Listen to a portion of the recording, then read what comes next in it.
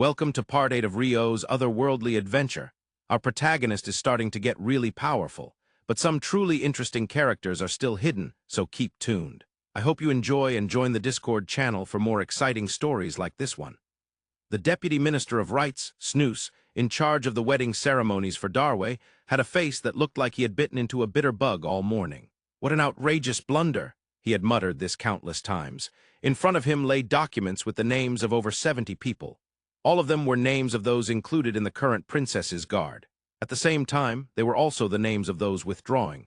I've never heard of so many guards experiencing intense stomach pains all at once. With that said, Deputy Minister Snus literally buried his head in his hands. Snus was currently 41 years old. He belonged to the Department of Rites that oversaw ceremonies and festivals, but in his younger days, he had been a soldier in the Forbidden Army, which was directly under the Emperor. Because of this, even after moving to the Department of Rites, he often took charge of noble protection and the transportation of valuables, leading the guards belonging to the department. With his impressive build and black hair neatly tied up and secured with a crown, he was regarded as a promising figure within the department, even having received direct praise from His Majesty the Emperor. And this time it was the escort for the one who would become the sixth prince's principal consort. In the case of a prince's principal consort, there were many scheduled events along the way in various towns, including public appearances. Of course, when most of the travel is by ship, it is organized with a considerable buffer in the schedule due to the possibility of weather affecting the trip. However, that was a concern for the later part of the journey. As for the port town of Randa, which was to be reached in a day from Basanta Kingdom, the schedule was not particularly flexible. During the long journey, there would inevitably be those who would fall ill and have to withdraw. This was within the realm of expectations. It was fine to have them withdraw and catch up later. However, the simultaneous withdrawal of over 70 guards was certainly beyond the scope of what was anticipated. There was a knock at the door and Secretary Val entered. "Your Excellency, another 10 guards have." Secretary Val could say no more than that. He could clearly see the anguish of his superior. "The princess has a dinner engagement with the local daimyo and influential figures in Randa today, correct?" "Yes, we plan to stay overnight and depart Randa tomorrow morning." And the healer's opinions remain unchanged. They are the same. While healing magic is applied, there is improvement, but it worsens as soon as it is removed. It is not a natural case of diarrhea, they say. Upon hearing Secretary Val's report, Deputy Minister Snus let out another deep sigh. It was confirmed that this was a conspiracy or disruptive action. This meant that there was a possibility of further interference to come. Of the 100 guards, 80 withdrew in the first town. Verbalizing it again made the seriousness of the situation painfully clear. The journey ahead to the Imperial capital of Hanlin would take over a month, with many stops in various towns. Of course, they would have to replenish the guards along the way. Sending guards directly from the Department of Rites would take time. That said, it was out of the question to borrow troops from local lords or daimyo. If most of them were affiliated with one of the three princes' factions, to be honest, one could not predict what might happen with borrowed soldiers. Would it be better to hire adventurers instead? "Your Excellency?" "No. I have reported to the Department of Rites in the Imperial capital and requested the replenishment of guards. If they act quickly, we will meet in the town of Bogo, which will dock in a week. We just need to hold out until then. There are 200 guards from Basanta Kingdom this time. Given that the princess has been caught up in domestic troubles, it is understandable for there to be many. We can redirect some from there to fill the gaps, and use adventurers for the transportation of luggage and such." Deputy Minister Snus slowly wove his words while thinking. However, Secretary Val tilted his head and spoke. "There is no precedent for hiring adventurers to supplement noble protection." "Exactly, which is why it's a good idea." "Huh. The ones who caused this disruption probably think that the replenishment of guards will be done using the daimyo soldiers in Randa. There have been past instances of such things. Therefore, if it were me, I would place an assassin among that group of soldiers beforehand." "I see. So you plan to hire adventurers whom they likely wouldn't expect." "That's right." Rapidly, Deputy Minister Snus began to construct several specific strategies in his mind. "Val, contact the town's Adventurers Mutual Aid Association immediately. We need to request 80 guards to escort us to the Imperial capital. Do not mention the princess or the Department of Rites. We can explain right before the briefing. We must gather them by any means today, and we will depart as scheduled tomorrow." "Understood. I will inform the princess myself. I understand the situation. I leave everything to you." After finishing the dinner with the daimyo, Princess Xiaofen responded directly to Deputy Minister Snus. They were at the guest house in Randa. From the perspective of the princess's guard, she remained stationary while the daimyo and influential figures came to her. There were talks that many stops in various towns were intended for public appearances, but wouldn't there be any public introductions to the townspeople? Such thoughts crossed the mind of Maid Mifa. My marriage is truly a hassle in so many ways, Princess Fen whispered to Mifa with a smile. Shio, this is no laughing matter, Mifa said with a frown. I know, but there's nothing we can do about it. The 80 who have withdrawn will be prepared on the Darway side. However, there were also requests for reassignments, right? They are to be replaced with Basanta guards around you, Your Highness. This means that the new 80 being prepared may not be as trustworthy. We must be more cautious than ever. You worry too much, Mifa. In the evening after all official dinners involving Princess Fen were concluded. Your Highness, the reassignment has been completed. With that said, Bijis handed 2 documents to Princess Fen. Bijis was the captain of the princess's guard from the Basanta side. She had been the vice-captain of the royal guard directly under the Queen of Basanta. At 28 years of age, she was a woman, with long hair that appeared deep blue rather than black depending on the light, tied at the back of her head, and standing at a height of 180 centimeters, she was quite tall for a woman, making her popular among both men and women. Being a princess's guard, she would return to Basanta Kingdom after delivering Princess Fen to the imperial capital Hanlin. But she planned to resign from her position in the royal guard after this mission. Her father back home was retiring and had decided to pass her title as Earl Jujeng to Bijis. Assigned to the royal guard at 18, she had served for 10 years, and this was her final mission. The request for the guard captain of Princess Fen's marriage procession had come directly from the queen. Normally, in Basanta Kingdom, the royal guard directly under the king would be in charge of escorting foreign princesses of her rank. However, for this time, the request had been declined due to circumstances.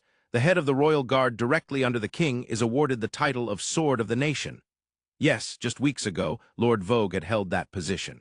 However, Lord Vogue had been complicit in the assassination attempt on Princess Fen. There was no way they could entrust the protection of their daughter to a royal guard led by such a person. Usually known for her discernment, and as the elegant flower of the court, the queen had never interfered in state matters, but she absolutely refused to nod her head on this point. As a result, the compromise proposal from the king was not to place the royal guard directly under the king as responsible for the escort, but to have the queen's personal guard take charge. However, the queen's personal guard consisted of only about 200 people. The queen had said she would be willing to send them all, but that was simply not feasible. Thus, a mixed escort unit was formed with 30 from the queen's personal guard, led by Vice-Captain Bijis, and 170 from the king's forbidden army, the Royal Guards. And Bijis was appointed as the captain of that unit. The 200 princess guards were given pure white leather armor, dyed as per the queen's wishes. While they were from 2 different organizations, the queen's personal guard and the king's forbidden army, they needed to cooperate to accomplish the princess's protection. Moreover, the command structure could not be blurred. This was a suggestion made by the queen to ensure that. So far, this scheme had been successful, and the 200 princess guards had built a good rapport. Captain Bijis felt relieved about that. Understood, Bijis, thank you very much, Princess Fen replied after reviewing the documents. Many royals and high-ranking nobles tend to skim through such documents or not review them at all. However, Princess Fen carefully went through the details and asked questions about any parts she found concerning. This was a pleasant experience for Bijis. She felt that Princess Fen was someone worth protecting with her life, just like the queen. Your Excellency, we managed to gather 80 people somehow. You did well, Val. With this, we can depart tomorrow morning. Yes, the adventurers are having dinner in the second dining hall. At those words, Deputy Minister Snoose's body trembled slightly, which was not a mistake. Surely they won't have stomach pains again. We had all the food inspected by mages, so it should be fine. I see. Deputy Minister Snoose nodded repeatedly. In the second dining hall, 80 adventurers were enjoying their meals from the guest house. Among them were swordsmen in black cloaks and mages wearing robes of the water attribute. This remained a secret. Finally, Chapter 4. Superpower has begun. Yes, we have finally arrived at the center of the Eastern Nations arc. It has been a long journey. In today's post, neither Rio nor Abel appeared, but they will start appearing from tomorrow. The description in the last line, swordsmen, mages, well, it's hard to say. Time rewinds a few hours. Now we are fully prepared for the invasion of Darway. What do you mean by invasion? Abel shakes his head slightly at Rio's declaration. It seems he has some reservations about the expression used. We must push deep into Darway, overcoming many difficulties. If we don't call this an invasion, then what do we call it? Isn't it just fine to say we're moving or going? You don't understand, Abel. This expression embodies the pathos of things. Here we go again, the pathos of things. With the help of the crew of the Suku, the two managed to rewrite their letter of credit, create bank cards, and even register with the Adventurers Mutual Aid Association. Though I've avoided the bottom tier, starting from a rank is still a bit much. I moved up to a rank in the Central Nations, you know? It can't be helped. We're not collaborating with the Central Nations. Being a rank means we're in the same tier as those kids from Tiger's Fang, right? Now that you mention it, well, registering doesn't hurt, I guess. A rank adventurer, huh? There's the fun of moving up from the bottom, isn't there? Rio seems pleased compared to Abel, who is still unsatisfied. Abel has memories of his time as an adventurer in the Central Nations, where he climbed to a rank by completing many requests and facing life-threatening situations, so his dissatisfaction might be understandable. We even treated the crew to lunch, so our pockets are a bit lighter now. Yeah, that last comment is a bit odd when you think about it in context. Both of them have some money on hand, but they deposited most of it in the bank. Using the bank card infused with alchemy, they can withdraw money from anywhere within Darway, so there's no need to carry around heavy coins. The only heavy things they have are a few books each. Make sure to read that Hungry Swordsman too, okay? If I have the time. The clothing is definitely quite different. Clothing, Abel comments while looking at the outfits of the people passing by. I feel like in the Central Nations, Archipelago Sea region, and even the southern part of the continent, they were fastening their clothes with buttons or wearing them over their heads. Oh, I see. Abel's specific observation finally registers with Rio. What Rio hadn't noticed might be because the clothing felt familiar in a way. Of course, it wasn't in this Phi world but back on Earth. The garments are layered in front of the body, secured with a belt instead of buttons. Some upper garments reach down to the knees. The lower clothing varies from skirt-like spreads to pants being worn. It's indeed the layering of the garments that is characteristic. There should have been a name for this in the materials given by Bosch from the Censorate. I believe they call it Eastern attire. Since Abel has a good physique, I think you could pull off Eastern attire quite well. Is that so? Abel's face turns slightly red, perhaps out of embarrassment. It seems he's not used to being complimented. While having such a conversation, the two return to the Adventurers Mutual Aid Association building. They have no intention of taking any requests today, but they wanted to check what requests are available for tomorrow and beyond. Furthermore, they hope to get assistance in finding a place to stay for the night. However, inside the Adventurers Mutual Aid Association, the remaining adventurers had all gathered in one spot. During this time of day in the early afternoon, whether they were from the Central Nations or the Eastern Nations, even if some adventurers were left inside the building, their numbers would be limited. When all 10 or so adventurers gathered in one place, both of them felt intrigued. Recognizing they were newcomers, they peered in from the outside at the senior adventurers. There were two receptionists sitting at a desk, explaining something. A large sign next to them read, "Recruiting for escort request to the Imperial capital. Applications are only accepted today. We will depart tomorrow morning. This will be an escort by ship. The job also includes the transportation of luggage. With meals included, it pays 1 gold coin per day, which is 10,000 den. This is not a merchant ship, but a public ship." The two receptionists explained various details. Hearing this, the adventurers gathered also started asking questions. It's good that meals are included, but how long is this going to take? If we don't know when we can return, what about the rooms we've booked? With a ship's escort, we won't be attacked by bandits, right? Honestly, I've never heard of an escort request for a public ship being put out for adventurers. It seems this escort request isn't very popular among the senior adventurers. It's an endless request. What does that mean? Isn't it just an escort to the Imperial capital? It should end when we arrive there, right? The most important thing in a job is to give the other party a proper outlook. In this case, the other party refers to the client, the fellow workers, subordinates, or the personnel being recruited.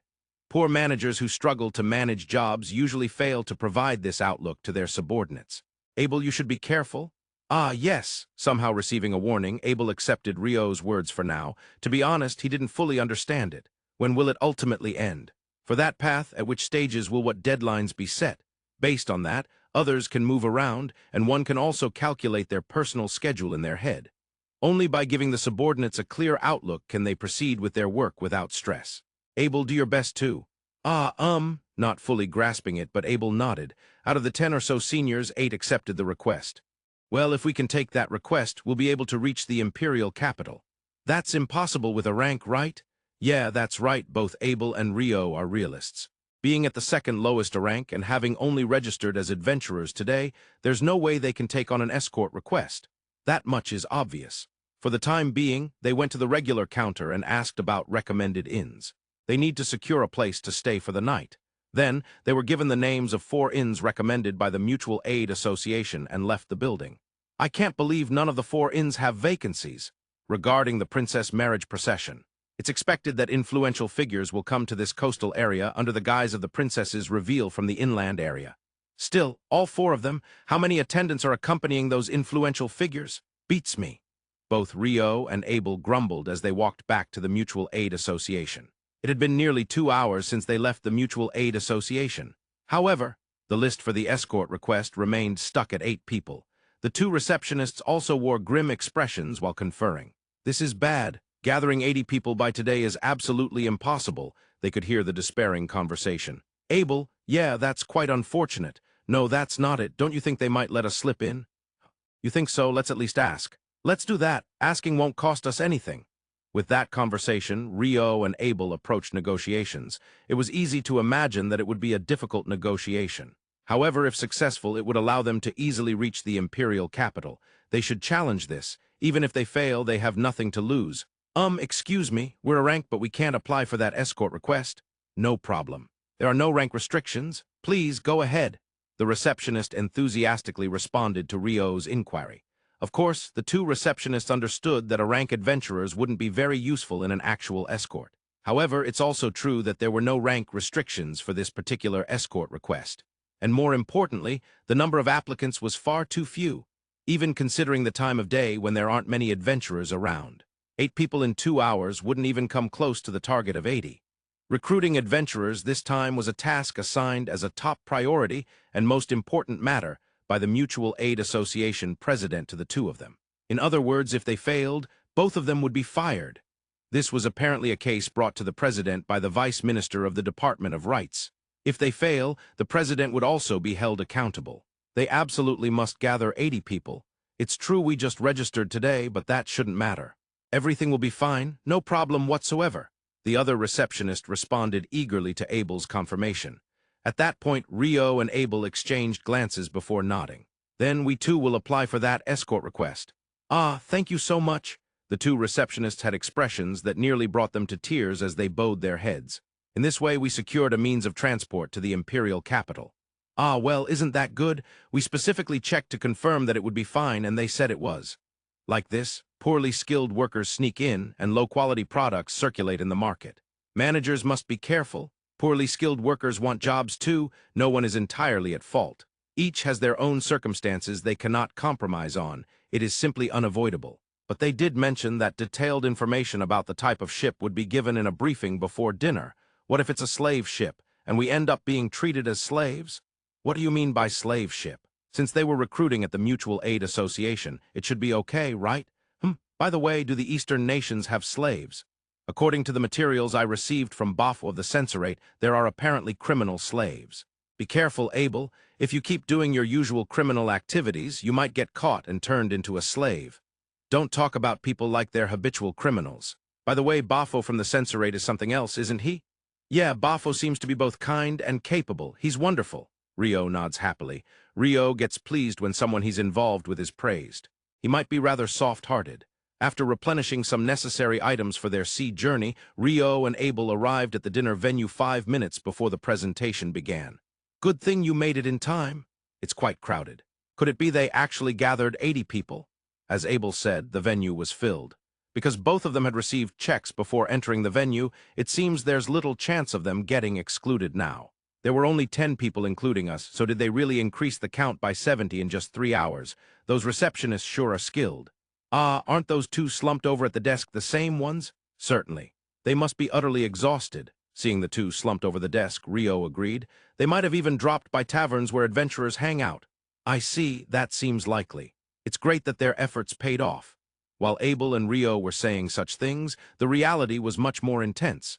They had even ventured outside the city into the forest, reaching out to adventurers who were out hunting.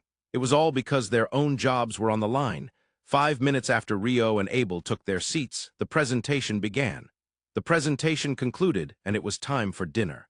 Of course, the employer was footing the entire bill, and they could eat as much as they liked at this cafeteria. Tonight, they were also allowed to stay at the upper floors, and even alcoholic beverages were permitted. However, there was a strict warning that if they drank too much and couldn't wake up by morning, they could have their adventurer qualifications revoked. It seems that the country can revoke adventurer qualifications at will. Darway is quite scary. Well, even in the Central Nations, the Adventurers Guild and the state have a close relationship. Now that you mention it, that's true. They are mutually dependent on each other. What do you mean by mutually dependent? Picking whatever they like to eat in a buffet style, Rio and Abel were chatting while piling their plates high. Adventurers, who are physical laborers, seem to love such all-you-can-eat arrangements. Still, I was surprised. I can't believe this escort request is for the princess's fleet. They didn't go into detail, but the sudden recruitment of 80 people means there must have been a sudden problem that caused 80 people to withdraw, right? There was an incident involving Desai attacking in capital Janjan, but Princess Xiao Fen's marriage procession is quite a big deal. As Abel said this, he shook his head slightly. He was concerned about the misfortune of being caught up in the power struggles of great nations even before the wedding procession. They said the Department of Rights is in charge of this escort, and since it's a direct project of the central ministries, we can rest easy. But it seems the Department of Rights also handles the escort for the marriage procession. They are in charge of ceremonies and diplomacy. Oh, I see, so it involves diplomacy too. Is that the Bafo information you mentioned? Yeah. In places like the Natore Kingdom, it's somewhat like the Ministry of Foreign Affairs or the Ministry of Finance. But in Darway, they have 6 ministries known as the Li, Hu, Li, Bing, Xing, and Gong ministries. This time it's the Li ministry. Rio provided a lecture about the administrative structure of Darway that they would soon be heading to based on the Bafo information. After all, it's completely different from the Central Nations. Well, the cultural spheres are different. Even a weapon like a sword, which exists everywhere in the world, has slight variations in shape according to cultural spheres. Whether it's two-handed or one-handed, straight or curved, that's true. Organizations would be all the more varied. As Abel spoke, Rio suddenly tilted his head. Seeing this, Abel asked, "What's wrong?" "Well, there's one problem." "What is it?" "We sent Mifa off, but I feel awkward about meeting her again. Our ship is the 10th ship at the back, so it's not like we'll meet face to face. Let's make sure to avoid getting close to the princess's ship. Seems that 80 guards on the Darway side have withdrawn, and instead they are recruiting adventurers." "Adventurers?" Princess Xiao Fen tilted her head at Mifa's explanation. However, she soon nodded. Normally, they would dispatch soldiers from the daimyo of Randa, but they judged that there's a high possibility of saboteurs being mixed in among those soldiers. So, hiring adventurers is cautious or bold? Princess Xiao Fen said this with a slight smile. Mifa agreed and nodded slightly before replying. "Well, it seems that Deputy Snooze has requested a reassignment. The newly hired adventurers are said to be on the 9th and 10th ships. When it comes to adventurers, Abel-sensei and Rio-sama must have boarded the merchant ship that followed behind, right? Did they disembark in the town of Randa?" "It appears so. After disembarking from the Suku, I saw them walking with the crew toward the bank." "I see. If we're going to hire adventurers, it would have been ideal to have those too," Princess Xiao Fen said with a laugh, and Mifa also gave a wry smile. The two in question are still unaware of being in the same fleet. Rio and Abel were sitting at the corner of the first deck on Rio's ice chair. Abel had a book open on the ice table, and Rio was writing something on an ice board with an ice pen. Initially, Abel was deeply engrossed in reading, but he started to get curious about what Rio was writing, and finally spoke up. "Rio, what are you writing?" Rio immediately hid the ice board with his body. "Why are you hiding it?" "I am not hiding anything." "No, you definitely are." Without meeting Abel's gaze, Rio insisted it was a misunderstanding. Of course, his claim had no persuasive power whatsoever. "I was just a bit curious, that's all. I can't show you because I haven't signed a non-disclosure agreement with Abel." "What kind of agreement is that?" "It's because I'd be in trouble if information leaked from Abel." Rio looked at Abel with suspicion. Of course, there's no fact that Abel has leaked any information in the past. It's just Rio's usual unfounded assumptions. "Well, I was just a bit curious. My bad, please continue your work." "This isn't work. I'm writing a research paper." "Research? Yes, it'll be finished soon, and once it's done, I'll let Abel know too," Rio said with a grin. "I have a feeling it's something useless." "How rude. This includes a theory that might change the principle of the world, or so I feel. It's a revolutionary hypothesis. Already just the current content feels off." "Don't worry. It's not about Abel's ecological study or anything like that." "Yeah, I hadn't anticipated that at all." At least on the ship, both of them had the leeway to talk about such things. There was also the matter of carrying luggage in the request, but it seems there's enough room to work on the ship. Carrying luggage means moving food onto the ship after arriving at the port, right? Of course, it would be boring on the ship. By the way, the space where they were was secured by Rio through negotiations with the crew. Each ship had about 40 crew members operating it. As the crew would pass by, they waved at Rio. "Rio, you really are a people magnet." "That's not true. I'm not good at socializing. Being a type O Pisces, I probably just seem kind." "Pisces? I don't really get it, but the crew seems happy." "Well, that's thanks to my bribes." "Bribes? Did you give them money?" "No, something even better," Rio said with another sly grin. "A shower privilege on the deck without restrictions. So that means you can bathe in as much falling water as you like." "Exactly. Fresh water is precious on the ship. Of course, even bathing is restricted, and even wiping yourself off with a cloth has limits. But I can make it rain as much water as I want, so I told everyone they could take a shower together, and then I became popular." "Impressive. I'm deeply honored by your praise." Rio bowed respectfully in response to Abel's admiration. "After all, these two are His Majesty the King and Your Grace the Duke. The cargo hold, of course, and the second deck aren't very spacious either. We have to secure the best place." "That's right. Being able to spend time on the open deck is wonderful." Both Rio and Abel were very satisfied to be able to spend the day on the first deck. On the 10th ship, there were a total of 80 people, including 40 crew members to operate the ship and 40 adventurers hired as guards. Though it's a relatively large ship, space isn't plentiful since it also carries wedding items and celebration goods from the Basanta Kingdom. Still, the first deck, known as the open deck or upper deck depending on the ship, wouldn't have such items stored there. Of course, there are masts and tools for the ship, so while there isn't a dedicated space for 40 adventurers to rest, if they were there, they would surely be looked at disapprovingly by the crew. As a result, many adventurers were passing the time gambling in the second deck or the cargo hold, which had hammock-like bedding. "Oh, Rio-san, do you have a moment?" "Captain, what's the matter?" As Rio was writing and Abel was reading, the captain of the 10th ship, Rawu, approached them. "You mentioned you could produce as much water as you like. Is that really true?" Probably, yes, that as much as you like part. For instance, could you do all the fresh water for all 10 ships? I'm not sure of the exact amount, but I think it should be fine." Rio answered with a smile to Captain Rawu's question. At times like this, answering confidently tends to earn the other person's high regard. "Oh, actually, we bring barrels filled with fresh water to the ship each time we dock, but I thought it might be faster for you to just fill the barrels on the ship. That way, we could allocate more people to carry the cargo, reducing the burden on everyone. I was thinking of proposing this at the captain's meeting." "I see, that's a good idea." However, at that point, Rio remembered something. "Oh, I apologize, Captain. While the proposal itself is perfectly fine, could you avoid mentioning my name?" "Huh. Is there a problem?" "No, I have acquaintances on another ship and it's a bit embarrassing if they find out." "Ah, then I'll suggest it as the water attribute magician from our ship. Most of the crew will have disembarked by the time you need to add water, so I don't think your acquaintance will run into them." Captain Rawu tilted his head slightly at Rio's unusual suggestion, but quickly came up with a compromise.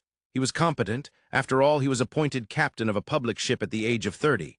"Thank you," Rio replied with a smile. "A proposal that makes everyone happy. That is the most wonderful proposal." The fleet arrived at the next port, Lyun. Here, they planned to dock for a day and a night. Princess Xiaofen, her maid, and the guard squad on the first and second ships promptly disembarked to carry out their welcoming ceremonies and other scheduled activities. The bureaucrats from other ships also went ashore to handle their work, while the Darway guards and adventurers cooperated with the crew to load the cargo. However, Rio was the only one who, along with Captain Rawu, was going around replenishing water on each ship. By the way, Rio-san's water attribute magic is amazing. "Ah, it's not that impressive." Captain Rawu praised him, and Rio felt bashful. "In just about an instant, the barrels are filled with water. At this rate, it would be better to ask Rio-san to handle everything for the first ship." "Yes," Captain Rawu nodded slightly, and Rio tilted his head in confusion. "Actually, the first ship has a bath." "A bath on a ship? Oh, it's for the princess to take a bath, isn't it?" "Yes. You see, the princess and her maids need to meet with influential people in the city and attend welcoming parties right after disembarking, right? They don't even have the luxury to bathe after getting off the ship. They need to be perfectly prepared by the time they step off." "I see, it's tough to be in a high position." "Absolutely." Rio shook his head slightly, and Captain Rawu gave a wry smile. "As long as you can handle practical tasks. Once your status rises, that's no longer the case. People begin to evaluate you based on other criteria, moreover, unilaterally, and there's never an opportunity for explanation. For thousands of years, people around the world have lived this way. It won't change easily." The first ship was larger compared to the others. "It's bigger than the other ships, isn't it?" Yes, it's bigger. I believe it's about 30% larger. We want to make sure the main guests and their entourage can have a comfortable time. The wedding items that are loaded on other ships are not on the first ship, allowing for more spacious living quarters. I see. Rio nodded significantly at Captain Rawu's explanation. Basically, larger ships tend to sway less. While this marriage procession will be sailing near the coast, it's still on the sea, so the ship will inevitably sway. Not as much as in the open sea, but it will sway. Swaying makes it easier to get seasick. Other ships seem to be designed to minimize swaying as much as possible, but the first ship particularly doesn't sway much. It would be nice if the other ships didn't sway like this, but apparently, doing that for all ships would cost an astronomical amount. Captain Rawu explained with a laugh. The crew probably got used to the swaying, but public ships often carry those unaccustomed to the sea, especially important people. They've probably seen those people feel ill from the swaying multiple times. Motion sickness isn't something you can just will away. Captain Rawu led Rio to the cargo hold of the first ship. There they found a 2-meter square wooden bathtub. This is impressive. I can't believe there's such a fine bathtub inside a ship. Right. Since it becomes quite heavy when filled with water, it's set up in the cargo hold so you can't enjoy the view, but it's nice to be able to bathe on a ship. It's kind of ironic that while surrounded by all this sea, the overflowing water is all salt water.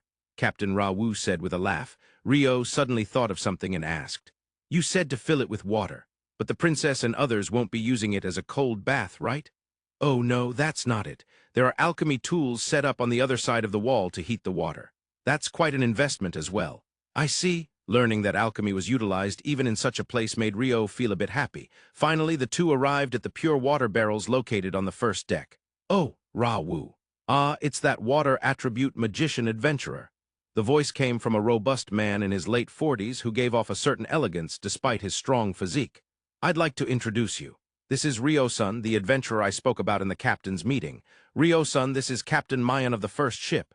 I'm Rio. Nice to meet you." Rio bowed politely. "Wow, Rio Dono's bow is beautiful," Captain Mayan said in admiration. "No, it's nothing special." Rio felt bashful as usual. Even if it was just a social nicety, it felt good to receive a compliment. "Oh right, Rawu, I need to ask for your opinion on something. It won't take long, so could you come to the captain's room for a bit?" "Understood, Rio-san. Could you wait a moment while I fill that pure water barrel? The adventurers will be going to the port shops for lunch, so I'll be taking you there too." "Got it." Then Captain Rawu and Captain Mayan left the spot. Rio proceeded as planned to fill 10 pure water barrels. However, it was completed in less than 10 seconds. He soon found himself with nothing to do. There was no one else on the first deck. Earlier, when he was filling the water in the cargo hold, he heard quite a bit of noise and voices due to the loading of cargo, but now it seemed everything was finished, or perhaps it was just coincidence, as there was no one around. At that moment, a person came up from the port's pier. The individual was a woman in white armor and a white cloak, unmistakably one of the princess's guards. "Hey, what are you doing?" The white guard demanded, and Rio was startled, momentarily at a loss for words. Something seemed to click in the white guard's mind. She had a look of sudden realization. "Could it be that you're here to poison?" The fact that 80 guards from the Darway side had withdrawn at the first port of Randa crossed her mind. Rio could tell that the hooded man in front of him was neither a crew member of this first ship nor one of the guard squad. In other words, he was someone who shouldn't be here. That made him suspicious. The white guard. Captain Bidges of the princess's guard acted quickly. She lunged forward and unsheathed her sword in one swift motion. Clang. However, the strike was deflected. It was not a blow aimed to end his life, but rather to inflict a serious wound, slicing his abdomen to prevent escape, yet the speed was as usual. The fastest strike. As long as he was alive, a healer could mend any injuries. Such was the calculation behind the unleashed strike. Yet the man in the hood received it with his sword. He appeared to be a magician, but such movements. No, a magician received that with a sword. Captain Bidges looked at the sword of the magician who had deflected her blow. A blue sword? What is that? It was something she had never seen before, something she had never heard of. A blue sword? Excuse me. The hooded man with the blue sword was trying to say something. She heard his voice for the first time, and he didn't seem very threatening. "I was just told to fill that barrel with water, and that's all I did." "Fill it with water? You're not trying to poison it, are you?" No, I'm just a harmless water attribute magician." "Oh, by the way, please check with Captain Mayan here. He just went to the captain's room." "Even if what you're saying is true, I can't leave this spot to check with the captain. That's quite a predicament." Their swords were still clashing against each other. "Then let's do this. Since our captain and Captain Mayan should be back soon, let's just wait like this until they return." What? Captain Bidges recognized this as a strange proposal, but she also understood it was rational in a sense. If they stayed still, neither would get hurt. However, should they continue to clash swords, the possibility of her dying could arise. She understood that the hooded man in front of her, despite his appearance, was extraordinary with his swordsmanship. "Fine, I am Captain Bidges of the Princess's Guard. What's your name?" Name. Well, Rio hesitated to reveal his name. As the captain of the Princess's Guard, she was responsible for protecting Princess Xiaofen closely. If he told her his name, it would undoubtedly reveal to Princess Xiaofen and her maid Mifa that he and Abel are in the fleet. That was embarrassing. "Why won't you say your name? You must be suspicious." "No, it's not that. It's just a bit embarrassing." "Huh." Captain Bidges probably wouldn't understand Rio's feelings. In fact, Captain Bidges was also struggling with what to do. At the very least, this hooded man knew Captain Mayun's name. Moreover, he had proposed to wait while maintaining the position of their swords locked together, a suggestion that normally wouldn't be made. It was strange. Very strange.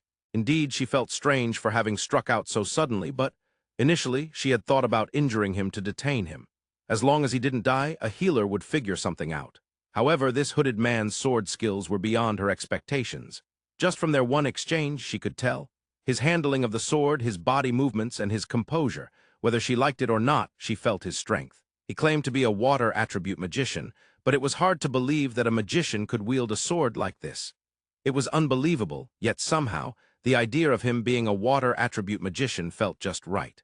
As she continued to think various thoughts, Captain Bidges found herself unable to take decisive action. The hooded man had said Captain Mayun would return. If that were true, it would be fine to maintain their current state.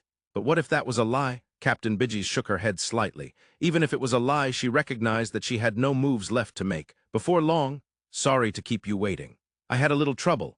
Captain Rawu returned from the captain's room, speechless in surprise. Following him was Captain Mayun of the first ship, who also looked surprised but quickly regained his composure. "Captain Bidges, what happened?" Captain Mayun knew Captain Bidges. Though they had only been sailing together for about 2 days, he found her to be serious and dedicated to her duties. As such, he didn't think she would attack the water attribute magician introduced earlier without reason. "Captain Mayun, do you know this person?" "Yes, earlier this Rawu, who is the captain of the 10th ship, introduced him. He said he can generate an unlimited amount of water and is replenishing all the ships with fresh water." The moment Captain Mayun spoke, Captain Bidges withdrew her sword and bowed deeply. "I'm so sorry." The sudden change shocked Rio as well as both captains. She had been bowing her head for several seconds, still keeping it down. In this situation, Rio had to speak up to move things along. I'm glad the misunderstanding has been cleared up," Rio said with a smile. In truth, since no one had been hurt, he had no intention of pursuing responsibility. "You were just doing your duty as a captain, so please don't worry about it. If a stranger is on the ship of someone you're meant to protect, it's only natural to question them. However, I went so far as to draw my sword." "Yes, that does seem a bit excessive. In the future, perhaps just questioning is fine, or if you do draw your sword, stopping it short might be better. Certainly, the path of the sword wasn't aimed to kill, but merely to injure and delay, but being slashed still hurts." "I will keep that in mind." Captain Bidges said this and bowed deeply once more. "Captain Mayun, the water is filled. Captain Rawu, let's disembark. You'll be taking us to the lunch spot, right?" With Rio's words, the matter was resolved. As Rio followed Captain Rawu, Captain Bidges watched him from the deck, murmuring to herself, "What a blunder! How will I report this to the princess?" With a deep sigh, Captain Bidges shook her head slightly. "Yes, one shouldn't suddenly swing a sword at someone. No matter how many times the princess has been attacked, the guards shouldn't behave that way. It was quite the disaster, wasn't it?" While eating lunch, Abel expressed his thoughts on the troubles that had befallen Rio. "Yes, I was surprised. The captain is a very tall woman, and her sword unsheathing speed was incredibly fast. You're fast too, Abel, but it might be a good match." "That woman is the captain of the princess's guard, right? Mifa mentioned her before. I believe she's originally from the queen's personal guard. She's probably the vice-captain of that guard." "I see, so it was a personnel decision made by the queen." After saying this, Rio nodded and then suddenly looked at Abel as if recalling something. "Abel, please be careful." "Careful of what?" "If you sneak onto the first ship and try to steal valuables like usual, that captain might cut you down." "Well, first of all, saying like usual is strange. And I don't steal valuables." "So you mean you're stealing things that aren't valuable? Generally, jewels and such are considered valuable." "Right, I misspoke. I'm not sneaking on board or stealing anything." After that, Rio's prediction would come true. "Don't say ominous things." Choosing words carefully is important to avoid misunderstandings. That night, the princess's party stayed in the city of Lyun. Since the port call, Princess Xiaofen had been following a tight schedule minute by minute, and she was receiving a rare report in her room. So Bidges was about to kill an unrelated person, but that person easily received Bidges's full-force blow with a sword. Is that what you're saying? Yes, exactly. I truly apologize for my incompetence. Well, we should send something as a gift to that person as a princess. They forgave you on the spot, didn't they? Yes, they said they were just doing their job. Bidges, who was reporting, remained on one knee with his head hung low. Given the circumstances, it could have been an irreparable mistake, so reporting was a disheartening task. However, not reporting would have been worse. Mifa, what do you think? Princess Xiaofen asked the only maid present in the room. The only people in this space were the princess, Bidges, and Mifa. The fact that Bidges's full-force blow was received, and that it was by a mage, is surprising. We should be cautious about such a formidable person being part of the fleet. At Mifa's words, Bidges also looked up, surprised. That's true, I know Bidges' swordsmanship. To receive that sword effortlessly, Mifa, could you do it? No, that would be difficult for me. That's not true, Lady Mifa, your sword skills are quite considerable, Bidges said. Thank you, Bidges, however, even if I could receive it, at the very least it wouldn't be done effortlessly. But that mage was able to receive it effortlessly, right? Yeah. Like singing a tune. Bidges' words left Mifa and Princess Xiaofen silent. After a moment, Princess Xiaofen opened her mouth. Do you not know the name of that mage? Yes, I couldn't get a name. Who verified that person's identity? Captain Rawu of the 10th ship. I see. I am curious about this. Bidges, could you go ask Captain Rawu about that person? Understood. Bidges nodded in response to Princess Xiaofen's request. At that time, there is no record of Rio sneezing continuously. There is also no record of feeling a slight chill around his neck. I have some questions for Abel, who has experienced many attacks. What? Experienced attacks? You must have experience from your active days, right? Attacking bandits? That is indeed the case, but that expression could lead to misunderstandings. It would be better to say bandit subjugation. I see. So, based on your experience in bandit subjugation, if someone were to attack this party and try to take the princess's life, when would you target? When they are disembarking? Or while they are moving on the sea? When Rio posed this binary question, Abel frowned.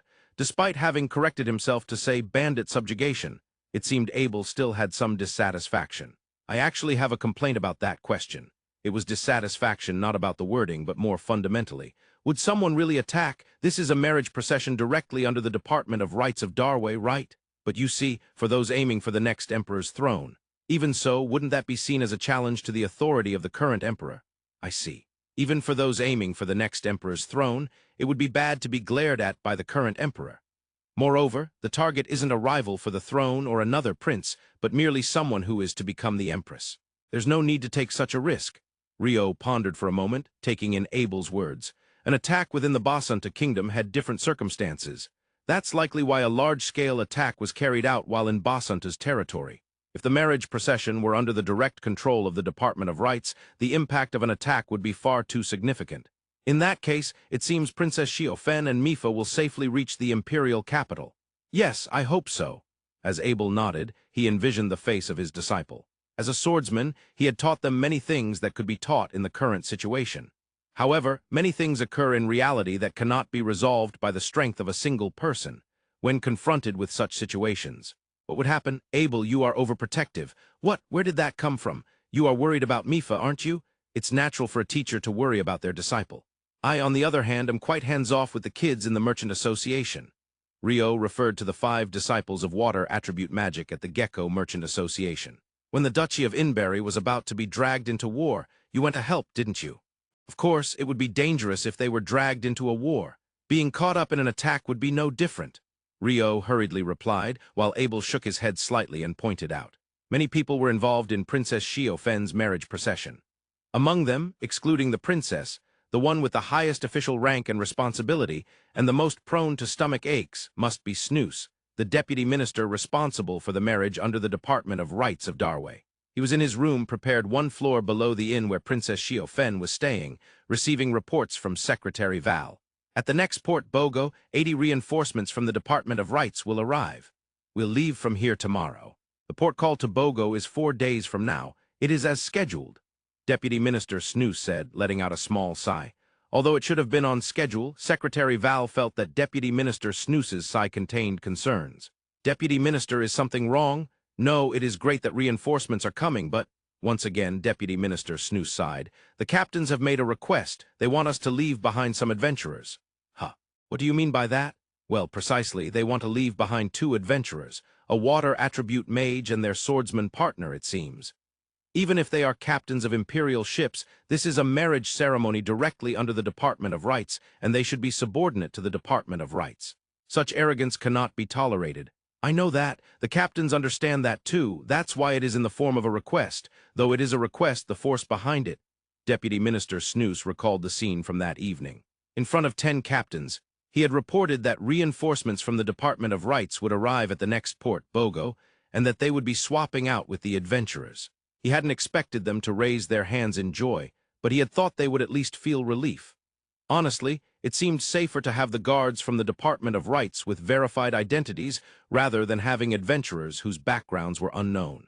Basically, the captains had no objection to the swap. Of course, that was because it was part of the initial plan. However, they had one request. That request was to leave the water attribute mage from the 10th ship.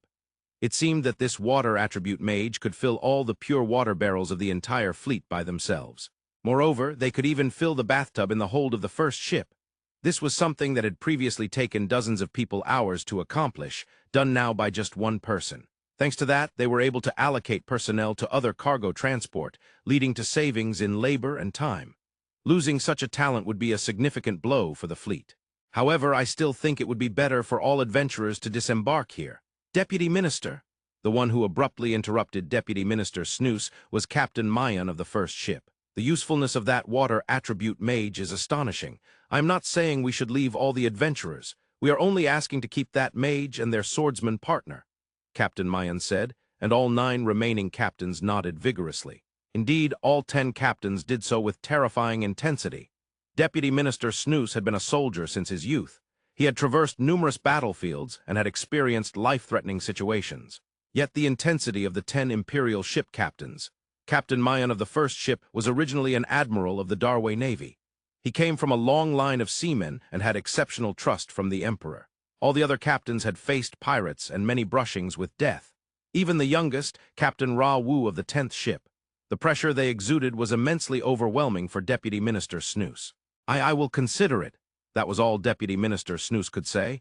This was what Deputy Minister Snooze had experienced that evening. Indeed, the captains are all fierce warriors.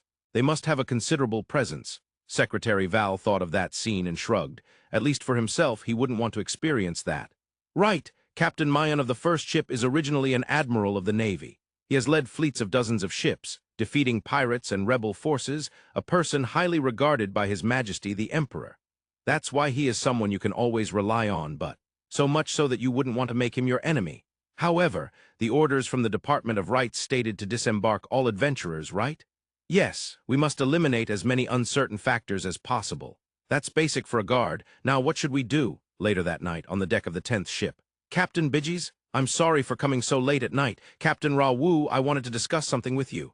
Captain Roshu welcomed the visiting Bidgies into the captain's cabin at the stern. When I went to the inn for the 10th ship's crew, I was told that the captain was on the ship. Bidgies expressed his gratitude for the served green tea and began explaining the reason for his visit. Upon hearing this, Roshu laughed. It's always like this. When on duty with the Imperial ship, I'm on board even at night. I find it hard to sleep on land. You truly are a born sailor, Bidgies commented with a faint smile. For a while, only the sound of sipping tea echoed in the captain's cabin. Actually, I came today on the directive of Her Highness the Princess. Oh, Bidgies began, while Roshu continued sipping tea without changing his expression. About that water attribute mage, the one I accidentally struck. Her Highness wants to know more details. I thought I'd ask you, Captain Roshu. I see. Bidgies spoke frankly, and Roshu nodded without changing his expression. After taking a sip of tea, Roshu replied, Captain Bidgies, I understand your request. However, I cannot answer that question. Why not? I am just a captain. Furthermore, the mage in question has clearly asked not to have too much about their identity disclosed publicly. It's a kind of confidentiality, if you will. But if someone were to freely divulge your information without your consent, wouldn't you dislike it? Roshu stated expressionlessly. Bidgies understood that what Roshu was saying was reasonable. It was entirely correct. However, then, what should I do if I want to know? Of course, the only option is to ask the person directly, Roshu answered. Indeed, there was no other way. I understand, Captain Rawu. I will ask them directly. Could you please convey this to them and arrange a meeting? Certainly. However, it is already late tonight. And the departure tomorrow is early as well, so how about at the next port, Bogo? We will leave tomorrow and arrive in Bogo 4 days later. We will stay for 2 nights, so we can meet on the first night. Of course, only if the mage agrees. Yes, that sounds good. Bijis bowed to Rawu's proposal. Indeed, while immediate information wouldn't be available, this was a certain way to obtain it. Moreover, it wouldn't stir up any trouble. Bijis certainly did not wish to confront the mentioned mage.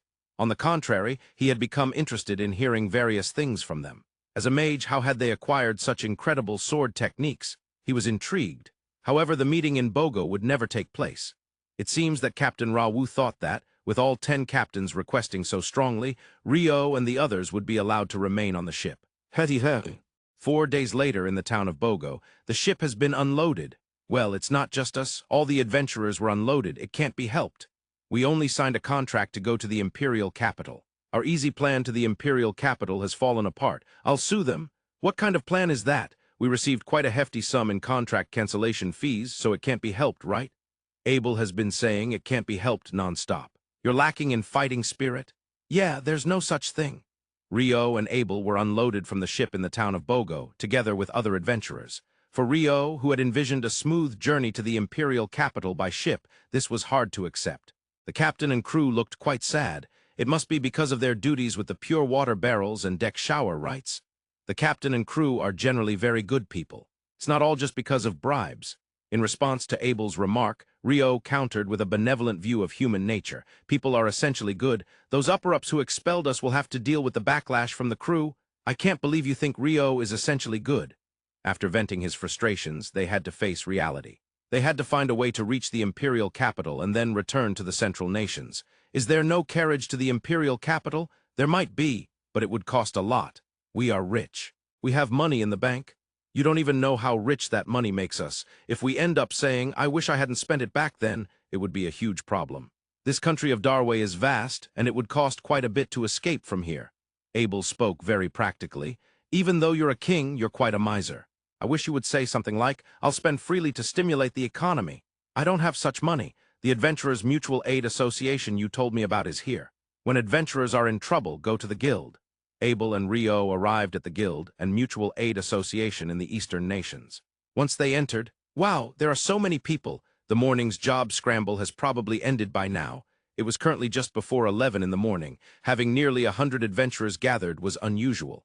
Hey, I think I recognize some of those people. Oh, they are probably the same group as us, the adventurers who were unloaded from the ship. I see, everyone is thinking the same thing.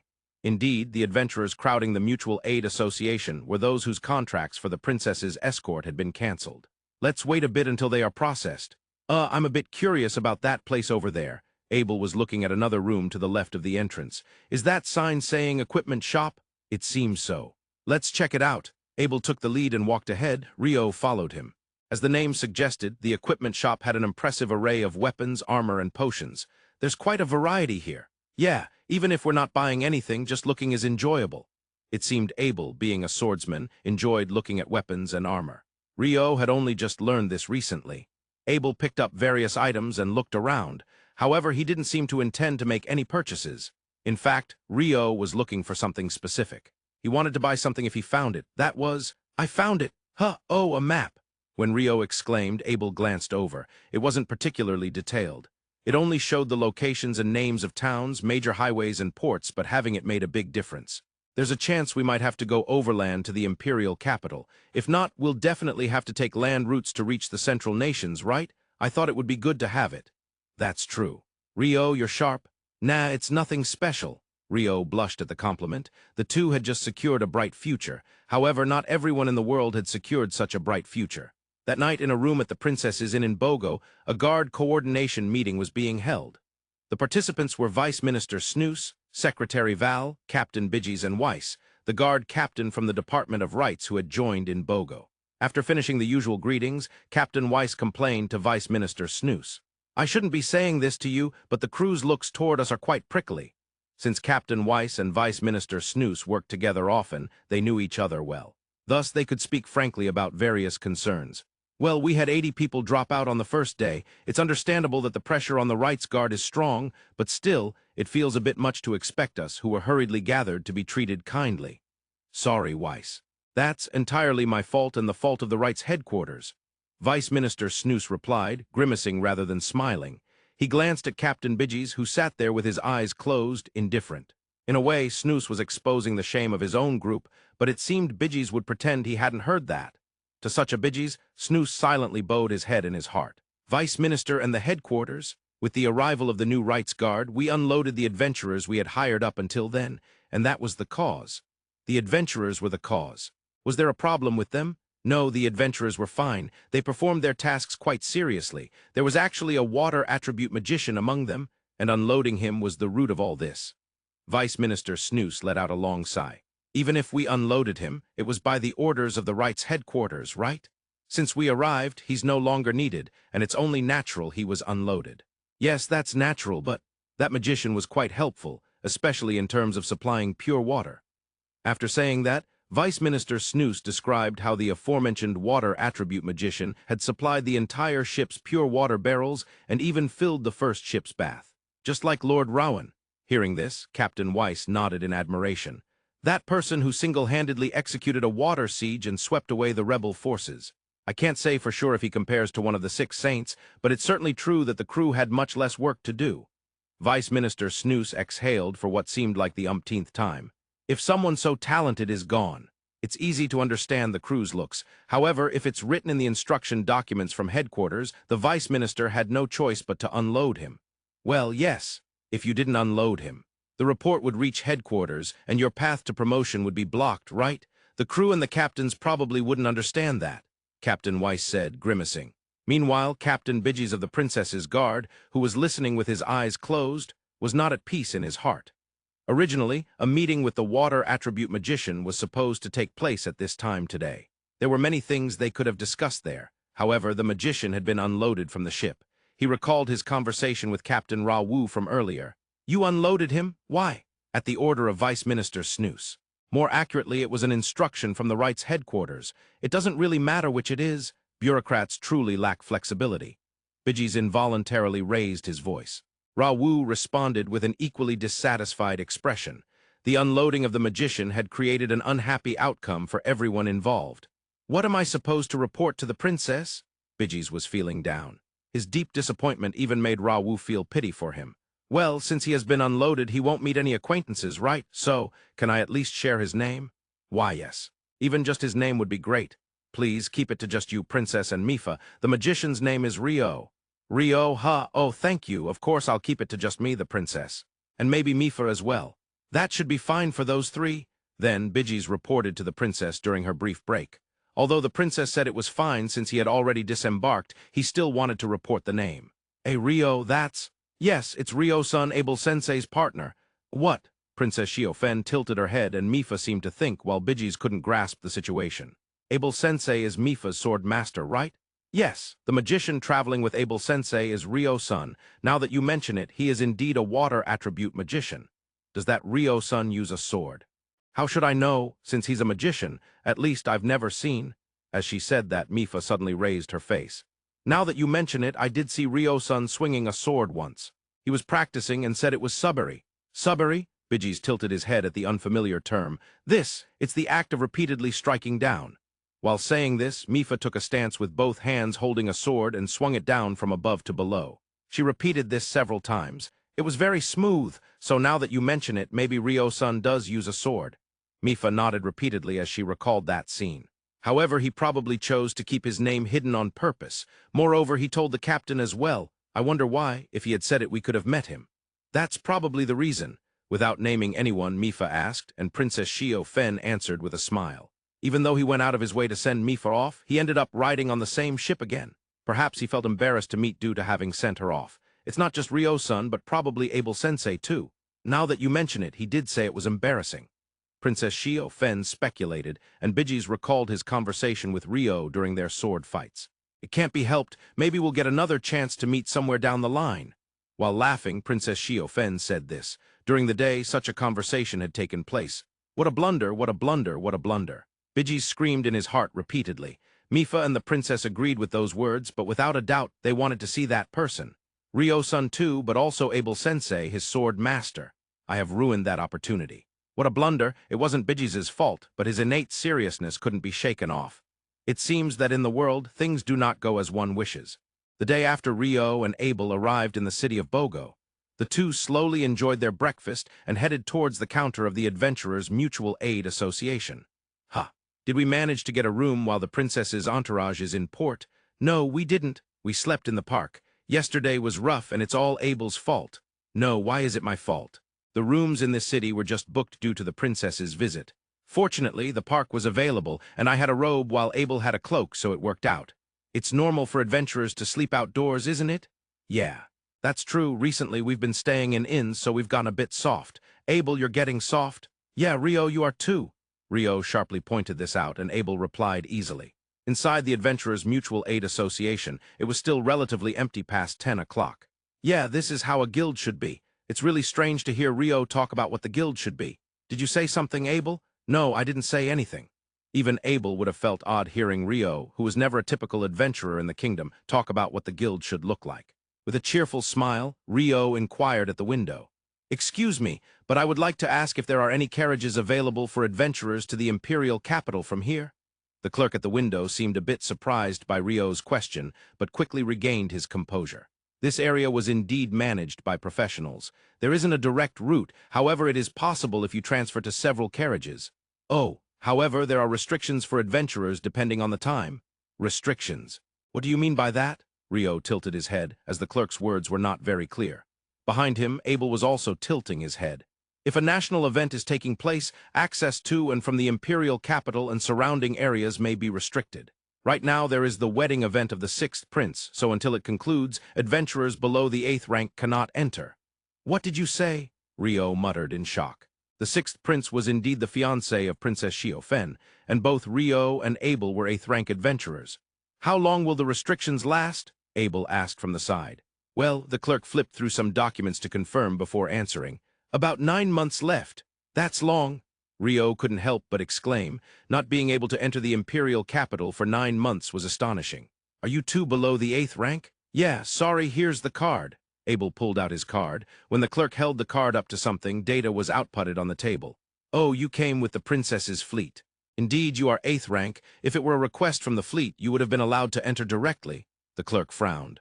It seemed a significant pain to have to disembark from the ship. Also, if you complete about 10 8th rank requests, you can level up to 7th rank. 10 requests, huh? 10 days at 1 request per day. The clerk then seemed to remember something and turned to the side. There hung a large poster. If you participate in this mountain hunt, it counts as 10 8th rank requests. What? It was written in large letters. Special request from the daimyo, Tiger Mountain Hunt now accepting applications. Tiger Mountain? A mountain hunt? Both Ryo and Abel tilted their heads. We have discovered a group of gray goblins at Tiger Mountain, and we are requesting their elimination. 3 meals will be provided, and rewards according to each rank will be given. We have enough adventurers of 6th rank or higher who can actually fight on the front lines, but we are still recruiting adventurers of 7th rank and lower for food escort at the headquarters. Since 8th rank adventurers do not go to the front line, the rewards aren't high, but the contribution to the Mutual Aid Association will be significant. Departure is set for tomorrow. All right, I'll take it. Abel, before the clerk could finish explaining, Abel had decided on his own. This was quite unusual, and Ryo was surprised. They completed the paperwork and left the counter. Abel, why did you take it on your own? Isn't it fine? I wanted to take it. Ryo pressed him for answers, while Abel quickly looked away. Ryo stared at Abel with scrutinizing eyes. Former A-rank adventurer Abel. Ryo intentionally said this gravely, making Abel flinch. You dislike being an 8th rank, don't you? You want to level up. Abel, you're quite vain. I am not. Abel is vain. The accusation was repeated again. Yeah, that's right. I want to level up. 8th rank is unacceptable. 8th rank, Abel exploded. While it was an explosion, his pouting expression was somewhat adorable. A vain swordsman, compared to a hungry swordsman, that doesn't sound as good rhythmically. What does that even mean? Let's just call you the vain swordsman then. That Abel is the vain swordsman. It's a sequel to the full-bellied swordsman. Ryo suddenly recalled something. You mentioned the mountain hunt and the elimination of gray goblins. I didn't know there were goblins in the eastern nations as well. What do you mean by that? Goblins exist all over the world. Is that so? Humans exist all over the world, too. It wouldn't be strange for goblins to be everywhere, right? Well, when you put it that way. Rio hadn't known that goblins existed worldwide. They weren't in the forest of Rondo. The forest of Rondo is special, Rio said, and Abel nodded slightly. With dragons and griffins present, it could indeed be considered a special region. Still, it's been a while since we've had a request to eliminate goblins. This feels like a proper adventurer request. Rio seemed a bit excited. Goblins are, after all, a classic fantasy monster. Among them, the goblin subjugation is the epitome of traditional quests. However, Abel was looking at Rio with a skeptical gaze. It seemed he had something to say. What's with that look, Abel? Nothing, really. If you have something to say, you should just say it clearly. Have you ever defeated a goblin, Rio? For a moment, Rio didn't understand the meaning behind Abel's question, leaving him speechless. Of course I've defeated goblins. He began to recall when and where he had done so, when and where he had defeated them. He couldn't remember when or where he had done so. Rio tilted his head. Nearby, there should be the dungeon of Run. He had gone down to the 40th floor by digging through the dungeon's floor, but there had been no monsters at that time. Moreover, during the great tsunami that overflowed from the dungeon of Run, Abel in front of him must have defeated countless goblins. But Rio hadn't been there. During the second great tsunami, what had overflowed was an ogre. Rio tilted his head the other way. Finally, he remembered. I did defeat goblins in Nil's village. Was that where you defeated them? I tied them up with ice bind. But I feel like that's all I did. Rio hadn't actually defeated them. It was Nils and Ammon who delivered the finishing blow in the dungeons of the Western nations. Did you defeat them?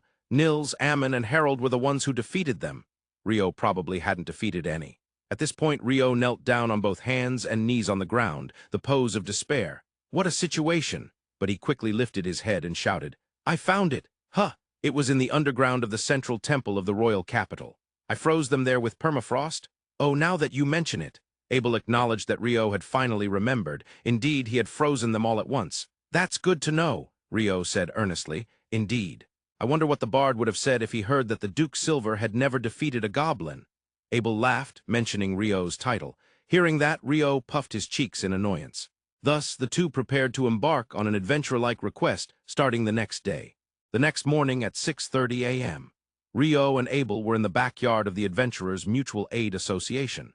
They were supposed to gather at 7 a.m., but they arrived 30 minutes early. Last night they had to sleep outdoors in a nearby park since there were no rooms available at the inn.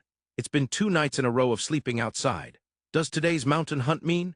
It's confirmed we'll be out for 3 days or more, Abel asked mercilessly while laughing, and Rio answered with a sigh. Although the two usually arrived 30 minutes early, there were others who came even earlier. About 20 people were already there. One of them spotted the two and walked over. You two are here to participate in the mountain hunt, right? I'm Jun Luo, a 3rd-rank adventurer. I'm somewhat the representative from the adventurers' side this time. I'm Abel, an 8th-level adventurer. I'm Rio, also an 8th-level adventurer. As the two introduced themselves and shook hands, Jun Luo's eyes widened in surprise. What's the matter? Abel asked suspiciously. No, my apologies. You two look strong, but I was surprised to hear you're both 8th level. We just registered as adventurers. Abel shrugged as he answered Jun Luo's remark. I see, that explains it. Having strong individuals like you two joining is reassuring. Thank you in advance. With that, Jun Luo left to greet another party that had just arrived. They seem to be strong. Looks that way, Rio replied, and Abel's face turned slightly red. He didn't seem entirely displeased. That's great. Those who can see talent understand. True. But that Jun Luo guy seems pretty strong too. Indeed. If he's only a 3rd rank, I wonder how strong a 1st-rank adventurer must be. Rio smiled happily, imagining the unseen 1st-rank adventurers. Jun Luo returned to his party. Right next to him was the strategist, the mage Baliri. How were those two, just as you expected? Yeah, they're strong. Both are foreigners, but they've certainly been through some serious battles. Jun Luo nodded in response to Baliri's question. He could tell from a distance that they were strong, but being up close confirmed it. The robe that mage is wearing is quite something, isn't it? I hardly ever see such robes in Darway. How's the magical power of that mage, Baliri? It's abnormal. Abnormal? The magical power isn't leaking at all from their body, Baliri stated confidently. Jun Luo noticed Baliri, who was maintaining a smile during the conversation, was trembling slightly. Baliri could see the magical power leaking from mages. This allowed him to gauge their strength. A powerful mage would radiate magical power so intensely it would blind anyone looking at them.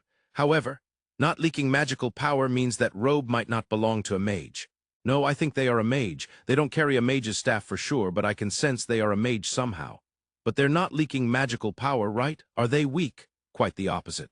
It's hard to believe, but they seem to have complete control over their magical power to the extent that it doesn't leak. Is that even possible? I thought it was impossible until now, but seeing it right in front of me makes me think it might be. Valeri smiled wryly. So it means those two really are strong. Yes, in this sloppy mountain hunt plan, it's one of the few reassuring things.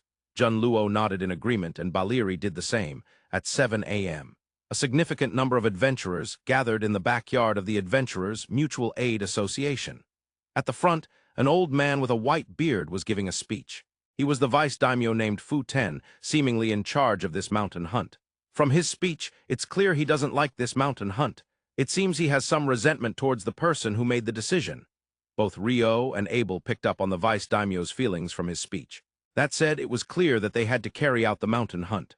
Several villages at the foot of the mountain had already been attacked and suffered damages. The vice daimyo seemed to want to express that this mountain hunt was supposed to be 3 times the scale, but was scaled down instead. It looked like someone was pinching pennies. The innocent people always become the victims of politics. Why, yeah, I'll keep that in mind. His Majesty the King nodded at the first Duke's frank statement. Even so, 50 adventurers and 30 daimyo's office soldiers were being deployed, totaling 80 people. It seemed that there were also cooks, record keepers, and attendants of the vice daimyo, so the scale seemed quite considerable. To think 3 times that was expected means it might be a troublesome opponent after all. Ryo and Abel exchanged whispers. Are gray goblins strong? I don't know. You don't know. Goblins exist all over the world, but it seems there are quite a variety depending on the region. There are subtypes or evolved types. I don't know about the strength of the gray goblin since they don't exist in the Central Nations.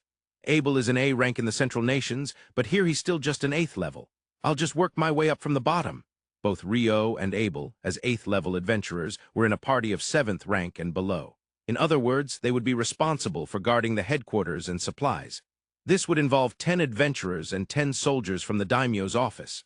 However, first, everyone would take a whole day to move to Tiger Mountain. The group departed the town.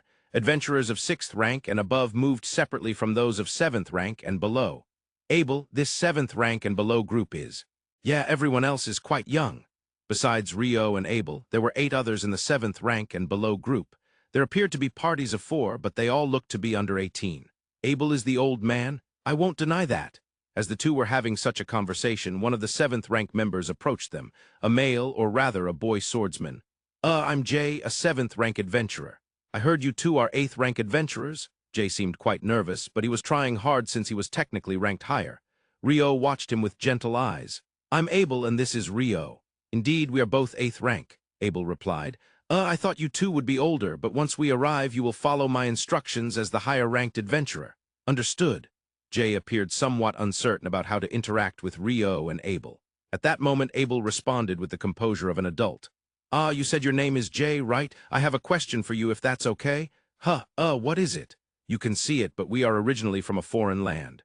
We aren't familiar with the monsters around here. So could you tell us about the gray goblins? Abel asked politely, taking the effort into account of the struggling Jay. Ryo nodded slightly, thinking that the composure of adulthood was remarkable. Well, gray goblins are among the stronger goblins, but they aren't very intelligent. If you're above 7th rank, you probably won't lose one-on-one. I can't say how you two fare, though. But according to the vice daimyo, this plan was originally supposed to involve 3 times the number of people, right? If they are not a big deal, why all that? I don't know. The daimyo's office people might not be very informed. I think this number is more than sufficient. With that, Jay returned to his party. It seems the gray goblins are not much of a threat. Yeah, that's what he said. When young, there might be a tendency to underestimate danger. I understand what Ryo is trying to say, but perhaps the daimyo's office, including the vice daimyo, has information we aren't privy to. Both Ryo and Abel understood that they lacked enough information for a proper discussion. In the end, all they could do was tighten their resolve and do their best. In the evening, the group finally arrived at the foot of Tiger Mountain. The headquarters was set up in the square of Spring Village at the foot, and food was stored in the former village chief's house nearby. Spring Village had been attacked by gray goblins a few months prior. The survivors had left the village, and now it was deserted. This meant there were homes available for use. I never expected we could sleep in a house to shield us from the rain while coming on a mountain hunt. We slept outside more when we were in the city. Ryo and Abel slept in an unoccupied house. Though it was a settlement of about 20 houses, with the use of barns, everyone could indeed sleep inside the buildings.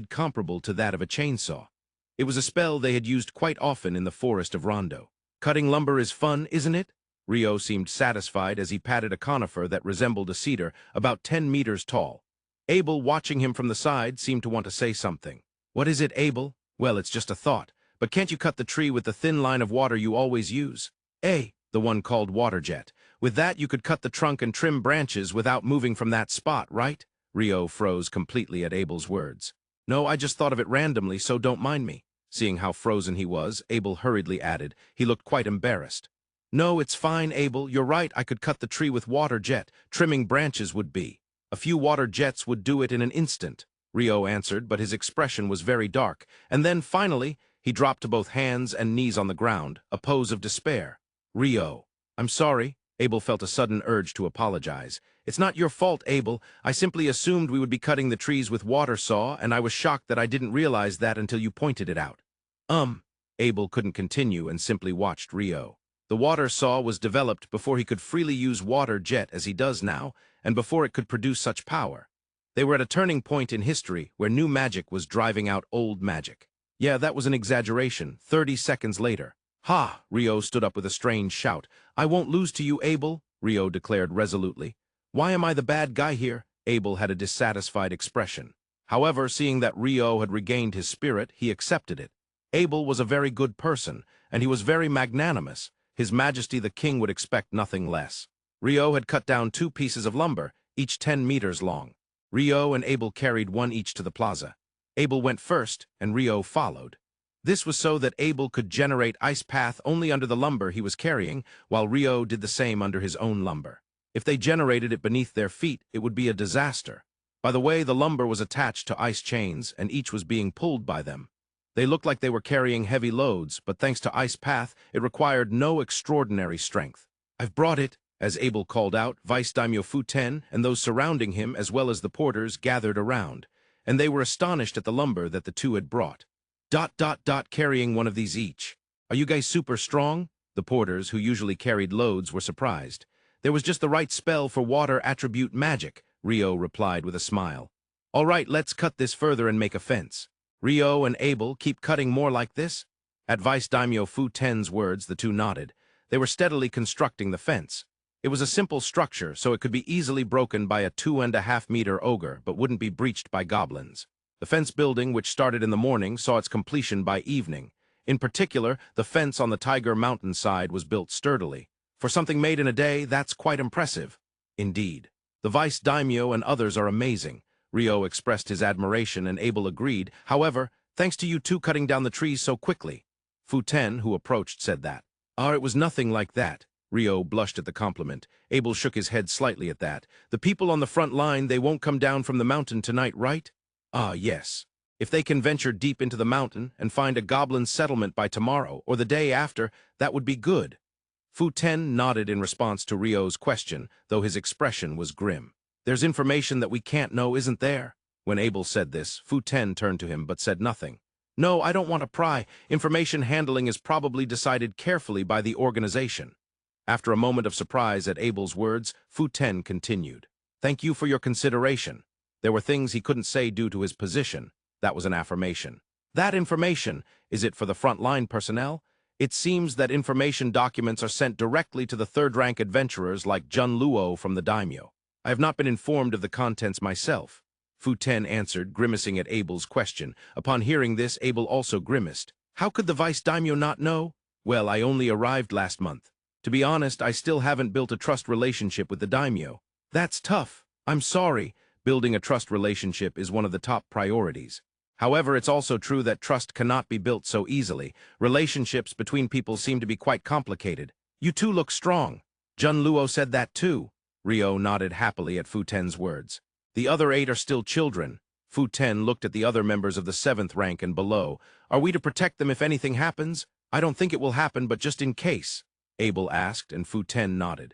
From Fu-10's perspective, the children of the 7th rank and below were likely around the age of grandchildren. Honestly, he might not want them to fight. "As for me, if it comes to protecting, there's no one better than my Rio." "Right, Rio? Leave it to me. I will show you the essence of a water attribute magician." "That's reassuring," Abel said, and Rio struck a pose, finally earning a smile from Vice Daimyo Fu-10. The following early morning. The front-line team, composed of adventurers of at least 6th rank and soldiers. "All right, let's follow the goblin tracks and proceed cautiously." 3rd-rank adventurer Jun Luo issued the command, and the 60 members of the front-line team nodded. It seemed there was no conflict between the adventurers and the soldiers. Or else, that would be a problem. Jun Luo grumbled internally. The information documents from the daimyo hadn't provided anything noteworthy. "They say to handle everything with caution just in case. I already know that. What are they trying to imply?" As he thought that, he shook his head slightly. If he became too preoccupied with unnecessary things, he wouldn't see what he should be seeing. In a battlefield, that could lead to death. In Jun Luo's mind, this was already a battlefield. "Leader!" The scout Chunk, leading the way, raised his small voice. Jun Luo, who was just behind him, craned his neck over Chunk's shoulder to look at the ground. New tracks, probably made last night. Chunk nodded and supplemented Jun Luo's observation. Combat formation. When Jun Luo said this in a low voice, the 60 members of the front-line team shifted from an exploration formation to a combat formation. Specifically, mages, sorcerers, and healers were placed at the center, with physical fighters arranged on both sides. Though Chunk was at the very front, another swordsman lined up right behind Jun Luo. It was the 4th-rank adventurer Roshu. Chunk Roshu, proceed cautiously. Yes, understood, Jun Luo called, and both Chunk and Roshu replied quietly. At that moment, Jun Luo glanced at a tree that was slightly distanced. He didn't know why that tree caught his eye. He felt compelled to notice it, focusing his gaze. After observing it for a while, he understood why he was drawn to it. The branch is broken. And it's new. Under that tree, there were no footprints on the ground. The broken branch was a very small, thin twig. Something must have passed through and broken it. But why were there no footprints on the ground? At that moment, he had a flash of insight. Those footprints are a trap. The transition from judgment to action was swift. Everyone, retreat in silence. No one among them likely understood the meaning of Jun Luo's words immediately. However, no one disobeyed. When the renowned 3rd-rank adventurer Jun Luo suddenly changed orders to retreat, it implied that he had found something that necessitated retreat, or something was about to happen. Failure to comply would lead to serious consequences. The front-line team began their retreat while remaining in combat formation. They passed the spot where they had camped last night, walking for a while until they reached the edge of the forest. Ki-I! Suddenly, Chunk, the scout, and Roshu, the swordsman at the rear, slashed at something that pounced from behind.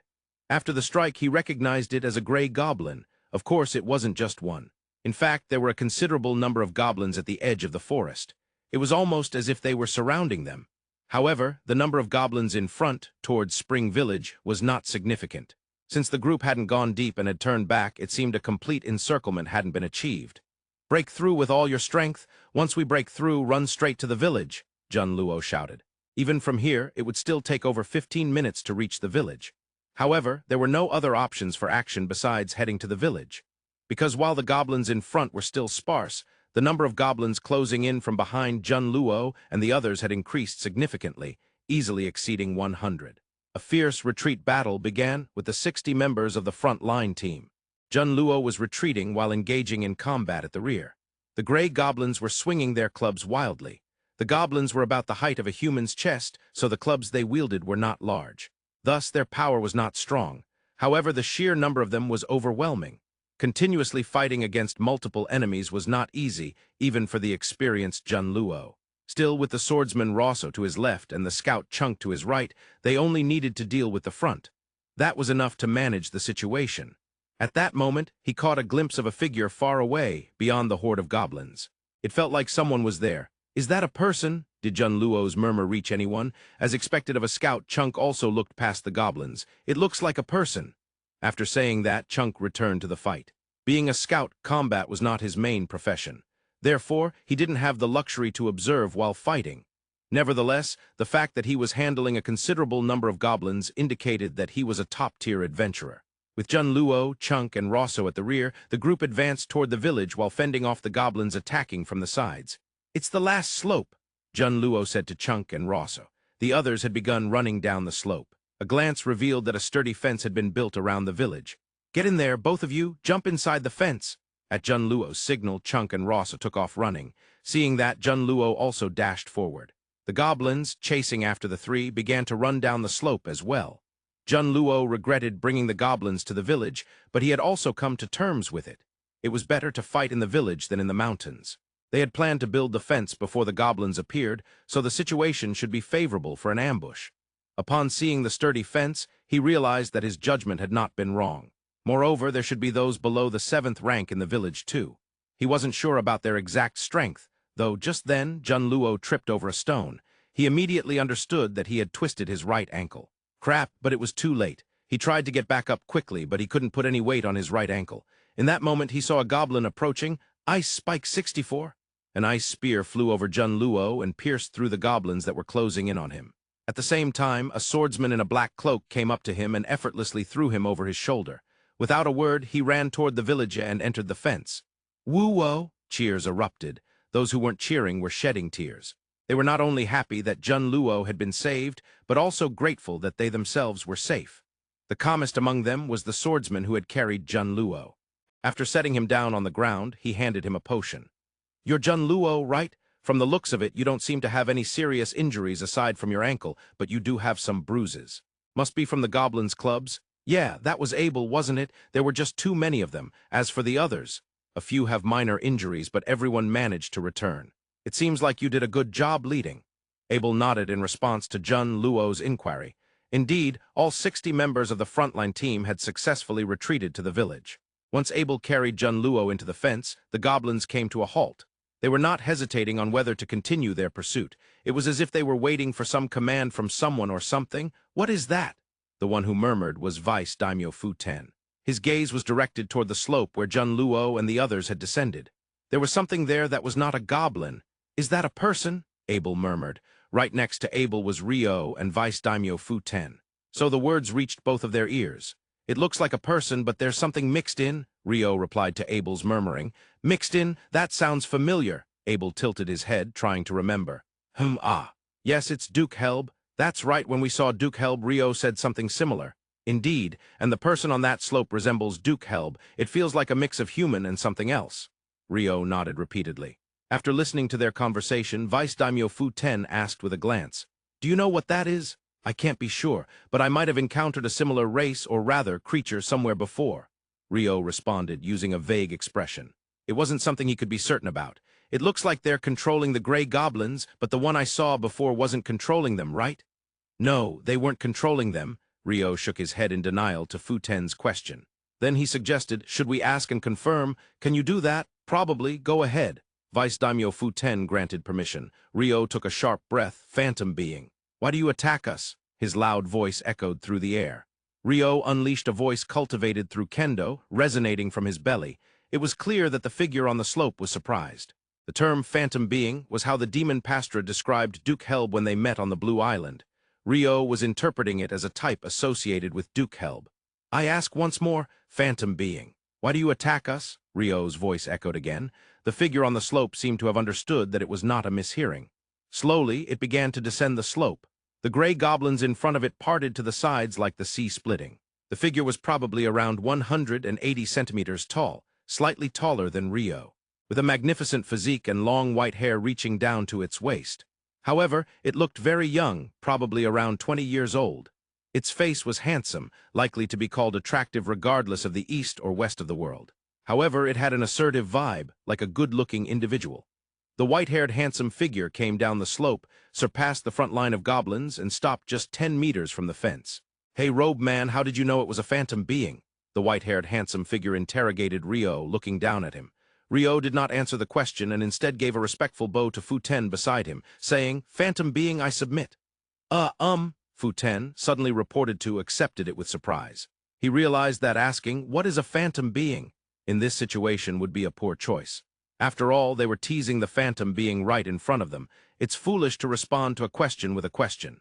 "Just now I asked you why you attack us. Shouldn't the answer to that question come first?" In response to the phantom being's somewhat rude words, Rio countered with a politely rude tone. "Why should I answer your questions? Phantom being. The ones I know are perfectly polite and overwhelmed people. Even as an enemy, I was impressed.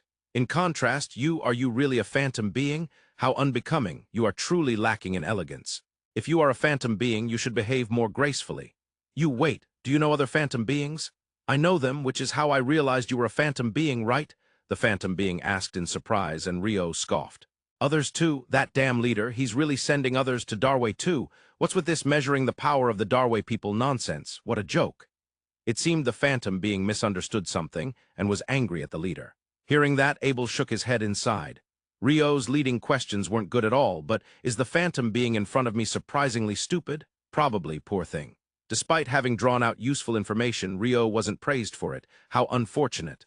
"Well, fine, phantom being, my name is Henohena Moheji. What is your name?" Rio boldly used a false name. Abel was quite surprised, but tried hard not to show it on his face.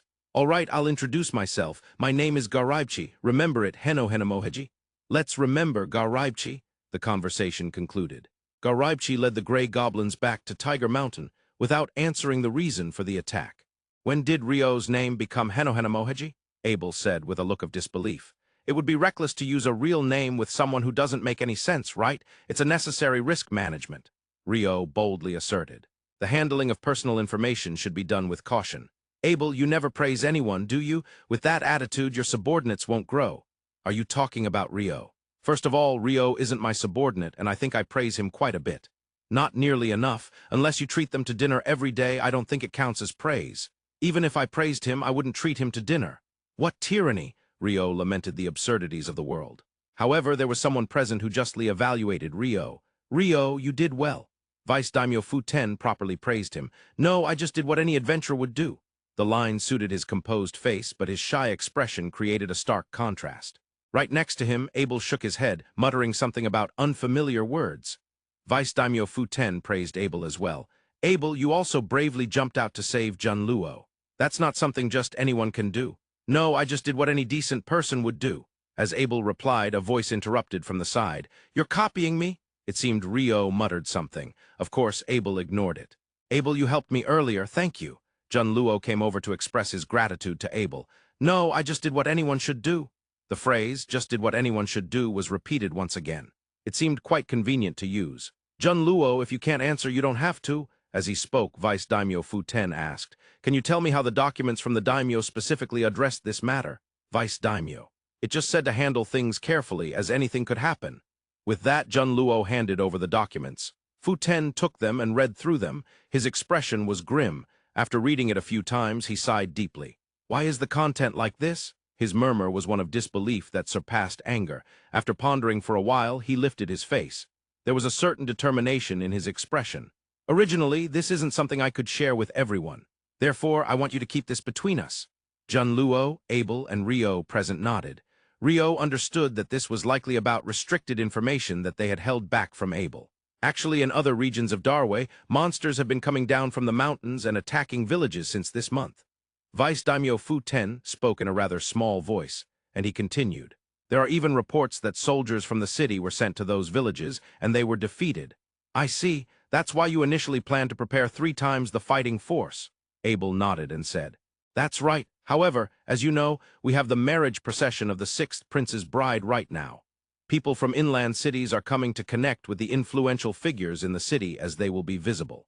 We can't spare soldiers for security, Fu-ten replied with a look of regret. He continued, I wanted to organize the subjugation team at a different time from the marriage procession, but it seemed there were circumstances that made that impossible. To put it simply, it's a directive from higher up. Ah, Vice Daimyo Fu-ten said regretfully. Abel looked at him as if to say, I thought so. It wasn't that the higher-ups had issued orders to trouble the daimyo's office, but rather to assist the residents in distress as swiftly as possible. However, instructions from people who don't know the situation on the ground can sometimes lead to even more misery. While it's important to have the right directive, if the timing is wrong, it can result in irreparable consequences. Rio shook his head slightly. It was a sad story. That's right, we should do that. Vice Daimyo Fu-ten murmured, then looked at Rio and Abel. Both of you, could you report about the phantom being to the daimyo's office and my lord? When he said this, Abel and Rio exchanged glances. Rio nodded slightly and Abel spoke up. I don't mind, but I don't know if the movements of the monsters in other regions of Darway are related to the phantom being. Yes, I understand that. The phantom being, was it Garibchi? It seemed he was being ordered by someone like a leader, but he understood it as if he was the only one told to measure human power, or something like that. Whether Garibchi is a fool or if it's something more complicated. It seemed Vice Daimyo Fu-ten had carefully understood the words Garibchi had spoken. The fact that he returned to Tiger Mountain means there's a possibility he will come down again.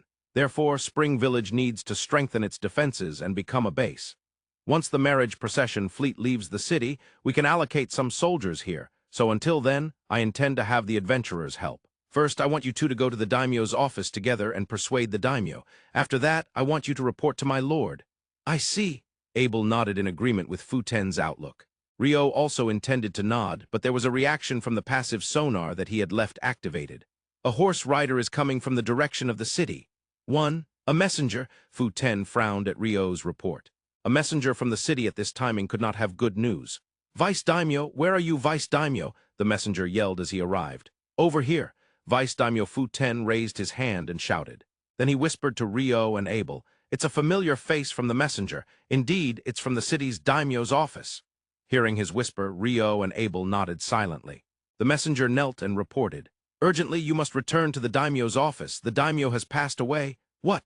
Fu-ten involuntarily shouted. Ryo and Abel exchanged glances.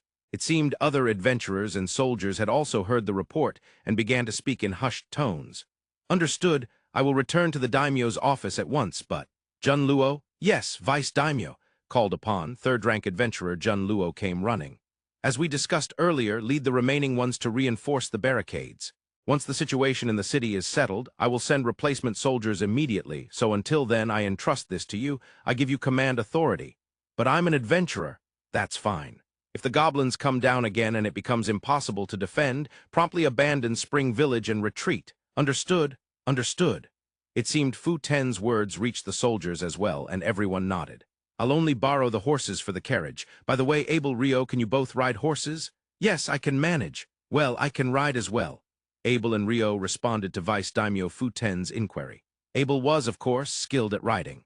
Ryo, too, having been trained in the Run Knight Order and further mounted training at the estate of Mifusoshi's Daimyo Suku, should be able to manage better than before. Probably.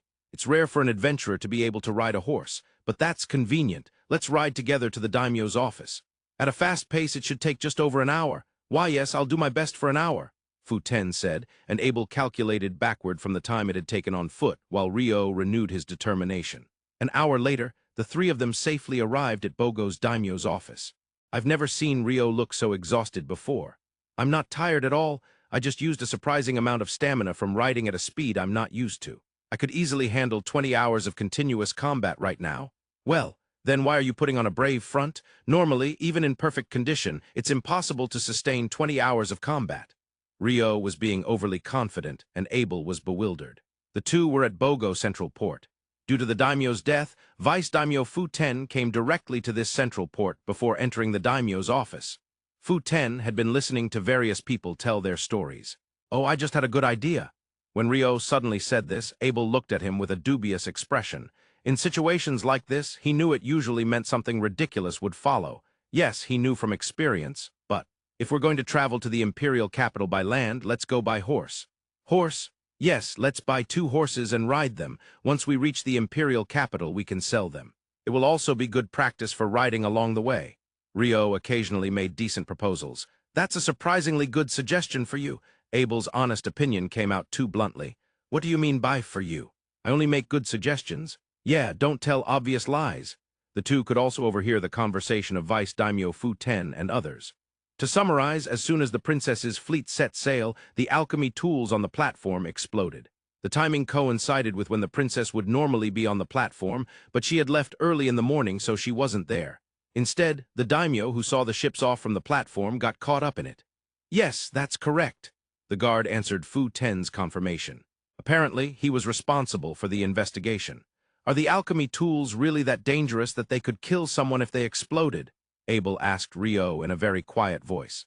"I was told by Kenneth when I was learning that when inscribing magic circles or magic formulas on alchemy tools, it is absolutely necessary to incorporate circuits to prevent explosions.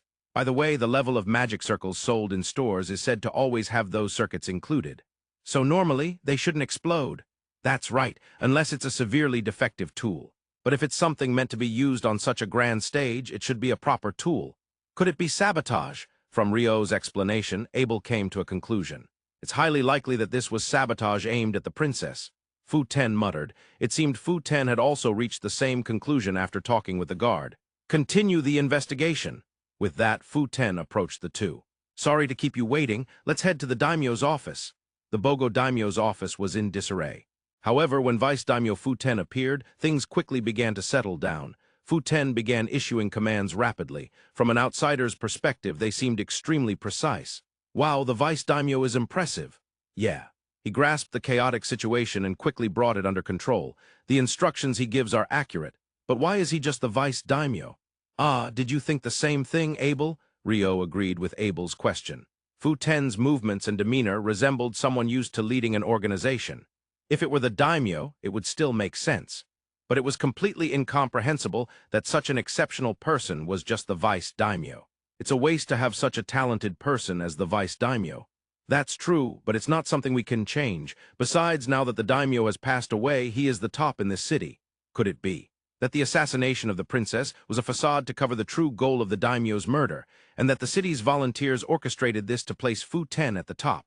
No, that's unlikely. Rio's bold and imaginative scenario was dismissed by Abel. Fu Ten called the two over, waving them in. Sorry, you two. Unfortunately, it seems we won't be able to see my lord today. I'll make sure to take you tomorrow, so let's say. Come back tomorrow at 9 a.m. Understood, Abel replied to Fu Ten's words. Rio nodded in agreement from behind. I'll make sure to inform the Adventurers Mutual Aid Association afterward, so by evening you should be ranked 7th. Oh, as for the special reward. I'm still technically the vice daimyo, so I can't provide anything from the daimyo's office's assets. But how about a horse instead? A horse? The horses at this office are directly under the vice daimyo's jurisdiction. To the west of Bogo is a traditional production area for Nanbu horses. Bogo is one of the central places for Nanbu horses, where many horses gather. Since many horses are sent to the Imperial capital from here, the vice daimyo is responsible for managing them. Tomorrow I'll take you two along to see my lord, so choose the horses you want to ride. Abel tilted his head at Fu Ten's words. Aren't we riding the ones we used today? Oh no, those are for the carriage. I will return them to Spring Village along with the soldiers. The ones you will ride tomorrow will be chosen from the daimyo's office stable. The ones you select will be given to you directly. Wow, Rio exclaimed in surprise at Fu Ten's generous offer. If it were a special reward through the Mutual Aid Association, we would need formal procedures from the daimyo's office, which is impossible at the moment. But horses are fine. They'll be needed for tomorrow's report, and there won't be any legal issues transferring them directly to you too. Fu Ten said with a smile. It seemed he had given this some thought within the limits of his authority. I'll inform the stable, so by this afternoon you should be able to choose. Until then, go grab some lunch somewhere. Yes. Of course, it was Rio who answered energetically to Fu Ten's words. He looked extremely pleased. After lunch at 1 p.m., the two had arrived at the daimyo's office stable. It was adjacent to the office, but it also had a considerably large training facility. I didn't realize there was something like this here. It's hard to see from the front. It's a careful design. Rio was surprised, while Abel admired the design. It made sense that, since the daimyo's office had soldiers, commanders and leaders would often ride horses. It was understandable that there was a stable.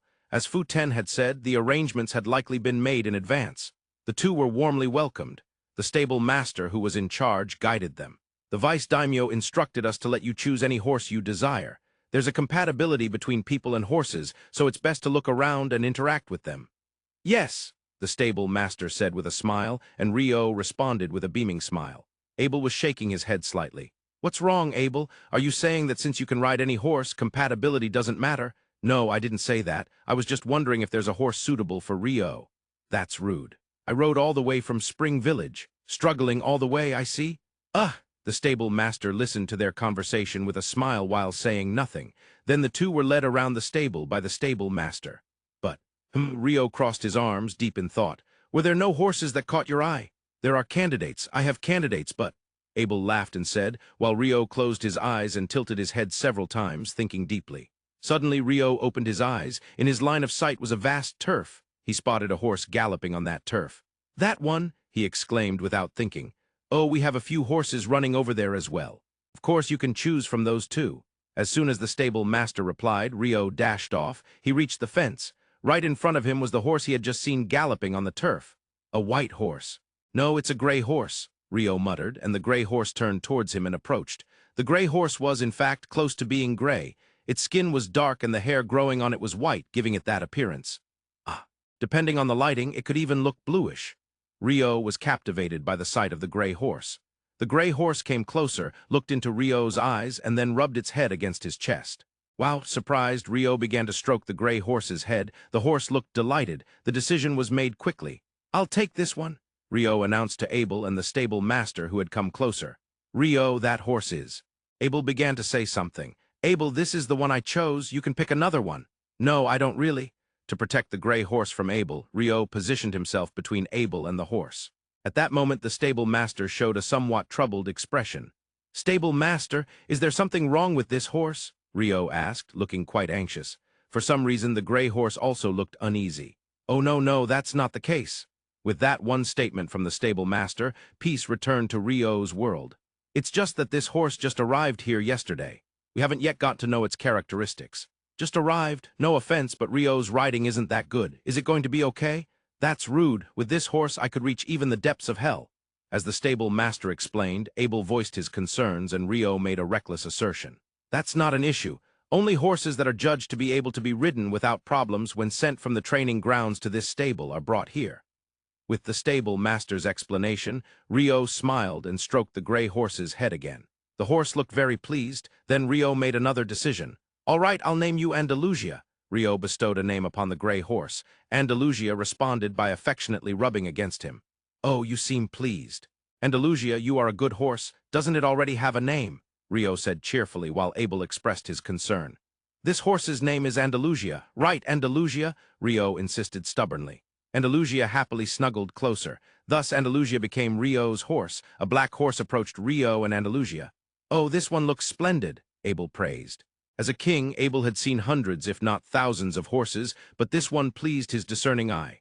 Right, but it's a rather proud one. Of course, it won't throw anyone off in anger or anything like that, but no one from this daimyo's office will get it to give its all, the stable master said with a wry smile. There are sometimes such horses, if the horse does not recognize the person. Abel said to himself, and gracefully jumped over the fence to approach the black horse. The black horse stared intently at Abel as he drew near. Abel also kept his gaze fixed on the black horse as he approached. And then, as he got closer, the black horse lowered its head and rubbed it against Abel's chest. Wow! It was the stable master who gasped in surprise. Abel silently stroked the black horse's head. This one will be named Kuraguro. A certain water attribute magician chimed in. Couldn't you have come up with something better? Abel replied in exasperation. The stable staff calls it Feiwen, the stable master said with a wry smile. Oh, that has a nice ring to it. How about we call you Feiwen? Abel asked the black horse while stroking its head. The black horse, after resting its head on Abel's chest, licked his face. Ha, you seem to like it. All right then, I'll call you Feiwen. As Abel said that, Feiwen licked him again. Thus, the horses that the two would ride tomorrow were decided. After this, there would be no transformation of the horses into humans or anything like that. Well, it seems you have already formed a bond. The next day, as Rio and Abel were petting Andalusia and Feiwen respectively, Vice Daimyo Fu-Ten, who arrived at the stable, said with admiration, My bond with Andalusia is inseparable, Rio said confidently, and Andalusia rubbed its face against him. I see, that's great. Nanbu horses are very intelligent, durable, and sturdy. Indeed, they may yield a bit in maximum speed to the northern horses and the northern horse-riding ethnic group steeds, but they can only reach such speeds for a few minutes. Overall, the Nanbu horse is the best. Wow, Andalusia is indeed smart, Rio said happily, petting its head even more affectionately. However, after carefully observing Andalusia, Fu-Ten tilted his head. Then he asked the stable manager in a low voice, Have we had such a gray horse before? Actually, it just arrived the day before yesterday. While we were at Tiger Mountain, then it's only natural that I don't remember seeing it. Nodding at the stable manager's explanation, Fu-Ten walked over to Abel and Feiwen. However, it seems that none of the stable hands, including myself, recall receiving that gray horse. The stable manager's words went unheard by anyone. I didn't think someone could tame Feiwen. Seeing the black horse Feiwen licking Abel's face, Fu-Ten said with a laugh. It seems he has somewhat acknowledged me. Abel replied with a wry smile. He continued speaking. Is it really all right to receive such a wonderful horse? From the perspective of Abel, who is the king, the black horse before him was indeed quite a magnificent steed. It wouldn't be surprising if it were offered as a tribute to the emperor. That's fine. Besides, those from the Imperial capital wouldn't be able to bring out its full potential. Feiwen would surely feel lonely that way. Whether I can bring out its full potential or not. From what I saw during yesterday's ride, it was clear you've been accustomed to riding since childhood. You should be fine. Fu-Ten laughed as he dismissed Abel's concerns. Fu-Ten's horse was led out. All right, then let's head to my lord. They set off at a brisk pace, nearly identical to yesterday's for an hour. However, the outcome was vastly different. Rio, you don't seem tired at all. Of course, I'm with Andalusia after all. Abel noticed that Rio wasn't fatigued at all. Indeed, the saddle and stirrups were well-prepared equipment. Yet even so, Rio's level of fatigue was drastically different from yesterday. They are horses trained properly for riding, unlike those that pull carriages, Fu-Ten said as he dismounted. Well, yes, that's true. Abel knew that, yet the difference was too pronounced, especially for Rio. The three of them, Fu-Ten, Abel, and Rio, were immediately ushered into the back upon arriving at the Lord's manor. The guards of the manor showed no lack of respect towards Fu-Ten. It was as though they had known him for ages. The architecture of the manor was completely different from anything Rio and Abel had seen before. Single-story buildings intricately connected, with courtyards, small ponds, and even gazebos scattered about. It's somehow very Eastern. Not the Eastern region, but Eastern? It's just a monologue. Abel questioned with suspicion, and Rio attempted to evade the topic. The room they were led to could be described as an office. Unlike the offices in the Central Nations, there were no reception sets. Chairs were arranged around the office desk. "Ah, uncle, thank you for coming." A man in his late 30s with an elegant demeanor stood and welcomed the three. "Lord Roshu, it's been a while." Fu-Ten deeply bowed his head. "Uncle, there's no need for such formalities. No, I am currently just a vice-daimyo. It is only natural to show respect to my lord." "Uncle," the Lord Roshu-Ten displayed a sad expression. It seemed there was some deep circumstance surrounding vice-daimyo Fu-Ten. Roshu-Ten shook his head slightly and turned his gaze toward the two. "You two at the back are the ones I was informed about." "Yes, this is Abel and Rio. As you can see, they are foreigners, but they are trustworthy individuals." "Mr. Abel, Mr. Rio, I am Earl Bashu Roshu-Ten." Roshu-Ten introduced himself with a smile. "Ten," Abel murmured. He spoke in a manner that was more like a hint than a direct question, as he had some points of curiosity. This way, the other person would respond if there was no problem, as a conversation starter. "Yes, the Vice-Daimyo Fu-Ten who brought you here is my uncle." "I see." Abel nodded at Roshu-Ten's reply. "The noble lineage of the Lord." The ability to grasp the chaotic daimyo's office was certainly not mere coincidence. Uncle also used to be a lord in the southern part of Bashu, sealed by Earl Barrow. "Lord Roshu? No, please let me finish. I still cannot accept it. That was absolutely not my uncle's fault. It is indeed tragic that His Highness the Crown Prince has passed away. However, to place the responsibility on my uncle, who was in charge of security on that day." "Lord Roshu?" Fu-Ten's sharp call silenced Roshu. A period of silence followed. It was broken by the highest-ranking person present. "I apologize. For now, let's move on to address the current issue."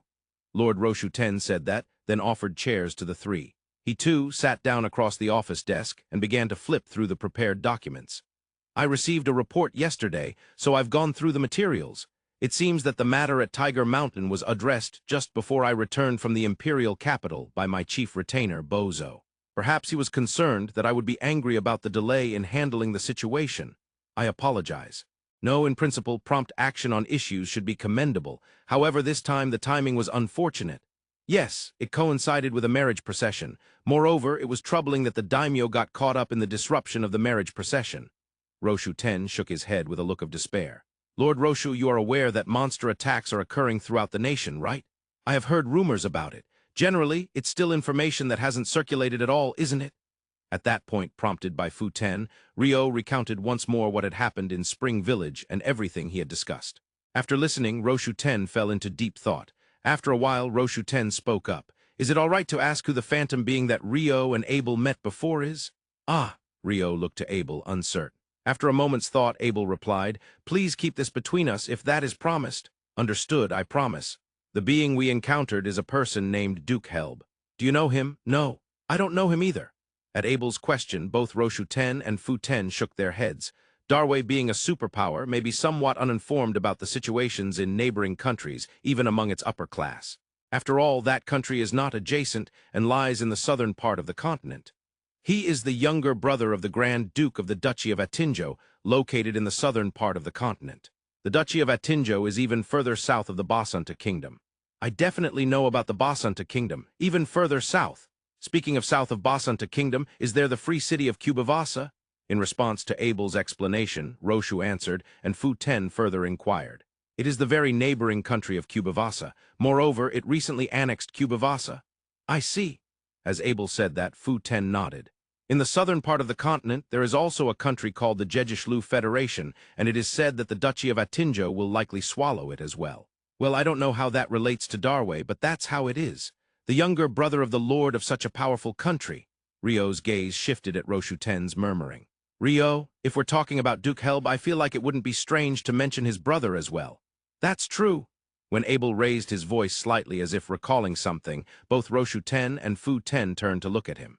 "We haven't met him, but according to Duke Helb, his brother, that is, the Grand Duke of Atinjo, seems to belong to the same race. In other words, a phantom being. A country ruled by non-human beings." Fu-Ten shook his head slightly. "Even if the entire southern continent were unified, it wouldn't compare to Darway's national strength." However, even so, if it is said that a country ruled by non-human beings exists, it would be hard to feel at ease, to be honest. That being said, as I promised earlier, let's keep the matter regarding the Duchy of Atinjo just between us. Since there is the Basanta kingdom in between, we also wish to avoid making too much noise about it. When Roshu Ten said this, Fu Ten nodded in agreement.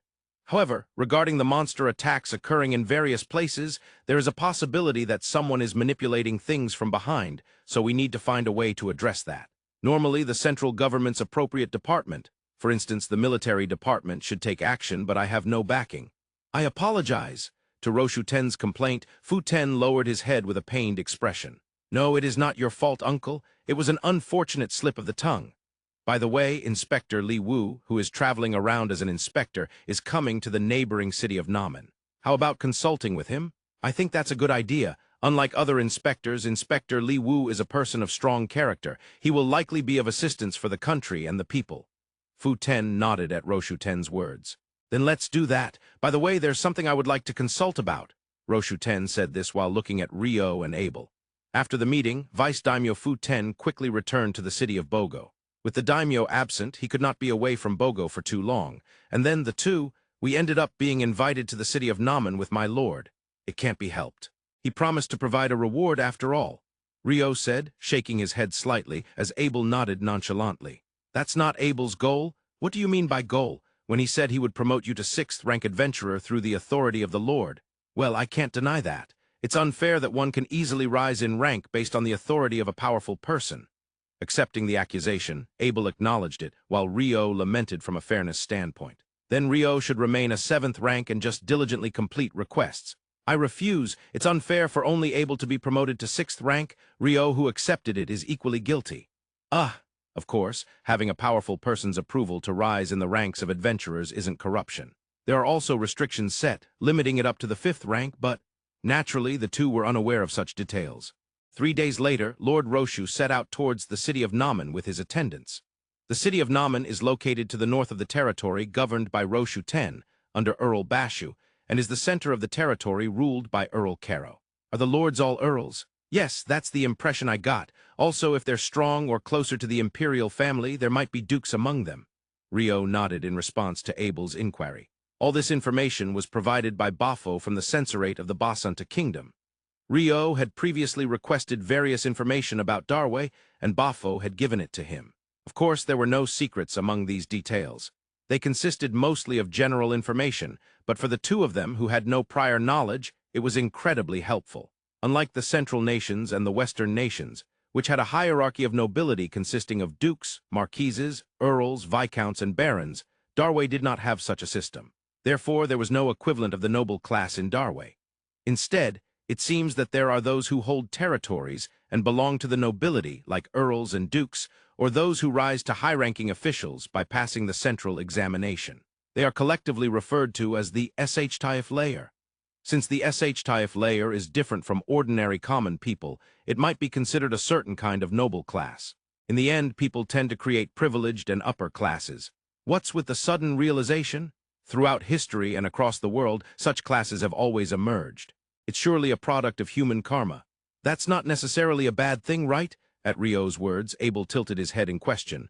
Ryo sighed dramatically. His Majesty King Abel wouldn't understand the feelings of the common people. It's really quite troubling. You understand, right? You're the first duke after all. Of course. I'm a duke who stands close to the common people.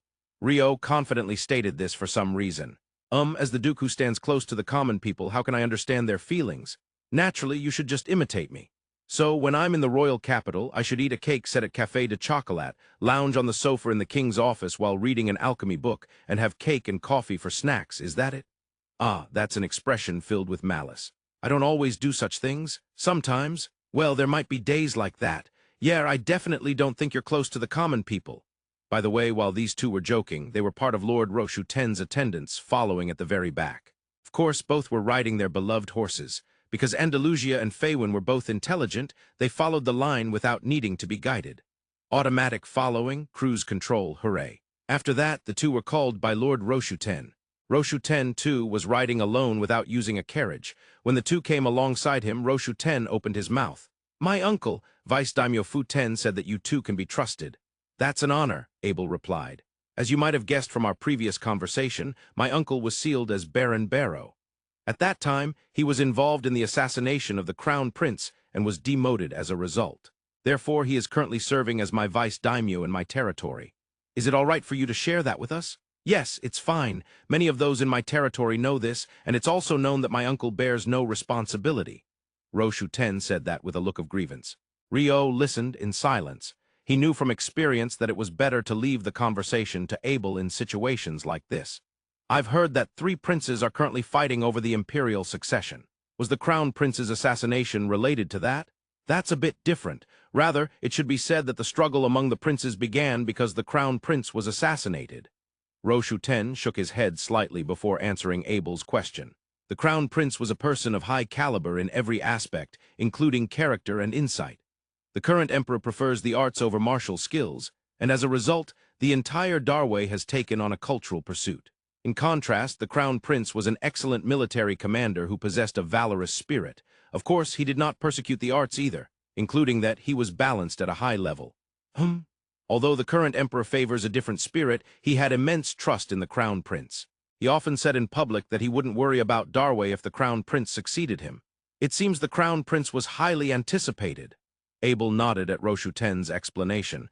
His gaze seemed to be looking far away. Perhaps he was recalling his deceased brother, the late Crown Prince Kane. That's why the despair when the Crown Prince passed away was immense. 5 years have gone by since then, but the fact that no new Crown Prince has been established yet might be due to the overwhelming presence of the late Crown Prince. Each of the 3 princes possesses exceptional strength, but the loss of an absolute successor is a difficult issue. Abel shook his head slightly. Ryo, who remained silent, also frowned as he listened.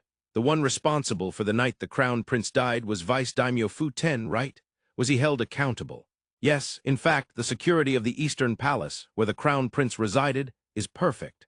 Just like the Imperial Palace of His Majesty the Emperor, from both magical and sorcerous perspectives, external attacks and intrusions are nearly impossible.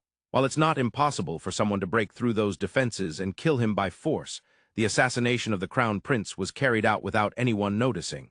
So, you're saying that both magical and human security failed to notice it? Yes. Well, that's practically impossible. The next morning, a dagger was found embedded in the Crown Prince's chest. Roshu closed his eyes and took a deep breath after saying that. Why? Are you telling us this? That question was also on Ryo's mind. Roshu gave a wry smile. Honestly, I don't know myself. I just mentioned that my uncle said he could trust you, but that doesn't provide a reason for having to tell you what I just did.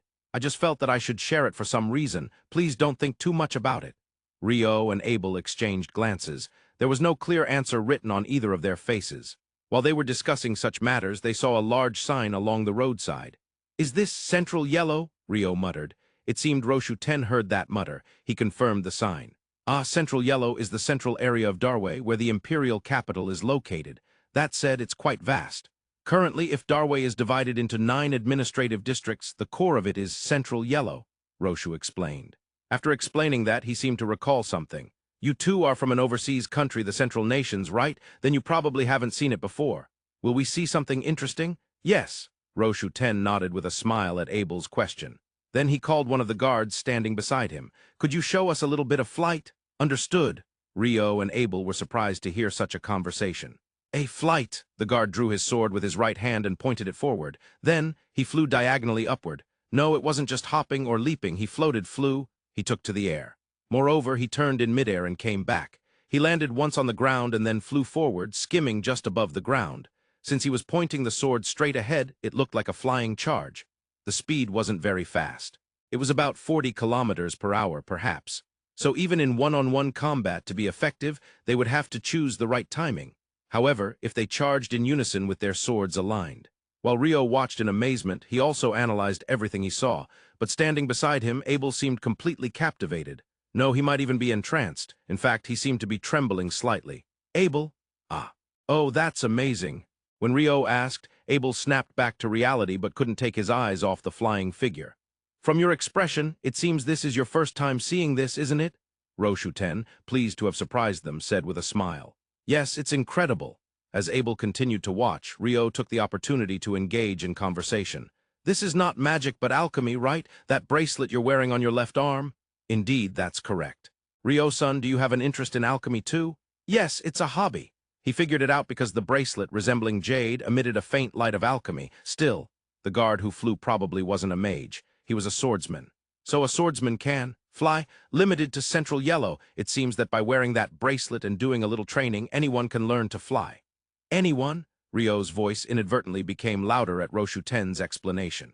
Certainly, since it's an alchemy tool, it should be designed for anyone to use. However, the idea that one could fly just by putting on an alchemy tool, it couldn't be that simple. How do you control your posture? Where does the propulsion come from? What is the principle behind changing direction? Having struggled with the water jet thruster, Ryo understood well. Flying through magic or alchemy shouldn't be easy. I don't know the details, but it seems that all 50,000 members of the Forbidden Army stationed in the Imperial capital can all fly with that bracelet. So saying anyone isn't an exaggeration, I think. 50,000, all of them. Indeed, Ryo nodded repeatedly at Roshu Ten's explanation, and at the same time he resolved to acquire one and investigate. That's so cool, Abel muttered softly. Ryo was surprised and looked at Abel. He thought it was the first time Abel desired something for himself this strongly. Abel, I want to fly in the sky. In response to Ryo's inquiry, Abel answered with beautiful eyes. It was pure and they sparkled with the innocence of a boy, the eyes of someone who truly desires something and is determined to obtain it. Lord Roshu Ten, where can I obtain that bracelet? In the Imperial capital. It's only manufactured at the central workshop there. Is it difficult to obtain? It costs a fair amount, but as long as you have the money, you can acquire one. As you can see, there are even some among my guards, so the supply is quite abundant. To be able to fly in the sky? As I mentioned before, it's limited to central yellow. However, since central yellow is vast, it would be good to purchase one when you visit the Imperial capital if you're interested. Roshu Ten said with a smile. Can it be borrowed? It seems that can't be done. They register the user's magical power within their body. Once registered, no one else can use it. One swordsman was filled with determination. Ryo, we absolutely must go to the Imperial capital. Ah, yes. Abel strongly pushed for it and Ryo acquiesced. He seemed very eager to fly, by the way. In Volume 5 of Mage of the Water Attribute, it seems that supporting bookstores will be participating. Supporting bookstores for Mage of the Water Attribute, Part 1 Central Nations Archval. 5. There's a list of supporting bookstores. I hope there's one near you, from Miyagi Prefecture in the north to Saga Prefecture in the south. As of today, July 13, there are 29 stores. It seems that the confirmation will be on August 5, Saturday, so there might be more until then. They say it will be updated weekly. Thank you, Sales Department. Supporting bookstores are only for popular works, I think. How wonderful. It might be that To Books is evaluating it as well, it's doing okay within the publishing company. The author thinks so without permission. Now, if you purchase from those supporting bookstores, you'll receive a written short story paper. Usually, Mage of the Water Attribute has 2 types of short stories. One for the ebook and one for To Books online purchases. This time, ebook. Return from Kona Village digital version to books. A rank promotion ceremony physical version, and in addition to the above 2, a 3rd short story has been prepared for supporting bookstores. Supporting bookstore version, Ryo Warren physical version. The bonus short story is Ryo Warren? Yes, it sounds confusing, doesn't it? Sorry, it's a short story regarding the part written for Volume 5. This element doesn't appear at all in the Naru version, but I think this short story, exceeding 8,000 words, is interesting, hee. You understand Ryo, right? He's our protagonist. You also understand Warren, right? The shield user of the red sword? Why, those 2 are connected. Please read the main story of Volume 5. The bonus short story paper is limited in quantity, so it will end once stock runs out, so I recommend making reservations at each bookstore. It says that on the TO Books homepage. So please make your purchase as soon as possible. Thank you very much. The group arrived in the city of Namen in the evening. They immediately entered a large inn. Naturally, a reservation had been made in advance. With about 30 people in the party, and considering that it was the entourage of Earl Bashu. This was only to be expected. Ryo-san, Mr. Abel, please accompany me after this. Inspector Li Wu is also staying at this inn, and we have an appointment to meet at 6 o'clock. Understood, at Roshu Ten's words. Abel nodded. The promised time of 6 o'clock arrived. Leading the way, Ryo and Abel entered Inspector Li Wu's room with Roshu Ten. Oh, Roshu Dono, it's been a while. Inspector, it's good to see you are well. The 2 exchanged greetings. Inspector Li Wu had a large build, nearly 2 meters tall, with a completely shaved head and a striking appearance. If one were to describe his demeanor in 4 kanji characters, it might be Chinese letter, Chinese letter, Chinese letter, Chinese letter, Gauhu Reraku. Are those the ones you mentioned? Yes, this is Rio's son and Mr. Abel. Rio and Abel greeted as well, and they quickly began recounting the events in Spring Village. What they spoke of was exactly the same content they had shared with Roshu 10. Once they finished, Inspector Li Wu muttered to himself and fell deep in thought. About a minute passed when Inspector Li Wu finally spoke. That was quite enlightening, thank you. Saying this, he bowed his head. No, not knowing how to respond. Rio inadvertently said this. Phantom beings, they appear in some historical texts, though they are more like tales, but they do appear. Is that so? I wasn't aware of that, Inspector Li Wu replied. And Roshu 10 admitted he didn't know either. Tales are somewhat like novels. They are certainly different from proper historical texts, but they should not be dismissed entirely. Ah, that's a story from before many dynasties ago. It's so ancient that it could be said to be legendary. I'll have to return to the Imperial capital and ask the historians about it. Also, there's the part about them causing monster attacks in various regions. It has happened in many places, but in Central Yellow, nothing has occurred at all. Is that so? Yes, including Spring Village as far as I know. There have been 15 locations. However, because nothing has happened in Central Yellow, the movements of the Imperial capital are very slow. Inspector Li Wu's expression was bitter. Currently, the troop placements are quite distorted due to the marriage procession of the 6th Prince's principal consort. His Highness Lyun, the 6th Prince, is not involved in the power struggles for the throne, but it has been 5 years since a principal consort has entered the palace. It's understandable that the Imperial Palace is being cautious. Indeed, it's the first time since Your Highness Crown Prince passed away. In fact, it seems Princess Xiao Fen, who will become the principal consort, has faced several assassination attempts. Just the other day, there was an incident in our Bogo Kingdom as well. Ah, I heard about it. It seems the princess's convoy had already set sail, but the daimyo got involved, right? It's all quite suspicious. Both Roshu 10 and Inspector Li Wu frowned as they spoke. Rio and Abel exchanged glances but did not say a word. Both had encountered the site where the princess was attacked, but it seemed that was not merely an issue within Basanta Kingdom. Within the larger movements across the eastern nations, including Darway, various events might be unfolding.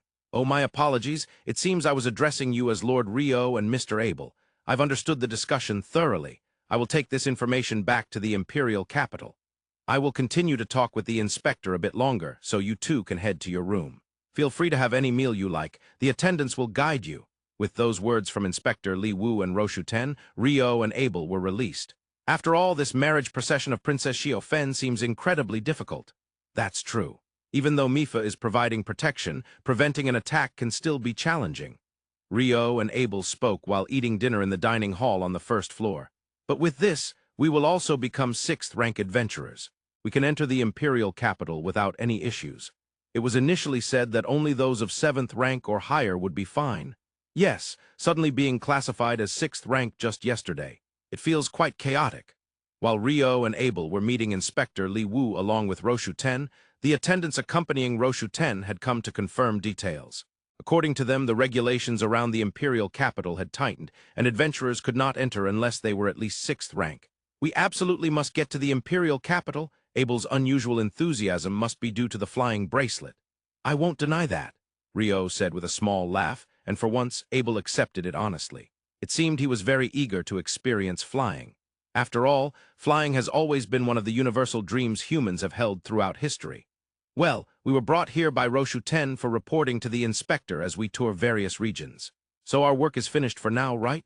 That seems to be the case. We need to think about how to travel from the city of Namen to the Imperial capital. I still have the map I found the other day at the equipment shop next to the Mutual Aid Association. All right, let's look at it after we finish eating. While enjoying tea after their meal, the two spread out the map. The city of Namen, where we are now, is quite far from the coast. Yes, Darway itself is vast, so it's not too far overall, but it is quite inland from the coast. It seems that the Hanlin Imperial capital spreads across the southern bank of the Southern River, one of 2 major rivers flowing east and west through Darway. Should we head north from here and find a way to sail down the Southern River? That sounds good. Abel, that's a brilliant idea. Rio praised Abel's idea. It's important to properly acknowledge good ideas to maintain healthy relationships. Then that means this northbound road. The fact that there's no name written might mean it's a narrow path. While saying this, Abel traced his finger along the road extending north from near the city of Namen. It seems to lead to a city called Fenmu. Doesn't the notation for the city of Fenmu seem different from other cities? Rio raised a question about how Fenmu was marked on the map. aside from the Imperial capital. Other cities and villages had houses depicted within circles. However, it looked more like a 5-story pagoda was drawn for Fenmu rather than houses. It appeared somewhat grander than other cities. It might be a large city. It could potentially be a central city. If that's the case, there might even be boats or regular ferries to the Imperial capital. Saying so, Rio envisioned something like a pleasure boat sailing on a large river. That's settled then. After we process our ascent to 6th-rank adventurers at the Mutual Aid Association in Namen, we will head north to Fenmu. Then we will sail down the southern river to the Imperial capital. Both Rio and Abel looked pleased now that they had a clear outlook ahead. In everything, whether or not one can establish a clear outlook is crucial. Without a clear outlook, people become anxious. Without that, projects do not go smoothly. Of course, if the outlook established is fundamentally wrong, it could lead to unfortunate outcomes. The next day, Rio and Abel parted ways with Roshu Ten's group. Additionally, Inspector Li Wu also mentioned he would return to the Imperial capital after stopping by another town. I see you both are heading to the Imperial capital. If you swing by, please do come to the Shirey platform. That's the department that oversees us inspectors. I will probably be in the Imperial capital for a while this time, Inspector Li Wu said before departing for the next town. Rio and Abel completed the necessary procedures at the Adventurers Mutual Aid Association and successfully advanced to a 6th-rank adventurer. All right, shall we set off? Atinjo, take care of us again, Abel said. Both Rio and Abel were mounted on their beloved horses. Since Feiwen and Atinjo were both well-behaved, they required no assistance at all. Moreover, they walked along the road without needing any extra guidance, making the journey far less burdensome than a car on Earth. Or so it seemed. Riding becomes easier once you get used to it, doesn't it? Abel remarked. Indeed, horses are intelligent creatures, so they tend to act in accordance with what you want, Rio replied. Still, Rio's riding has improved quite a bit. Right, it's because I trust Atinjo, Rio said happily, stroking Atinjo's neck. The road leading north from Namen to Fenmu was not very wide. However, there was no issue with 2 horses walking side by side. Also, with virtually no pedestrians around, the ride was very peaceful. Since there were neither towns nor villages along the highway, the 2 hunted rabbits in the forest and fished in the river. In a sense, it was a very adventurer-like way to travel. It's nostalgic, isn't it? Are you remembering the journey from the forest of Randa to Run? Are you too, Abel? That journey was fun, but it was tough as well. The griffins would swoop down right in front of us and we spotted behemoths. I think it's an understatement to call it tough. You're too scared, Abel, Rio said, shaking his head slightly. Rio was not particularly frightened, having ridden on the back of a griffin by offering it meat. Of course, he understood that if he angered it, he could easily be killed, so he couldn't fully let go and relax like when riding Atinjo. For example, riding Atinjo was entirely different from this. Well, Atinjo and Feiwen weren't with us back then. Now we just have to let them do the work and we can travel comfortably. How nice is that? Those who built relationships with horses in the past were truly great. Rio expressed his thoughts, and Abel praised the greatness of the ancestors. During breaks and at night, Rio showcased water attribute magic to Atinjo and Feiwen. In particular, he demonstrated the ice wall multiple times, explaining its use. Of course, they likely couldn't understand the words. There's something about it that just feels right, Abel murmured while observing the scene. Abel understood Rio's reasoning for explaining things to the 2 horses. There might come a time when they would need to set up an ice wall to protect the 2 horses from danger, and avoiding a situation where they would be confused and collide with it would be wise. Abel highly rated this method, recognizing it as a good understanding of the horse's characteristics. Rio sometimes has some rather inexplicable knowledge, doesn't he? What do you mean by that? I'm praising you. If you're going to praise me, do it properly. Rio is great, Rio is wonderful, Rio is the best, something like that. That sounds a bit off. As they exchanged such conversations, the 2 and their horses continued north. Soon they began reading books while still mounted. Not just Abel, but even Rio. Who would have thought Rio would be able to read a book while riding? After mastering the basic riding techniques, I realized it depends on the trust established with the horse. I completely trust Atinjo, so reading a book is a piece of cake. Abel praised Rio's growth while Rio expressed his immense trust in Atinjo. They continued north. During that time, they didn't pass anyone on the highway.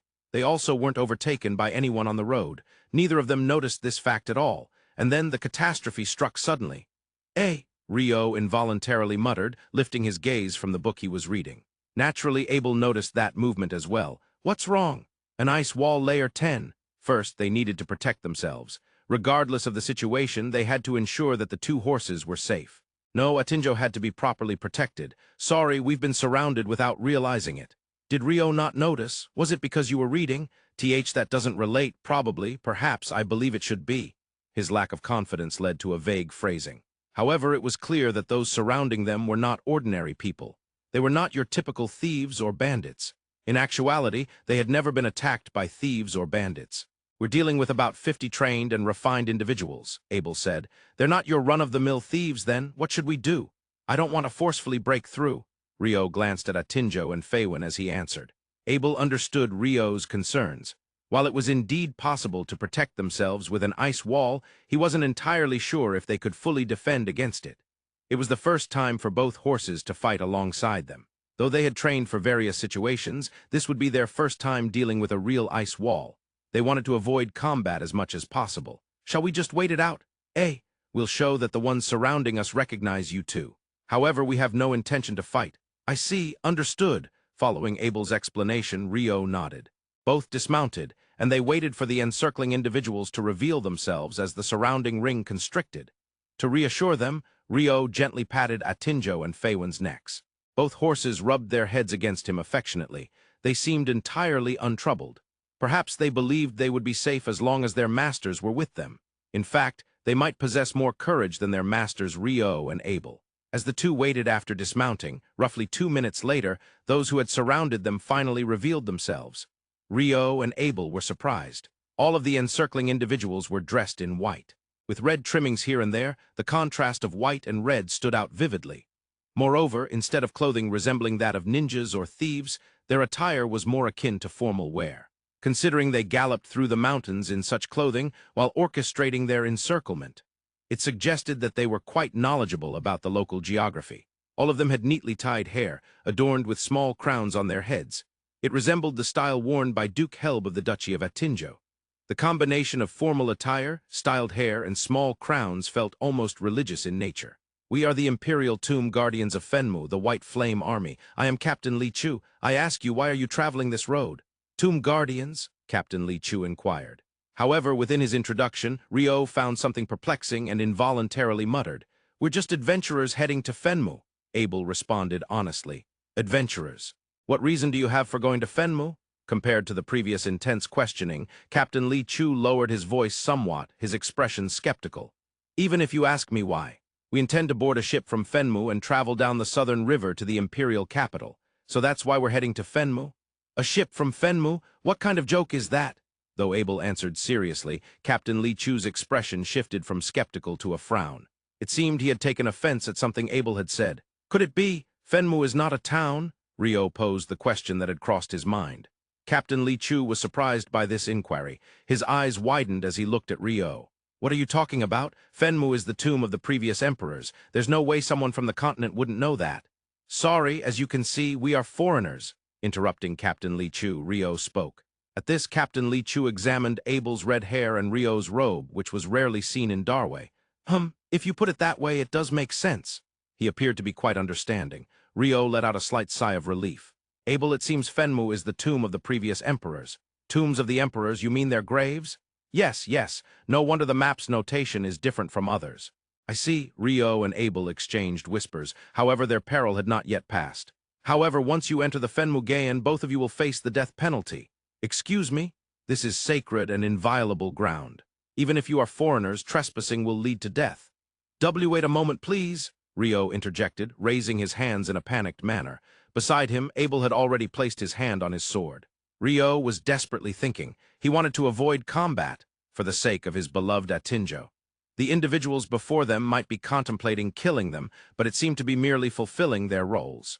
It didn't seem to stem from personal grudges or a desire to kill for enjoyment. Then, if they could change the situation to one where killing wasn't necessary. Abel, I think we have no choice here. Should we force our way through?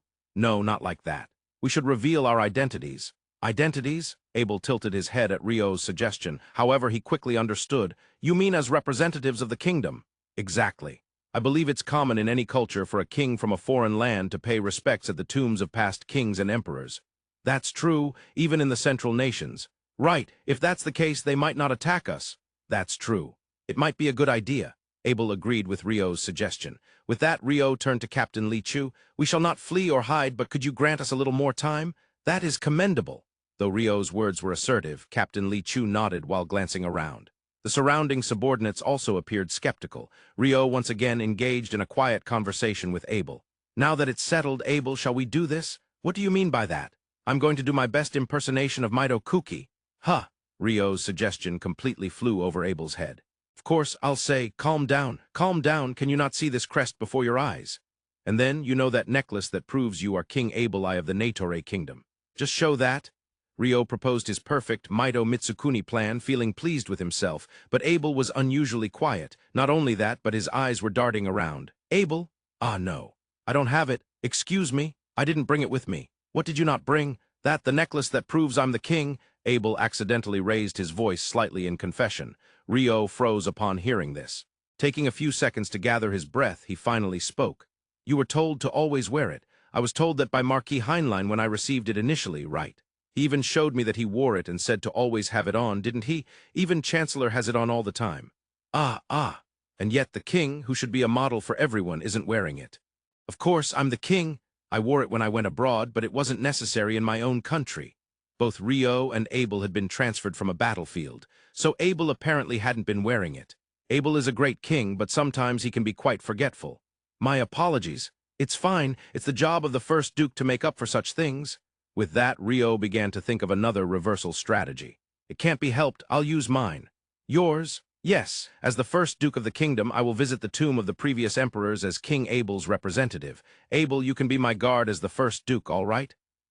Please do. If they say that won't work, then we have no choice but to fight. Rio said that and took a deep breath. Slowly, he exhaled. In that moment, the atmosphere around him changed.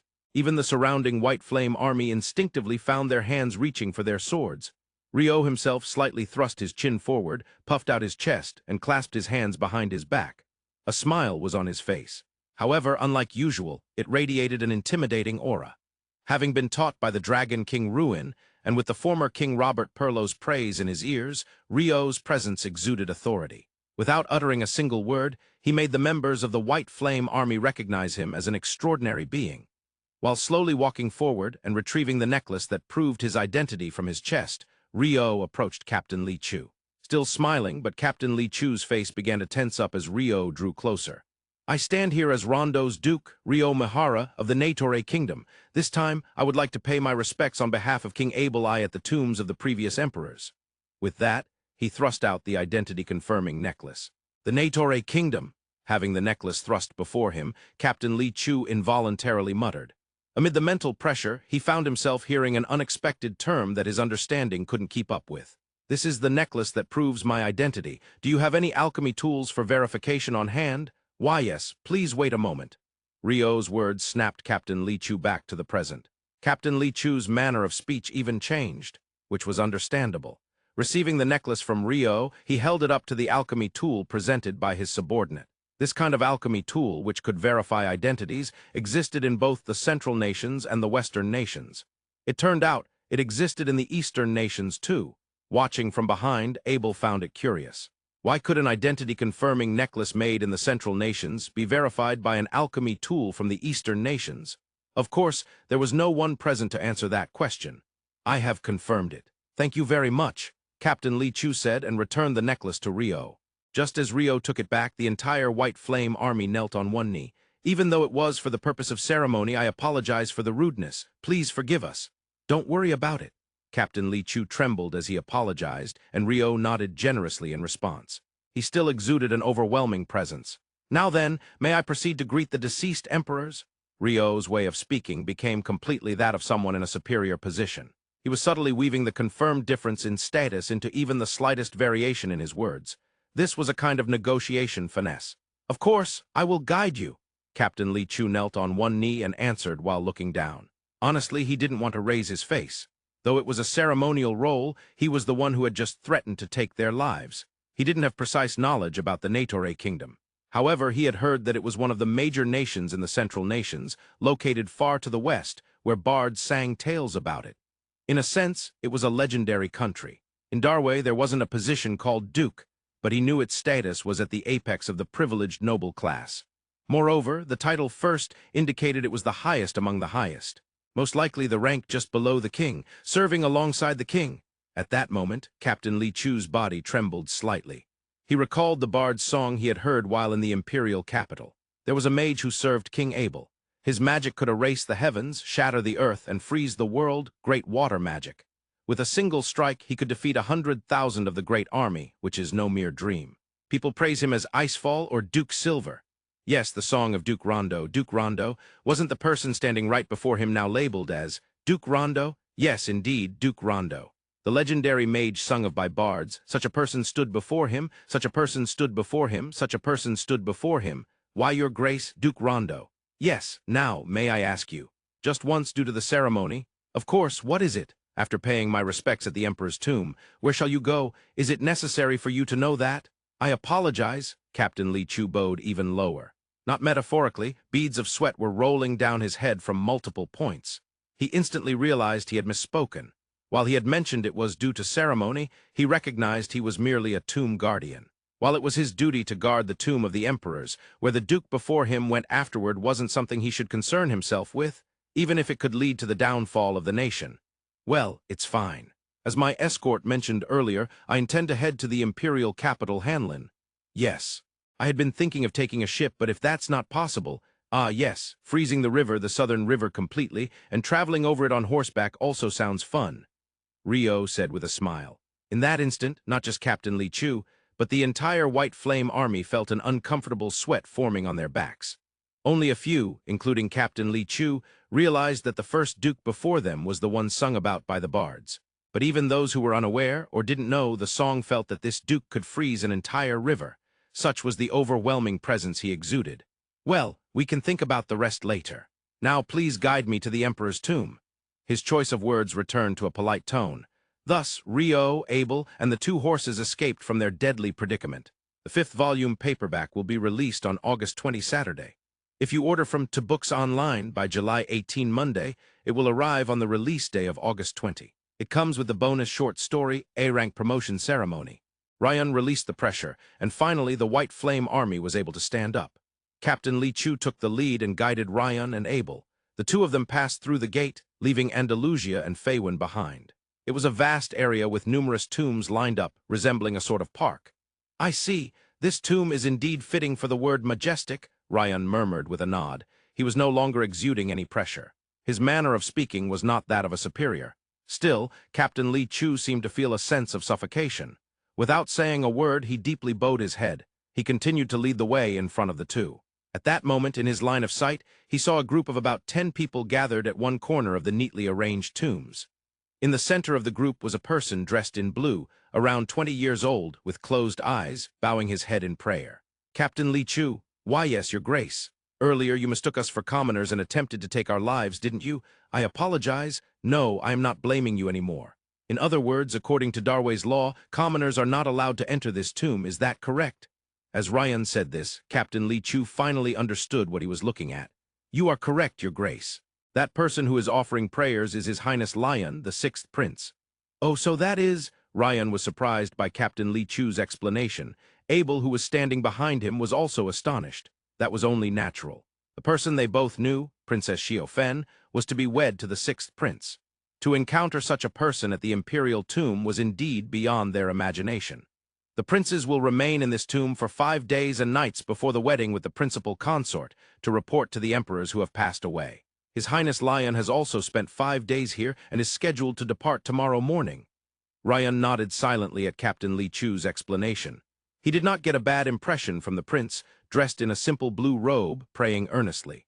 Although Prince Lyun was focused on his prayer and did not notice them, those around him seemed to have noticed Ryan and Abel. Ryan bowed his head at the first emperor's tomb that was first shown to him. Here the customs might differ by nation, so he should not be criticized for it. Just behind him, Abel was also bowing his head. He seemed to be following suit. As expected, Abel was a man who could read the atmosphere. When they returned after paying their respects at the previous emperor's tomb, there were more people gathered there. About 10 people surrounding the one dressed in blue. The young man in blue, Prince Lyun, bowed politely. I am Lyun, the 6th Prince of Darway. How kind of you. I am Duke Rondo, the 1st Duke of the Natore Kingdom. I have come as a representative of King Abel the First to greet you. Ryan also replied politely. From the Central Nations, that is indeed a faraway place. The sleeping ones must be pleased to see you. I appreciate your consideration. The first meeting between Prince Lyun and Ryan was held in a friendly manner.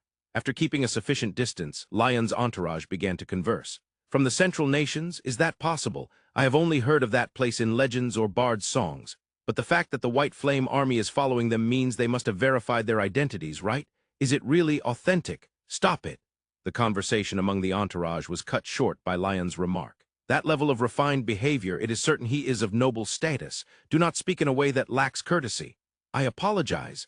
At Lyun's reprimand, the entourage collectively bowed their heads. Only one man remained silent.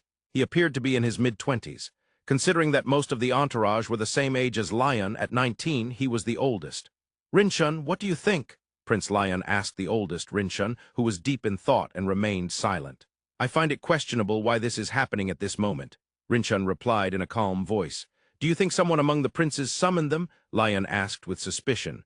No, realistically, that is unlikely. However, considering that it is happening at this timing, with the principal consort's wedding approaching, a messenger from a distant foreign land, especially the first duke as a representative of the king, it is hard to think that it is merely coincidence. I see, it could be someone's scheme. Lyun nodded at Rinshun's hypothesis. Even if the first duke was not an enemy, it's more natural to think that someone else had a scheme regarding their appearance in Darway at this timing. One should not let their guard down. Well, the Imperial Palace is not a place where one can let their guard down in the first place. Lyun smiled wryly as he imagined the insides of the Imperial Palace. Honestly, he felt more at ease here in this clear and serene Imperial tomb than in the capital city, where conspiracies always swirled. However, he must leave here tomorrow and return to the capital. The person who would become his principal consort would arrive to welcome her. Don't cause trouble for Princess Xiaofen, Your Highness. I understand. There's no turning back now for various reasons. Lyun nodded slightly and returned to pay his respects to the tombs of the previous emperors. An hour later, Ryan and Abel finished their homage. Thank you, Captain Li Chu. Enno, it is my lifelong joy to have guided your grace. 50 men of the White Flame Army simultaneously knelt and bowed to Ryan. Ryan looked towards the north. There the southern river was visible with a massive ship docked. That ship is the 6th Prince's, isn't it? Ryan asked Captain Li Chu. He remembered being told that taking a ship to the Imperial capital from here was a ridiculous idea. Of course, those connected to the Imperial family like the prince must be exceptions. Yes, I apologize, Your Grace. No, it's fine. However, going all the way to the Imperial capital by land seems tiring. I would prefer to find a ship somewhere and travel down the southern river to the capital. Is that realistically possible? It is possible. If you head east along the southern river from Fenmu for half a day, you will find the city of Balhin facing the river. The city of Balhin is one of the towns responsible for water transportation on the southern river, so you should be able to procure a ship there. Captain Li Chu paused there and glanced at Abel. He continued speaking. As for your entourage, well, there are none other than... Yes, there are none. Just the swordsman over there. He's more than enough on his own. Ryan smiled brightly and continued. With him and me, we can take on a great army. At that moment, Ryan felt that the White Flame Army collectively swallowed hard. It was just bluster or perhaps a joke. He understood that, but it genuinely felt as though it were something they could actually do. Therefore, it's best not to anger that swordsman over there. Yes. Thus, Ryan and Abel, having navigated through the crisis, mounted their beloved horses and began moving east along the path by the southern river towards the city of Balhin. Naturally, they would later receive a report from the White Flame Army to the Imperial capital about the events that transpired. However, the two were unaware of this. That was really close, wasn't it? Indeed. I don't want to involve Andalusia in any combat. Peace is the greatest thing in human existence. Rio and Abel were walking along the road by the southern river, riding on Andalusia and Faywin. It all started because Abel forgot to bring his identification. I'm sorry, I've told you many times, but Rio, you didn't notice anything until we were surrounded, right?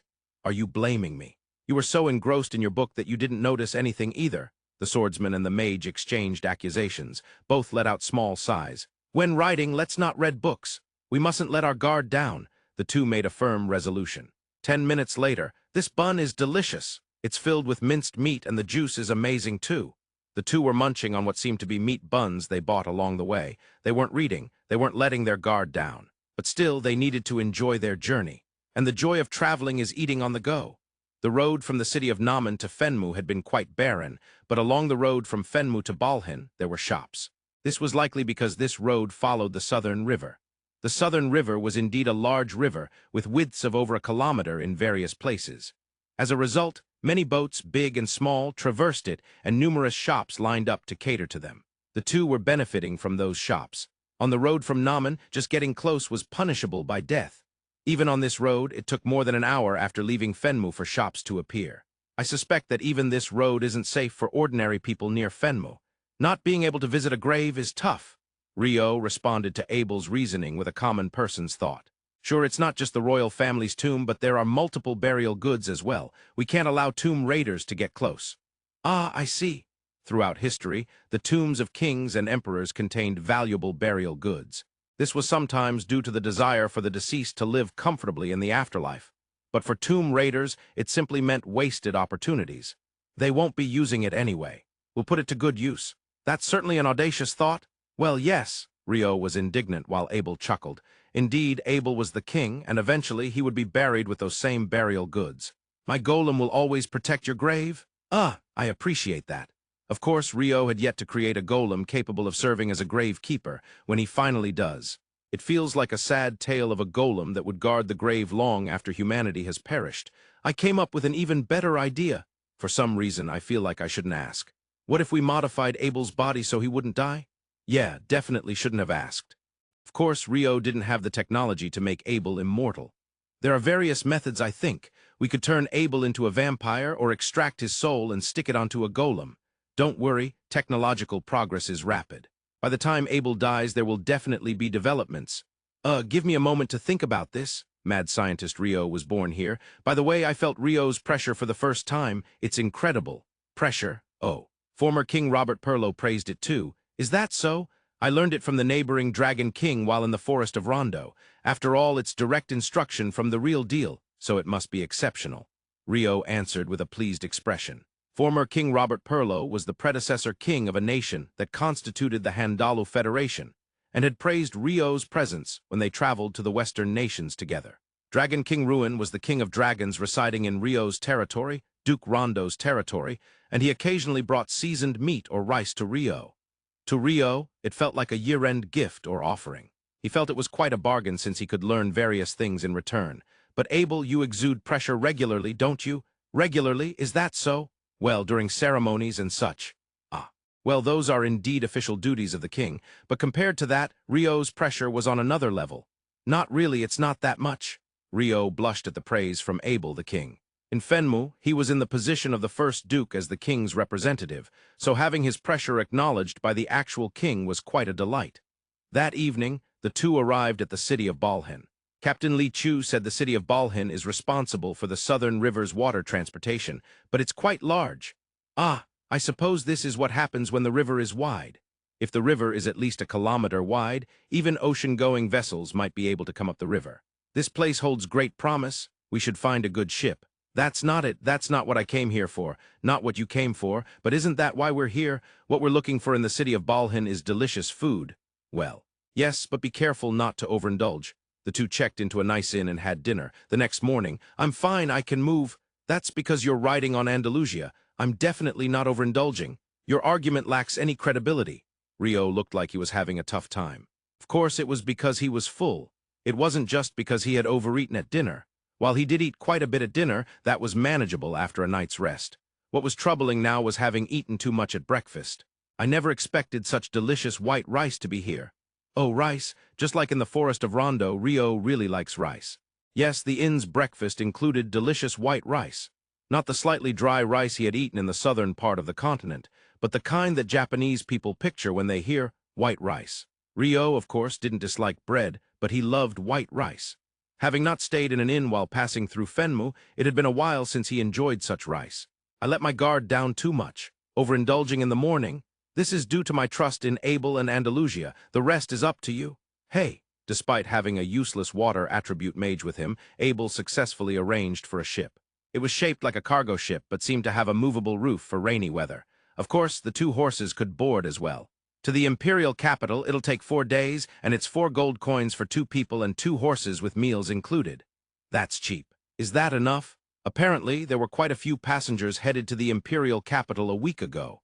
They were celebrating the princess's marriage procession, so many people went there to earn money. But now it's just before the marriage procession, so there aren't any passengers left.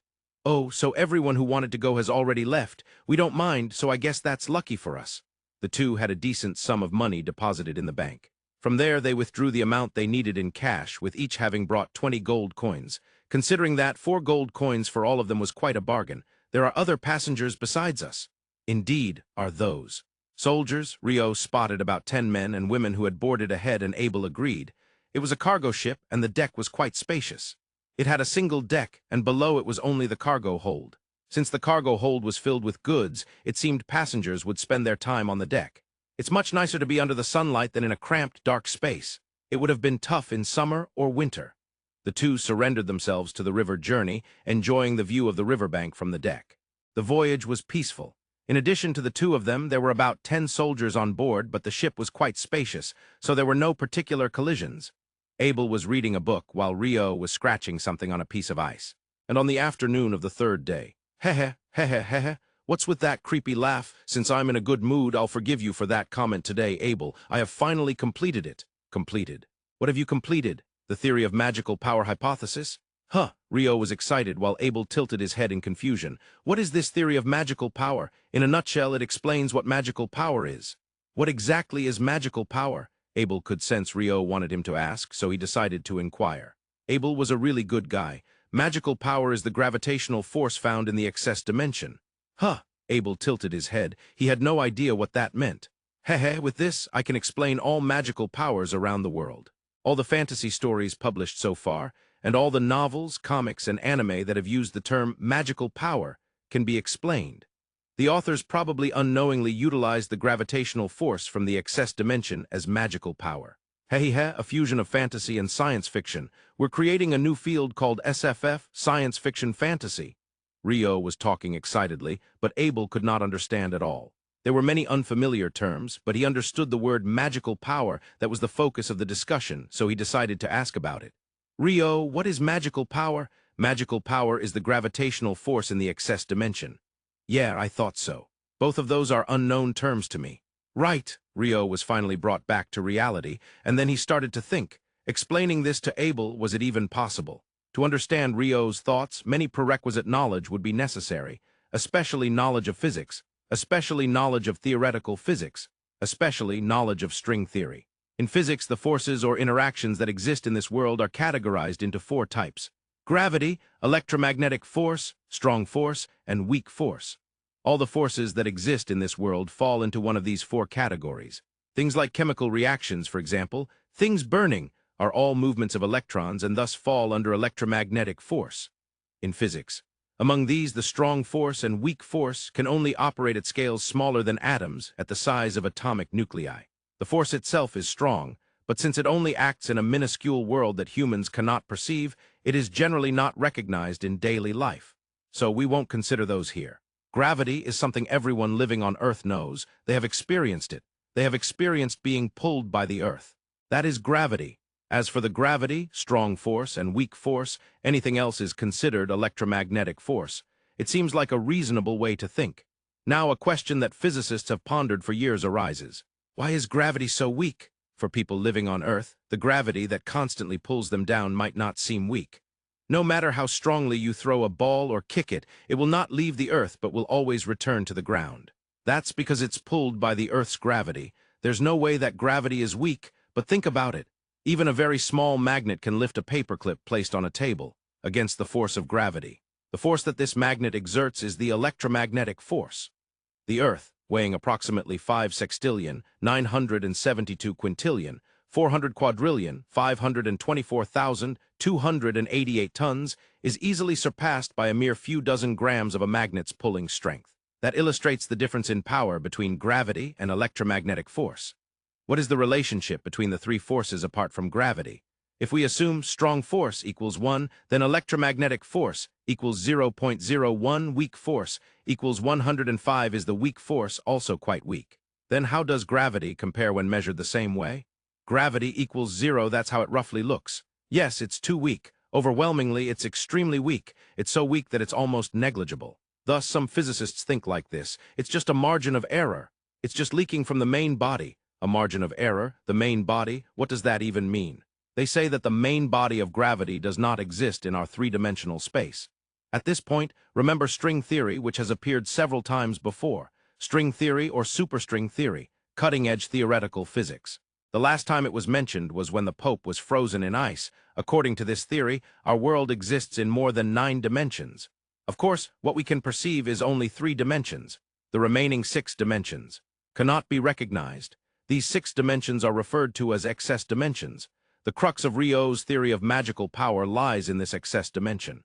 Gravity is the only thing that can transcend dimensions completely without any loss. Some theoretical physicists believe that the true nature of gravity resides in the excess dimension. They believe that gravity slightly leaks from that excess dimension into the 3-dimensional space we can perceive. Hence, the gravity we can recognize in 3 dimensions is astonishingly small, astonishingly weak. In other words, there is a vast amount of gravity in the excess dimension. So where is this excess dimension located? The answer: it is everywhere. Right in front of us, behind us, above our heads, below our feet. Inside our bellies, in our hearts, and surely right next to our brains. Ryo even thinks that humans exist in 9 dimensions, only being able to perceive 3 dimensions. In other words, the 6 other dimensions referred to as excess dimensions are also everywhere. We just cannot perceive them as beings living in 3 dimensions. That's why we can connect from anywhere. Connect and utilize it, because otherwise it wouldn't be enough. It's too insufficient. Everything is insufficient. Just putting in the effort will fill magical power. Magic will be generated. That's impossible. It's far too insufficient. Questions have arisen since the very beginning. Generating water, generating ice. Even using the water vapor in the air, it's far too insufficient. So where does the insufficient part come from? E equals mc2. E is energy. M is mass. C is light speed. It is possible to generate matter from energy. Einstein's formula suggests that. Yes, it generated matter from energy. However, there's a significant problem here. The atomic bomb dropped on Hiroshima is said to have converted about 0.7 grams of mass into energy. In other words, even if all that energy could be converted into mass, it would only generate a mere 0.7 grams of matter. Water lines, ice spears, a massive amount of energy is necessary to generate them. Using magical power as energy, using magical power as the basis for generation, the magical power within the body, that cannot be enough. The insufficient part has to be brought from somewhere. Magical power drifting in the air. One cannot say that it doesn't exist. However, if that's the case, what about the law of conservation of energy? Will we ignore it? Is it falling apart? After all, it's insufficient. When dealing with physics, especially when handling it rigorously, there's a word you must always consider, and it's often prefixed. That word is system. In a closed system, within the same system.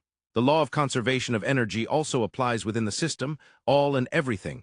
In other words, to break through all of that, there is only one way. We can only bring it from another system. That other system is the excess dimension. But gravity is still gravity. Most so-called magical phenomena are electromagnetic forces. Different entities? True, but both gravity and electromagnetic force are essentially the same.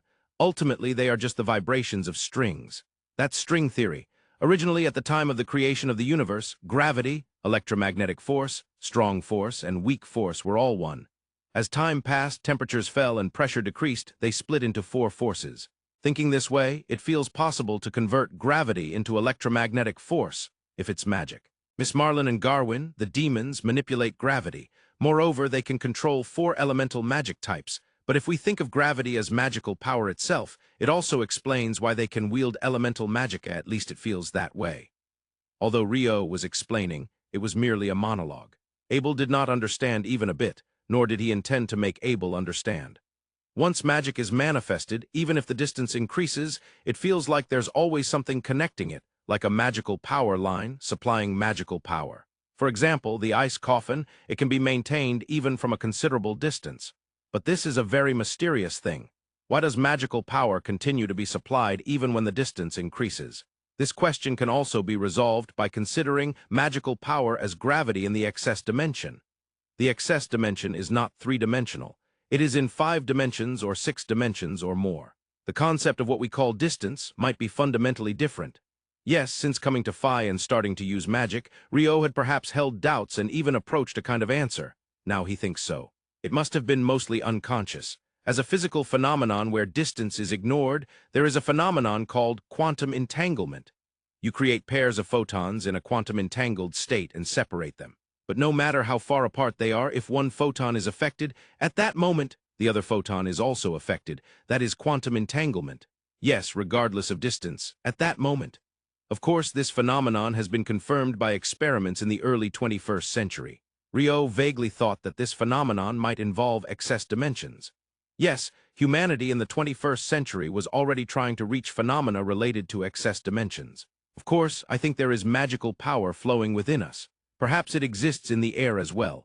Those might act as a catalyst to summon the gravity that serves as the source of magical power from the excess dimension. It's still not perfect. There are some pieces that do not fit, but for now it might be okay to state it outright. So magical power is the gravitational force in the excess dimension. Yeah, sorry. I don't understand at all. Rio stated his conclusion, and Abel declared his inability to comprehend. Well, that's fine. For now, when we return to the kingdom, I will announce this. Announce. What do you mean? Rio declared, while Abel tilted his head in confusion. There are places to present papers, right? Remember, Kenneth previously presented things like fusion magic and magic stone segmentation for long-distance communication. Those kinds of places. That's exclusive to members of the Royal Academic Society. Kenneth and Old Man Alalian are members, but Rio, you aren't a member, right? Certainly, I don't recall joining anything like that. What's up with such a closed-off organization judging by its name? It's an association where only researchers recognized as top-tier in their fields can join. I think you need recommendations from 2 active members and the submission of 2 papers. Probably, Rio, you can't do it. Hearing Abel's words, Rio drooped his head in disappointment, but he quickly recovered. There's no need to submit it to such a place. I'll announce it to the public. Announce it to the public? Rio declared as if it were some kind of expose. I'll write it in the sequel to That Abel is a Hungry Swordsman. With this, I'll change the tide of fantasy novels in the world. That hungry swordsman Abel is a swordsman, right? You want to introduce the theory of magical power in that novel. It's okay. A perfectly upright and good mage by the name of Rio will appear, and I'll write it there. At the stage of getting a share, I can't believe it's upright and good. Although he wasn't particularly worried about the future of the story, Abel shook his head slightly. Poor Abel in the story, he couldn't help but think, can Rio's theory of magical power truly change the tide of fantasy novels? A grand challenge is now beginning. Maybe, just the usual author's hobby. Even if it said that the water attribute mage was written for this theory of magical power. No, that might be an exaggeration. But while watching various novels and anime, when I thought of E=mc2, I always thought, isn't the energy called magical power too little to generate matter? Well, if you say it's fantasy, then that's true, but don't mind it too much and read today's too. From tomorrow, it's back to normal. Ahahaha. That is an incredibly gigantic suspension bridge. It could be because the river is wide, but is it built to accommodate any kind of ship? Amazing. The giant bridge that spans the suburbs of the Hanlin Imperial capital could be seen from the river surface even from a considerable distance. When it comes to the vicinity of the Imperial capital, the southern river reportedly has a width of nearly 2 kilometers, and the bridge spanning it is unbelievably large. After a while, the boat that the two were on approached beneath the bridge. It's quite high from the river surface. Yeah, it's a bridge of tremendous scale. Abel, we should have a similar one in our kingdom for the sake of national pride. No way, why not? There isn't a river that big in our kingdom. With Abel's very reasonable answer, Rio couldn't argue back. He decided to make another suggestion. Then how about this? Let's build a 100-meter-tall statue of Abel. Something that the citizens of the kingdom can look at and feel proud of. I don't want that. Why not? It's too embarrassing. Abel was not good at those kinds of things. In many countries, giant statues of great leaders are often built, right? I think it wouldn't be out of place to have a statue of King Abel, the liberator and hero. I don't need that. As a king, how can you not withstand such a little humiliation? See, you yourself are calling it humiliation, Rio. Drat, I fell into Abel's trap. It was definitely on purpose. His Majesty the King also seemed to have a lot on his plate. The boat they were on entered a massive dock resembling a harbor. It seemed there was a designated place for them to moor. About 10 soldiers who were riding with them disembarked first and walked off quickly. As the two got off the boat, someone resembling an inspector approached them right away. It seemed they were treated differently from the soldiers earlier. There's a possibility that our wanted posters have been distributed without us knowing. What if that's the case? Of course. Yeah, I don't want to be a sacrifice. They got the jump on us. Please proceed with the disembarking process. May I see your identification? The inspector asked politely. It didn't seem like they were being considered dangerous individuals. Thank you for your help, Inspector. Were you planning to use force? Rio and Abel's uneasy conversation. Both presented their adventure cards. Although they had revealed Lord Rondo's identity earlier in Fenmu to avoid involving Andalusia in combat, they didn't want to do that here. After all, their primary goal in the Imperial capital was to obtain the flying bracelet. Until then, they wanted to avoid any actions that would restrict their freedom of movement as much as possible. Yes, 6th rank Adventurer Lord Abel and 6th rank Adventurer Lord Rio. I've confirmed that. Welcome to the Imperial capital, said the inspector, smiling cheerfully. The disembarkation process for the two seemed to be conducted as usual. Rio dramatically sighed in relief. Abel looked at him with a side-eye. Regardless, the two had set foot in the Hanlin Imperial capital. It's currently 10 in the morning. It's still a bit early for lunch. Of course, we just had breakfast on the boat. It was something like grilled river fish, right? That was quite delicious in its own way. We're going to buy the bracelet before lunch. As expected, Abel is incredibly eager. Rio shook his head slightly. Abel went over to the earlier inspector and began asking something. What he was asking was painfully obvious: where to obtain the bracelet, where the central factory in the Imperial capital was located. Just as Rio thought this, Abel returned. I heard that it's being sold at a shop within the grounds of the Imperial Central Factory, and you got the location too, right? Of course, let's go. Saying that, Abel began to walk. Due to the heavy foot traffic, they both dismounted and walked together. Rio sighed softly, but his expression was happy. He knew that there weren't many things that Abel wanted this much. Seeing Abel walk with such eagerness made Rio feel happy as his partner. Abel, be careful not to bump into people. Yeah, I know. Bam, he collided with a man coming out from a side street. I told you so, Rio muttered. Ah, my bad, Abel lightly apologized. In reality, it was just a little bump on the shoulder, and it was more like the man had run into him because he was looking the other way, however. Hey, wait, the man who emerged let out a low voice that had a menacing tone. He wore a typical Darway outfit, overlapping garments from both sides in front, bound with a sash instead of buttons. It was the so-called Eastern attire. He was wearing pants, and the reddish upper garment reached down to his knees with a sword hanging from his left hip. He looked more like a government official of military background rather than an adventurer or a rogue. Rio assumed so. Abel, who had been about to walk away, turned around without any tension. What kind of attitude is that after bumping into the soul-like sword? If it were a soul, you should be holding it properly with both hands, right? Abel replied to the man in red with a hint of annoyance. Sorry, but I'm in a hurry. If you want to fight, we can do it another time. Don't mess with me, but I don't have time right now. It's noon. Come to Holy Emperor Square at noon. I'll settle it there. All right. Okay, see you then. Make sure you come, the man in red shouted. Abel waved lightly as he walked away. Rio walked beside him, excited. Congratulations, Abel. What is it? Rio praised him while Abel frowned and asked back. You just completed the classic development story of bumping into someone and getting into a fight. I don't get it. Rio, for some reason excited, was dismissed by Abel's frowning response. After you defeat that man in red at Holy Emperor Square, it turns out he is a subordinate of someone important, and later Abel will be attacked. I can see that development happening. What kind of development is that? It wouldn't even happen in the first place. Why not? Because I'm not going to the square. Rio's expression froze at Abel's words. Even as he walked beside Abel, the scene looked surreal. No, you have to go to the square properly. He might be waiting there for a long time. It doesn't matter. They were the ones who randomly designated it. I never said I would go. Abel. How cowardly. I can't be bothered with those kinds of people. Rio lamented the end of the development, while Abel stated something quite reasonable. Indeed, he probably couldn't be bothered.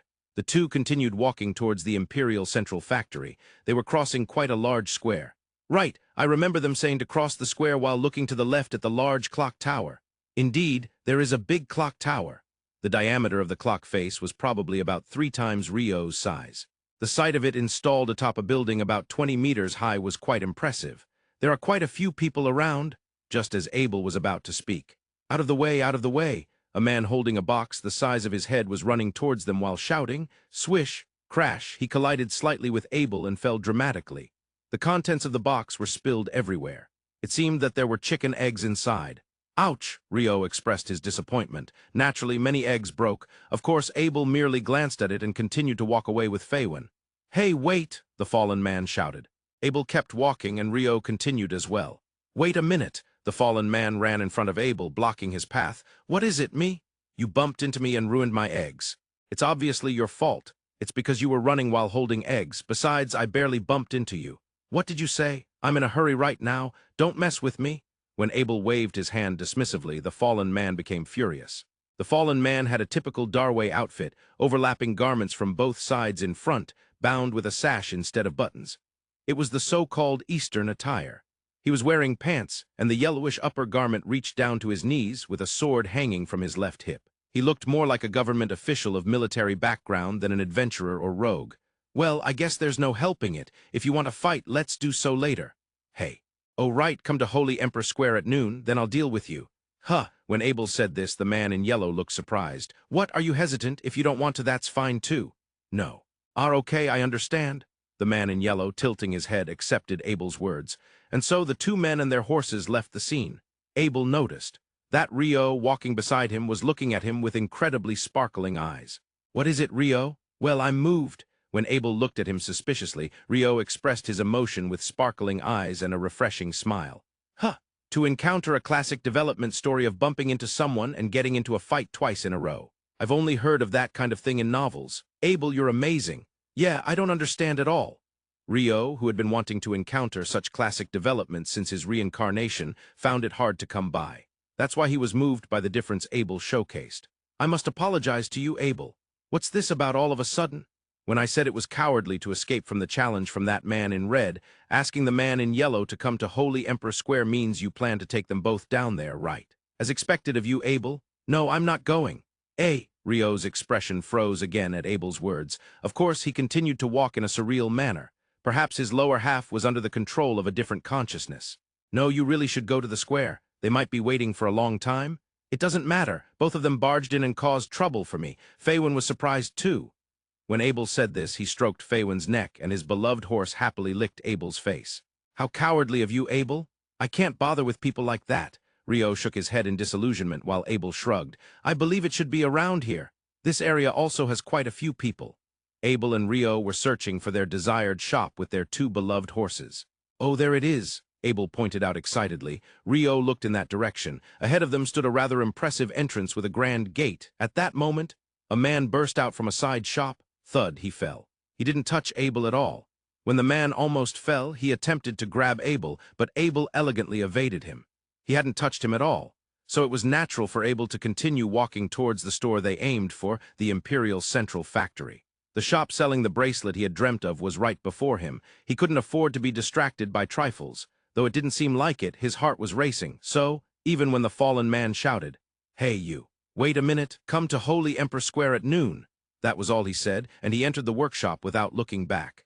The fallen man, who had a typical Darway outfit, overlapping garments from both sides in front, bound with a sash instead of buttons.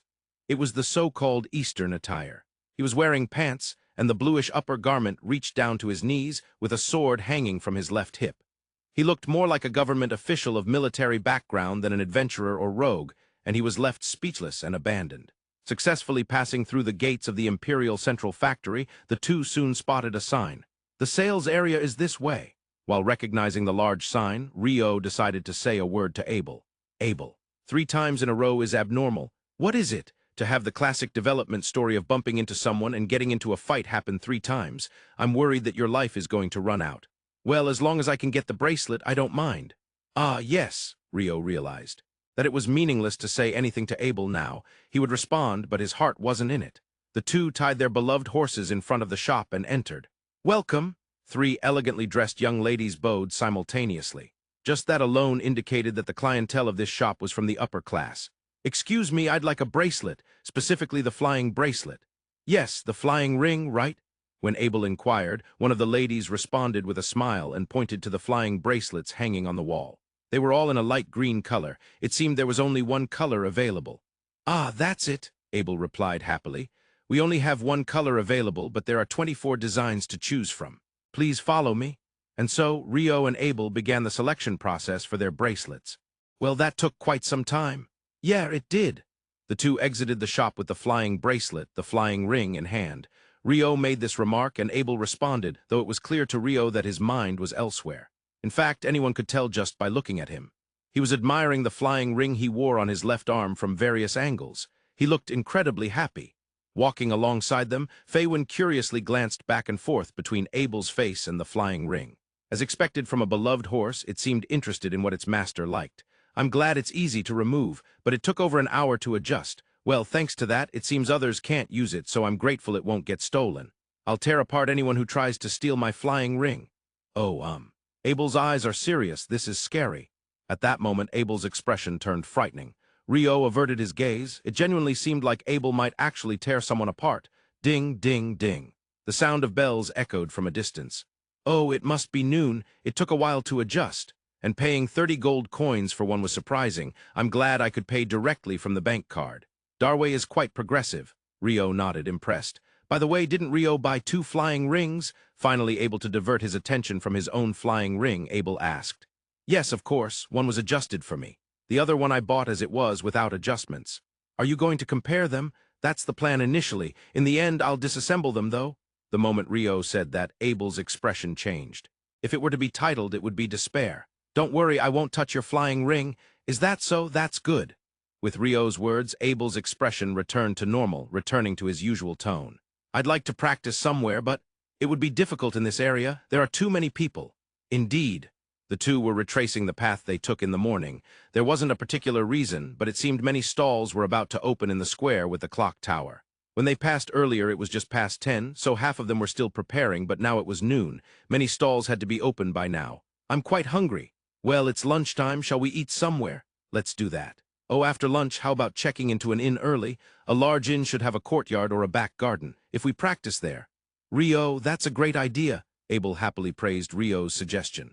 However, after looking around, he became slightly anxious. I hope there are no inns fully booked because of the crowds. Yes, they had experienced this. They couldn't stay at an inn during the princess marriage procession and had to camp outside. Currently, this imperial capital was gathering people from all over the empire in anticipation of Princess Xiaofen's wedding. He remembered receiving such an explanation when boarding the cargo ship. If that's the case, inns might be fully booked. Perhaps affordable inns won't be available. Hey, but in a city this size, there should be high-end inns open.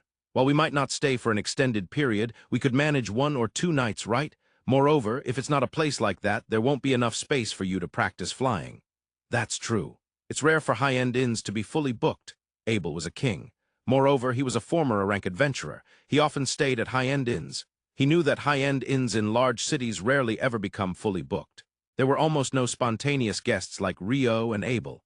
After all, wealthy people or important figures would stay in groups. Naturally, they would have reservations. Earlier, didn't we receive a flying instruction manual at the shop? Ah, the one about 10 pages long? I've read it all and memorized it. No way. When Rio brought up the flying instruction manual they received at the shop, Abel claimed he had memorized it. Apparently, he had read it while waiting for the adjustments. You really don't have to put your own document reading skills to use in a place like this. The skills honed from being buried in paperwork daily were something to behold. While having such a conversation, the two passed in front of the clock tower. Here they come, a voice echoed from somewhere. Naturally, the two continued walking, not thinking it was directed at them. Hey, wait, the voice blocked Abel's path. It was a man dressed in reddish clothing. Huh, who are you? Huh, don't mess with me. When Abel tilted his head and asked, the man in red became furious. That's when Rio remembered. He whispered to Abel. Look, it's the guy who wanted to pick a fight and said to meet in Holy Emperor Square at noon. Rio, you got into a fight? That's tough. Why me? It was Abel who got challenged to a fight. Huh, I wouldn't do something like that. Getting this bracelet was my top priority. Abel looked happily at the bracelet on his left hand. Yeah, Abel brushed him off casually to get that as soon as possible. Rio shook his head slightly as he said this. There they are. At that moment, another voice called out from behind the two. Abel didn't even turn around. Naturally, he thought it had nothing to do with him. However, Rio knew, after the man in red. Hey, you kept us waiting for over an hour, since we bumped into each other here, just like that. A man in yellow appeared, the one who had cracked many eggs in that square. Now that they had reached this point, Rio understood. This square in front of the clock tower was Holy Emperor Square, and with red and yellow, I found you, you won't get away this time. As he said that, a man in blue appeared, red, yellow, and blue, 3 colors together. Huh. The 3 men in colors exchanged glances. Gaji, Gza, Gabo, those seemed to be their names. Rio couldn't grasp who was who. What are you guys doing here? You're the one who has business with that red-haired guy. I'm here to settle scores for the eggs. Only the last individual was recognizable. Still, to challenge all of us, that red-haired guy must be a fool. I won't let you live. I'll crush you like the eggs. Finally, Rio understood various things. Abel, there's no doubt about it. This is not a story that evolved from a chance encounter into a fight. Huh, This is a development akin to the Three Musketeers? Yeah, as usual, I have no idea what you mean. The Three Musketeers is one of the peaks of French swashbuckling literature. A. Dumas, who also wrote The Count of Monte Cristo, is famous for it, but actually it's just the title of the first part of the trilogy, the D'Artagnan romances. First part, The Three Musketeers second part. 20 years later, third part. The Vicomte de Bragelonne, as the name suggests, the protagonist throughout is D'Artagnan, who came from rural Gascony to Paris. Initially, when D'Artagnan arrived in Paris, he was challenged by three men, leading to a duel with the three formidable musketeers, Athos, Porthos, and Aramis, commonly known as the Three Musketeers. Indeed, the story begins with the confrontation between D'Artagnan and the Three Musketeers. That was the thought that floated in Rio's mind. Abel, these three must surely be the representatives of strength in the Imperial capital. Is that so? To Rio's words full of expectation, Abel replied with a dubious glance directed at the three men. It seemed like they were discussing who would go first. Come on already, I'll take you all on at once, Abel said wearily. You punk, don't mess with us. We'll make you pay. The three drew their swords. I won't hold back even if it's 3 against 2. 2, one of the three shouted, and Abel tilted his head. Looking back, he understood the reason. It seemed Rio was counted among the number. Oh, this Rio, he's just watching. I'll handle this alone. Huh, if this robe joins in, they'll be defeated in less than a second. Don't mess with me, Rio had noticed. There was one man who had only been saying, don't mess with me, repeatedly. But wisely, he didn't voice it. Rio's role was to distance himself from the four, along with Andalusia and Tsuin. Of course, one person and 2 horses would safely witness Abel's performance from the ice wall package.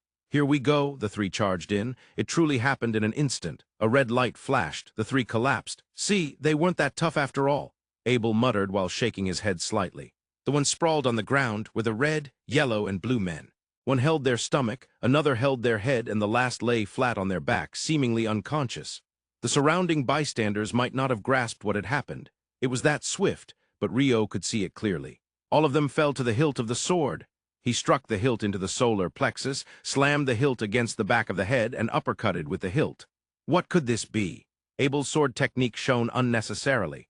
Don't say unnecessarily, Abel grimaced in response to Rio's approaching words. So is this what you were saying about the Sanjushi? No, that was an illusion. It's impossible for such weaklings. That's right, Abel approached one of the fallen individuals. Hey, Eep, he's trembling in fear, Abel called out, and the man in yellow yelled while Rio stated the facts. Which inn has the largest courtyard and is the most luxurious in the Imperial capital? The inn where I could practice with the flying ring in the courtyard. If that's the case, it'd be Dragon Spring Residence. The price is high, but it has a vast training facility, where large merchants and lords with bodyguards stay. Oh, that sounds good, guide us. Though Abel said it lightly, the man in yellow screamed as if it were the end of the world. Who caused the trouble? ... It was us. Yeah, that's right. Normally, what do you do in such cases? Apologize? Yes, that's right. Show sincerity and apologize. In this case, sincerity is our guidance. If you do that, I'll forgive you. Really? Yeah, I promise. The discussion reached a conclusion. Leading the way, the man in yellow guided the 2 and the 2 horses. Abel, you were quite intimidating there. Don't say such misleading things. I did interrogate captured thieves back in my adventurer days, but compared to that, this was gentle, right? The most terrifying interrogation with the red sword was Ria. Abel instantly answered Rio's question. The current queen is said to be quite frightening. Speaking of which, we were being watched just now. Did you notice, Abel? Yeah, it was the 10 soldiers on the ship, right? The 10 soldiers who had been on the ship observed the fight between Abel and the red, yellow, and blue men from a distance. Since they didn't take any action, they let it be.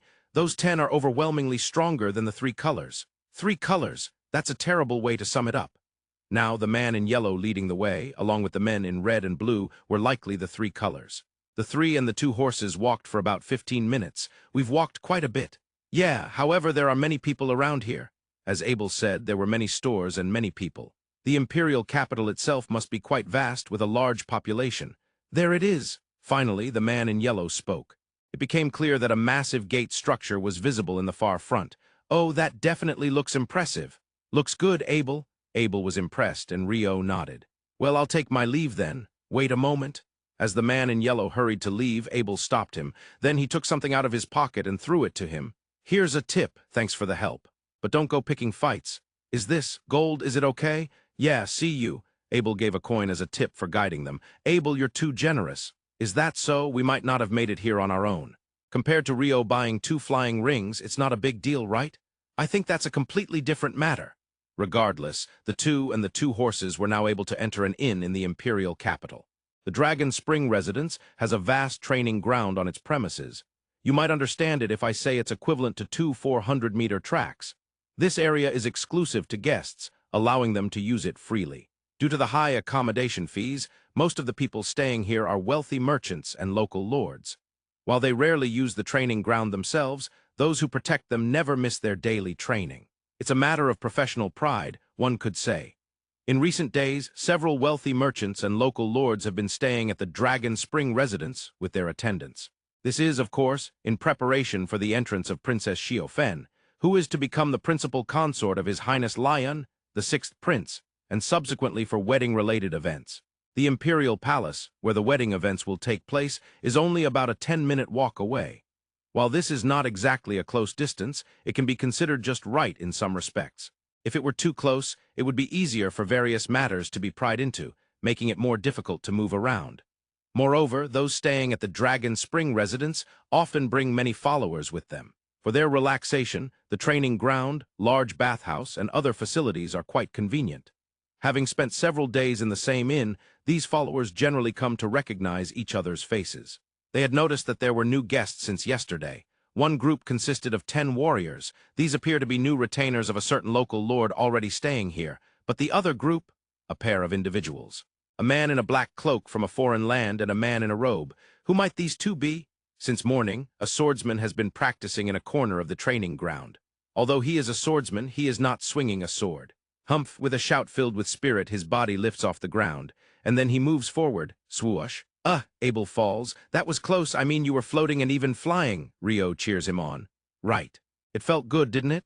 Even though he keeps falling, Abel's face is filled with joy. The act of flying in the sky, which he had dreamed of, it's gradually becoming a reality for him, which is to be expected. Of course, he has been practicing since morning, but he started intermittently after arriving at the inn yesterday afternoon. Still, it's surprising that Abel hasn't experienced any magical power depletion despite all this practice. Perhaps the mechanism of this flying ring is incredible, or maybe Abel actually has a lot of magical power. Wasn't it Rio who said that magical power is related to some kind of gravitational pull?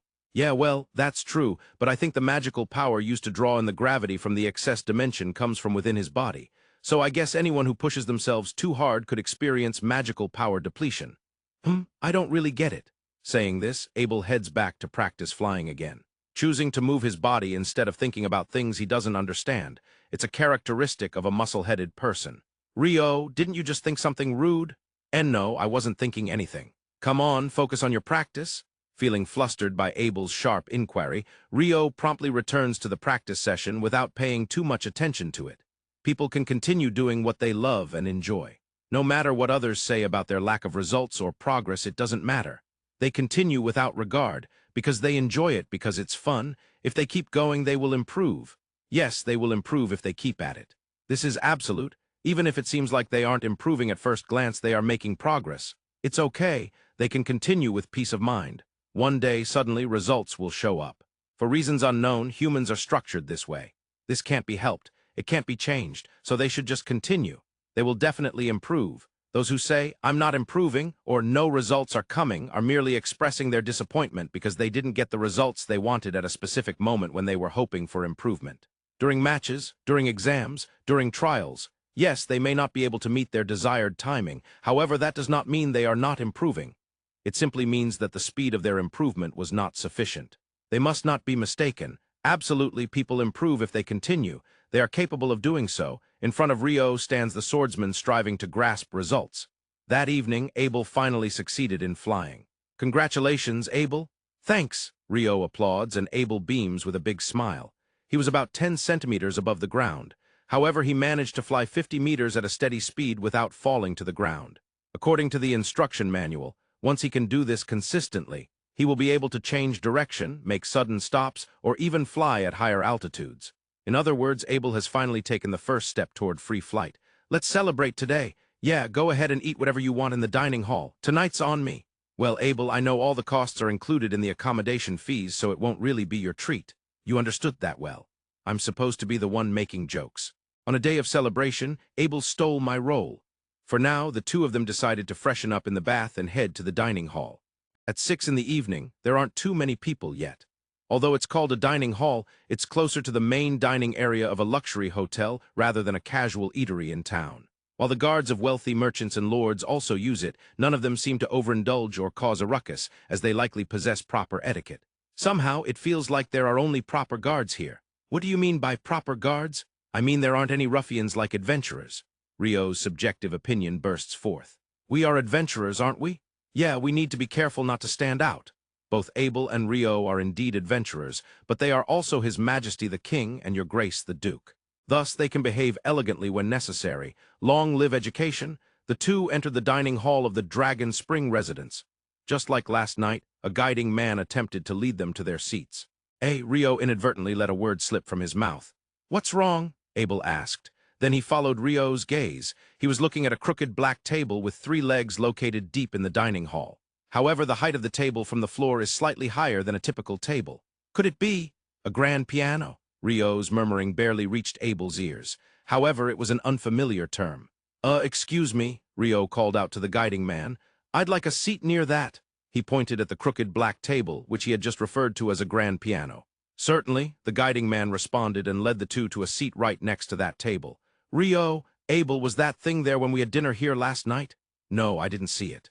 It was probably tucked away behind the curtains. The fact that it's out today means it's going to be used tonight, right?" Rio seems to be getting excited about something. "Do you know what that is, Rio? I heard you mention something like grand what earlier."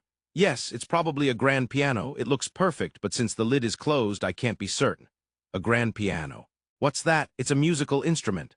"Oh." Hearing Rio's answer that it's an instrument, Abel took a good look at the crooked table. Musical instruments, regardless of their shapes, have one common purpose, that is to produce sound. However, to Abel, it certainly doesn't look like it can make any sound. No, the only possibility could be, if you hit it, it will make sounds. "Abel, the place you're thinking of is the lid, not the place you hit." For some reason, Abel had become the one making the silly remark, and Rio was the one correcting him. As someone who considers himself the comedic role, Rio feels unsatisfied, but it can't be helped. Let's order dinner first. It's a celebration for Abel after all. The piano won't run away." "Yeah, let's do that." Even though he was curious about the piano, his stomach was also empty. He wanted to celebrate Abel's success in flying. Then they should first eat happily. As the two leisurely progressed through their meal, more guests began to fill the dining hall. And finally, Abel noticed something and let a voice slip out. This caused Rio to notice as well. A dressed-up woman appeared. She opened the lid of the grand piano. Reflected in the beautifully polished interior of the lid were several strings stretched across. Just as I thought, that's the grand piano I know," Rio exclaimed excitedly. "Oh, it's a musical instrument, but it's huge. There's no way you can carry it around, right?" "Of course, it weighs several hundred kilograms. There are no pianos in the Central Nations, are there?" "I've never heard of such an instrument." Abel nodded in response to Rio's question. "Abel can play the violin. Rather than simply being able to play, he is skilled enough that Rio would consider him a master by his standards. It seems that since childhood, members of the Natore royal family are trained to play the violin, so he can still play it even now. However, the fact that someone as knowledgeable about music as Abel doesn't know about it suggests that pianos don't exist in the Central Nations. In the first place, the big question is why there is one in Phi, but eventually the woman began to play a tune. It was the BGM during their meal. Without disturbing their conversation, it whetted their appetites and created a pleasant atmosphere. It was by no means a performance that took center stage, but rather one that was unobtrusive yet made people feel good. In that sense, it was a very excellent performance. Of course, it was a piece Rio did not recognize. Most likely it was composed in this Phi. The piano as an instrument must have been replicated here by someone, probably a reincarnator, while the piece is an original from Phi. A fusion of Earth's culture and Phi culture. That was quite a wonderful experience. "Nice," Rio nodded at Abel's murmured appreciation. "Good music is good for anyone who listens to it." The two surrendered themselves to the pleasant music. Finally, a piano has appeared, and Chapter 8 of the comic is now available on Corona X today. Finally, Rio will meet his love interest. Light Novel Volume 5 Bonus Short Story List to Books Online Store. A-Rank Promotion Ceremony ebook. After returning from Kona Village Support Bookstores, Rio Warren Support Bookstore List. The next morning, at the edge of the training ground, Abel was, as usual, practicing flight. Next to him, Rio had set up an ice table and chairs and was peering at the magic formula of the flying ring he had bought. Of course, normally, one wouldn't be able to see the magic formula of such products. However, Rio was a man with a hobby of alchemy. He was somewhat skilled at a kind of reverse engineering, especially when he learned under Neil Anderson, a top-notch alchemist from the Western nations. He had been shown techniques for analyzing golem magic formulas. Those experiences significantly enhanced Rio's knowledge of alchemy. Gaining practical experience might be a shortcut to enhancing one's abilities. I understood that wrapping my whole body with wind attribute magic was necessary through my own trials. But to maintain my posture, I need to blow wind downwards from 4 directions constantly. That's quite similar to a quadcopter, which is recognized as a drone. Drones that developed in the 21st century on Earth are broadly categorized into types like multicopters or quadcopters with 3 or more rotors and those resembling airplanes. The principle of a quadcopter, which floats by sending air downwards with its 4 blades, was similar. Simply put, by changing the rotation speed of the blades, one can freely fly forwards, backwards, left, and right. Thus, a tail wing isn't necessary. This flying ring seems to operate on the same basic principle, changing the airflow from the 4 points to move. It's very simple. Because of that, it can be said to be extremely resistant to failure. The person who developed this is amazing. HM, did you figure something out? Abel reacted to Rio, who had involuntarily raised his voice. I did understand, but I feel it would be meaningless to explain it to you. Please learn it through experience. I feel like I'm being looked down upon. That's not the case. It's best to learn in a way that suits you. That's all I'm saying. Rio spoke with confidence, but Abel looked at him with a dubious expression. At that moment, 3 individuals approached them. Of course, both of them noticed. They didn't know the man at the front, but the 2 men and women he was leading behind were familiar figures. Well, to be precise, they didn't know their names. 2 out of the 10 people who boarded the same ship. Hello, may we interrupt for a moment? The man in the lead looked to be around 50 years old. He wasn't a merchant, but likely a local lord. This man courteously spoke to them. Yes, please come in, Rio said, creating 4 ice chairs. They had ice cushions and were extremely comfortable to sit in. Abel sat next to Rio. The lord sat facing the 2 of them, with the male and female soldiers seated on either side. Both were slightly surprised when Rio generated the ice chairs, and they were even more surprised once they sat down. I am Von Dauber, bound to Earl Matten. The lord introduced himself with a respectful bow. I am Rio from the Natore Kingdom. This is also Abel. It was rare for Rio to introduce himself instead of Abel, including the name of their kingdom. The Natore Kingdom. That's from the Central Nations, right? I knew you were from a foreign land, but I didn't realize you came from so far away. Do you know about our kingdom? To be precise, I'm sorry, but I don't. But I've heard of it in the songs sung by bards. It has been sung often here in Darway for about a year now. Oh ho! Rio nodded happily at Lord Von Dauber's words.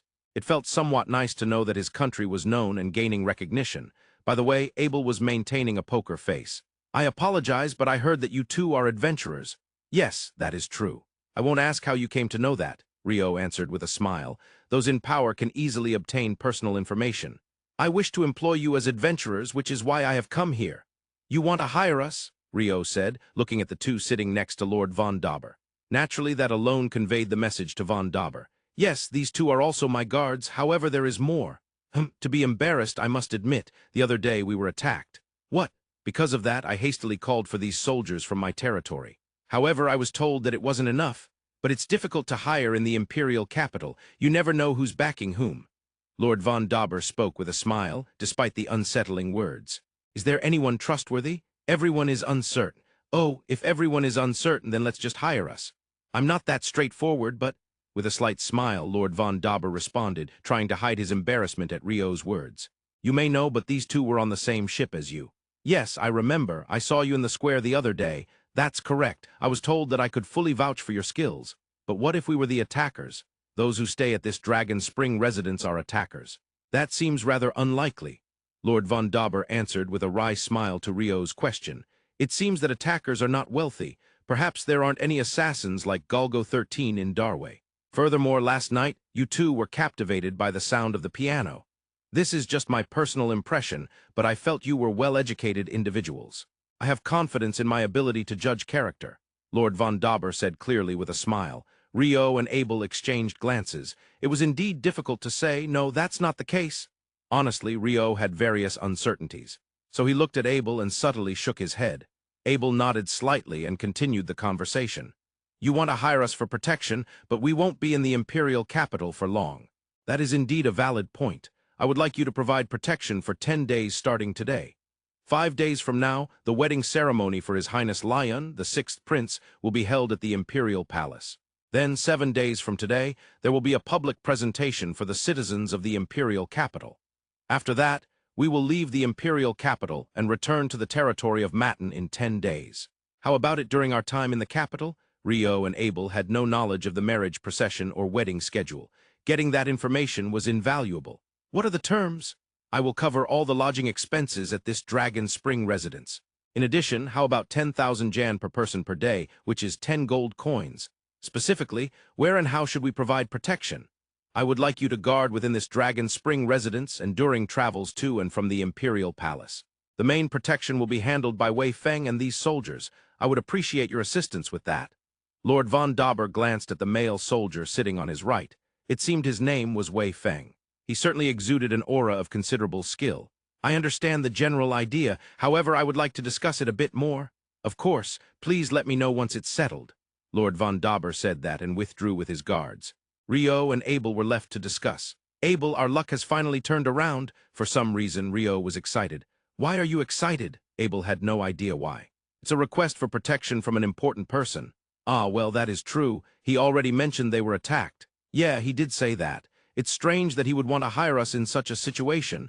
Rio pointed emphatically at Abel. It's not like Abel said anything weird. However, Rio's mood was reminiscent of an inspector pursuing illegal activities. Strange, he just wants to hire us because he lacks manpower. It seemed Abel was completely unaffected, giving his typical response. Perhaps we will become victims of Lord von Dauber's scheme? He aims to assassinate the Emperor of Darway and intends to frame us for the crime. Of course, it was merely Rio's delusion. Yes, that was a common occurrence. Rio is amazing. He always comes up with such delusions or ideas that spring forth like a fountain. Why do you say that with a hint of exasperation? Well, I just can't understand it at all. It would be too late to regret it after falling into a trap. Abel shook his head while saying this, and Rio pouted in a way that suggested he was about to explode in anger. Then should we decline the request? No, let's accept it. If we accept, we will fall into his trap, right? Abel did not believe Rio's delusion at all, but he didn't think they needed to force themselves to accept the request either. Certainly, having all lodging expenses covered was a big deal, and 10 gold coins per day was substantial, especially per person. However, they weren't desperate enough for money to take on a job they didn't want to do. Yet Rio insisted on taking it. You can't catch a tiger cub without entering the tiger's den. We must boldly leap in and cut the roots of the plot. I don't really understand, but if you want to take it, then let's go ahead. Money is always welcome. Yeah, I certainly won't deny that. Thus, the two decided to accept the guard request from Earl Matin von Dauber. Finally, a classic development, a request for protection from an important person. A water attribute mage, right? That's correct, right? Let's see if Rio's delusions come to fruition. Von Dauber entered the Imperial Palace at 8 in the morning and exited at 6 in the evening. Until the time of the attack, he had been maintaining this schedule, but it seems that after the attack, he had been holed up in the Dragon Spring residence. However, with Rio and Abel now acting as his bodyguards, permission was granted by Wei Feng, the leader of the guards, to return to his original activity schedule. Wei Feng is the most powerful person. Yeah, Rio, even if you think that, you shouldn't say it out loud. Abel admonished Rio for his words. I also wouldn't have been allowed to do anything if Count Heinlein had said no. That's just because the Chancellor has a higher position than you, Abel, right? I was. The king, though, a king is just a figurehead. You're merely being carried. You mustn't misunderstand that. I see, a misunderstanding. It seemed even His Majesty the King was having a hard time. It was the 3rd day since the two accepted the bodyguard request. The group of bodyguards, including Rio and Abel, was waiting in a standby location outside the Imperial Palace. To put it simply, this is the place where bodyguards and attendants wait while their master is inside the Imperial Palace. If they were low-ranking officials, there would be no attendance, but for a lord like von Dauber or high-ranking officials, it was different.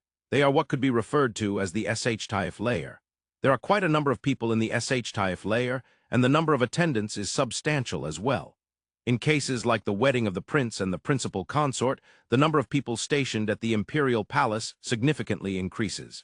Naturally, the number of those waiting outside the Imperial Palace also rises sharply. There seem to be various types of standby locations, but the one where Von Dauber's bodyguard group is located resembles a gymnasium, with multiple groups waiting.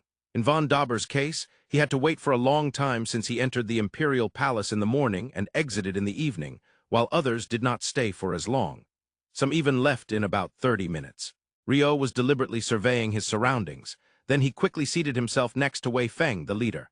"What is it, Rio-san?" Wei Feng, who always wore a serious expression and never compromised on his work, spoke courteously to Rio and Abel. He always addressed them with a "san" suffix. "Yes, actually there's something I want to confirm regarding our bodyguard duties." "What is it?" Wei Feng prompted Rio's question.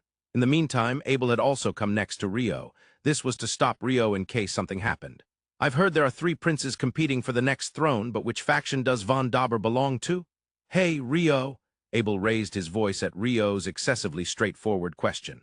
Surely it might be good to know for their bodyguard duties, but it didn't seem like a question a hired bodyguard should be asking. Wei Feng narrowed his eyes and looked at Rio. After observing for about a minute, he opened his mouth. "The Lord does not belong to any faction." Rio was surprised by Wei Feng's answer. "Is that really possible? I mean, I think there might be some harassment from the princes. If that's the case, no one would protect him, and wouldn't that be a problem?" "I understand what you're saying, Rio-san. And in the Darway Imperial Palace, that is quite common. If that's the case, that is why he was attacked." "Oh, I see." Previously, it had been said that Von Dauber was attacked. Of course, it was unknown who instigated the attack. But it was easy to imagine. It could be one of the 3 princes fighting for the throne, or perhaps someone from their factions. They might have attacked and threatened Von Dauber, who does not belong to any faction, to draw him in. Or it might have been a warning to those who do not belong to any faction. Regardless, in a fierce faction struggle, not belonging to any group is the most dangerous. Because in times of crisis, no one will protect you. In times of crisis, you might even be made an example of. In times of crisis, you might even be framed. "Is there anyone here from Earl Matten's faction? Earl Matten's people?" Earl Matten refers to Von Dauber. "I'm a bodyguard of Earl Matten." Wei Feng raised his hand and stood up, shouting loudly. Not just Rio and Abel, but the other 9 bodyguards also stood up. "It's urgent. Earl Matten has been detained in the Imperial Palace." "What?" The situation took a sudden turn. "How about it? Did you find out anything?" "Yes, a little." The one who answered Wei Feng's question was a female bodyguard who had gone to gather information in the Imperial Palace. She held a vice-captain position, and her name was Nguyen. "It seems the Lord suddenly attacked Earl Bashu with a sword." "What are you saying?" "The Lord doesn't carry a sword. He doesn't even have a dagger, does he?" Wei Feng frowned at Nguyen's report. "Yes, he apparently took a sword from the Forbidden Army and attacked. Many witnesses saw the moment he struck." "That's ridiculous," Wei Feng muttered disdainfully. After that, no one spoke. Abel was the one to break the silence. "What about the Lord? Von Dauber's swordsmanship?" "Oh, it's completely terrible. The Lord is fair, with integrity and purity, and spares no effort, but he is utterly unskilled with a sword, bow, or magic. That's why we are his bodyguards. Someone like that took a sword from the Forbidden Army. The Forbidden Army is the Imperial Guards, right?" "Yes, Abel is correct in his understanding." In the end, Abel asked Rio a question, and Rio nodded. "The Forbidden Army is the elite unit directly under the Emperor. Indeed, even if he caught them off guard, it would be impossible for the Lord." When Wei Feng said that, the other 9 nodded as well. It seemed that Lord Von Dauber was not suited for martial matters at all. "So what happened to the detained Lord? He has been taken to the high-security prison. What in the world is going on?" The bodyguard group began to think in silence. Abel noticed that Rio was tilting his head in confusion. "What's wrong, Rio? If my memory serves me correctly, the victim Earl Bashu is—" "Earl Bashu? Bashu, I see. It's Roshu 10. Earl Bashu Roshu 10 is the nephew of Vice Daimyo Fu 10. The two had once gone together to meet Inspector Li Wu, who was visiting the city of Namen. They were not complete strangers." "Do you know Earl Bashu?" "Yeah, he helped us a little while ago." "Since Earl Roshu 10's territory, Bashu, is far from the imperial capital, I wonder if there were any attendants or bodyguards waiting at some standby location like us?" Wei Feng asked. Abel answered, and Rio searched for a lead. "It seems Earl Bashu was not injured." Nguyen, who had been investigating, replied. "If he was attacked, he would have been quite shaken. He must have returned to the inn today, and the Censораte's hearing will likely take place tomorrow or later. If we know the inn, why not go directly and ask him what happened?" Based on Wei Feng's suggestion, Rio proposed. "That's a good idea. The person who knows the most about what happened is, after all, the victim, Earl Bashu. But would he be willing to meet with the retainers of the person who attacked him? We can manage that part." "Will you go?" "Yes, of course." In response to Wei Feng's question, Rio nodded vigorously. Next to him, Abel nodded as well. Indeed, it was true they had only known Lord von Dauber for a few days, but he was their employer. In fact, even if something insulting happened, they believed he was not the type to take a sword from the Forbidden Army and attack someone. That's why they were curious about what really happened. Many people said they had witnessed it. All right, let's split up and investigate which inn Earl Bashu is staying at. Once we find out, we'll send the two of you to meet him, Wei Feng declared, and Rio and Abel nodded.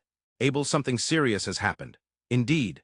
If we do something like Denshu in the Lord's court, only tragedy will follow. Denshu, I feel like I've heard that word before. It seems that Rio had mentioned the term Denshu while riding in a carriage towards Twilight Land, and Abel had remembered it, as expected of the king. However, the story of Asano Takumi no Kami and Kira Kazuke no Suke of the Akko domain was, of course, lost on Abel. Denshu is generally known as the tale of the loyal retainers or the Pine Corridor incident. During the Edo period, in the Pine Corridor of Edo Castle, Asano Takumi no Kami attacked Kira Kazuke no Suke with a ceremonial dagger, a small knife. There's no way that a blade like that could kill someone, and in fact, Kira Kazuke no Suke sustained only minor injuries that required just a few stitches. From a calm perspective, it was hard to understand why Asano Takumi no Kami attacked. As a result of his actions, the Akko domain where he had been the lord was abolished. All samurai became ronin, and their families were left to wander the streets. This outcome of the Akko domain was something anyone could understand. If you cause a ruckus in the lord's court, specifically within Edo Castle, this is what happens. Yet he attacked. Many hypotheses arose, and the story has been passed down for hundreds of years.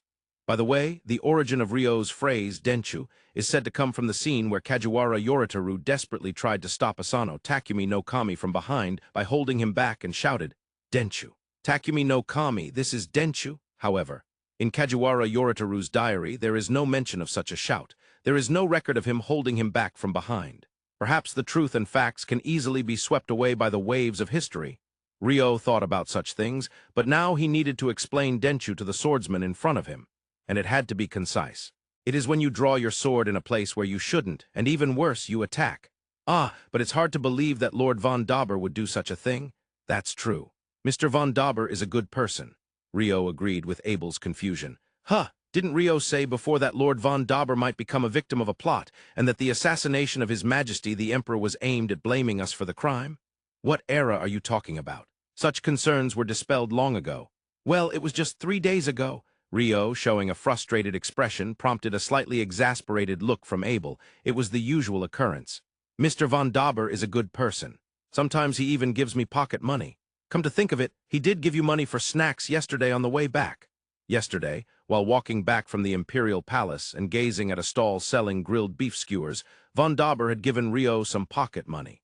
He handed over gold coins and asked him to buy for everyone, including Rio. He said Rio could keep any change that was left.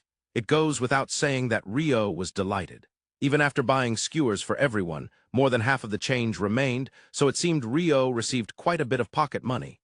He treated him and also gave him pocket money. There couldn't possibly be a bad person like that. Abel, you had some skewers too, right? They must have been delicious. It was all thanks to Mr. von Dauber. A wonderful employer deserves proper respect. Yeah, well, I won't deny that, Rio insisted, and Abel accepted. The obligation of one meal is significant. For von Dauber, who even covers the lodging fees, it is only natural for Rio to act. I found out where Earl Bashu is staying. The guards they had been investigating returned.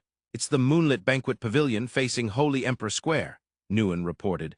Holy Emperor Square is the same square where Abel had defeated the three colors, the one with the clock tower. I know Holy Emperor Square. Rio and I will go. Please do. Wei Feng had a frown on his face. He seemed to find it painful that they could not move and had to rely on the two newly hired individuals. If the Lord is in a situation where he cannot meet anyone, then as his vassals, it would be best for us not to loiter near Earl Bashu. For now, we'll stay here, so please contact us here. Understood. Including Wei Feng, the 10 guards bowed deeply. Both Abel and Rio nodded slightly and left the waiting area, heading towards Holy Emperor Square. Holy Emperor Square is vast. It is often used as a meeting place for the citizens of the Imperial capital, so there are always many people. However, the Moonlit Banquet Pavilion they had been informed about was immediately recognizable. Before the Moonlit Banquet Pavilion, it wasn't overly crowded. Indeed, compared to the surrounding shops and inns, there seemed to be more comings and goings, but perhaps because the original entrance is wide and large, it didn't feel crowded at all. Rio and Abel peeked inside. There are quite a few people inside. That's right, is that an argument? When they looked inside, they saw several people shouting loudly just a little past the entrance. But upon closer inspection, it seemed one person was spreading their arms to stop others from entering. They seemed to be stopping those who came to visit. They're probably saying that the Lord is not in a condition to meet anyone, so they must be Lord Roshu Ten's retainers. If that's the case, it's a problem. We're trying to meet him to check on him. They probably won't let us through, Rio and Abel sighed. That said, we can't just go back like this. True, but what should we do? I'll use my usual method. Your usual method? Rio said confidently, but Abel had no idea what he was referring to. Was there really a universal method they typically used? While Abel draws attention with a solo charge, I'll sneak in from the back. Rejected. Why? I would get turned over to the Censorate. That's a necessary sacrifice. Rejected. Rio's suggestion was turned down by Abel. The ongoing battle between swordsmen and mages, which has continued since the creation of the world. The fated struggle between front line and back line that can never coexist. It might be inevitable. So what are we going to do? We'll just go around to the back entrance. I suppose that's what we have to do. While not as vast as Dragon Spring Residence, the Moonlit Banquet Pavilion is still quite a large inn. When it becomes a place for wealthy merchants and local lords to stay, accompanied by their entourage and guards, it naturally has to grow large. This means that there are many areas that are out of sight. With security like this, assassins could come and go freely. What do you mean, assassins? Those scary red swordsmen who make a living from assassination and wield magic swords. After Rio explained, he glanced sideways at Abel. I don't mean to imply that you're thinking of me, right? Of course not. No way that's the case. While they exchanged such conversations in low voices, the two occasionally hid themselves, though the security was lax. It was hard to tell if it was the inn's security or the guards of the guests, but they were walking through the inn's courtyard. Of course, if the two of them got serious, they wouldn't be found. The structure of the Moonlit Banquet Pavilion was typical of Darway, a single-story building with many wings connected by corridors. Of course, the two did not know where Lord Roshu Ten was. However, passive sonar. Rio used his water attribute magic. If it was a familiar person's reaction, they could track it. That room in the back over there. Rio led the way with Abel following. Knock, knock. A knocking sound echoed. Yes, from inside came a suspicious yet familiar voice. Rio opened the door and peeked in. Rio-san, and Abel-san too. Abel also peeked in from behind Rio. There sat Earl Bashu Roshu Ten sipping tea. Why are you two here? After inviting Rio and Abel to take a seat, Roshu Ten asked. It was a natural question. The two, who had parted ways in the city of Namen, had unexpectedly shown up in the Imperial capital at the very inn where he was staying. Moreover, no one had come to inform him. Well, it's just a courtesy visit, Rio replied. That wasn't a lie. Of course, it wasn't the only reason. I see, so you've heard about it as well. But it was just a few hours ago, wasn't it? Isn't that a bit too soon? Roshu Ten, a person who could be described as calm, was certainly not dull-witted. That's correct. In fact, I am currently employed as a guard by Earl Matten von Dauber, Abel honestly stated, and Roshu Ten's eyes widened. He seemed quite surprised. However, that surprised look vanished in a moment. I understand now. If that's the case, it makes sense. The Earl's retainers must have been gathering information as well. Your presence here is part of that, right? Yes. Given the recent incident, it's somewhat awkward for someone who is employed by the very person who attacked. No, I don't mind. Rather, I would like you to inform the Earl's retainers when you return. Inform them? About what? To refrain from rash actions. Roshu Ten's expression was completely serious. I understand. I promise to convey that. For that purpose, yes, I will share everything I can. Roshu Ten nodded. That said, I don't have much to share. Summarizing what Roshu Ten explained, it was as follows. Roshu Ten had been appointed as a consultant for the setup of the new residence following the wedding of His Highness Lyun, the sixth prince. He frequently visited the Imperial Palace for that reason, but it had been a while since he had walked through the southern corridor where the recent incident occurred. While walking there, he heard a scream from behind. Turning around, he saw a forbidden army soldier who had fallen on his backside and Earl Matten running towards him, sword raised. He noticed people around, but no one was moving. Since the Earl swung his sword with great force, Roshu Ten dodged. The Earl staggered significantly and was soon surrounded by nearby officials and other lords, unable to move further and was restrained. Roshu Ten had been swiftly moved to another room, so he did not know what happened thereafter. I'm not particularly skilled in martial arts either, but Earl Matten wasn't well versed in that realm. Roshu Ten shook his head slightly as he concluded his explanation. Are you close to Earl Matten, von Dauber? No, of course I am aware of him, but we have never worked together. We hardly know each other. While Earl Matten is certainly not a man of martial prowess, I do know that he is a person of strong character. He doesn't belong to any faction and maintains his principles even with the princes and even with the noble princes. Therefore, if such a person attacked someone in the Imperial Palace, if it weren't for me, I would have found it hard to believe. After saying this, Roshu 10 finished the remaining tea in his cup. Did you notice anything unusual?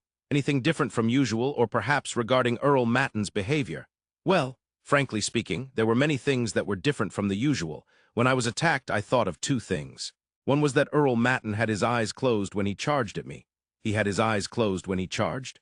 Yes, strange, isn't it? No swordsman can hit their target with their eyes closed. Also, for just a brief moment, I noticed a sweet smell coming from Earl Matten's body. A sweet smell. It was a scent I hadn't smelled much before, probably from inside his clothes. I don't know if that information will be of any use, but it stuck very clearly in my memory. No, that's very helpful. Abel nodded at Roshu 10's words. Rio, who had been silent until now, finally spoke up. Do you know what Earl Matten was working on this time? Yes, Earl Matten was in charge of Princess Xiaofen's hospitality role. In other words, he was responsible for looking after her, the principal consort for His Highness Lyun, the sixth prince, as well as setting up temporary accommodations for the wedding and related matters. Of course, the actual work is handled by officials, so we as earls are merely responsible for oversight. We do attend to the formalities and maintain good communication with the other party. I had heard that the earl's hospitality role was progressing without issues. Roshu 10 shook his head slightly. He truly couldn't understand why this incident occurred. I will convey what I just heard to Earl Matten's retainers. Yes, thank you. Also, there won't be any executions until the wedding-related matters are resolved. There is still time, so please remind Earl Matten's retainers. I'll make sure to tell them to refrain from rash actions. With that, Rio and Abel exited the moonlit banquet pavilion through the back door. Both the assailant and the victim are related to this wedding. So you've noticed too, Rio? His Highness Lyun, the sixth prince, is marrying Princess Xiaofen.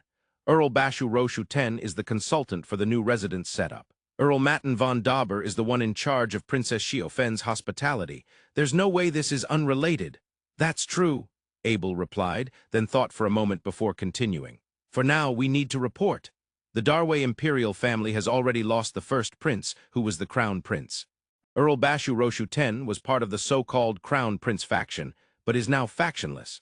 The second, third, and fourth princes are now noble princes. Noble princes hold a higher rank than mere princes, and the throne succession will be contested among these three noble princes. His Highness Lyun, the sixth prince, is not a noble prince and is not involved in the competition for the next emperor's throne. Rio and Abel met this Lyun at the Imperial tomb, Fenmu. Princess Xiaofen is marrying this Lyun. In summary, that seems to be the situation. The two reported to Wei Feng and others as promised. Of course, they also conveyed Roshu 10's message to refrain from rash actions. Wei Feng said that those in the imperial capital can be restrained, but he mentioned that once this news reaches the territories, who knows what will happen, it will likely lead to the family's downfall, and that no one would simply accept such a fate. Abel and Rio sighed deeply. Of course, since they were not retainers of von Dauber but hired adventurers, they would not suffer serious losses. At most, they would miss out on their reward. However, retainers like Wei Feng and their families would likely face dire consequences. It was understandable that the two sighed. Now then, we were told to gather more information. Yes, it doesn't help to just stay in the waiting area, so where should we go? As Abel and Rio were contemplating their next moves, voices echoed from the streets. The princess has arrived. The boat carrying His Highness Lyun's bride is coming in. If we go to the port, we might catch a glimpse of her. Let's head over there for now. Abel, it seems that Princess Xiaofen and her entourage have arrived. We took quite some time as well, but it looks like the princess's party was delayed too. Well, they were stopping by various cities for public appearances. It must be tough. Abel and Rio had only assisted the entourage for a few days, but they empathized with the hardships involved. The port was crowded with the citizens of the empire. Everyone was waving their hands and waving cloths, rejoicing at the arrival of the princess. Toward the crowd, Princess Xiaofen smiled warmly and waved. Behind her on the left stood her maid Mifa, and on the right was the captain of the princess's guard, Bidges. Princess Xiaofen caught a glimpse of Bidges tilting his head slightly. "What's wrong, Bidges?" No. I thought I saw a white robe in the crowd. The people of Darway mostly wear Eastern attire, right? The style where the front opening is secured with a sash. Princess Xiaofen asked. Bidges responded, and Mifa confirmed. While those not wearing Eastern attire might indeed stand out, the white robe must be Lord Rio, right? Why, yes, Bidges answered, looking down in acknowledgement of Princess Shio Fen's confirmation. If this were romantic love, it would be delightful, but I would like you to teach me swordsmanship, Bidges. Princess Shio Fen sighed softly and said with a wry smile, For some reason, Rio seems destined to be a rival in battle. However, I heard that before and after your Highness's marriage procession, no ordinary person can enter the Imperial capital. That seems to be the case. It might still be some time before Mr. Abel and Lord Rio can enter the Imperial capital. Princess Shio Fen nodded at Mifa's words. Your Highness, please. A gangway was laid down for the ship. The soldiers from the Department of Rights of Darway were already lined up at the disembarkation point, ready for the ceremony. Naturally, the princess's disembarkation was also a part of the ceremony. Then, let's go. When Princess Shio Fen said this, Mifa and Bidges nodded. Finally, Princess Shio Fen's party arrived at the Hanlin Imperial capital. As expected of your Highness, you were dignified. Mifa seems to have fulfilled her duties splendidly as well. Ah, yes. From now on, there will be various challenges, but I believe they will manage. Rio nodded repeatedly, and Abel smiled as he watched the group disembark, which also included his apprentice. The white robe that Bidges saw was indeed Lord Rio. As Princess Shio Fen's party disembarked, they moved to the Imperial Palace. After a while, the crowd began to thin out. The unloading of cargo was still frantic on the ship, but it seemed the person they were searching for had already disembarked and was overseeing the work of their subordinates. Moreover, the person next to him was also a familiar face. Neither of them seemed busy, so this was a chance. Captain Mayan, Captain Rawu, it's been a while, Rio greeted the captains of the 1st and 10th ships of the princess's fleet. It was Lord Rio. Rio, son. Mr. Abel, too, you came to the Imperial capital earlier, huh? Both Captain Mayan and Captain Rawu remembered the two of them. I apologize for that time. The Department of Rights was inflexible. No, well, I guess it can't be helped. Captain Mayan apologized for having tried to leave Rio and Abel on the fleet with Vice Minister Snooze from the Department of Rights but failing. Rio understood that bureaucracies were often inflexible, so he didn't think much of it. Indeed, after that, the transport of water was quite challenging, and it was a bit sad to see the cold looks from the sailors directed at Vice Minister Snooze. Captain Rawu said with a laugh. Actually, it's a bit of a dire situation right now. Rio started to explain the events that he and Abel had been caught up in. That's troubling. Earl Matten von Dauber is the hospitality role for the princess, right? I know it had been decided for over a year. If Earl Matten has been imprisoned, someone else will take over the hospitality role. Then there will be some impact on the princess's party. This marriage procession sure has a lot going on. Captain Rawu expressed concern over the change in the hospitality role, while Captain Mayan sighed about the marriage procession itself. There were likely many events that had occurred after Rio and Abel disembarked. His Highness Lyun, the 6th Prince, seems gentle but is actually a solid person. Therefore, I believe your Highness would suit him as his principal consort. Do you know Prince Lyun well, Captain Mayan? Captain Mayan murmured, and Rio inquired. Yes, previously, I actually fought beside him on the battlefield. At that time, the prince was still in his early teens, but I remember him leading his own squad to charge in to assist our allies. Because of that, the collapse of the front lines was prevented. He was later praised by the 2nd prince who led the army at that time. Oh ho! However, I haven't heard any talk of Prince Lyun being brave or wise. Listening to the conversation between Captain Mayan and Rio, Captain Rawu tilted his head. It was a little after that. He deliberately began to behave inconspicuously. I had seen him on the battlefield, so I kept watching, but he had even started to appear somewhat dull. That was. Regarding the Crown Princes? That's right. It was around the time the Crown Prince passed away and the issue of succession to the throne became apparent. I suppose he didn't want to get involved. Prince Lyon's mother was a maid of the Crown Prince's mother, and her status is not high. There might have been various concerns regarding the succession to the throne. Captain Mayan held a high regard for Prince Lyun. However, due to the low status of Prince Lyon's mother, it seemed there were many issues. Oh, we got sidetracked. The two of you came because of the Earl Matten incident. We, the Imperial fleet members, are originally directly under His Majesty the Emperor. This time, we've been borrowed by the Department of Rights, and we mostly act with the Navy, but we are originally under the Emperor's direct command. I will meet His Majesty later this evening to report, so I might ask him about it. Really? Rio was surprised by Captain Mayan's suggestion. This was unexpected. Well, if it's true that an attack happened within the castle, it would be impossible to grant clemency, but at least we might find out how things are being conveyed to His Majesty. Yes, please come back tomorrow to ask. I'll be in the building of the public ship office over there. Captain Mayan pointed towards the massive stone building by the port. That seemed to be the public ship office. Thank you very much. Rio and Abel expressed their gratitude and left the spot. Wow, it's great to have acquaintances among the captains of the public ship. Normally, you wouldn't have such acquaintances. Leaving the two captains, Rio and Abel continued talking as they walked. Right now, they wanted as much information as possible. Captain Mayan would tell them how things were being conveyed to the Emperor tomorrow. This was a significant gain. But resolving the issue in one go isn't feasible. Of course. But if, for instance, we helped His Majesty the Emperor if he were attacked, they might listen to our requests and help Mr. von Dauber. Yeah, as usual, that kind of thing is unlikely to happen. Besides, the Emperor being attacked itself is unthinkable, and the guards would probably defeat any attackers before we could even help. Abel perfectly denied Rio's hopes for a classic development typical of light novels. However, it seems that some king has been ambushed by laying ambush troops in the Empire before, right within his own territory. Rio pointed out the incident where Abel was ambushed during his northern journey. Ah, indeed, that sort of thing has happened? Abel grimaced. Really, for a king like Abel to be caught off guard by mere ambush troops from the Empire, you're not that impressive. Well, even if you say that, how can you not easily defeat mere Imperial soldiers with just a flick of your pinky? With that kind of attitude, world domination is just a dream. Yeah, I don't wish for world domination. It's a matter of perspective for a king. If you're always trapped in immediate concerns, you can't demonstrate your power as a leader of the people. Policies that reflect reality, yet hold high ideals, balancing the two is what it means to be a king.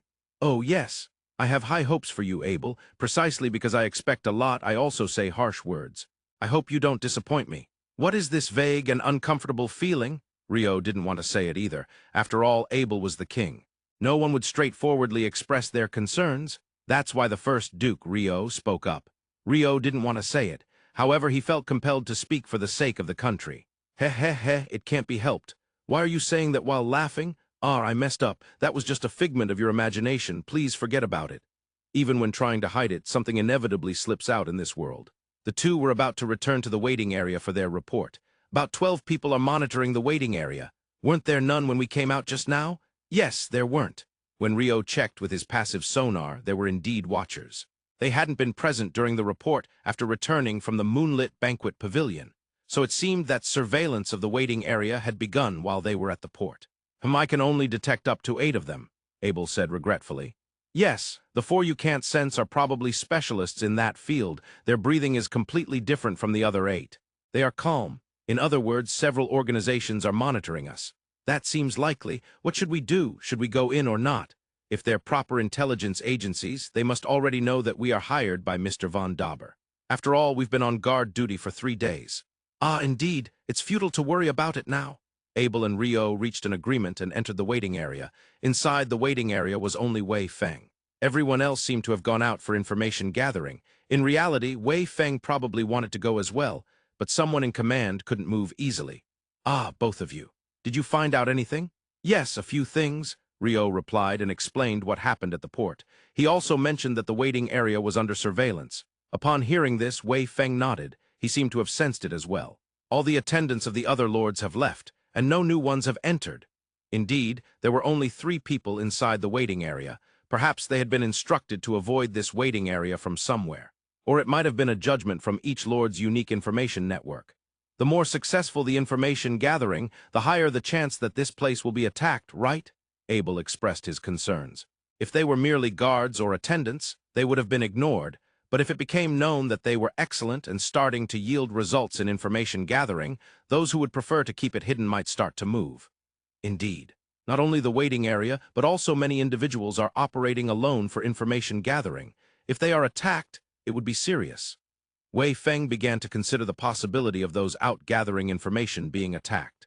It was quite a troublesome situation. For now, we will all return to Dragon Spring residence tonight. If we are to protect ourselves, the inn is better than here, Wei Feng declared. Of course, part of that judgment was based on the high likelihood that the other wealthy merchants and local lords staying at the Dragon Spring residence could be used for defense. Rio and Abel understood this, but had no intention of criticizing it. Naturally, if they were solely considering information gathering, this waiting area, which was very close to the Imperial Palace, would be the best. Moreover, if they withdrew this time, they wouldn't be able to use it next time.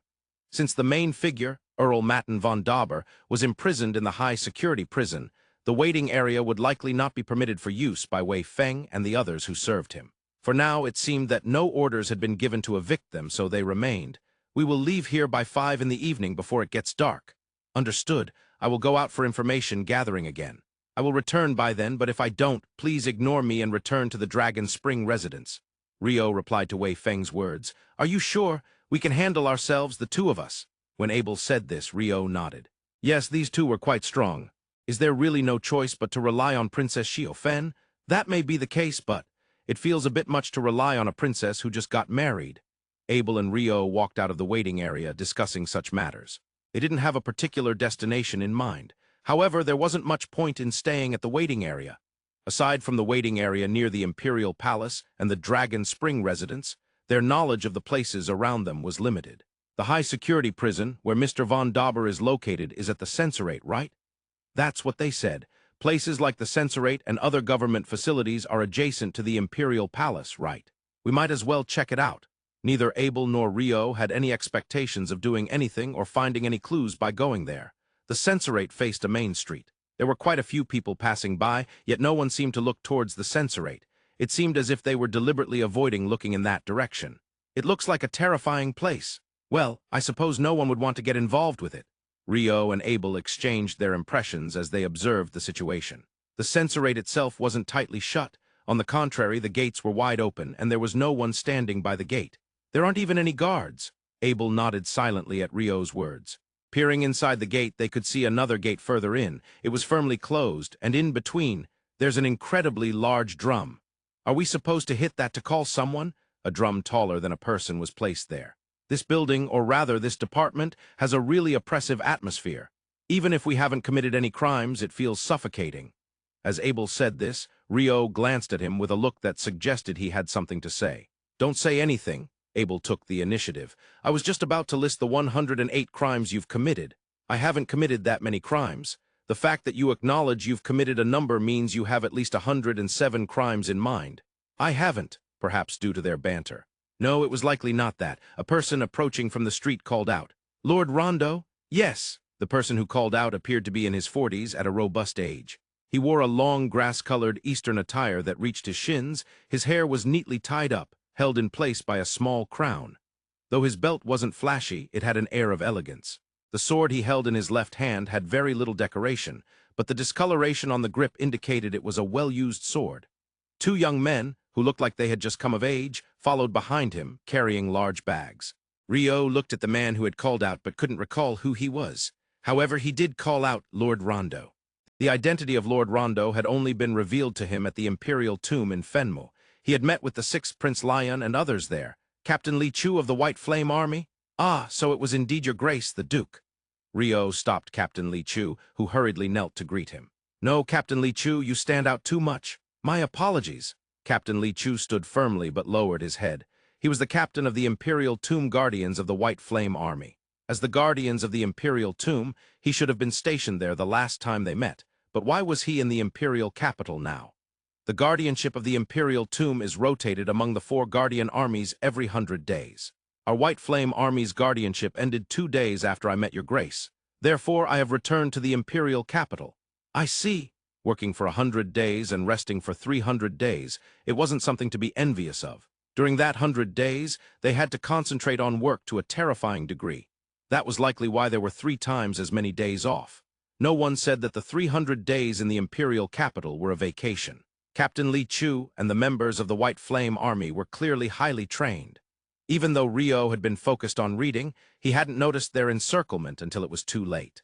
That alone indicated they were an excellent and disciplined unit, focused on guarding the tomb. Why are you at the Censorate, your grace? Captain Li Chu, have you heard about the matter regarding Earl Matten? Yes. An incident occurred within the Imperial Palace this morning. I see that the news has reached your grace as well. Actually, I have received some assistance from Earl Matten. I came here because I was concerned that he is currently in the high-security prison, but I suppose visiting him is out of the question. Visiting is quite difficult, I believe. Captain Li Chu replied with an apologetic expression to Rio's words. However, he tilted his head slightly and asked, "But it's the first time I've heard that Earl Matten was acquainted with your grace." Well, actually, I haven't publicly revealed that I am Duke Rondo yet. Why is that? How should I put it? I would like to walk freely through the Imperial capital, Rio replied with a wry smile. Seeing that expression, Captain Li Chu's surprise became evident. Perhaps he still held memories of how Rio had pressured him in Fenmu. In Captain Li Chu's mind, Rio was a frightening figure. However, with Rio's current wry smile, that impression of him being fearful seemed to weaken a bit. Nodding once, he said, "I understand. If you are constantly being watched, you can't even eat from street vendors." "Exactly, you understand well, Captain Li Chu." With that, the two shared a laugh. Ah, Rio and his charm are showing again. Abel's muttering went unheard by anyone. After some laughter, Captain Li Chu turned to look at the Censorate and said, "Although meeting Earl Matten will likely be difficult, I may be able to arrange a meeting with the person in charge." "Is that true?" Rio was surprised by Captain Li Chu's unexpected proposal. Abel was surprised as well. The person in charge at the Censorate is Grand Censor, but he is usually not here. The one who actually oversees investigations, hearings, and impeachments is Minister of State Shu. You'll have to reveal your status as Duke Rondo, but if that's the case, I can introduce you. Oh, actually, I brought something that Minister Shu requested yesterday. I can introduce you while delivering it. Of course, he might not disclose all the details of the investigation. But if we say it's to prevent Earl Matten's retainers from acting rashly, he might cooperate to some extent. "Thank you very much." Rio nodded eagerly at Captain Li Chu's words. With Captain Li Chu leading the way, Rio and Abel followed behind. Captain Li Chu did not strike the drum, but knocked on a door meant for a single person at the side of the gate. The door opened from the inside, and they were led in. "What is the role of that drum?" Rio's murmuring seemed to have been heard. Captain Li Chu answered with a laugh, "That drum is for those who have complaints to bang on. If someone is just visiting, they do not hit it." "Looks like you brought what I asked for yesterday, Li Chu." Minister of State Shu seemed to be over 70 years of age. Yet he had a sprightly demeanor with a laugh that could be described as kakashaku. "And who might this astonishing person behind you be?" His gaze was strong. "This is His Grace, Duke Rondo of the Natore Kingdom in the Central Nations. Pleasure to meet you." "I am Duke Rondo of the Natore Kingdom." "Ho, Duke Rondo of the Natore Kingdom?"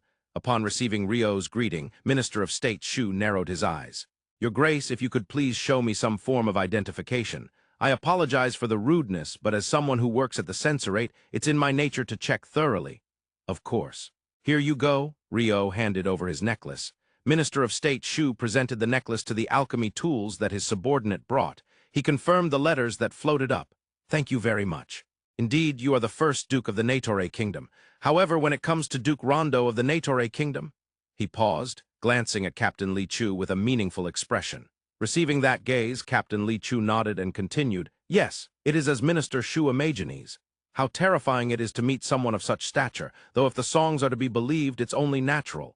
Minister of State Shu murmured while shaking his head slightly. The meaning of the exchange between the two was not clear to Rio or Abel.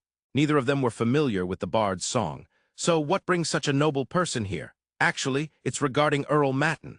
Rio explained briefly the reasons for his and Abel's visit, mentioning how Earl Matten had helped them. "I see, it certainly would be troublesome if Earl Matten's retainers were to act rashly, especially now that the 6th Prince Lyun's wedding is approaching. If your Grace could keep them in check, we would be grateful.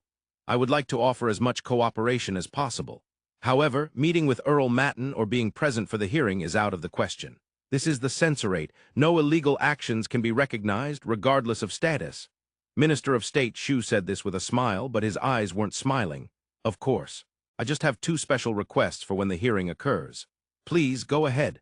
"First, how did he manage to take the sword from the Forbidden Army soldier? His retainers say that Earl Matten is completely inept in martial matters. The second is, what's the condition of the inside of his clothing?" When Rio said this, Minister of State Shu narrowed his eyes and asked, "I wondered about the first point when I heard it. It's unthinkable that a soldier from the Forbidden Army could have their sword taken. In fact, the soldier who lost his sword is currently detained at the Censorate. My subordinates are conducting the hearing. However, what do you mean by the second point regarding the inside of Earl Matten's clothing?" "There was testimony that when he attacked, a sweet smell emanated from the inside of his clothing. I was wondering if there might be something inside. Perhaps something sorcerous." Rio said this, and unlike before, he fixed a strong gaze on Minister of State Shu. That gaze seemed to say, "I know who you are." After a moment of bearing that gaze, Minister of State Shu averted his eyes. With a wry smile, "I'm curious about who provided that testimony, but more than that, it's quite frightening. It seems your Grace knows that I am a sorcerer." "Yes, I know several sorcerers, but it felt similar." Rio nodded at Minister of State Shu's words. "Something sorcerous in his chest. You're talking about a puppet, right? But that is an ultimate secret technique. It's semi-legendary, I know of it in knowledge, but I've neither seen nor done it. Most people don't even know how to inscribe it on their chest. Why would a duke from the Central Nations, where it said sorcery is non-existent, know about it? That's simple. I witnessed a similar sorcery right in front of me. A sorcery inscribed on the chest in the shape of a star magic circle. What Rio had witnessed was Duke Helb. I never thought there would be a user, but was that here in Darway? No, it was not here. I see. Should I be glad about that, or lament the existence of sorcerers greater than those in Darway? Minister of State Chou shook his head slightly. After a brief moment of thought, he spoke. I do have an inkling of what a sweet smell might refer to. There is a technique that, by rubbing it onto the body, creates a hazy consciousness. That in itself is unrelated to sorcerers, but considering the aspect of controlling, it could be quite suitable for this incident. I see. In fact, there has already been a first hearing with Earl Matten. However, as he was unconscious, only a physical examination was conducted. At that time, there was no sweet smell. Considering how ephemeral that scent might be, it could likely be Belanta's poison. Minister of State Chou speculated while frowning. It seemed that serious hearings would begin tomorrow. Nonetheless, Rio and Abel felt a bit uneasy about whether it was appropriate to share such information with outsiders. That said, they were grateful for the information, nodding along as they listened. Of course, that was merely my monologue. It might have been loud enough for someone to overhear, but if anyone says I said that, I would vehemently deny it. Understood, Minister of State Chou muttered, and Captain Li Chu nodded. Rio and Abel nodded silently. Monologues happen often. Yes, it can't be helped. Thus, Rio and Abel left the Censorate. Captain Li Chu seemed to intend to converse with Minister of State Chou a bit longer. Perhaps he wanted to change the time since they were being watched. Left behind were Minister of State Chou and Captain Li Chu. Li Chu, what a terrifying individual you are acquainted with. I apologize. I guided the two of you for a tribute to the Imperial tomb. Minister of State Chou said with a wry smile, to which Captain Li Chu also responded with a wry smile. It was evident they were not truly blaming each other. I have heard the bard's song as well. I thought it was an exaggerated expression typical of bards, but that is indeed an abomination. Is it that severe? Anyone who can see magical power would reach the same conclusion as me. A mage from whom not a single shred of magical power leaks is an impossible existence. Minister of State Chou was a seasoned sorcerer, and he had the ability to see magical power. This was the result of training. In fact, the Censorate in Darway has training programs for sensing magical power.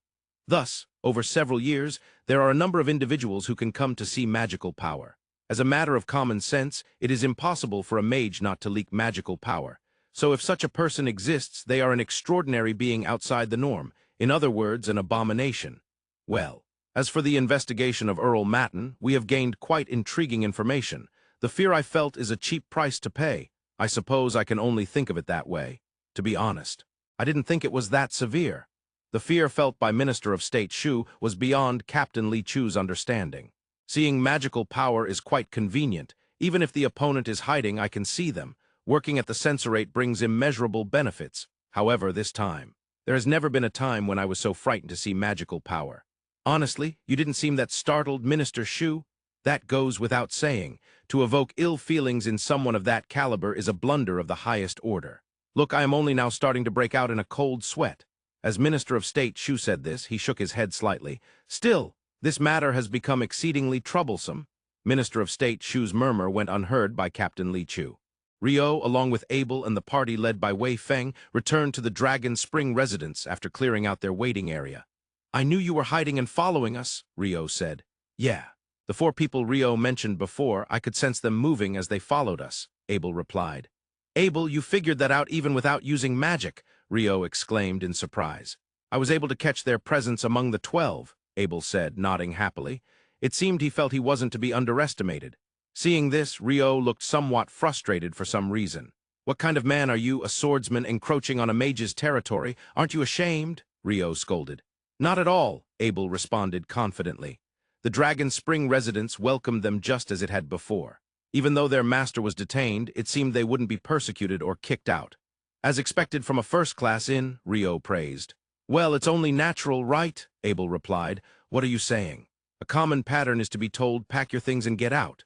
And then when you step outside, enemies are waiting to ambush you. They'd say something like, foolish subordinates, I'll end your lives along with your master.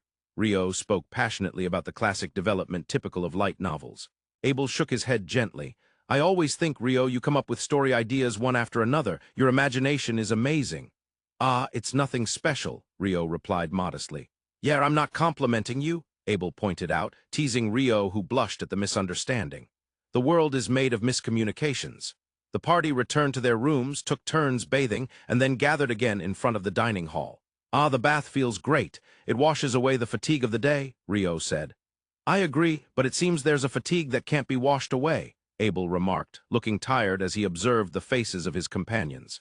Although they had gathered, everyone looked unwell. Given the situation, it was hardly surprising. Their master had been restrained after drawing his sword within the Imperial palace. Even if they were informed that he was being treated properly in the Censorate, it was only natural to feel anxious. I'm not feeling hungry, murmured Nguyen, the female vice-captain. I understand, but there's a saying in my homeland. You can't fight on an empty stomach. We should always be prepared to fight at any time. If we need to rescue Mr. von Dauber and find ourselves too hungry to muster our strength, it would be a problem, wouldn't it? I believe it's our duty as subordinates to remain prepared for when the time comes, Rio said gently, not harshly, wanting all 10 subordinates present to hear his words. That's right. I think Rio-san is right, Wei Feng nodded in agreement. For the Lord's sake, we should always be ready to give our all. Fortunately, it seems they are considering the possibility of manipulation in the Censorate. Of course, even if we don't achieve acquittal, there is a chance to return without losing our lives. As Wei Feng spoke, the other subordinates nodded in agreement. Rio and Abel also nodded at this sight. Hope is important. If you lose hope, the possibility of reckless outbursts arises. That is something no one desires. All right, let's go into the dining hall, Wei Feng said. Yes, the other 9 responded, and Rio and Abel nodded as well. First, they needed to fill their stomachs. The 12 of them were led to a table set for 6. Today, there was no piano present. There's no piano today, Rio said, sounding somewhat disappointed. I saw earlier at the entrance that a bard named Wanashi would be singing, Abel replied. Indeed, a high chair was placed at the front. Oh, that sounds exciting, Rio said, his face lighting up. When he was in the kingdom, he had heard bards singing while playing the lute. He had even heard performances by bards at the Café de Chocolat Royal Capital Branch, a regular hangout. The lute played by bards from the Central Nations was akin to a small guitar. Abel's violin was similar. String instruments that produce sound have existed throughout time across the world. So he was somewhat curious about what kind of instrument the bard would be using this time. By the way, the piano hidden in the back today was also a string instrument that produced sound. As the party enjoyed their meal and dessert was served, the bard made his appearance. With light brown hair, matching eyes, and an attractive face, he had an appearance that would likely appeal to women. He appeared to be in his mid-20s. He possessed both youthful energy and the composure of adulthood. If he could consciously switch between the two, he could easily captivate many women. The instrument he held was a harp. Rio thought of the Burmese harp. It resembled the harp that appeared in a movie filmed long before Rio was born. With a single strum, that one strum captivated the attention of every customer in the dining hall. The royal capital has fallen. It has fallen into the hands of the younger brother of the crown prince and the empire. The people's lament covers the skies of the kingdom. The people's anger runs through the land of the kingdom. The people's hope gives birth to a new king in the kingdom. His name is King Abel. He shall rise in the border town, the king of adventurers who will blow away the dark clouds over the kingdom and confront the invaders with the gathered tears of the people. The bard sang as if he were telling a story. With a beautiful voice and the sound of the harp, the customers were completely absorbed in the performance, except for about 2 of them. Abel, this is. Yeah, it's about our country, Rio confirmed, and Abel agreed. And naturally, Abel's face turned bright red. It seemed he was embarrassed to be the subject of the song. As the song progressed, a scene of battle against the invaders was coming up. The audience likely knew this song, except for Rio and Abel. As they listened, they felt excitement bubbling within them. It was likely a rare sight to behold. There is a mage who follows King Abel. His magic is great water magic that can erase the heavens, shatter the earth, and freeze the world. With just one blow, he defeats 100,000 troops. This is no dream illusion. People praise him as the Icefall or Duke Silver. Whoa, wonderful! Just as expected from Wanashi, the finest bard of the age, cheers of praise erupted. The subordinates of von Dauber were also clapping with tears in their eyes. The lighting was dimmed a little, so no one likely noticed, but 2 individuals were completely red-faced. The king and the duke. The last scene must be about Rio. Well, it only mentioned a mage, so it could be someone else, right? Voices echoed among the audience. After all, the last part about Duke Rondo's song is the best. King Abel and Duke Rondo. Truly the best king and subordinate. The 2 became even redder. It seems to be about Duke Rondo's song. I didn't realize it would be this embarrassing to be sung about. Neither Abel nor Rio were used to this kind of attention. While they clapped, they looked down, so they didn't realize that the bard had been staring at the two of them. Isn't the song of the Natore Kingdom just wonderful? It makes you feel motivated. Nguyen, who had seemed low on energy earlier, was now brimming with vitality. Perhaps she was connecting the recovery of their lost nation with the rescue of their captured lord. By the way, Mr. Abel, your name is the same as King Abel's, right? Is it a common name in the kingdom? Oh, yeah, well, it's a common name, Abel replied, a cold sweat forming on his back as he answered Wei Feng's question. There may not be a need to hide it, but he wanted to avoid making it public in this setting at least, because it was just too embarrassing. Is there any way to issue a ban on this song? I agree. If they did something like that, Abel and Rio would likely leave a bad reputation in history. However, fortunately for the people, no ban was ever issued. The next day, Rio and Abel left the Dragon Spring residence, saying they were going to speak with Captain Mayan from the public ship office. However, they were caught just outside the gate. A figure had been waiting for them. Hello. You must be Mr. Abel and Rio-san. I am Wana Shi, the bard. At that moment, the two of them froze. However, they couldn't just remain silent. Their names were already known. Yeah, I'm Abel. Ah, yes, I'm Rio. What they managed to say were just their names. Moreover, they both looked suspicious at first glance. Their gazes were wandering. However, it seemed that Bard Wanashi felt that his ambush had made them wary. I apologize for the sudden approach, but I saw the two of you in the dining hall last night while I was performing. I see. Mr. Abel looks like someone from a foreign land, and Rio-san, your hair is a typical black found in the eastern region, but your robe suggests you are not from Darway. I also heard that both of you are adventurers, so I was hoping to hear some interesting stories from your experiences, which is why I was waiting here. Wanashi explained politely. Realizing that it wasn't known that they were from some noble family, both of them felt a bit relieved. With that, they began to fumble with their words. WL, we haven't had any major adventures. Why, yeah, it's just an ordinary, very ordinary life. It's just a cycle of eating and sleeping. Ahahaha, both Abel and Rio had perfect eye contact. Excuse me, but which country do you hail from? With just that single word bomb, the two of them froze. As expected, he was a professional at weaving words, a bard. WL, if I say a country you probably wouldn't know, why, yeah, it's probably a country you don't know. You see, as a bard, I know quite a bit. Not just about the eastern region, but also the central nations, western nations, and even the dark continent.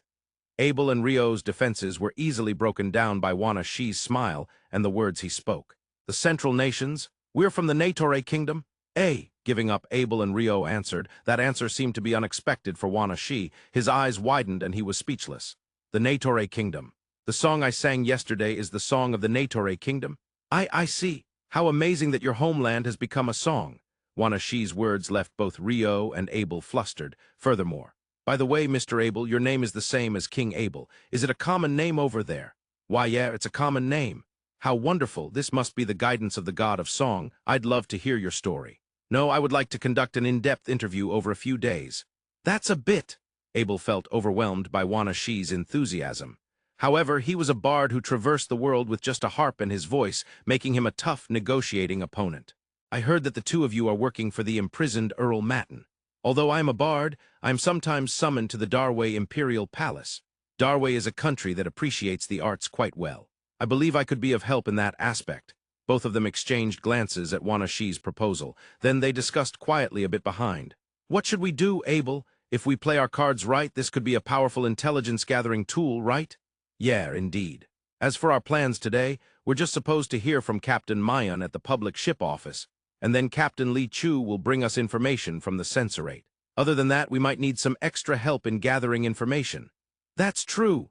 Thus, Bard Wana Shi was granted permission to follow Abel and Rio from behind, at the public ship office near the port. Wana Shi was allowed to come along, but he couldn't listen in on the conversation. That was because he hadn't obtained permission from Captain Mayan. Captain Mayan wouldn't be violating any laws, but he was expected to convey information he didn't want to be shared too openly, so only Rio and Abel were led to the captain's office. Wana Shi would wait in the adjoining waiting room. They promised to tell him whatever was okay to share when they returned. Ah, you've come, and I hear you brought an unusual guest with you, Captain Mayan said as soon as he opened his mouth. Yeah, he's a bard. It's Wana Shi, Abel and Rio replied. I see, he is the most famous bard in Darway. It's said that the song he started singing, the song of the Natore Kingdom, has spread throughout the eastern regions. Other bards may sing it, but they can't quite compare to him. He was that famous. What, you brought him along without knowing? Abel was surprised, and Captain Mayan laughed in disbelief. Last night he sang that in the dining hall. This morning I was caught at the inn's exit and told to share stories about adventurers. He said he would cooperate regarding the Earl Matin matter. I see. Speaking of the Earl Matin, I inquired about the situation when I reported to His Majesty the Emperor last night, and it seems even His Majesty found it strange. Oh, Abel and Rio were a bit surprised by Captain Mayan's words. Since he had taken a sword from a forbidden army soldier and struck other officials with it, they thought he could easily be sentenced to death without question. They believed he was merely being given a reprieve because it was just before the 6th Prince Lyun's wedding. However, it seemed even the Emperor found it strange. His Majesty is aware that Earl Matin von Dauber's martial skills are completely lacking. He knows very well that he's not cut out for that. And yet, the fact that he was able to disarm a forbidden army soldier and attack them has him scratching his head multiple times. Moreover, while it's true that Earl Matin can be rigid, he is serious and never foolish, so it's clear to him that this incident is far from ordinary. I see. Do you think von Dauber will be sentenced to death? Rio expressed hope. However, it appeared Captain Mayan was uncertain about that as he shook his head slightly. If there's any evidence of him being manipulated in some way, that would be ideal. But who knows? In any case, if this was an attempt to frame Earl Matin, it seems rather careless. I believe there could have been better methods. Exactly. If the Emperor has doubts, it would be difficult to unseat von Dauber. Rio agreed with Captain Mayan's insights. In other words, the aim of this incident is not to frame Lord von Dauber.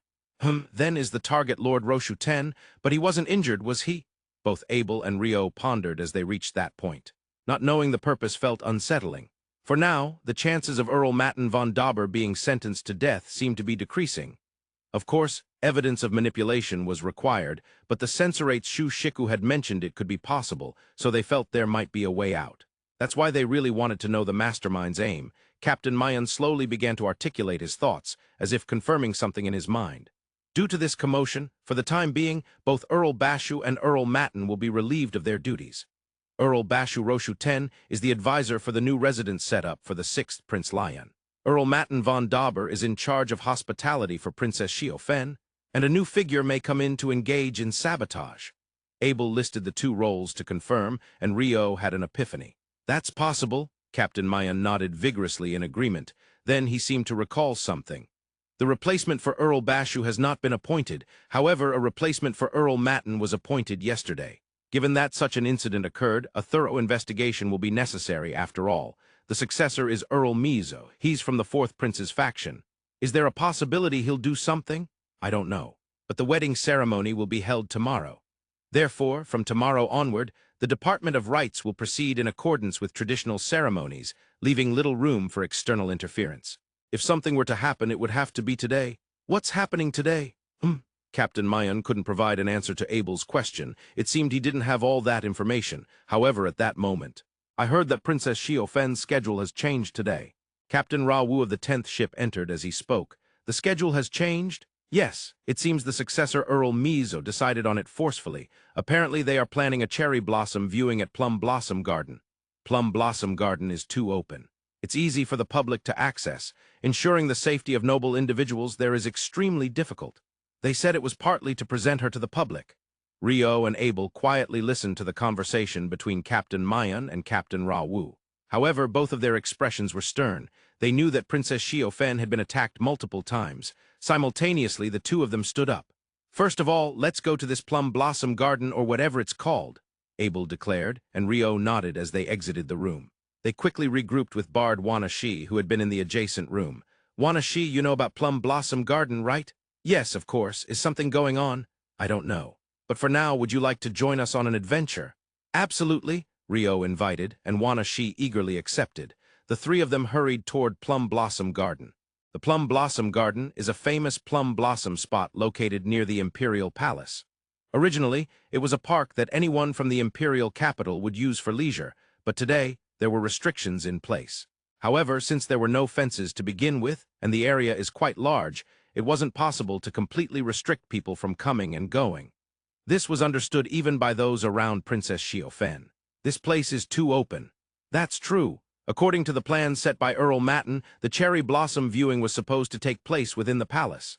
captain of the princess's guard, Bidges, pointed out the difficulties in protection, and the maid Mifa also expressed her concerns about the change in plans.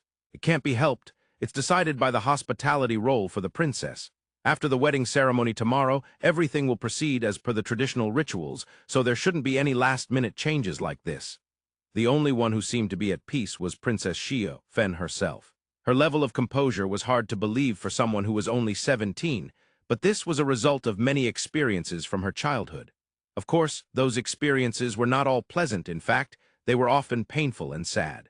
Her life had been under threat more than 10 or 20 times. In her homeland, that was the case. In a great country like Darway, where the struggle for succession to the throne swirled, she was prepared for even more challenges. Well then, both of you, the banquet is about to begin. Even though they called it cherry blossom viewing, it didn't mean they would actually enter the plum grove to enjoy the blossoms. They would sit at the arranged seats and drink tea and eat sweets alongside the ladies of the Taif layer who were permitted to enter the venue. The ladies would come up in groups of 4 to sit in front of the princess and converse for about 10 minutes. This would happen 6 times. That was what cherry blossom viewing entailed. Earl Mizo, who had recently taken on the role of the princess's hospitality, stood by the side with other high-ranking officials. The cherry blossom viewing was centered around the women. However, Earl Mizo's actions were not limited to merely standing aside.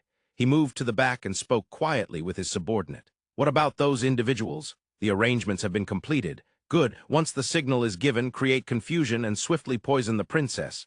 Understood. But at that moment, something unexpected was happening outside. The sound of a harp reverberated, just a single strum. With that alone, the gazes of the participants at the cherry blossom viewing were fixed on one man. One of the participants raised her voice. Wanashi-sama. Bard Wanashi was well known even among the ladies of the Taif layer. This had been the result of his activities in Darway, especially in the Imperial capital Hanlin, over the past year. He smiled brightly at the woman who called out to him. Even without singing, his charming smile was enough to capture the hearts of the women. Such charisma was essential for a bard. It must be some kind of fate that we meet here. I would love for you to hear my song. As Wanashi said this, he elegantly bowed toward Princess Fen. In response, Princess Fen nodded gracefully. Thank you. This time I've incorporated a sword dance into the song. Please enjoy it. As Wanashi finished speaking, 2 men stepped forward. One was a swordsman draped in a black cloak carrying a sword on his back. The other appeared to be a mage dressed in a white robe. Ah, Mr. Abel, Lord Rio, Mifa, the maid standing behind Princess Fen, and Captain Bidges involuntarily exclaimed. To appear alongside the most popular bard, Wanashi, those 2 always surprise us. Princess Fen's whispered remark while smiling was too quiet for the surrounding women to hear. The royal capital has fallen. It has succumbed to the younger brother of the crown prince and the empire. The lamentations of the people cover the skies of the kingdom. The anger of the people runs through the land of the kingdom. The hopes of the people will give birth to a new king for the kingdom. His name is King Abel. He will rise in the frontier town. The king of adventurers will blow away the dark clouds of the kingdom and confront the invaders with the tears of the people. As Wanashi began to sing, Abel started to swing his glowing red magic sword. Slowly, yet with a certain elegance, it was the same sword technique Abel practiced daily, but it seemed rare to the people of Darway. As the song progressed and turned into a battle tune, it was Rio's turn. Kneeling slightly away, he began generating ice dolls. Those dolls slid across the ice path and were cut down by Abel. Though they couldn't move their hands or feet, they were crafted to look like a swordsman raising a sword or a mage holding a staff, showcasing Rio's unique attention to detail. They slid across the icy floor, getting sliced one after another. The audience, captivated by the song, was also mesmerized by the spectacle. However, some suddenly snapped back to reality. It was Earl Mizo and those around him. W, what are you doing? Give the signal. Why, yes. With that, a group of Imperial capital citizens who had been watching the cherry blossom viewing from a distance began to move. A clash started with the guards who were surrounding the area. This naturally created a breach in their defenses, and some began to slip through. Ice Wall Layer 10. Thanks to Rio's observation with passive sonar, the women, including Princess Fen and Wanashi's group, were protected by an ice wall. Bang, bang, thud, bang. Those who collided with the transparent ice wall were the ones who had slipped past the guards, and they all seemed to have their own quirks. Indeed, the loud sounds of them hitting the ice wall made the protected women tremble. Don't worry. This ice wall will absolutely not break, Princess Fen said with a smile, exuding complete confidence. Her words calmed the frightened women back to normal. Oh, Wanashi, please continue. Rio spoke in a soft voice. In response, Wanashi nodded once and began to sing again. His song completely chased away the women's anxieties. There is a mage who serves King Abel. His magic can erase the heavens, shatter the earth, and freeze the world, a great water magic. With just one strike, he can defeat 100,000 great armies, not a mere dream illusion. People praise him as the Icefall or Duke Silver. As Wanashi finished the last verse about Duke Rondo, applause and cheers erupted after a brief silence. Kaira Wanashi-sama, wonderful, truly the best. Oh, I want to meet King Abel and Duke Rondo. No one noticed the two individuals who subtly averted their eyes after hearing the last comment. By that time, the guards had managed to regain their footing and were eliminating those who had been blocked by the ice wall. It seemed that additional guards stationed outside the Plum Blossom Garden had come as reinforcements, forming an even stronger wall. The captain of the guards muttered that they should have done this from the start, but apparently someone important had been assigned to serve as a reserve outside. Wanashi-sama, and you too as well, that was a wonderful song and sword dance. Princess Xiaofen praised them in summary, and Wanashi, Abel, and Rio bowed respectfully. Immediately, Captain Bidgie stepped forward and handed a bag filled with money to Wanashi. Wanashi bowed even deeper. Earl Mizo, why yes, your highness. When Princess Xiaofen called out, Earl Mizo hurriedly rolled forward to bow. It seems something happened outside, but has it been resolved? Yes. Then let's return to the palace together. I would love to serve everyone tea. We can also talk about the earlier performance. Yes. Your Highness, the women nodded happily at Princess Xiaofen's words. They were not just any ordinary folks, but ladies of the Taif layer, representing the noble class in Darway. Some of their husbands also held the title of Earl, comparable to Earl Mizo. While getting caught up in a public riot disguised as an accident was one thing, it was difficult to restrict their actions solely based on Earl Mizo's judgment. Though Earl Mizo's face had turned pale, he had no choice but to prepare for the group's return. He didn't even want to imagine what would happen to him after his failure. After seeing Princess Xiaofen and the ladies enter the Imperial Palace, Rio, Abel, and Wanashi finally took a breath of relief. That was great. I never expected a riot to occur. Ah, I've gained such wonderful material. Thank you. Rio and Abel were pleased that they had avoided the problem, while Wanashi was thrilled to have gained another treasure as a bard. Wow, Mr. Abel's sword dance was magnificent. Paired with the glowing red magic sword, it was so beautiful. It wasn't that impressive. Abel blushed at Wanashi's praise. Despite his red face, he looked happy to be complimented. And your magic, Rio-san, was amazing too. Ice dolls, right? That sculpture was fantastic, and the ice wall was sturdy as well. Ah, it wasn't that much. Rio also blushed from Wanashi's compliments. Both Rio and Abel seemed to be the type that flourished with praise. As previously reported, the novel's 5th volume, releasing on August 20 Saturday, has supporting bookstores attached. The list has been updated. Water Attribute Mage Part 1, Central Nations Arc Volume 5 supporting bookstores. If you purchase from here, a special bonus short story will come with it. Bonus short story. Rio Warren for those wondering where to buy from.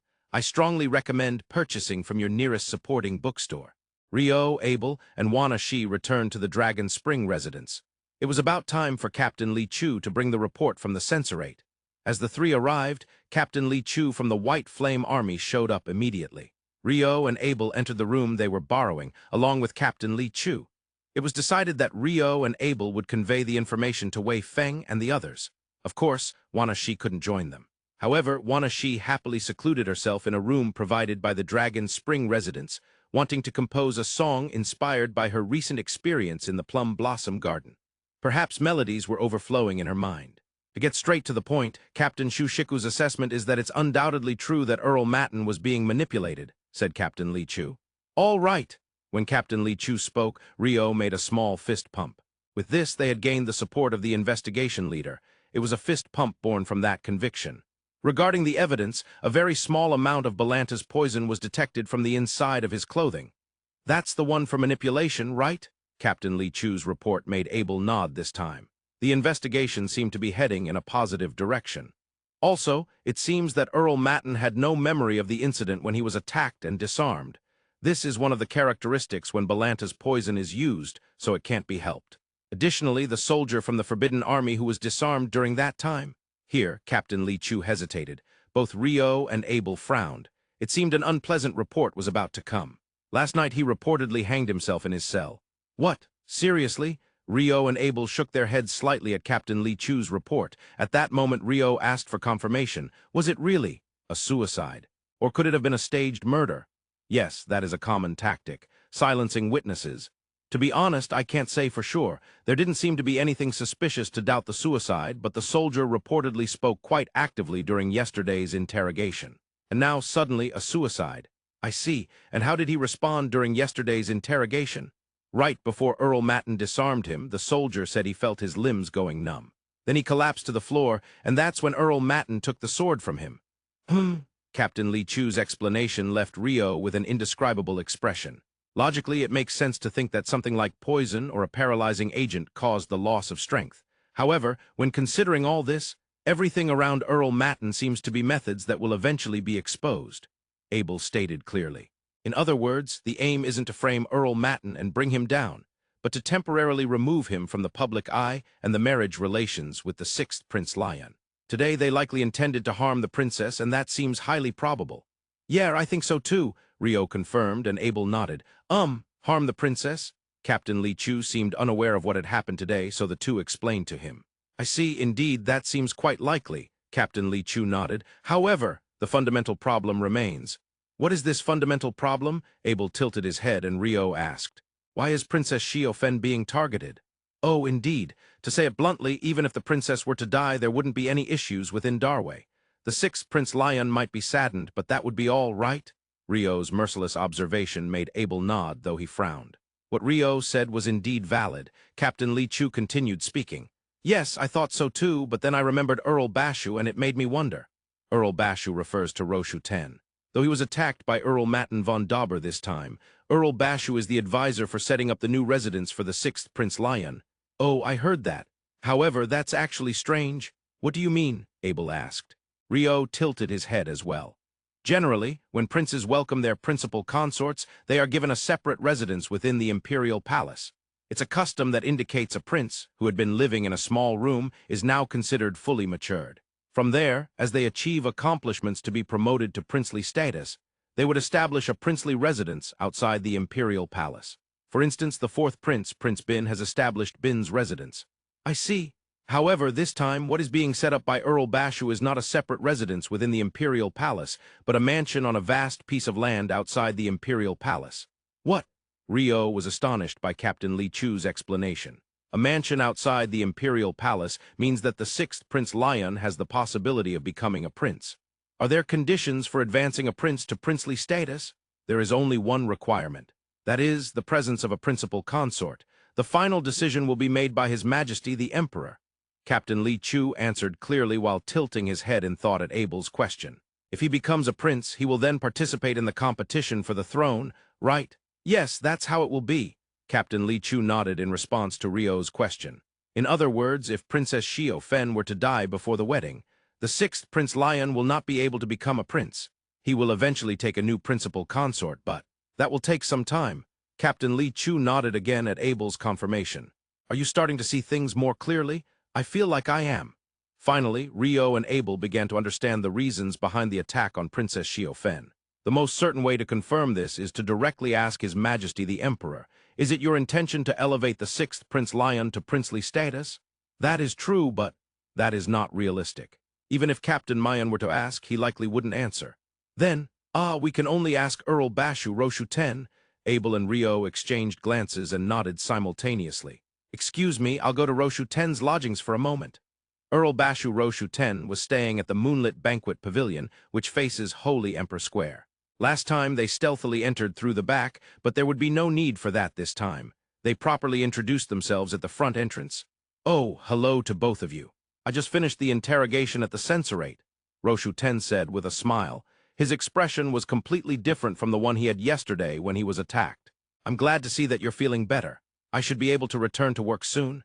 Yes, I plan to resume from tomorrow. Well, I think things are progressing smoothly even without me. Rio and Abel rejoiced at Roshu 10's recovery, and it seemed he intended to return to the field soon. When the conversation turned to Roshu 10's work, the two brought up their matter. Actually, earlier, Princess Xiaofen encountered a dangerous situation. What? It seemed that Roshu 10 had not heard about the incident in the Plum Blossom Garden, and he looked shocked. Therefore, Rio briefly explained. Well, Earl Mizo, I don't want to speak ill of others, but... With just that statement, it was clear that Earl Mizo was not regarded as an honorable person. So we constructed a hypothesis. A hypothesis? Roshu 10 tilted his head at Rio's words. We believe that the series of attacks on Princess Xiaofen, starting from when we were in the Basanta Kingdom, is aimed at disrupting the marriage of the 6th Prince Lyun. If Lyun cannot have the wedding with his principal consort, he cannot become a prince. At this point, there shouldn't be any discussions about making Lyun a prince, right? Yes, however, it seems a mansion is being built outside the Imperial Palace. As Rio probed, Roshu 10's eyes widened. I'm surprised. You know your stuff, so we're thinking he may be elevated to princely status. Oh, I see. Roshu 10 nodded with a wry smile. Certainly, if taken at face value, it could lead to misunderstandings. Misunderstandings? Rio tilted his head at Roshu 10's words, and Abel did the same. Certainly, we are constructing a new residence outside the Imperial Palace by the command of His Majesty the Emperor. However, it is not of a large scale. Not enough to set up a princely residence. Yes, how much do you two know about the princely residences that a prince would establish? Not much at all. Not at all. Roshu 10 nodded once and began to explain. A princely residence is a small independent estate established by a prince. Independent estate? It could be considered akin to a castle. It's not just a living space. Within its grounds, soldiers are maintained, and talents such as guests are nurtured, serving as a place to learn how to manage people and govern the land. Therefore, the grounds of a princely residence are vast. By the way, the inn you two are staying at is the Dragon Spring residence, right? Yeah, that place was part of the land where one of the princes established a princely residence during the reign of the Emperor 3 generations ago. That was just part of it. Apparently, it was around 5 to 10 times that size. The two were struck speechless by Roshu 10's words. Indeed, that was on a scale far different from what could be called a mere mansion. Thus, the estate I am in charge of setting up is merely a mansion. It is indeed much larger than the separate residence immediately after welcoming the principal consort in the Imperial Palace, but it is far from the scale needed to be called a princely residence. At this point, Roshu 10 took a sip of tea. Then he slightly altered his expression before continuing to speak. That concludes the explanation for ordinary folks. Ordinary folks? Abel asked. However, I will share further information with you two. Adjacent to the 6th Prince Lyun's residence, there are several empty mansions and vacant lots. If all of those were leveled and connected to the mansion, it would be spacious enough to be called a princely residence without any shame. What? Rio was astonished at Roshu 10's additional information. The order to build the 6th Prince's mansion there was given by. Of course, as I mentioned earlier, it was by the command of His Majesty the Emperor. Roshu 10 answered firmly, nodding at Abel's question. The Emperor might have a plan to elevate the 6th Prince Lyun to princely status at some point. This means that he would be thrown into the midst of conspiracies even more than he is now. Princess, you truly have ended up in a challenging situation. Rio's murmurs went unheard by anyone that night. In the residence of the 4th Prince, Prince Bin, foolish fool, my apologies, a young man in his early 20s shouted. Earl Mizo knelt down and apologized. Enough, get out! The young man spat out, and Earl Mizo hurriedly left the room. The young man was the master of the residence. In other words, he was the 4th Prince, Prince Bin himself. His face could be described as handsome, but he looked somewhat nervous. He frowned and paced around the room. Rinsui, I went along with your plan, and this is the result. Yes, I am ashamed of my lack of strength. In response to Prince Bin's reproaching words, Rinsui bowed deeply and apologized. However, if there were those who could see the expression that had fallen, they would surely be surprised. For Rinsui was smiling. Rinsui was recognized as Prince Bin's right-hand man. Prince Bin recognized him as such too. Though he was being scolded, it could be considered a form of indulgence. An indulgence born from trust, but seeing Rinsui's smile. So what's the next plan? At this rate, Lyun will become a prince. Since the wedding is tomorrow, it cannot be stopped now. Once Princess Xiaofen becomes the principal consort, even if she were to die afterward, it would not matter. The fact of having taken a principal consort will be established, fulfilling the conditions to become a prince. That's what I'm asking. What's the next plan? The only way to stop him is to directly eliminate Lyun. Wah. What did you just say? Even Prince Bin was at a loss for words at Rinsui's suggestion. Of course, it wasn't due to the familial emotions of whether he would kill his brother. Though both Prince Bin and Prince Lyun share the current emperor as their father, their mothers are different. While they are relatively close in age, they did not grow up on good terms. His silence came simply due to the issue of killing a prince. Naturally, it would result in the death penalty if discovered. Moreover, the other 2nd and 3rd princes were always probing Prince Bin's movements. Just as Prince Bin was probing theirs, could they move to kill a prince and not be discovered? I have a backup plan, Rinsui said in a calm voice. That calmness calmed Prince Bin's heightened emotions. Understood. Proceed with the plan. That was all Prince Bin said. He didn't inquire about the details. He didn't ask any questions. This was partly due to trust, but also because he knew that sometimes it's better to be unaware of certain things. Once again, Rinsui bowed deeply, and in a position where he could not be seen by Prince Bin, he revealed a sinister smile that no one could witness. That same night, in the temporary residence of Princess Xiao Fen within the Imperial Palace. Finally, the day's schedule had come to an end, and 3 people were gathered for tea. Princess Xiao Fen, Maid Mifa, and the captain of the princess's guard, Bijis. Tomorrow, there would be the wedding ceremony, followed by several more rituals. The schedule was quite hard, culminating in the public announcement to the citizens of the imperial capital. "The tight schedule is just another day for us," Princess Xiao Fen said with a smile. Since she was little, it had been normal for her to follow the schedule set for her as a princess. From that experience, it wasn't particularly difficult. However, this time, it was just that there were more attempts on her life. Still, I was surprised in the Plum Blossom Garden. When Princess Xiao Fen said this, Mifa and Bijis nodded. "I never expected to see Abel Sensei and Ryo-sama show up. Is that what surprised you? Not the attackers?" Mifa and Bijis were shocked at Princess Xiao Fen's words. "It's always business as usual to be attacked, right? What surprised me more was your appearance," Princess Xiao Fen said nonchalantly. "Well, that certainly was surprising. I forgot to ask for your contact information." Mifa agreed with surprise, and Bijis lamented the oversight. "That couldn't be helped in that situation, but I'm glad to know you two have arrived in the imperial capital. Once things settle down, you should feel free to visit the mansion. Since it will be the prince's residence, I doubt it will be easy to visit. I fear we may be stopped by the guards." Mifa and Bijis gave common-sense answers to Princess Xiao Fen's hopes. "But if it were you two, I think you could infiltrate while eliminating any obstacles." "That would be a problem in itself," Princess Xiao Fen said with a laugh, and Mifa shook her head slightly. At that moment, a voice was heard from outside the door. "Your Highness, Prince Lyun has arrived." Even Princess Xiao Fen was taken aback by this unexpected event. As far as she knew, there was no custom in Darway for a husband to visit his wife the night before the wedding. In fact, it was considered taboo in some countries. Still, she couldn't refuse. "Please let him in. Your Highness, I apologize for coming at such a time." "No, Your Highness, it's quite all right." As the two exchanged greetings, Maid Mifa and Captain of the Princess's Guard Bijis exited the room. In the room, only the 6th Prince Lyun and Princess Xiao Fen remained. "Since the hour is late, I will only say what I must. There's something I needed you to know before tomorrow's wedding."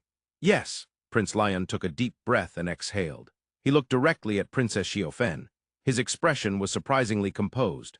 To be honest, the image Princess Xiao Fen had of Prince Lyun was not foolish or dull, but indecisive and lacking in assertiveness. Of course, that image was shaped from the information she had received. While they had met, they had only exchanged a few light words. This was actually the first proper conversation they were having at that moment, however. Just by looking at the renewed expression of Prince Lyun, Princess Xiao Fen revised her understanding. The image of a prince she had been receiving was mistaken. Perhaps he had been pretending to be incompetent to avoid being entangled in the succession crisis. Prince Lyun slowly but clearly opened his mouth. "I aim to advance to princely status, become the heir apparent, and then seek the throne." Princess Xiao Fen was surprised for a moment. "I understand," she bowed respectfully. "Recently, I conveyed my determination to the emperors of past generations at the imperial tomb. I think I will cause you difficulties, princess. Don't worry about it. I will support you, Your Highness." With expressions full of determination, Prince Lyun and Princess Xiao Fen smiled at each other, supporting each other's decision. Even though it was still before their marriage, perhaps at this moment, their hearts were bound together. That same night in the dining hall of the Dragon Spring residence, a new song by Bard Wana Shi, "The Uprising in the Plum Blossom Garden," was being sung. This was not a classic song like the Song of the Natore Kingdom, but rather an event piece that showcased recent happenings. However, it was apparent to almost everyone listening that something had occurred in the Plum Blossom Garden. Though they heard about it, they didn't know exactly what had happened. Thus, everyone was listening intently, truly intrigued. Of course, except for about 2 individuals. "Abel, I must say, this is really embarrassing. Ryo, I completely agree." In the uprising in the Plum Blossom Garden, both Ryo and Abel appeared by their real names. That's why it became a song brimming with realism. Yes, they understood that, but the two were incredibly active, yet these two were not accustomed to being sung about. "Indeed, shall we consider a ban on this song as well?" "Yes, I think we should consider it." The Duke instigated and the king went along. Of course, their scheme would not succeed. The next morning, Ryo raised his head as if he had noticed something. "What's wrong? It seems about 50 familiar people have come to the front." "Huh." Ryo's answer left Abel puzzled for various reasons. Though he said they were familiar from here, they couldn't see the front of the inn, the entrance to the grounds. Furthermore, he didn't understand the meaning of about 50 acquaintances. It seemed unlikely that he had that many acquaintances in the Imperial capital. Moreover, what were they doing arriving this early in the morning? They can't be here for us, right? Ah, indeed. Rio nodded at Abel's observation. Thus, the two slowly prepared themselves. Today, the wedding ceremony of the 6th Prince Lyun and Princess Xiaofen would take place at the Imperial Palace. Since Earl Bashu Roshu X was also participating, the places where the two could gather information were limited. Abel, what should we do? Should we tighten our grip on some bad people around Holy Emperor Square? Yeah, Rio's proposal doesn't make any sense at all. Rio proposed in a style reminiscent of an old violent detective drama, while Abel shook his head in confusion. The guards of the Natore Kingdom would surely not extract confessions from suspects through violent means. That would be a wonderful thing. Rio nodded, seemingly satisfied. For some reason, with an air of superiority. Then the two passed through the gate and stepped outside. There they found a group dressed in white outfits with red trim. The contrast of white and red was very beautiful. All of them had their hair neatly tied up and secured with small crowns on their heads. The combination of formal attire, styled hair, and small crowns was exquisite no matter how many times one saw it. The White Flame Army? Abel murmured. Rio was not surprised since he had sensed them with passive sonar, but he thought that their formal attire was stylish no matter how many times he saw it. Good morning, Captain Li Chu, Rio greeted first. Good morning, Your Grace Duke Rondo. Captain Li Chu saluted with both hands folded in front of his chest and bowed his head. That was the proper way of greeting in Darway. Looking closer, not just Captain Li Chu, but all 50 members of the White Flame Army were making the same salute. Captain Li Chu looked up and clearly spoke. Your Grace, His Majesty the Emperor wishes to meet with you, so we have been dispatched to escort you. The first part of Water Attribute Mage will be released on August 20th, Saturday. As such, the official to Book's Twitter account tweeted the following, 3 weeks until release. A limited SS titled A-Rank Promotion Ceremony will be published. Please note that it contains spoilers, so if you haven't read the web version, Part 1, Chapter 10, again in the Duchy of Inberry, be cautious. Right arrow end of quote limited SS, A-Rank Promotion Ceremony will be published. Well, those of you who are reading this afterward have likely read the narrow version of Again in Inberry. You can obtain SS, A-Rank Promotion Ceremony, by purchasing it from the TO Books online store. To Books online store, it's listed down below on the 8/20 section. Rio, mounted on Andalusia, and Abel, riding on Fenmu, are being escorted by the White Flame Army from both the front and rear. It wasn't that they were forced to accompany. Both Rio and Abel had consented to go. Their destination is the Imperial Palace. Captain Li Chu, what is it, Your Grace? Today is the wedding ceremony of Prince Lyun and Princess Xiaofen, right? Isn't His Majesty the Emperor quite busy? Indeed. His schedule must be packed down to the minute. In response to Rio's inquiry, Captain Li Chu of the White Flame Army nodded. Yet you still want me to come? Yes. The wedding ceremony actually began early in the morning, or rather, before dawn. While Prince Lyun and Princess Xiaofen are the center of attention, the ceremony is held in the name of His Majesty, so he will accompany them for most of it. Therefore, he is extremely busy. Do you mean you want to meet me in between the ceremonies? That's likely. If everything goes according to plan, the first half will end before noon, and in the afternoon, the prince and princess will seclude themselves in the Spirit Palace within the Imperial Palace until evening. Then, are you suggesting we have lunch together? No, His Majesty will not be having lunch today. Neither will the prince or the princess. What? It seems the prince's wedding is quite austere. So, to be honest, I'm not sure when we might meet. Captain Li Chu paused his words. Then, as if having made a decision, he raised his face and continued speaking. It might be tomorrow. What? The shocking forecast was announced. In that case, what about our lunch and dinner? No, I believe that will be prepared, Captain Li Chu answered, seemingly taken aback by Rio's expression filled with despair. Ah, that's a relief. Rio expressed genuine relief, while Captain Li Chu seemed confused about many things. Only Abel, who seemed to understand everything, simply shook his head slightly. The two, escorted by the White Flame Army, entered the Imperial Palace for the first time. The location known as the Imperial Palace in Darway is vast. Within it, there are numerous castles and villas. The Forbidden City is where the Emperor resides and serves as the political center. If we were to compare it to 21st century Japan, the Imperial Palace would be Nagatacho, while the Forbidden City would be the Prime Minister's official residence. Nagatacho is surrounded by high walls, and there is a highly advanced security system established through alchemy. Considering this, we can say that Darway's economic power and technological level are quite high. The entire Forbidden City, where the wedding ceremony takes place, is almost completely off-limits. However, the two have been specially allowed to enter through the West Flower Gate and are guided to a nearby building called Western Whitehall. As expected, the security inside the Forbidden City is even stricter than before. That said, when the White Flame Army passes, all the soldiers bow their heads in salute. The White Flame Army certainly holds a high position, Ryo expressed an honest opinion. I'm honored. We are the Imperial Tomb Guardians, directly under His Majesty the Emperor. While the number of Imperial Tomb Guardians is quite small, just 200 men across 4 armies, our status is very high. While feeling bashful, Captain Li Chu answered proudly. Indeed, judging by their earlier actions when they surrounded the two without Ryo noticing, and their current flawless vigilance, one could say they are indeed an elite military force. Is that why His Majesty ordered the White Flame Army to bring me here? That may also be the case. Even if we are tasked with guiding someone as esteemed as Your Grace the Duke, it would never be deemed disrespectful for us. Beyond that, we were the ones who reported that Duke Rondo of the Natore Kingdom bowed in Feywin. I see. If the first Duke of a foreign country visits the Imperial tombs as a representative of the king, it would surely be reported to the Imperial capital. Thinking about it, that's only natural. However, both Ryo and Abel had completely overlooked this point until now. The room they were guided to was exceptionally luxurious. Even the vases and hanging scrolls looked expensive. It seems this is one of the rooms where delegations from foreign countries wait. There will be no attendance from foreign guests at the wedding ceremony itself. However, during the reception that will be held after the public presentation to the citizens of the Imperial capital the day after tomorrow, there will be greetings from delegations and diplomatic envoys from foreign countries. Hence, this Western Whitehall will be quite full on that day, as Captain Li Chu explained while guiding them. If you request anything from the maids assigned to this Western Whitehall, they will prepare it for you. Our White Flame Army has also been entrusted with your protection and will be stationed around your room, so please feel free to ask for anything. Thank you. The room was now just Ryo and Abel. Abel, for a while you will go by Albert. Oh, okay. It can't be helped if you have complaints. It's my fault for forgetting my identification. I know, it's my fault for not wearing it. Abel waved his hand dismissively at Ryo's words.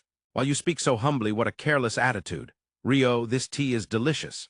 Abel deftly sidestepped Ryo's reprimand. Still, this is troubling. Huh, what do you mean troubling? Abel, you don't understand the difficult situation we're in at all. Difficult, sighing Ryo said, while Abel tilted his head, sipping his tea.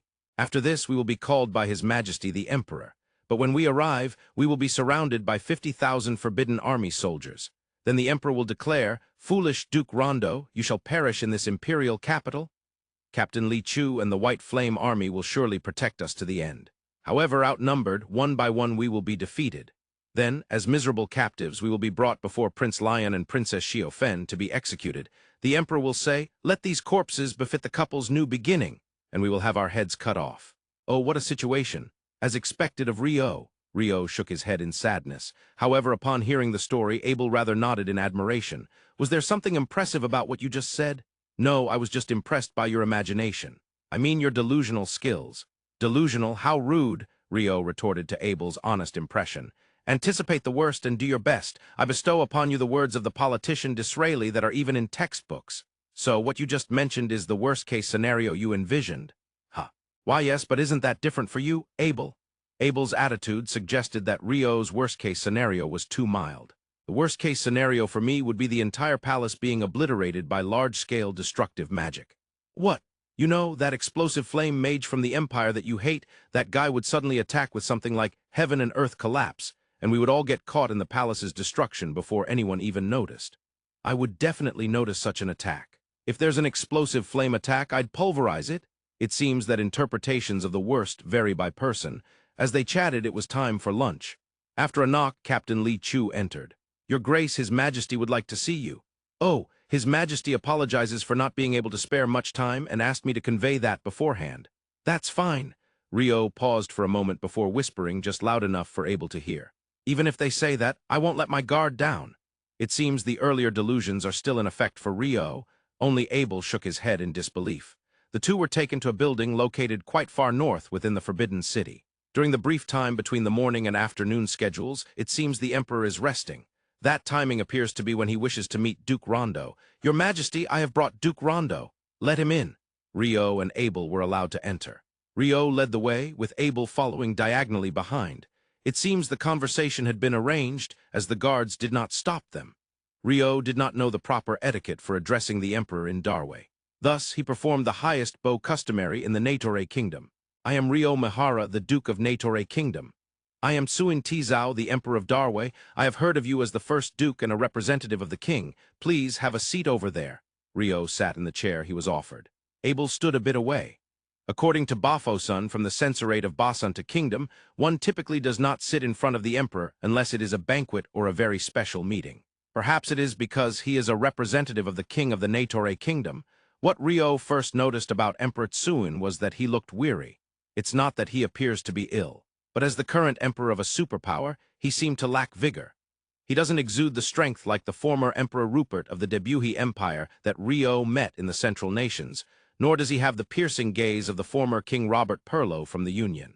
However, his face certainly does not come across as dull. Some might say you can gauge intelligence by looking at someone's face, but once you get used to it, you can usually tell. People who don't seem smart, no matter how much they shout, "I'm the president," still tend to take foolish actions. And as that accumulates, the company goes under. Even Ryo, who doesn't consider himself excessively experienced, has learned this much. Based on his experience, the emperor sitting in front of him does not seem foolish. However, it gives off a feeling that his motivation toward various matters has diminished. He looks to be in his mid-50s. However, the nearly white hair increases the impression of age and fatigue. When I received the report from Li Chu of the White Flame Army that you visited Feiwen, I couldn't believe it.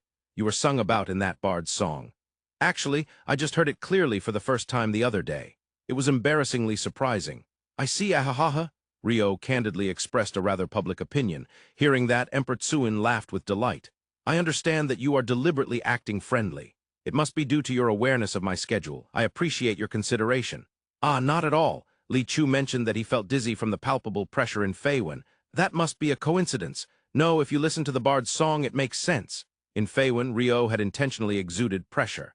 Captain Li Chu must have felt overwhelmed by it. Someday I want to experience that in perfect health. You're joking, Emperor Tsuin said in jest, and Ryo gave a wry smile. After a good laugh, Emperor Tsuin glanced toward the edge of the room. The attendants, akin to chamberlains and pages in the style of the Central Nations, were bowing. That likely indicated, it's almost time. It truly seems to be a tightly packed schedule. The reason I had Duke Rondo come is that I wish to invite you as a guest at a future event. A guest? Do you mean the reception that will take place after the public presentation to the citizens of the Imperial capital in 2 days? Oh, you know about that as well. Then the discussion will be quick. Precisely, it is that reception. Delegations from surrounding countries will attend. If the Duke, as mentioned in the bard's song, were to join us, I believe it would create a wonderful memory for the prince and princess. What do you think? It would be an honor to receive your invitation. I would love to. Excellent, it's settled. When Ryo agreed, Emperor Tsuin clapped his hands once and nodded happily. The tired impression he had earlier seemed to lighten a bit. The emperor must have thought he acquired the best surprise for the prince and princess. Ryo, too, found himself wanting to see the surprised expressions on their faces, so he had no objections. I will have Li Chu provide you with detailed information. You are staying at Dragon Spring Residence, right? Of course, if you prefer, I can arrange for a residence within the Imperial Palace. No, Dragon Spring Residence will be fine. Actually, I'm operating as an adventurer. What? The Duke Rondo is an adventurer? Well, given your tremendous power as a mage, I suppose you could manage as an adventurer, too. I've been thoroughly enjoying my time in the Imperial capital. I see. I can understand that. I too yearn for such freedom. When you reach a high position, you cannot move freely. Ryo understood that discomfort from observing Abel. He could even feel Abel nodding slightly behind him. So, as an adventurer, I'm actually employed by Earl Matten von Dauber. Really? Emperor Tsuin was surprised by Ryo's words. Then Tsuin seemed to remember something. Currently, von Dauber is.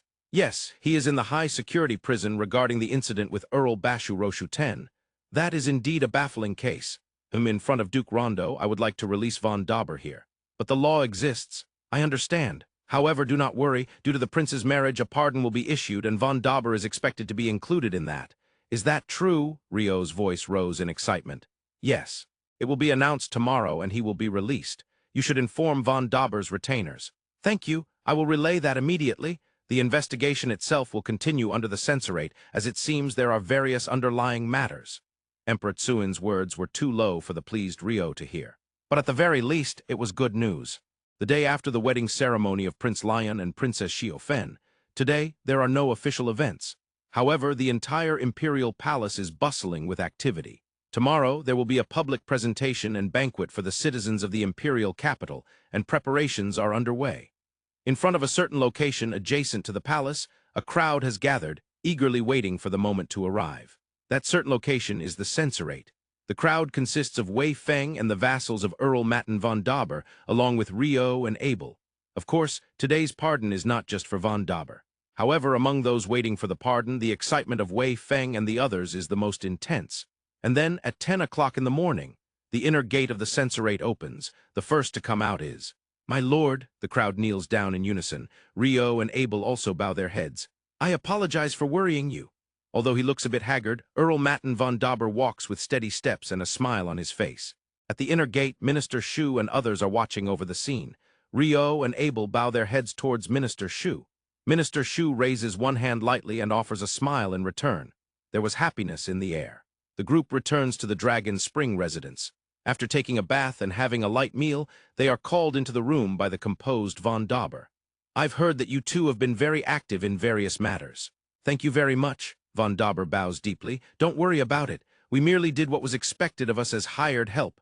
Both Abel and Rio respond with smiles. Considering that their efforts have yielded some results, it is only natural to smile. "Now, regarding future matters," von Dauber begins. "As for that incident, it seems the Censorate will continue its investigation. Therefore, I have been told to refrain from leaving the Imperial capital for a while." Rio and Abel nod at von Dauber's words. It is only natural for them to say such things. However, the hospitality role that I was assigned by His Majesty is only until the wedding ceremony, so I will no longer be going up to the palace. Given the incident, it would be difficult for him to enter the palace until he is fully cleared of suspicion. Even Rio understands that much. It seems that representatives from the Censorate will come to this Dragon Spring residence to gather information, so in fact, there will be no need for you two to provide protection anymore. Oh, well, it is a natural flow of events. No, I'm not saying that you should stop paying for the accommodation at Dragon Spring residence. I believe that my safe return is thanks to your efforts. I just wanted to convey that, since my protective duties have ended, you are free to move as you wish. Understood. Abel nods at von Dauber's words. Of course, we will cover all accommodation expenses during your stay at Dragon Spring residence. It may be rude to say this as thanks, but, well, I would like to offer you a special reward. As he says this, von Dauber places 2 leather bags on the table. When he sets them down, a heavy sound is heard. There are 1,000,000 Zhan, with 100 gold coins each. In addition, I plan to transfer 400,000 Zhan directly to your bank accounts. Please accept this. A total of 500 gold coins. Are you sure about such a large sum? It's my heartfelt gratitude, please. I understand. I will gratefully accept. In the end, it is Abel who nods first. When it comes to decisions like this, Abel is quicker than Rio. I think I will stay at Dragon Spring residence for a while longer. Yes, thank you. Abel says this, and von Dauber nods with a smile. Abel is quick to accept money. What do you mean by that? You should say something like, "No, wait, well, please," but something along those lines, and then receive it. That's pointless. Wouldn't it be rude to refuse? If that's the case, you would end up accepting it anyway. It's better to skip the unnecessary hassle. I think that lacks grace. I don't understand what you mean. Abel shrugs at Rio, who shakes his head slightly. Rio continues as if recalling something. About the accommodation costs, a little more. That's pointless. Abel cuts him off again. By saying that you'll stay for a while, you ease the burden on the other party's heart. While that's true, I wish we could take a bit more time to get there. More importantly, aren't you going to take action? Take action? Rio tilts his head, not understanding Abel's intention. Lord von Dauber has been released. Wouldn't the usual Rio express gratitude to those who helped him? You're right. Minister Shu, Captain Li Chu, and Captain Mayan. I want to thank Roshu too, but he's probably busy, so let's save that for another day. Come on, Abel, we don't have time to waste. Let's hurry. Why am I the one being told that? Rio smiles, while Abel shrugs but is also smiling. The smiles of those whose concerns have been resolved are wonderful. However, in the world, there are those whose smiles are not so wonderful. Or rather, those who cannot even smile. In Prince Bin's residence, the 4th Prince Bin is frowning as he reads documents. At that moment, Rinsui, who is considered Bin's right-hand man, enters the room. Rinsui, appearing to be in his mid-40s, carries several bundles of papers. Upon entering, he immediately dismisses all others and closes the doors. It is clear that the discussion is about matters that shouldn't be overheard. Your Highness, the outline of yesterday's incident has been prepared. Rinsui says this as he places the bundles of paper on Prince Bin's desk. Yesterday, is it about Lyun? Prince Bin asks in a hushed voice. After all, a plot to assassinate a prince should not be made public. Without a word, Rinsui simply nods. Prince Bin examines the bundles of paper placed on the desk one by one. At tomorrow's banquet, isn't that a bit soon? Your Highness, we must act before Prince Lyun's circle solidifies. Once they are organized, even an attack would be impossible. The first target for Prince Lyun will be the easiest target, which is you, Your Highness. If there were a cautious person present, they might have noticed that Rinsui's words were not entirely logical, but rather were inciting Prince Bin's emotions. In fact, it was so obvious that even those who were not cautious would catch on. After all, the sixth Prince Lyun has not yet advanced against the prince. It's uncertain whether he will even be granted the title of prince. He has merely married the principal consort. Thinking about it this way, one could easily see that Rinsui's words were exaggerated. Indeed, compared to my elder brothers, I am far weaker. My foundation is fragile. I understand that I will be the first target. However, I will not sit and wait for death. I will take action, just as I expected from your Highness. That is why we believe you are worthy to inherit the throne. Very well, Rinsui. Proceed with this plan. Understood. Rinsui bows deeply. Hidden from Prince Bin's sight, a sinister smile floats on his face. It was a smile that clearly did not belong to someone who would direct it toward his lord. I'm glad I was able to visit those who have helped me safely. You were the one who suggested bringing alcohol as a souvenir. It certainly made everyone happy. Rio proposes to bring a somewhat high-quality liquor as a souvenir, and it was well received. Initially, Abel didn't quite understand. It's standard to bring alcohol as a token of appreciation. When we were in the city of Run, Hugh often brought alcohol to Knight Commander Neville Black. Is that so? You never know where or when information or experiences will come in handy. There are all sorts of tips scattered throughout the world. By the way, the ones they brought it to were Minister Shu, Captain Mayan, and Captain Ra Wu from the public ship office. Minister Shu, a sprightly old man who seems to enjoy alcohol. Captain Mayan and Captain Ra Wu both subjected to Rio's bias that sailors should drink. In any case, Rio's judgment was correct. They all loved alcohol. The problem is that Captain Li Chu seems busy today. Minister Shu mentioned that he would be busy today and tomorrow and couldn't come out of the palace. The Imperial tomb guardians of the White Flame Army. It sounds tough, considering there are no tombs in the Imperial capital. It seems that those with capable abilities are often assigned more work than their names would suggest. However, there is a major issue with Captain Li Chu. According to Minister Shu's information, it appears that Captain Li Chu hardly drinks at all. For someone like that, how about sweets? Sweets, you say? Rio confidently declares, while Abel looks on with a skeptical expression. Since he has 50 subordinates, something like a long-lasting baked good with 100 pieces would be. Does the White Flame Army include 50 people with or without Captain Li Chu? If it's without, then that would mean 51 people. You calculated that each person would get 2 pieces, didn't you? Ah, so we need 102 pieces. 100 pieces would not be enough. There will be fierce competition among the White Flame Army over the treats. That's not going to happen. The resentment over food is indeed terrifying. They must be careful. For now, since they have no other business today, the two of them began walking toward their lodging, Dragon Spring residence. If they were to be escorted like yesterday, it would be more comfortable to sway on the backs of Andalusia and Feywiin, but otherwise. The Imperial capital is too crowded. Andalusia and Feywiin are staying behind, but naturally, the Dragon Spring residence has a lawn suitable for letting horses run. There, the 2 horses are leisurely grazing. By the way, Rio, you haven't gotten the most important souvenir yet, have you? Huh, that's why I'm thinking of Captain Li Chu's baked goods. No, not that, the one for tomorrow. For tomorrow? Rio tilts his head, not understanding what Abel is saying. Tomorrow's plans involve watching the public presentation of the prince and princess around noon, and then attending the banquet in the evening. Wait, no, you're invited to the banquet, right? Yes, I am. Are you planning to go empty-handed? Huh, the king of the Natore kingdom, which means I am representing my country at the prince's banquet. There will surely be delegates and ambassadors from various nations, starting with the emperor, and you're going to show up empty-handed. Now that you mention it. Indeed, in movies and dramas depicting kings and knights that Rio watched while on Earth, those who represented their countries always brought impressive gifts. Rio's face turns pale. It's not because he's a water attribute mage. How would he obtain such expensive or numerous gifts? Abel, why are you only bringing this up now? If only you had refused the Emperor's invitation together with me when it was extended. Well, that's not possible. I just thought of it now. Abel responds awkwardly to Rio's reproach. Anything we could buy with our current funds would surely be laughed at as a gift. Well, Rio and Abel sigh, but then Rio spots something good. It's on Abel's back. I'll borrow that magic sword. Huh, no way, that's not allowed. Why not? It's the only thing that can save us from this predicament. Even a nameless magic sword should have a decent appearance. Abel, please offer it quickly. No, that's a firm no. Abel adamantly refuses, and understandably so. To Abel, it is his most important partner. It's not like their lives are at stake. If you won't provide it, I will take it by force. How about that robe you're wearing? Excuse me? That robe. It's the robe of the Fairy King, isn't it? It's much rarer than my magic sword. Yes, that would be perfect. What are you saying? This was given to me by my master. It would be better to freeze all of Darway than to part with this. Yeah, please don't do anything extreme. Both of them possess very rare and valuable equipment. But naturally, they don't want to part with them. Then there's no other choice. The only thing everyone would consider valuable enough to present to the Emperor is that. What, do you have something like that? Yes. Although it pains me to say this while enjoying running on the lawn. Lawn, you don't mean? It's all Abel's fault, you see. I'll use your beloved horse, Faywin. Rejected. Why? Because it's my horse. How tyrannical. Rio's suggestion is dismissed. Moreover, an alternative proposal is made. Rio's Andalusia would also be sufficient as a gift to the Emperor.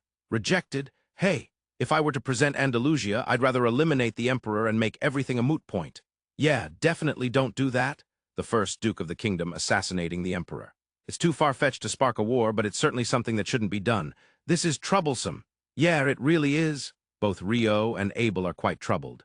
Abel suddenly looks at the small blue magic stone set in the ring on his finger. Then he looks at Rio's left ear where the echo of the soul is. Those two are complementary. The blue water magic stone was split. Rio, I've found a good souvenir. Huh. 2 days after the wedding ceremony of His Highness Lyun, the 6th Prince, and Princess Xiaofen.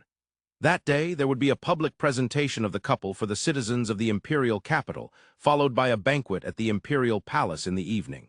In the morning, Rio and Abel were busy with their respective tasks in the training grounds of the Dragon Spring residence. It was something they hadn't been able to do since becoming von Dauber's bodyguards. Abel was practicing flying with the flying ring. At first, after such a long time without practice, his body seemed to have forgotten how to fly, and he wore a face filled with despair. However, after repeating the movements again and again, he finally managed to remember. All right, though low, he was able to fly steadily forward. Abel, height is also important. To see the public presentation procession from the Dragon Spring residence, you probably need to rise quite a bit higher, said the water attribute mage, who was fiddling with his flying ring and had just said something quite shocking. See the procession from here? Yes. It seems like it's going to move around quite a bit through the Imperial capital, so if we're up here, we should be able to see it when it gets closer. Can't we just go out to the street normally? If a shady swordsman like Abel is watching from the street, there's a chance he'll be apprehended by the guards. Not a chance. Setting aside Rio's nonsense, Abel indeed wanted to rise higher. For Abel, his image of flying meant soaring high in the sky.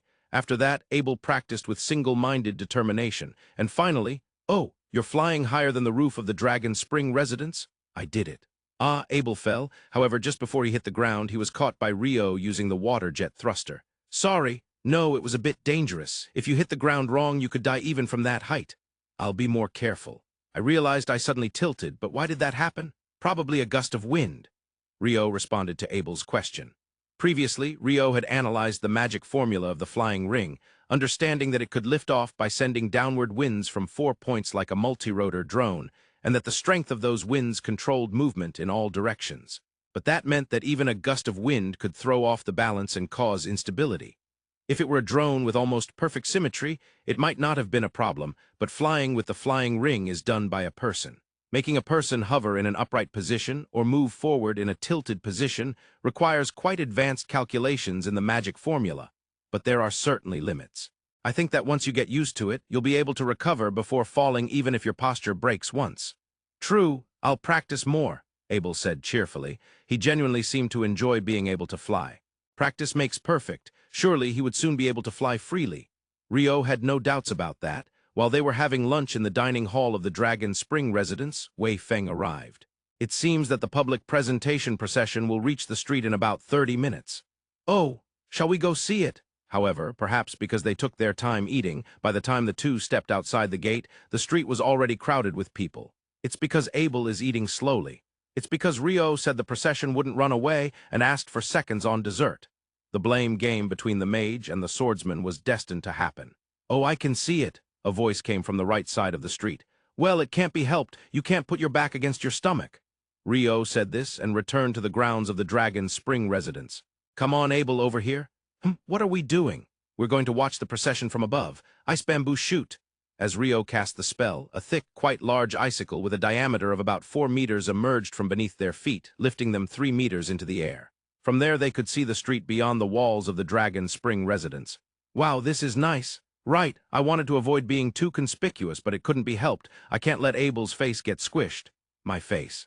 What does that mean? Because next to Princess Xiaofen, there will definitely be her maid Mifa, right? Since you're her master, you need to properly see your disciple's shining moment. Is that how it is? Rio insisted, and although Abel didn't fully understand, he somewhat accepted it. He wanted to see his disciple working hard. Oh, how extravagant! At the front of the procession, a rather massive flag with gold trim was raised. Was it the flag of Darway or the Emperor's flag? A number of people clad in dazzling costumes followed, and beautifully armored military men marched forward. And finally, it's Prince Lyun and Princess Xiaofen. They look quite good together. Rio exclaimed excitedly, and Abel nodded with a smile. Prince Lyun wore a costume predominantly white with light blue accents, while Princess Xiaofen's outfit was similarly white, accented with pale pink. Both were incredibly beautiful, and they looked even more striking juxtaposed with each other. And the float that the prince and princess were on had attendants walking closely beside it, and among them was Mifa. Mifa looks beautiful too. Ah, she's fulfilling her duties splendidly. Dressed in a maid outfit primarily in pink, Mifa maintained her vigilance of the surroundings. Mifa's gaze caught sight of the two figures beyond the wall. Abel-sensei, Rio-sama. Abel was smiling cheerfully. Rio was waving his hand. It certainly seemed to be them. Mifa gave a small bow. Princess Xiaofen noticed Mifa's little movement. And then the princess found the two. Really, such interesting individuals. She said this with a small laugh. Prince Lyun noticed Xiaofen's smile but didn't understand the reason. And then the procession passed by. Wow, that was amazing. As expected of a public presentation, it's quite nerve-wracking to be watched continuously. Rio innocently expressed his thoughts, while Abel spoke about the difficulties of being the focus of attention. It seemed King Abel had his fair share of experiences, too. When we return to the kingdom, Abel will have to have a public presentation procession, too. Ha! You have to appeal to the citizens of the kingdom sometimes? What do you mean by appeal? Like, here stands King Abel the First? It seemed Rio was beginning to devise some ideas for the public presentation. Well then, maybe I'll show off by flying. No, you can only fly in the area of Central Yellow where the Imperial capital is located, right? Come to think of it, you did mention something like that. That was something he had learned while with the Roshu 10 group. Focusing on that area, I'll analyze the insides. Rio was muttering about something. Abel shook his head slightly, and then, humph, he jumped off the ice bamboo chute. Seeing this, Rio murmured, Flying Swordsman Abel. The evolved version of the Hungry Swordsman Abel. But still, it doesn't have the same impact as the Hungry Swordsman. What a pity. The Flying Swordsman Abel was not only capable of flying. Rio, did you say something? It seemed he also had keen hearing. And no, I didn't say anything. Please become able to fly freely. Sure, leave it to me. Abel cheerfully responded, not bothering with Rio's attempts to dodge the topic. Flying in the sky, it might be a primal desire that humans have held since the dawn of time. Tomorrow is finally the banquet. The banquet for Prince Lyun and Princess Xiaofen is being held in the Forbidden City within the Imperial Palace. Near the West Huimen of the Forbidden City, the Western White Hall is filled with delegations, envoys, and ambassadors from foreign lands. The time is noon. Yes, officially, it is the time when Prince Lyun and Princess Xiaofen are being presented to the citizens of the imperial capital. However, for those gathered in the Western White Hall, there is something more important than the presentation parade. That is diplomacy. This Western White Hall has become a venue for diplomacy for the entire day. Of course, they will remain in the imperial capital for a while after today, engaging in diplomatic negotiations with various countries. Today serves as a preliminary skirmish. The palace is well aware of this, which is why, although the banquet starts at 5 in the evening, preparations were made in the Western White Hall by 9 in the morning to provide a venue for the delegations. After all, it has been 5 years since the last royal marriage involving a prince and a principal consort. This is, in fact, a revival of diplomatic activity after 5 years. Delegations have even come from the far Archipelago Sea region. However, most of them are merchants. They are not diplomats, but merchants who have come as representatives of their countries with official authorization. Due to the considerable distance between the Archipelago Sea region and Darway, there is no necessity for diplomatic negotiations. Moreover, After the recent conclusion of disturbances in the Suje Kingdom, a regional conference was held with other countries in the Archipelago Sea region, so there is no need to discuss matters further now. That said, this is a royal wedding in a superpower representing the Eastern nations. It would be troublesome if no one was sent, leading to issues later on. Thus, merchants were authorized as the country's delegation and sent. For the merchants, purchasing rare items in the Imperial capital and returning to their home countries will yield significant profits. Although there is a risk in traversing seas they have never navigated, the potential profits far outweigh the risks. For such reasons, merchants representing their countries have come to participate. I had a fruitful discussion, Lord Bandersh. Until next time. Excuse me? So said Bandersh, the president of the Chouonkaku Trading Company, as he returned to his subordinates. Father, please have some tea? My apologies. The one who offered the tea was his youngest son, Ban Hugh. While Bandersh had mentioned the dangers of traveling such a distance, Ban Hugh had insisted on accompanying him. It was wise of you to follow. I never expected such a difference from our homeland. Well, the scale of the imperial capital Hanlin is immense even among Darway. There is no city to compare it to. As they spoke, a figure approached them.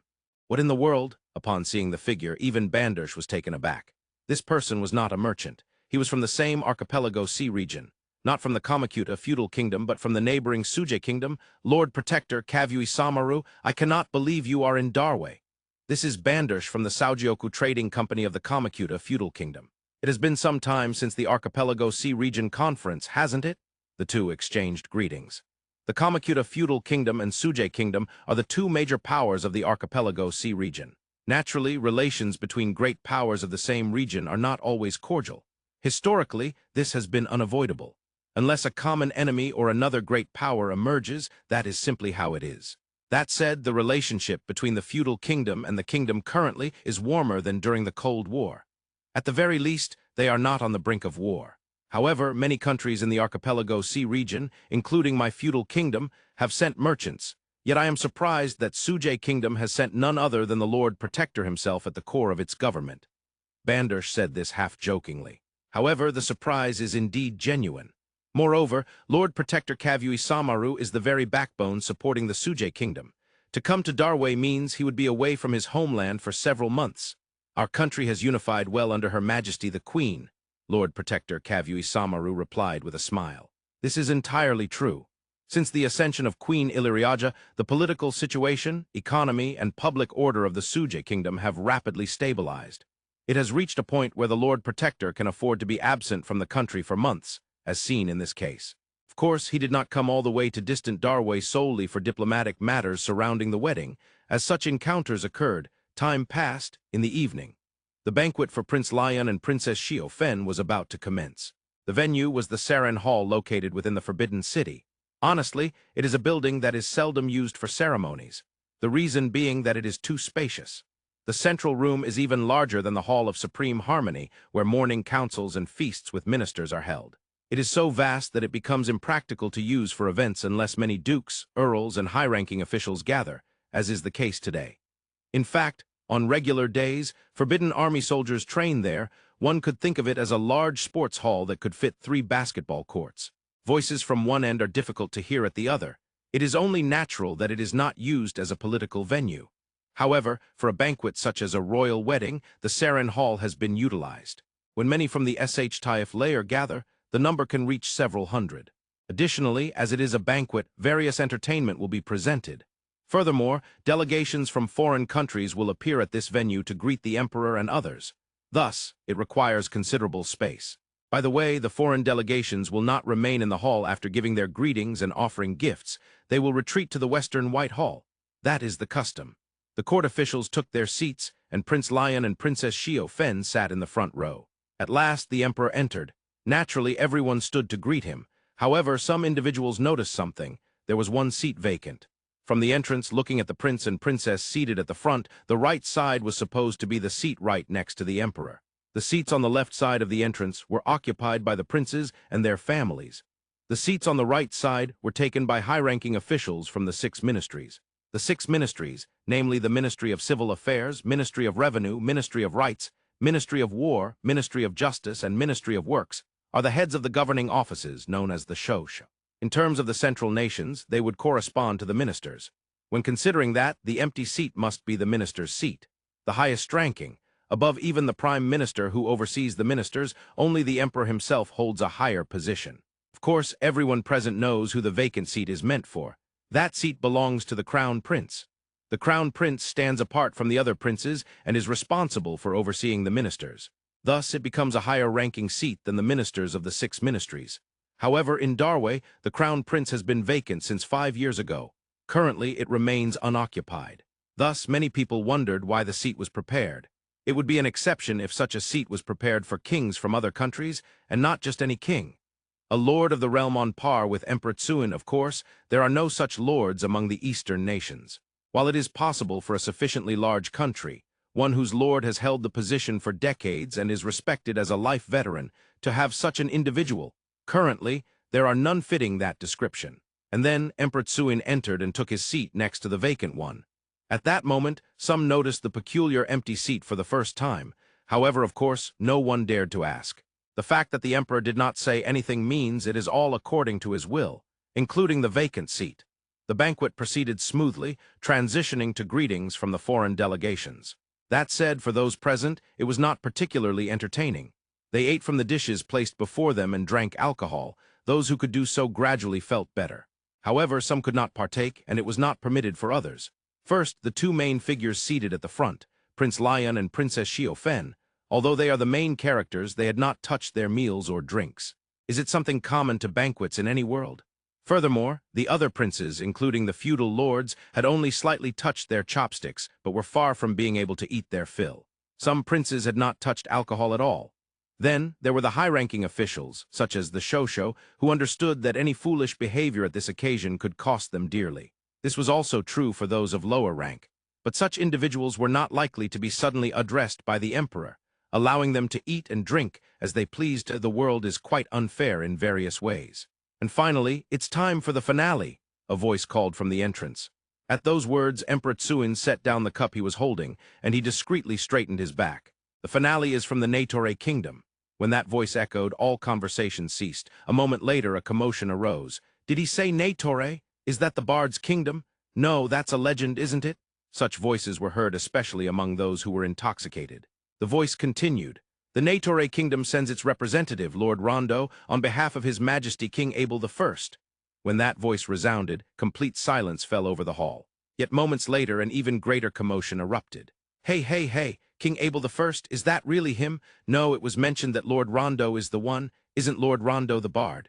Yes, the song of Lord Randa. The murmurs spread among those in high positions as well. The princes exchanged glances. Of course, there were no certain answers anywhere. However, the families of the princes were innocent. The ladies were also saying things like, "My," or "Is that true?" The Shosho were whispering in soft tones. "Why is such a person coming? It's probably nothing significant. Who on earth found him?" Yet among all present, the one who might have been the most surprised was one of the main characters. Could it really be that Lord Randa is here? Prince Lyon's whisper was heard by Princess Xiaofen sitting beside him. "Do you know Lord Randa, Lyun-sama?" Yes. I had the opportunity to meet him at the Imperial tomb, and I was able to greet him." "My!" Xiaofen's delighted smile appeared in response to Prince Lyon's surprising answer, and finally the doors opened. At that moment it felt as though ice slid down the backs of many present. The military officers instinctively placed their hands on their swords. Entering was a man clad in a robe, not too fast nor too slow. Those in attendance, the stronger they were, the less able they were to look at the robed man. Their instincts rejected it. Conversely, the weak could not turn away. They lacked the strength to do so, yet their teeth chattered. Indeed, sweat poured down. Even so, they could not look away. Among them were a few who, despite being strong, suppressed their instincts and physical pain to gaze at Lord Randa as he walked. One of them was the main character seated at the front today.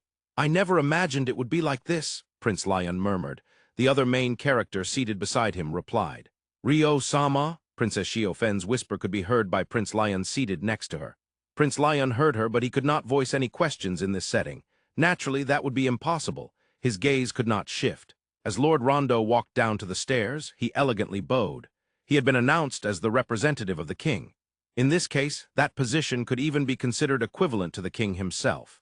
Thus, it was difficult to show the utmost respect. In this regard, various relationships and statuses between countries come into play. Therefore, Ryo simply offered a graceful bow. If there were complaints about that, "Ho, how disrespectful!" a voice came from the left. That was likely fourth Prince Bin. Rio remained silent, increasing the pressure he had been holding to double what it was and directed it toward Prince Bin. It seemed Prince Bin was struggling to breathe. Seeing that, Rio smiled brightly. Rio intended to smile, but it appeared as a sinister grin to those around him. "Lord Rondo, please take your place over there." Now a voice was heard from the right. That was a familiar voice. "My apologies, Your Majesty," he gracefully bowed again. At the same time, all the pressure vanished. Sounds returned to the vicinity. Those were the sounds of the breathing of the attendees. They had been unable to breathe even amidst Rio's pressure. "I have heard of Lord Rondo's name, but this level of disrespect, no, this is excessive." That was the voice of the third Prince Shure, sitting next to the earlier fourth prince. "Everything is according to the will of His Majesty the Emperor." "What?" Rio responded with a smile, while third Prince Shure frowned. "Ha ha, indeed, I was mistaken. It was a mistake to say that I wished to experience the full might of Lord Rondo in jest." Emperor Tsuin said this with a cheerful laugh. Seeing that, many were astonished. It had been a long time since Emperor Tsuin had smiled so joyfully. Indeed, perhaps 5 years had passed. "Since you have indulged in my jest, I have prepared this public seat. Enjoy yourselves here." Tsuin said this while pointing to the vacant seat next to him. The seat that had been empty since the beginning was prepared for Lord Rondo. "Your Majesty, thank you very much," Rio gracefully bowed. "Before that, a gift for the wedding couple." As Rio said this, Abel, who had somehow appeared behind him, presented a tray covered with fabric. Then Rio removed the fabric. What lay there was a massive magic stone about the size of 2 fists. A blue, truly blue magic stone. "What is that, gem?" "No, that's a magic stone." "Impossible, there can't be such a large magic stone." "Is that a blue magic stone? The water magic stone?" "I've heard that even a magic stone the size of a fingernail can buy a territory from an earl." "Where on earth did this gigantic water magic stone come from?" Such words flew around. It seemed to be recognized as an expensive item. Realizing this, both Rio and Abel felt relieved in their hearts. In truth, they were unsure of its exact value. "Lord Rondo, is that a magic stone?" Even Emperor Tsuin seemed surprised. His voice trembled slightly as he asked. "Yes, Your Majesty, I brought this thinking it would be a fitting gift for the wedding of the prince and princess." Rio replied with a smile. "I have never heard of such a massive water magic stone. If you would be so kind, could you tell us from which monster it was obtained?" "This is from the magic stone of a kraken, Your Majesty." At that moment, the banquet erupted in a murmur, and immediately attendees began to speak among themselves. Even the princes were not exceptions. Those sitting across, including the various shosho, were also no exceptions. No one was an exception, except for the emperor and the 2 main guests. To possess a kraken's magic stone means that one has defeated a kraken. That seems the most natural conclusion. However, there is a significant problem. Can a human really defeat a kraken? The question slipped from Emperor Tsuin's lips. Rio smiled broadly as he answered. "That is a secret for now. I will inform Your Majesty in due time." "Oh, I see. I look forward to it." Emperor Tsuin nodded happily. At those words, the princes were silenced. Surely they must have wanted to know. Could one actually defeat a kraken? How was it done? Even if Rio evaded the question, they would have pursued him, saying disrespectful. However, with the emperor's words, it became impossible for them to do so. Cuckoo, a mischievous smile unintentionally appeared in Rio's heart. Rio was guided to the seat next to the emperor. Abel stood behind, waiting silently. Seeing this, Emperor Tsuin asked, "Lord Rondo, who is that swordsman beside you?" "Your Majesty, this is my guard, Albert." As Rio introduced him, Abel quietly bowed without speaking. It was a Natore kingdom-style greeting, which beautifully combined elegance with strength while maintaining a noble aura, a first-rate bow. "Ho, as expected of the public's guard, remarkable. I am honored by your words." Tsuin praised Abel's bow, and Rio expressed his gratitude with a smile. It requires a degree of education on the part of the receiver to understand the other's refinement. Emperor Tsuin, who has ruled the superpower Darway for over 20 years. Indeed, various flaws have been observed over the past 5 years, but he is by no means a dull monarch. He has a discerning eye for people. At least until 5 years ago, he was admired for it. That is why he seemed to sense something extraordinary from Abel's simple bow. "Someone prepare a meal for Lord Albert." "Certainly," Tsuin commanded, and preparations for a meal began immediately. "Your Majesty, thank you very much." "Not at all. It is merely a thank you for the splendid bow I witnessed." While Tsuin and Rio were having such a conversation, the banquet continued. The greetings from various countries had concluded, and dancers had begun to perform. Emperor Tsuin's gaze remained fixed on Abel's left arm. "Is that a flying ring on Lord Albert's left arm?" "Yes, Your Majesty. Since Albert desperately wanted it, I provided it for him." Rio replied with a wry smile. Abel also smiled wryly. I see. While the Natore kingdom spreads across the world through the songs of bards, I have heard that the eastern nations excel in the technique of flight. Is that true? Yes, your majesty. In our kingdom, we have yet to develop a technique that allows anyone to fly as easily as this. Rio acknowledged the superiority of the eastern nations concerning flight without feeling ashamed or belittled. In fact, I also purchased one and have been studying its contents. What, Lord Rondo has dabbled in alchemy? It is merely a hobby. Tsuin was surprised, while Rio smiled. The Imperial capital has various things. It is enjoyable and educational. As Rio said this, he smiled brightly. It was that charming smile that endeared him to others. You say such pleasant things. Please stay as long as you like. Just as he said that, Tsuin contemplated for a moment. Then he continued speaking. Lord Rondo, I have heard that you are acquainted with Prince Lyun. Yes, I greeted him at the Imperial tomb. It was likely that Captain Li Chu of the White Flame Army reported this. How do you see him? I would like to hear your unreserved opinion, Emperor Tsuin said with a smile. However, Rio noticed that the depth of his eyes was not smiling. This was a serious inquiry. I saw him as a person with a strong core and solid character. His heart is gentle as well. However, to be honest, I wonder if he is putting on a facade including all of that. A facade? That expression likely does not exist in Darway.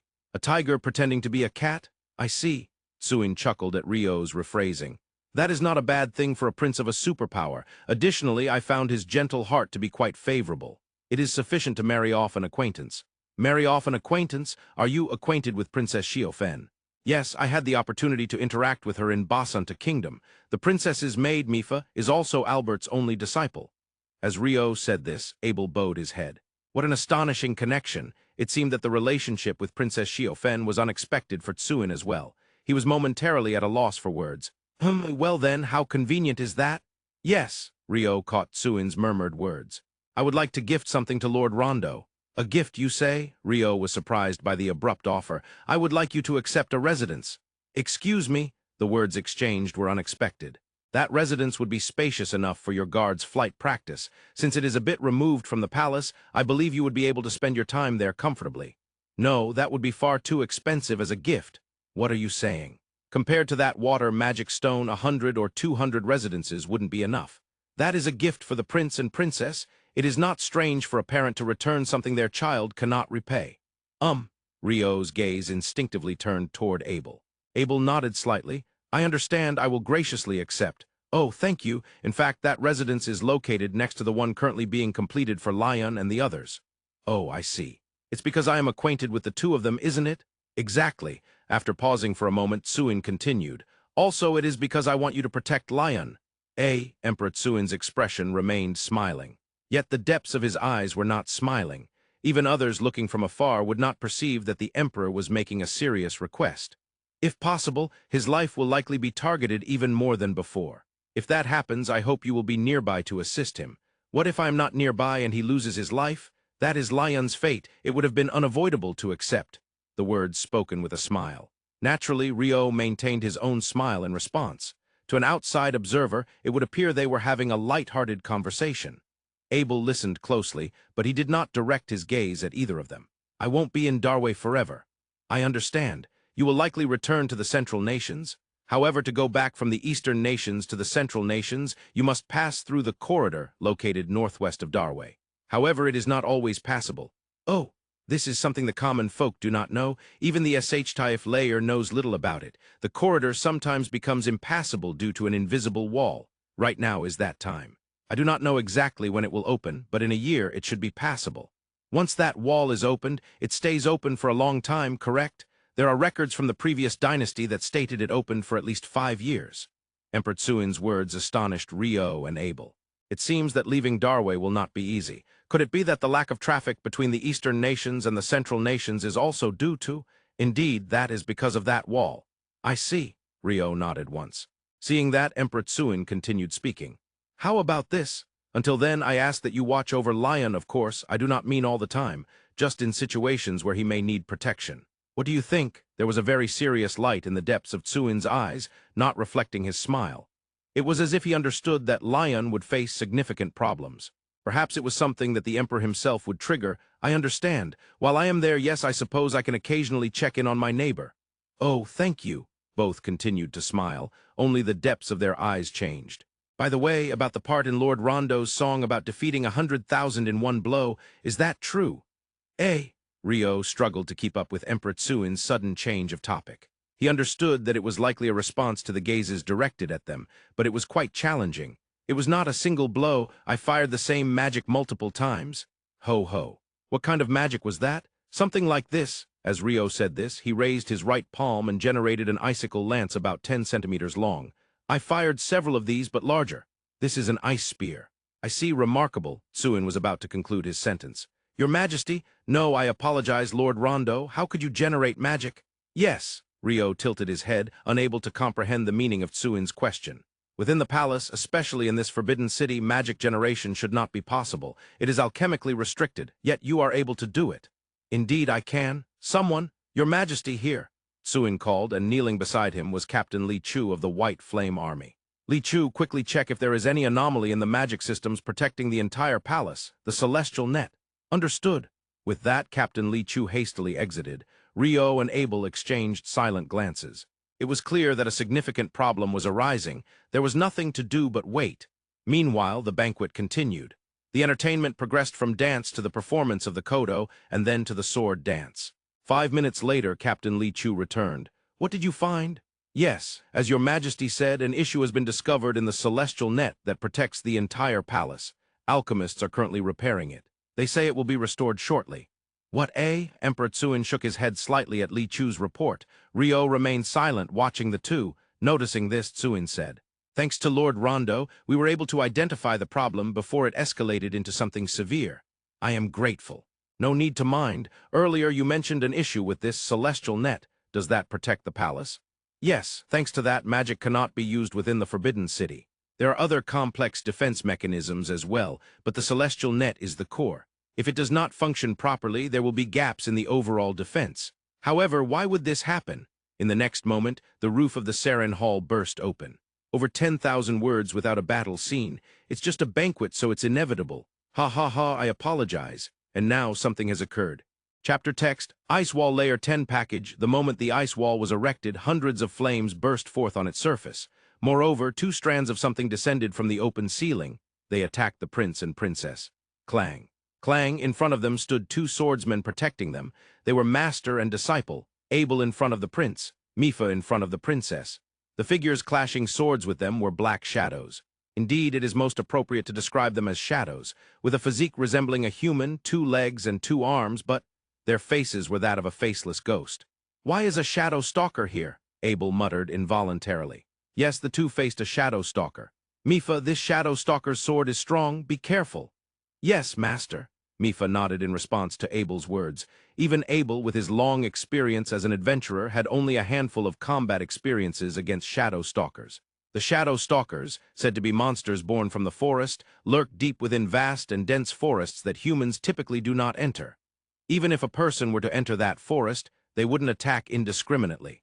It is said that a shadow stalker attacks only those who recognize the forest itself as an enemy to be eliminated.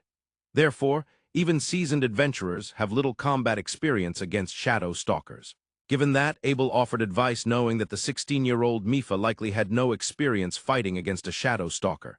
In reality, Mifa was shocked. A shadow with physical form had attacked her. That was her recognition.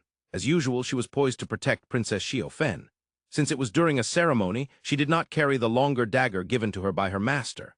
Thus, the moment something targeted the princess, she borrowed the sword of a nearby forbidden army soldier and received the attack. However, the surprise and anxiety dissipated with Abel's advice. Mifa did not know what this shadow was, but her master Abel knew, and he had given her advice and entrusted her with the battle. In other words, her master judged that this was an opponent she could fight, so there was no longer any anxiety. All she needed to do was swing her sword as usual. Amidst the fierce clash of swords, someone descended from the open ceiling. That person was, indeed, a person, not a faceless shadow stalker. With long hair that should be described as dark green and large black eyes, a woman who could be called a beauty slowly descended. Her clothing was Eastern attire, red with green trim. It was a common sight in Darway, but there was something off about it. I'm surprised. My fire damned was perfectly repelled. The green-haired beauty lightly landed and immediately said, Moreover, are two shadow stalkers being pushed back, she said while shaking her head slightly, observing the fierce sword fight. Who are you? The one who asked that of the green-haired beauty was Emperor Tsuin. Nice to meet you, Emperor Darway. I'd rather not say who I am. My name is Marie Cloche. I've come to take your lives. After saying that with a smile, she incanted. Fire machine gun, layered ice wall 10 flames were shot in rapid succession toward Emperor Tsuin. That was intercepted by the ice wall, which automatically stacked and thickened. Over 1,000 bullets. Each shot held a destructive power that was on a different level from the magic humans cast. However, the ice wall continued to overlap, shattering and emitting annihilation light. The one generating that ice wall stood beside Emperor Tsuin, a robed man. The barrage of flames ceased. That's a bit shocking. You there in the robe, you're generating the ice wall, right? Who exactly are you? Marie the green-haired beauty asked. The robed man beside Tsuin looked around. No, it's you. I don't understand why you're looking for someone else. You're a water attribute magician, right? That's a misunderstanding. Why are you trying to deceive me there? And you're not deceiving anyone. I don't really understand what you mean by deception. It's only natural to protect His Majesty the Emperor as a citizen of Darway. The people of Darway don't wear robes, and why do you look like you've made a mistake there? Marie shook her head slightly. I'd like to know your... Was it Marie? I'd like to know your affiliation. Affiliation? I'd rather not say. Marie frowned at Rio's words. Well, it's natural for an attacker not to reveal their identity. That's not quite it. Actually, I was told to introduce myself. Told to introduce yourself? Rio tilted his head. An attacker introducing themselves? Moreover, being told to introduce themselves by a superior or something. But the person themselves doesn't want to? It makes no sense. Ha! Marie let out a big sigh. Then, after taking a breath, she introduced herself. I am one of the 7-star generals of the Chouonkaku Empire, Marie Cloche. Chouonkaku, Rio muttered, frowning. The people present were also murmuring the same thing, most of them tilting their heads or exchanging glances with others. It seemed to be an empire that the courtiers of Darway were unaware of. Why do both the Debuhi Empire and the Chouonkaku Empire have such lame names? Rio's murmur was louder than he had intended. Abel, who was engaged in sword fighting, glanced at Rio. If that expression could be put into words, it would likely suggest that Rio was saying something strange again. However, there was someone who resonated with Rio. Right, it's lame, isn't it? Chouonkaku. You think that's okay, right? Even though I'm a robe-wearing water attribute magician, your sensibility is good. Thank you. Being suddenly agreed with by an enemy figure would surprise anyone, not just Rio. That said, it certainly is lame to be called Chouonkaku. That's why I didn't want to say it, but it's fine. I introduced myself because I was told to, and since I did the attack, the request is complete. Request? Rio asked with suspicion at Marie's loud murmur. Hearing Rio's voice, Marie made a genuine look of regret. Please forget. Impossible. Right, then die. At that moment, Marie charged toward Rio, but she stopped at the halfway point. Her eyes widened in shock. What is this trap? She questioned the front. Of course, even from the outside, it didn't seem like anything was there. There was still a bit of distance to the ice wall. It shouldn't be visible, so how did you realize that dynamic steam mine II was present? Rio tilted his head. However, that was not where Marie's reaction stopped. Dynamic steam mine! But her words were cut off there. Abel had defeated one of the shadow stalkers. Continuing on, he struck the shadow stalker battling beside Mifa and cleaved it in two. What a shame. Well, it's fine. For now, I'll return. See you later, Emperor Darway, until we meet again. Marie said this and flew off through the open ceiling. For a while, no one spoke. The first sound that resonated was the sound of Abel sheathing his sword. Ice wall release. Rio silently released the ice wall. Then, the commotion enveloped the area. Your Majesty is safe. What was that just now? What was the Forbidden Army doing? Wasn't the palace's defense supposed to be perfect? Voices rose from all around. Your Majesty, I would like to share something regarding the green-haired woman from earlier. Rio whispered quickly into Emperor Tsuin's ear. Tsuin nodded slightly in silence. Soon, Forbidden Army soldiers gathered around to protect him. Then Emperor Tsuin moved surrounded by Forbidden Army soldiers. Rio walked forward. There Prince Lyun and Princess Xiaofen were thanking Abel and Mifa. Thank you so much. You really saved us? No, it was thanks to Rio's ice wall, so actually the two of you were quite well protected. Abel explained shyly in response to Prince Lyon's words. Mifa, thank you as always. No, it is my duty to protect the princess. Mifa replied happily to Princess Xiaofen's words of gratitude. The first to notice Rio approaching was Prince Lyun. Duke Randa, thank you for protecting me, my wife, and His Majesty.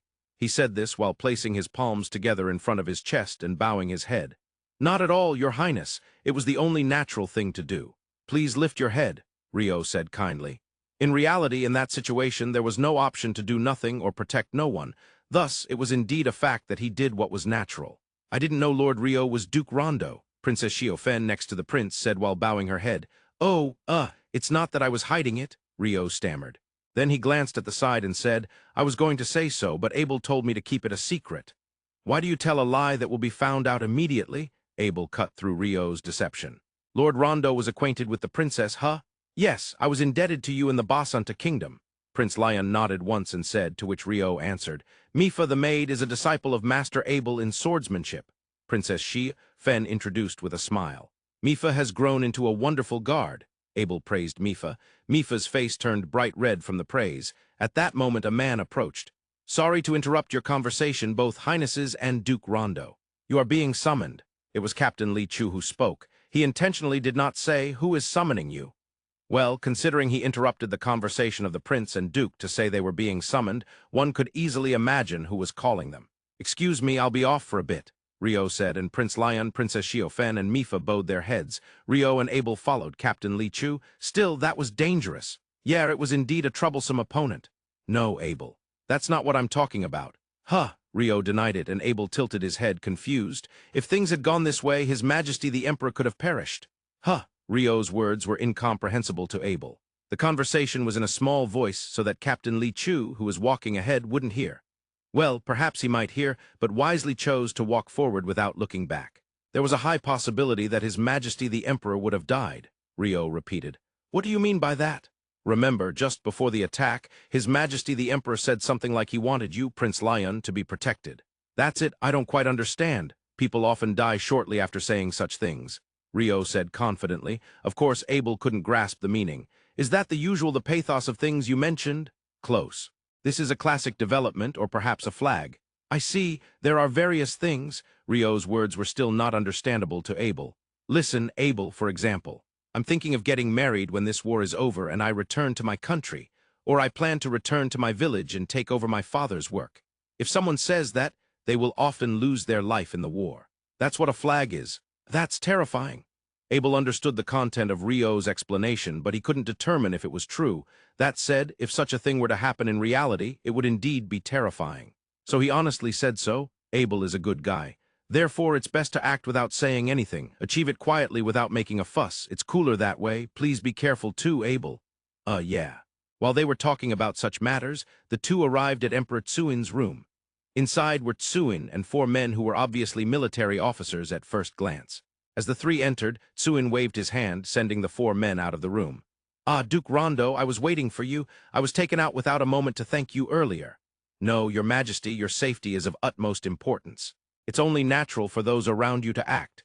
Rio had seen it in movies and dramas, the scene where the President of the United States is moved by the Secret Service when under attack. They are not just people, they are symbols. That's why in that case the President's will is ignored. In a similar way, Emperor Tsuin was being moved. There are many points I don't understand, but there is one thing regarding that green-haired woman from earlier that I want to confirm and convey. Speak. That woman was a phantom being. A phantom being. I've heard that term before, but what was it again? Tsuin brought his hand to his chin, trying to remember. Rio decided to help. Perhaps it's from Inspector Li Wu's report. Is that so, Li Wu? He sent a report, but it hasn't arrived in the Imperial capital yet. Well, it's fine. I remember that in Li Wu's report, it was said that the ones leading the monsters were these phantom beings. Speaking of which, I heard that Li Wu's report was from adventurers. Was that adventurer Duke Rondo? Yes, Your Majesty. I see, that makes sense. Tsuin nodded widely as he said that. An attack led by monsters, an assault on the Imperial palace, and even announcing herself. A challenge to our Darway. However, just moments ago, I heard from my subordinates that no one had information about a country called the Chouonkaku Empire. I will have them investigate in more detail. The report to Emperor Tsuin was safely concluded. A challenge by phantom beings seems quite troublesome. Internally, there is the dispute over the next emperor's position, and externally, there are phantom beings. Even as a superpower, it seems that absolute stability is not guaranteed.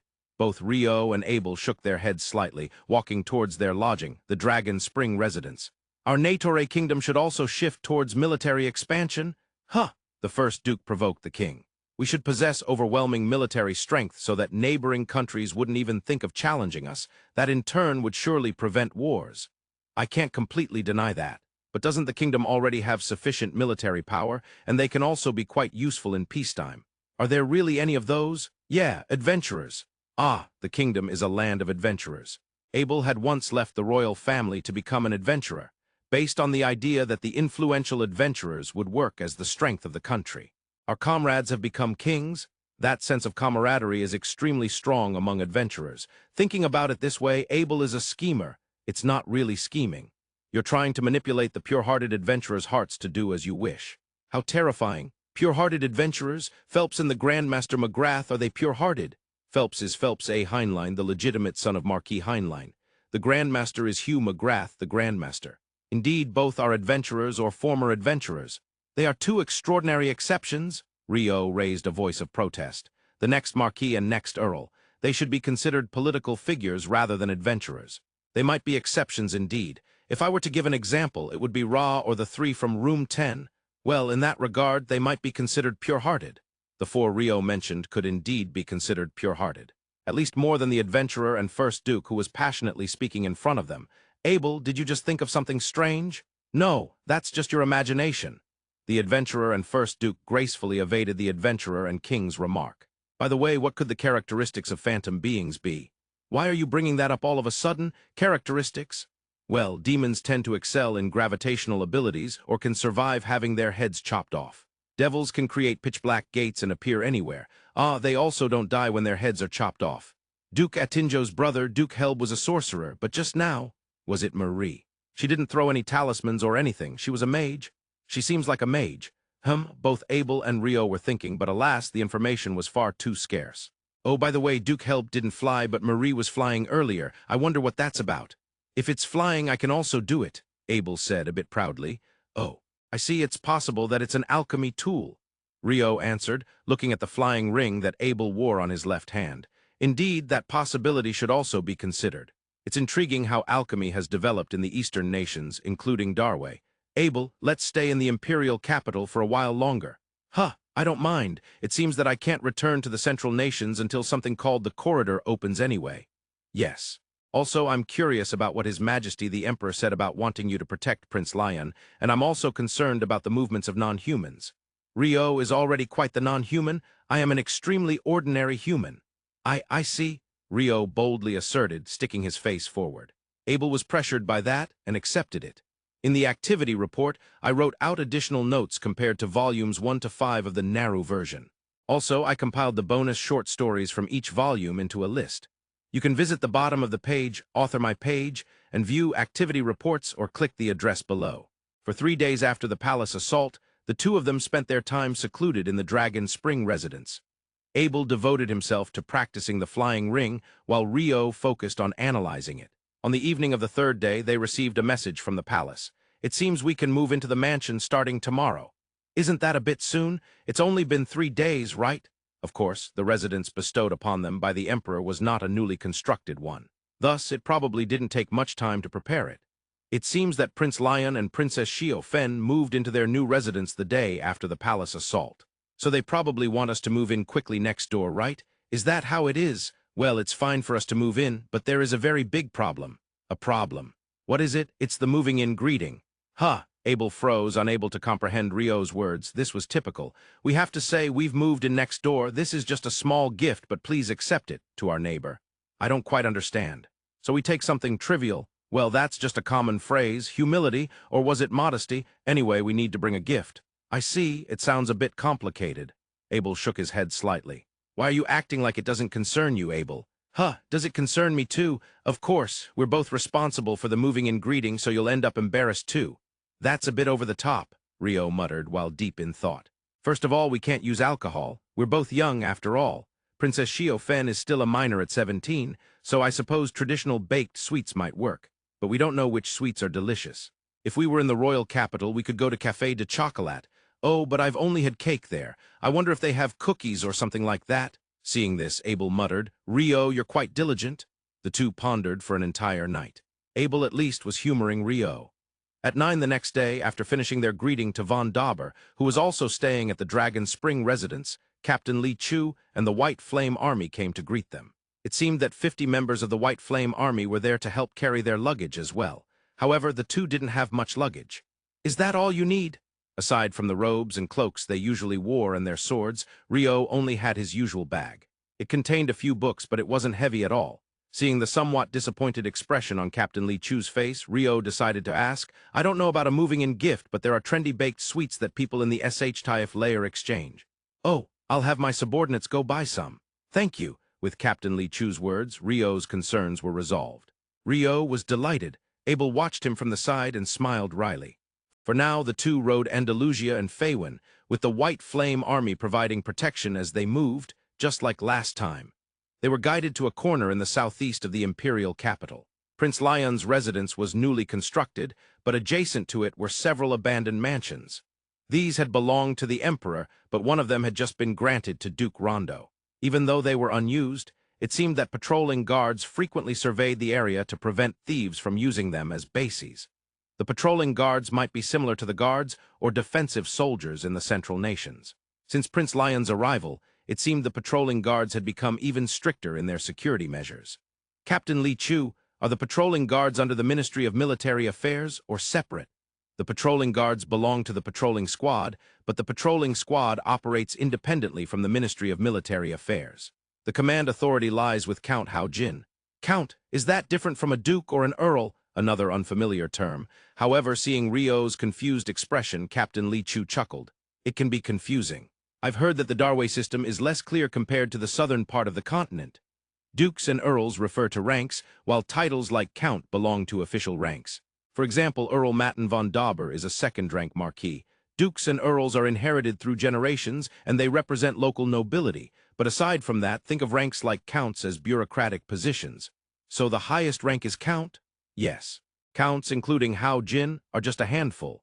There are ranks from 1st to 9th, but even ministers who oversee the 6 ministries are only second-rank marquises. So considering that, you can understand how powerful Count Hao Jin is, who commands the patrolling squad. I see. When he was on Earth, Rio had learned about the Imperial examination system in China, which aimed to break the fixed aristocratic class. The system was created to recruit talented individuals widely and had been maintained for over 1,000 years across dynasties. Considering it was also used under the control of the Northern horse-riding ethnic group, it was quite fascinating. This system, which incorporated new talent while maintaining tradition, perhaps reflects the current considerations in Darway's system. The use of the term count makes it confusing. I can't shake off the 5 ranks of nobility. Since the 5 ranks are fundamental in the Central Nations, Rio muttered. Hearing that, Abel shook his head slightly. Well, just remember that counts have strong power. You can think of ministers as being second-rank marquises. Rio summarized it like that. The mansion they were guided to by Captain Li Chu, and the White Flame Army was clearly spacious just from looking at it from the road. First of all, the walls were wide. The white walls extended to the edge of their vision. Everything within those white walls belonged to the mansion. Is it too spacious? Indeed, it appears to be the largest empty mansion in this area, but even so, it is only about a third the size of Prince Lyun's residence. How many people live in the residences of a prince and a princess? After walking for a while after seeing the walls, they finally arrived at the gate. In front of the gate stood a woman. Welcome, Duke Rondo. I am Lan Fa from the Ministry of Construction. How courteous of you. I am Rio Mihara, who has been granted the title of Duke Rondo. Lan Fa was a short-haired woman in her early 20s with beautiful black hair. Rather than beautiful, it might be more fitting to call her cute. She was dressed in neat Eastern attire, as if she were about to enter the palace, and her black hair was elegantly styled, held in place with a small silver crown. Because Duke Rondo was said to be a close associate of the Emperor, her attire was appropriate to avoid any rudeness. There must be no room for error. Captain Li Chu began his explanation. This is just as we discussed earlier. Lan Fa is a 7th-rank official. She is a talented individual who passed the central examination and is a potential candidate for a future minister. Captain Li Chu, please don't tease me. Lan Fa waved her hands frantically at Captain Li Chu's words. 7th rank, official, not 7th rank marquis? Oh yes, usually it's referred to as an official. The title marquis is a convention reserved for 1st and 2nd rank titles. That's complicated. It would have been less confusing if it was simply 1st rank official, Rio grumbled, causing Captain Li Chu and Lan Fa to chuckle. The mansion bestowed by the Emperor was a standard Darway-style residence with several single-story buildings connected by corridors. However, it was vast. How many rooms are there? 40. 40 rooms? Lan Fa's answer was beyond Rio's imagination. Of course, thorough repairs have been made and it has been cleaned to be ready for immediate use. Additionally, arrangements for chamberlains and maids can also be made. Let me think about that a bit. Rio contemplated Lan Fa's inquiry. Two people can't manage all that, can we? It would be better to have them help. What if an assassin is among them? That would be a huge problem. Rio replied in a small voice to Abel's proposal. Of course, he didn't believe Lan Fa would do something like that. However, in a massive nation like Darway, there were all sorts of people in various places. They needed to be careful. This was something Rio couldn't dismiss as mere imagination, and Abel could only sigh softly. I guess there's no helping it. I'll do my best. Rio? No, it's fine. Until then, I'll have Abel help me. Help? Well, if it's something I can help with, I don't mind. Then as they walked around the mansion, Rio made a surprising discovery. No way. It's referred to as a bath. At Lan Fa's answer, Rio's eyes widened. It was a large square bath made by hollowing out a massive rock about 3 meters on each side. I'm sorry, there are no hot springs around the Imperial capital, so you'll have to make do with a bath. Lan Fa, what did you just say? Make do with a bath? No, before that. There are no hot springs around the Imperial capital. Are there hot springs outside the Imperial capital? Rio looked at Lan Fa with a surprised expression. With her head twisting while her body remained still, she looked a bit eerie. Yes, for instance, Yos is famous as a hot spring town and many people have residences there. Oh, Abel, we have to visit it someday. Ah, yeah. Abel nodded instinctively at the suggestion from the twist-headed Rio. By the way, Abel didn't know the meaning of the word onsen. While Rio and Abel were amazed by the existence of a new mansion and hot springs guided by Lan Fa. Next door was the residence of Prince Lyun and Princess Xiaofen. Although it was a mansion, it also served as a sort of workplace for the 6th prince, Lyun. As Lyun advanced from prince to a higher title and established a princely residence, that workplace would become even larger. He would have civil and military officials, generals, and even his own army. Though it was a fraction of the princely residence, dozens of vassals were working there. Managing Lyun's territory and gathering and analyzing information from across Darway were currently their primary tasks. If the princely residence were opened, they would be personnel at the center. Therefore, during the day, Prince Lyun was stationed there, while Princess Xiaofen managed the private residence. Now 3 women were chatting in one room of the private residence. By the way, I was surprised to learn that Rio was the Duke Rondo, Princess Xiaofen said with a smile. Yes. Even in the Basanta kingdom, the song of the Natore kingdom spread, but it wasn't as widespread as in Darway. The famous bard Wanashi has made Darway his center for activities. Captain Bidges, the captain of the princess's guard, emphasized. Originally, Bidges was supposed to be the captain of the escort when Princess Xiaofen moved from the Basanta kingdom to Darway. So after the wedding, she should have returned home. However, she expressed a desire to stay for a while longer and remained in the mansion. It seems that not only those from the SH-Taif layer, but also the common people are aware of it. However, there aren't many who know that Duke Rondo and Rio are the same person, Princess Xiaofen said, tilting her head slightly. The maid Mifa remained silent. This space only had the usual 3. Princess Xiaofen, Captain Bidges, and maid Mifa. Thus, Mifa was still allowed to speak as before, or rather, Princess Xiaofen was requesting it. Mifa, did you realize that Rio was Duke Rondo? At Princess Xiaofen's question, Mifa's expression turned surprised. However, she hurriedly shook her head. No, I certainly didn't realize that, but I knew that his water attribute magic was impressive, and traveling with Mr. Abel, who has such sword skills, I thought he might actually be a renowned mage. I see. So you heard a title or something? Princess Xiaofen prompted Mifa about her words. Famous adventurers, generals, and mages often have titles or nicknames. Of course, they are not usually self-given, but are instead called that over time. Yes, I asked, but he said he didn't have one. Instead, Mr. Abel's title. Mr. Abel's title? Yes.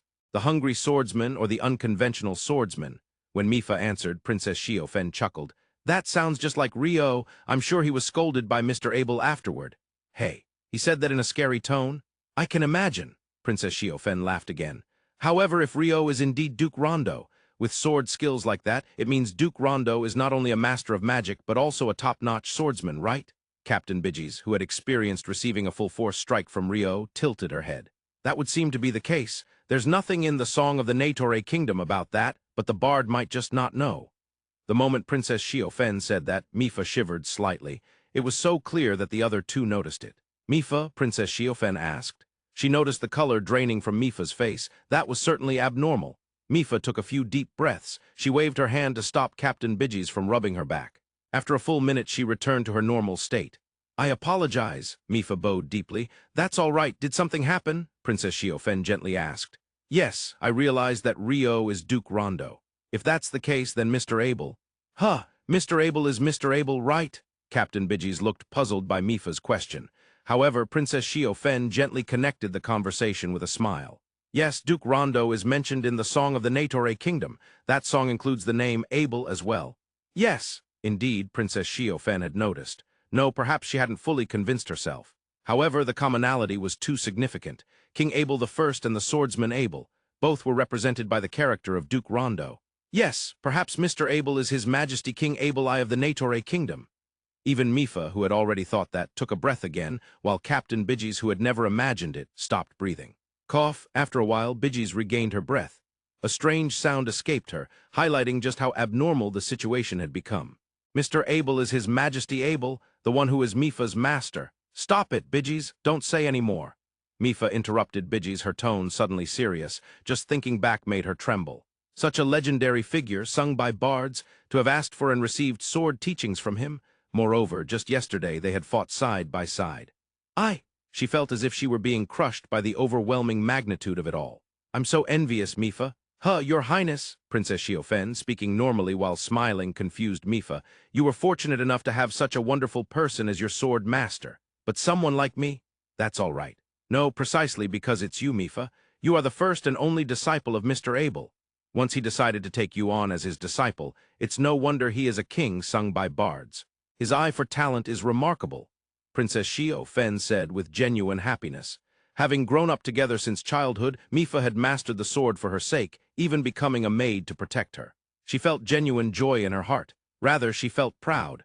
When she said she was envious, it was to release Mifa from the burdens of her heart. Of course, it wasn't completely a lie. That said, while some may know that Duke Rondo and Rio are the same person, not many are likely to know that Mr. Abel is King Abel I. Someone will eventually notice, right? Yes, eventually some people will catch on. But it seems Rio was introduced in the palace as Albert the Guard, so it's unlikely anyone will notice right away. What should we do when we meet him? Captain Bidges shook her head slightly. If the other party is the king, not showing proper respect could lead to charges of disrespect.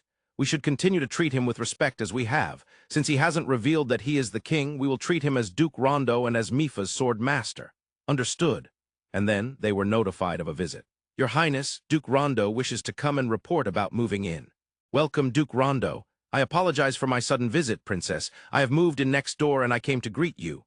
A greeting for moving in? Rio spoke with a smile, but Princess Xiaofen didn't quite understand. Perhaps in the Basanta Kingdom, there is no custom of newcomers sending gifts to their neighbors. Nonetheless, with the help of the White Flame Army, they brought boxes of baked goods from the trendy bakery in the Imperial capital Hanlin. Cookies, to be precise, 40 boxes, each containing 50 pieces, a total of 2,000 cookies. Please distribute these to everyone working at the mansion, as per your arrangement, Princess. I appreciate your thoughtfulness. In response to Rio's words, Princess Xiaofen bowed her head with a smile. By distributing them through the princess's arrangement, the reputation of the workers toward her would improve. Of course, the princess is a figure of power in the mansion, second only to the prince. But at the same time, she is a person from a foreign land. To be honest, the workers are observing. Is this person worthy of serving? How will they treat us? They wonder. And then, if this was simply a case of the princess distributing sweets to everyone, it would diminish her status. To flatter the servants is to question the balance of power. However, if it is something that Duke Rondo has brought and distributed through the princess's arrangement, the conversation changes. Yes, to stand above others is actually quite complicated. If one acts arrogantly, they will be turned away. If one acts too submissively, they will be looked down upon. Truly, maintaining this balance is difficult. Please come inside.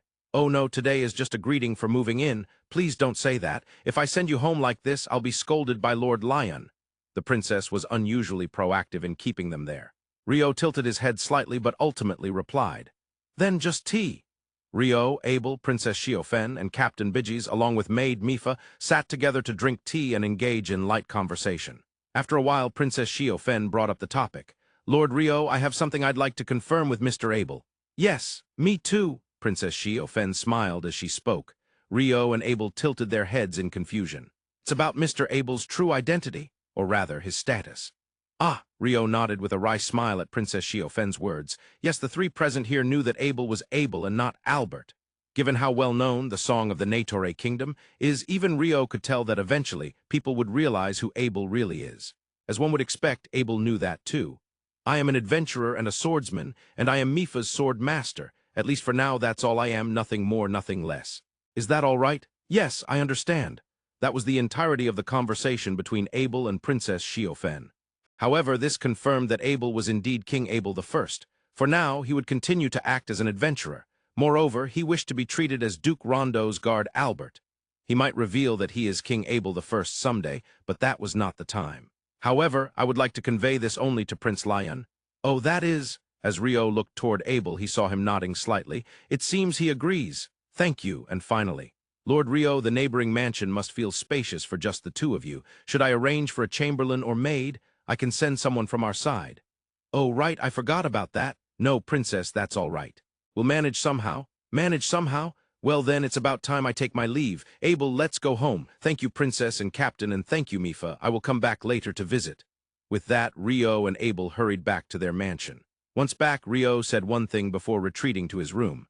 I'm going to concentrate and start working now. Please don't call for me except for snacks and meals. Also, please hold off on the big bath today. That's all. His expression showed an immense determination, and Abel could only nod in agreement.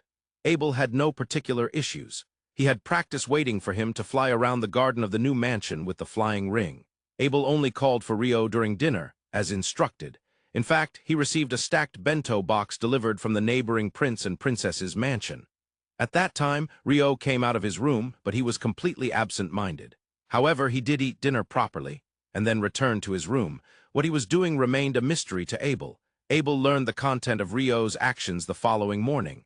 The next morning, Abel woke up at 6. Basically, Abel wakes up at 6 in the morning. His body remembers the wake-up time. In the early days of his kingship, he had been waking up a bit earlier, but he realized that if he woke up too early, those around him would have to wake up even earlier to prepare. So he settled on waking up at 6. As a king, even the act of rising has its restrictions. He woke up at 6 and started swinging his sword. He intended to continue this routine in the new mansion as he left his room, but out of the corner of his eye, he spotted something moving.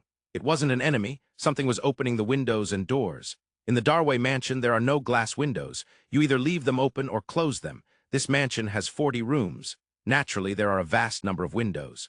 It seemed like they were opening all those windows. What is it? A golem? Perhaps, Abel muttered. A two-legged humanoid figure about 1.5 meters tall, entirely water blue. Did you spend all night in your room making this? Impressive. Abel truly admired the effort. He had said that he didn't need a chamberlain or maid, and this was the reason. Abel was also a king. He knew that the Royal Alchemy Workshop of the Natore Kingdom was developing combat golems. It was being led by the genius alchemist Viscount Kenneth Hayward, but even that genius has difficulty with it. Creating a mere moving doll is possible, like the four-legged artificial golems of the Alliance. However, when it comes to bipedal models, it suddenly becomes more complicated, and research has reportedly been frozen. Moreover, meeting the requirements for something that can fight on the battlefield is said to be quite difficult. Speaking of which, this golem has 2 legs. Abel noticed that the working golem was indeed bipedal. The research on bipedal golems had been postponed and frozen due to time and resource constraints at the Royal Alchemy Workshop. But the golem before him was bipedal and walking without difficulty. Did the Royal Alchemy Workshop commission Rio for a hobby? This was an unlikely hypothesis. The Royal Alchemy Workshop handles a lot of confidential information and technologies, so access for ordinary people is very strictly limited. Of course, in terms of the research being conducted there, to engage with external research institutions, you need permission from upper management. And after Abel's ascension, the Royal Alchemy Workshop was returned to being directly controlled by the king. Previously, it was under the Ministry of Internal Affairs, but after Abel became king, it was returned to the name Royal and placed under direct control of the king. Therefore, most documents go through King Abel, but he had no recollection of seeing any paperwork indicating that the bipedal research was outsourced or commissioned. Of course, if the client is Rio, it's not impossible. After all, Rio is the first duke. He has unlimited access rights to confidential information known as browsing rights in the kingdom. This was set up with kingly authority. Thus, he has become one of the few nobles with free access to the Royal Alchemy Workshop. Well, it's fine. With that one word, Abel brushed away his confusion. He could ask Rio when he woke up. The king was always on the lookout for the quickest and most certain solutions to problems. This too must be a skill honed during his time as king. Still, to create a golem in nearly one night. The moment Abel said this, he caught a glimpse of something blue. It wasn't the golem in front of him. It moved a little and looked off into the distance. Another golem? Yes, there wasn't just one golem. No way! Abel ran around the mansion. As a result, he confirmed that 10 golems were at work. It was as if the mansion had been overtaken by golems. At that moment, Rio finally woke up. Abel, good morning, you're up early. He still looked a bit sleepy. So you were making golems yesterday. Oh, did you see? It was quite a task, but it seemed like it would be even more difficult for 2 people to open all the windows, so I did my best. Rio proudly puffed out his chest as he bragged about his efforts. Wow, that's impressive, as expected. Well, it's not that great. Abel honestly praised him as Rio blushed. However, to create them in one night is beyond Kenneth, isn't it? Ah, no, that's not the case. I merely reused the specifications for the rice field management golems. Rice field management, like the rice fields you made in the forest of Randa? That's correct, but it feels like a strange way to put it. Rio smiled wryly at Abel's expression. I used the body as it is and modified the parts for the tasks they need to do. They can open and close windows and doors, clean inside and outside the mansion. And they can even turn the lights on and off in the corridors. The lights under the walkway and eaves would turn on, but each switch needs to be activated individually. Each one had a small magic stone embedded in them. That's still impressive. Turning each one on individually sounds like a hassle, but, well, I guess in a normal mansion there are plenty of people, so it wouldn't be a problem. Yes. If it's just the 2 of us, it's tough. Some of them are quite high up. Do we have to take chairs and ladders to turn them on every time? I think that's how it is. Abel nodded at Rio's question. If we could set it up for centralized control, it would be great to just push one button and turn on all the lights in the house. As Rio shook his head slightly and made his case, Abel silently chuckled. Also, these mansion management golems can carry things if you ask them to. Really? That's amazing. That's quite convenient. Abel praised Rio's explanation, but Rio frowned. He seemed to have some dissatisfaction. But they can't speak, nor can they think for themselves. Plus, they lack combat capability, so they can't provide security for the mansion. Ah, I see, that does sound challenging. But it's okay, this isn't the final version. We can keep updating it after this. The trend is DLC, downloadable content. I don't understand the meaning of that. Abel shook his head slightly. But the golems aren't connected in a network, right? The golems from the Holy Knights in France, weren't they able to exchange information and select appropriate combat methods? The golems from the Kyushu Duchy didn't do that, and there was no mechanism for that when they were disassembled, but perhaps that's also why the French golems are said to be the best in the Western nations, not just for their high power, but for that aspect as well. Wow, that sounds really amazing. Since Abel couldn't fully comprehend, he just gave vague responses. When I saw the Holy Knights that were destroyed in battle with Neil, I tried to apply that knowledge. But even if they use water attribute magic, the principle isn't too complicated. They can just transmit information through the water vapor in the air. In the end, information is exchanged through wave strengths, right? Thinking of it that way, it seems like it could be incorporated fairly easily. At the end, Rio looked at Abel for some reason. Perhaps he was seeking agreement. Why, yeah, you're right. Good luck, I'm cheering for you. Abel, please don't say things just to match the flow.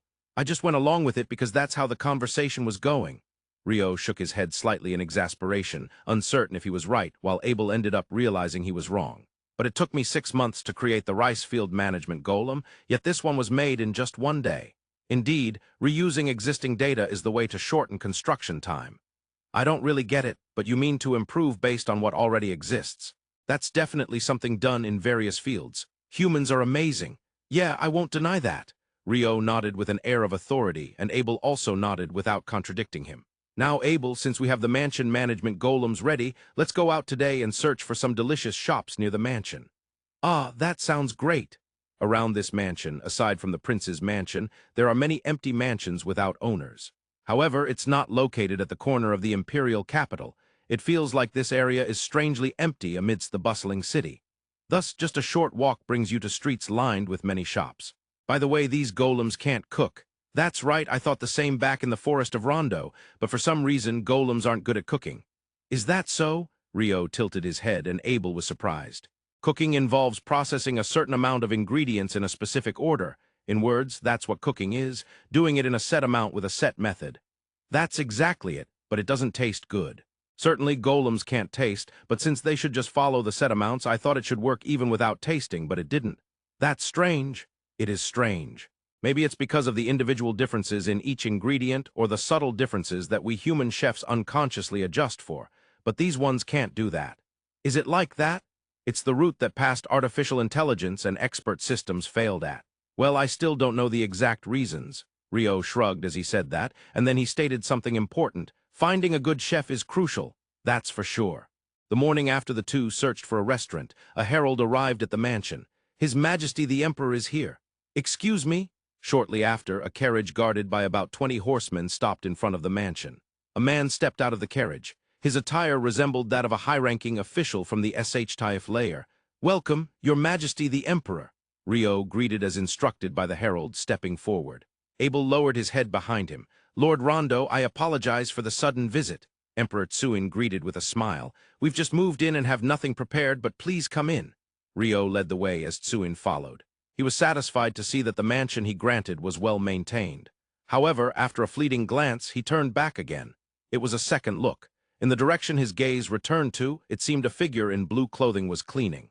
But that was a misunderstanding. There was no person in blue clothing. No, it was not a person. Lord Rondo, what is that cleaning? Yes, that is a mansion management golem. Rio answered with a hint of joy, pleased to surprise the Emperor. Golem, I've heard of them. They aren't made in the Eastern nations, nor are there wild golems. Isn't their production prevalent in the Western nations? Do they have golems in the Central nations too? Yes. Recently, there are even in the Central nations. Our neighboring country, the Handalu Federation, has been deploying them on the battlefield. Really? Tsuin was further astonished by Rio's explanation. He then stopped and looked closely at the golem cleaning nearby. I received a report from the Ministry of Construction that Lord Rondo does not require attendants or maids, but is this what it means? Yes, Your Majesty. It's almost like a shikigami. Tsuin's mutter surprised Rio. I apologize, Your Majesty, did you just say shikigami? Yes, indeed. While it is not mainstream, there are sorcerers who have their shikigami do various tasks within the mansion. I've seen it once. That's interesting. Rio's enthusiasm was evident. Tsuin continued, chuckling lightly. Even just watching is rather entertaining. Your Majesty, we are running out of time. The one who interrupted Tsuin was a man who had been following just behind him. Clearly a military man, a guard with an obstinate-looking face. Tin, don't make such a scary face. Emperor Tsuin replied, grimacing. However, it seemed true that time was of the essence. I apologize for holding you up, Your Majesty. Please, this way, Rio said, leading the way once more. They entered one of the 40 rooms. Chairs and tables were arranged for a meeting of about 4 people. Emperor Tsuin sat at one of them, while Rio sat across from him. Behind each of them stood the intimidating Tin and Abel. The guard Tin was intent on staying close to Emperor Tsuin. Seeing this, Tsuin shook his head slightly and said to Rio, I apologize, Lord Rondo. This Tin Miao, as you can see, is my bodyguard. His rank is commander of the Forbidden Army, and he commands 50,000. Wow, that's impressive. Rio nodded enthusiastically, genuinely admiring. Tin appeared to be in his late 30s to early 40s. Though he was about the same height as Abel, he was more muscular. His hair, originally black but now intermixed with white, looked gray from a distance. The sword hanging at his left hip was simple, likely well worn and suited to Tin's hand. It was fine now since Emperor Tsuin was also in plain attire, but if he were in formal imperial garb, the lack of decoration would stand out. Rio noticed. The people from Darway used double-edged, one-handed straight swords. Sometimes they would hang them at their hips, but often they would be held in hand. However, Tin had kept his sword at his left hip since dismounting, even while riding. Lord Tin, you keep your hands free to protect His Majesty, don't you? It was merely a guess. But he said it. It was true that Tin had a scary face, but that was all for the sake of his lord. Daring to point that out was possible because he was not in a lowly position. If successful, the impact would be significant. Tin silently nodded. Afterward, the atmosphere clearly softened. He understood that Rio recognized him. Of course, that did not mean he was an ally. It wasn't that simple. The subtleties of human hearts are intriguing. During the recent attack, Tin led the Forbidden Army to guard the Hall of Supreme Harmony. If there were to be an attack, they would likely come through there. That was indeed the case, but they came from the skies. Thus, feeling responsible, he has been in this state ever since. I apologize, Your Majesty. Tin bowed his head and apologized in response to Tsuin's explanation. How many times must I say I am not blaming you? I could not have imagined there would be a breach in the celestial net. It is not your fault. It seemed that Tin had apologized multiple times. Tsuin replied with an exasperated tone. Ah yes, we are short on time. Tsuin suddenly remembered. So, Lord Rondo, to be direct, I came here with a request. A request, you say? Before long, the sixth Prince Lyun will be sent to the battlefield. At that time, I need you to protect Lyun. What does that mean? Rio tilted his head, filled with questions regarding what was said. Monsters have been descending from the mountains and causing havoc in various places in Darway. Yes, I am aware. Both Rio and Abel had been present at one of those incidents. Yes, I've heard that Lord Rondo was at one of those locations. In fact, north of Central Yellow lies a region called Mosin, which has also been repeatedly attacked. A duke with territory there failed to suppress it and lost his life. What? Rio was shocked. The fact that it was a duke and not an earl indicated he must have had considerable military strength. He understood that dukes have broader territories and higher status than earls, but to lose and be killed. It is believed that a phantom being is leading them. That is the assessment. Hence, the Imperial Palace has decided to intervene. We intend to have Lyun lead the suppression forces. I see. I have no experience in military command, but that is not a concern. In that regard, Lyun and his subordinates will handle it. What I ask of you, Lord Rondo, is to ensure that Lyun does not die. The seriousness in Tsuin's gaze was painfully evident. It was likely because Rio had previously protected Tsuin and others with the ice wall during the palace attack. After all, it had defended against even the phantom being's attacks. I understand this may be presumptuous, but Prince Lyun has just married. Is that still the case? Rio inquired, trying to probe deeper. Yes, even so, Tsuin understood and replied. After a moment of silence, Emperor Tsuin opened his mouth. No, let me be clear with you, Lord Rondo. I intend to confer the title of prince upon Lyun eventually. As I thought. If he succeeds in this suppression, it will be a merit to grant him the title of prince. It may not be enough on its own, but I believe it will be one of the merits moving forward. Rio recalled having been told about the possibility of Prince Lyun being conferred as a prince by Earl Bashu Rosh X. Perhaps that was the reason for the new mansion's location and the surrounding circumstances. I had informed Lyun about the potential for him to lead the response to this matter well before the wedding. Honestly, I had initially planned to collaborate with the Duke who has now passed away to suppress it. It seemed things did not go as planned. Tsuin shook his head slightly. The core of the military will consist of the troops stationed in Lyun's territory. They should have already been summoned. The corps of command will also be comprised of Lyun's trusted subordinates. They have either been called or are present in the mansion. The issue is that those troops alone will not suffice, so I tried to send out the Forbidden Army from the Central Nations, but... Tsuin paused here. Rio glanced briefly, and even the commander of the Forbidden Army, Tin, was frowning. He seemed to want to deploy the Forbidden Army. Someone opposed it, didn't they? Yes. The princes opposed it. Even an emperor, it seemed, did not possess absolute infinite power. The Forbidden Army exists to protect the emperor and the Imperial Palace. The leader ought to be the emperor himself, or at least a prince. There has never been a precedent of a mere prince leading them. They stated that directly. While that may be true, because of this, we ended up deploying 10,000 troops from the Black Flag Army under the jurisdiction of the Ministry of Army. 10,000 is a large force. Rio nodded in agreement. When he and Abel had cooperated with Fu Ten as 8th-level adventurers, they were mobilized with 80 men. In comparison, 10,000 was a lot. No, it was far too much. We must at least gather numbers. Regardless of who leads, the opponent will not be easy to suppress. Moreover, we do not even know the number of monsters. Avoiding sequential troop deployments is a wise decision. Lord Rondo seems to think it is too much? Emperor Tsuin asked with a laugh. It seemed Rio's thoughts were visible on his face. But the Duke who fell in battle just now had sent 2,000 of his territorial troops and still lost. What? Given that, it may indeed be. That even 10,000 might not be too many. Indeed, crushing them head-on with a large army, that is the conventional strategy of warfare. All decisions regarding troop movements and judgment will be entrusted to Lyun. While I want him to gain experience more than that, I want to gauge his capabilities. Gauge, like the tiger pretending to be a cat, as you mentioned. Tsuin said this with a hearty laugh.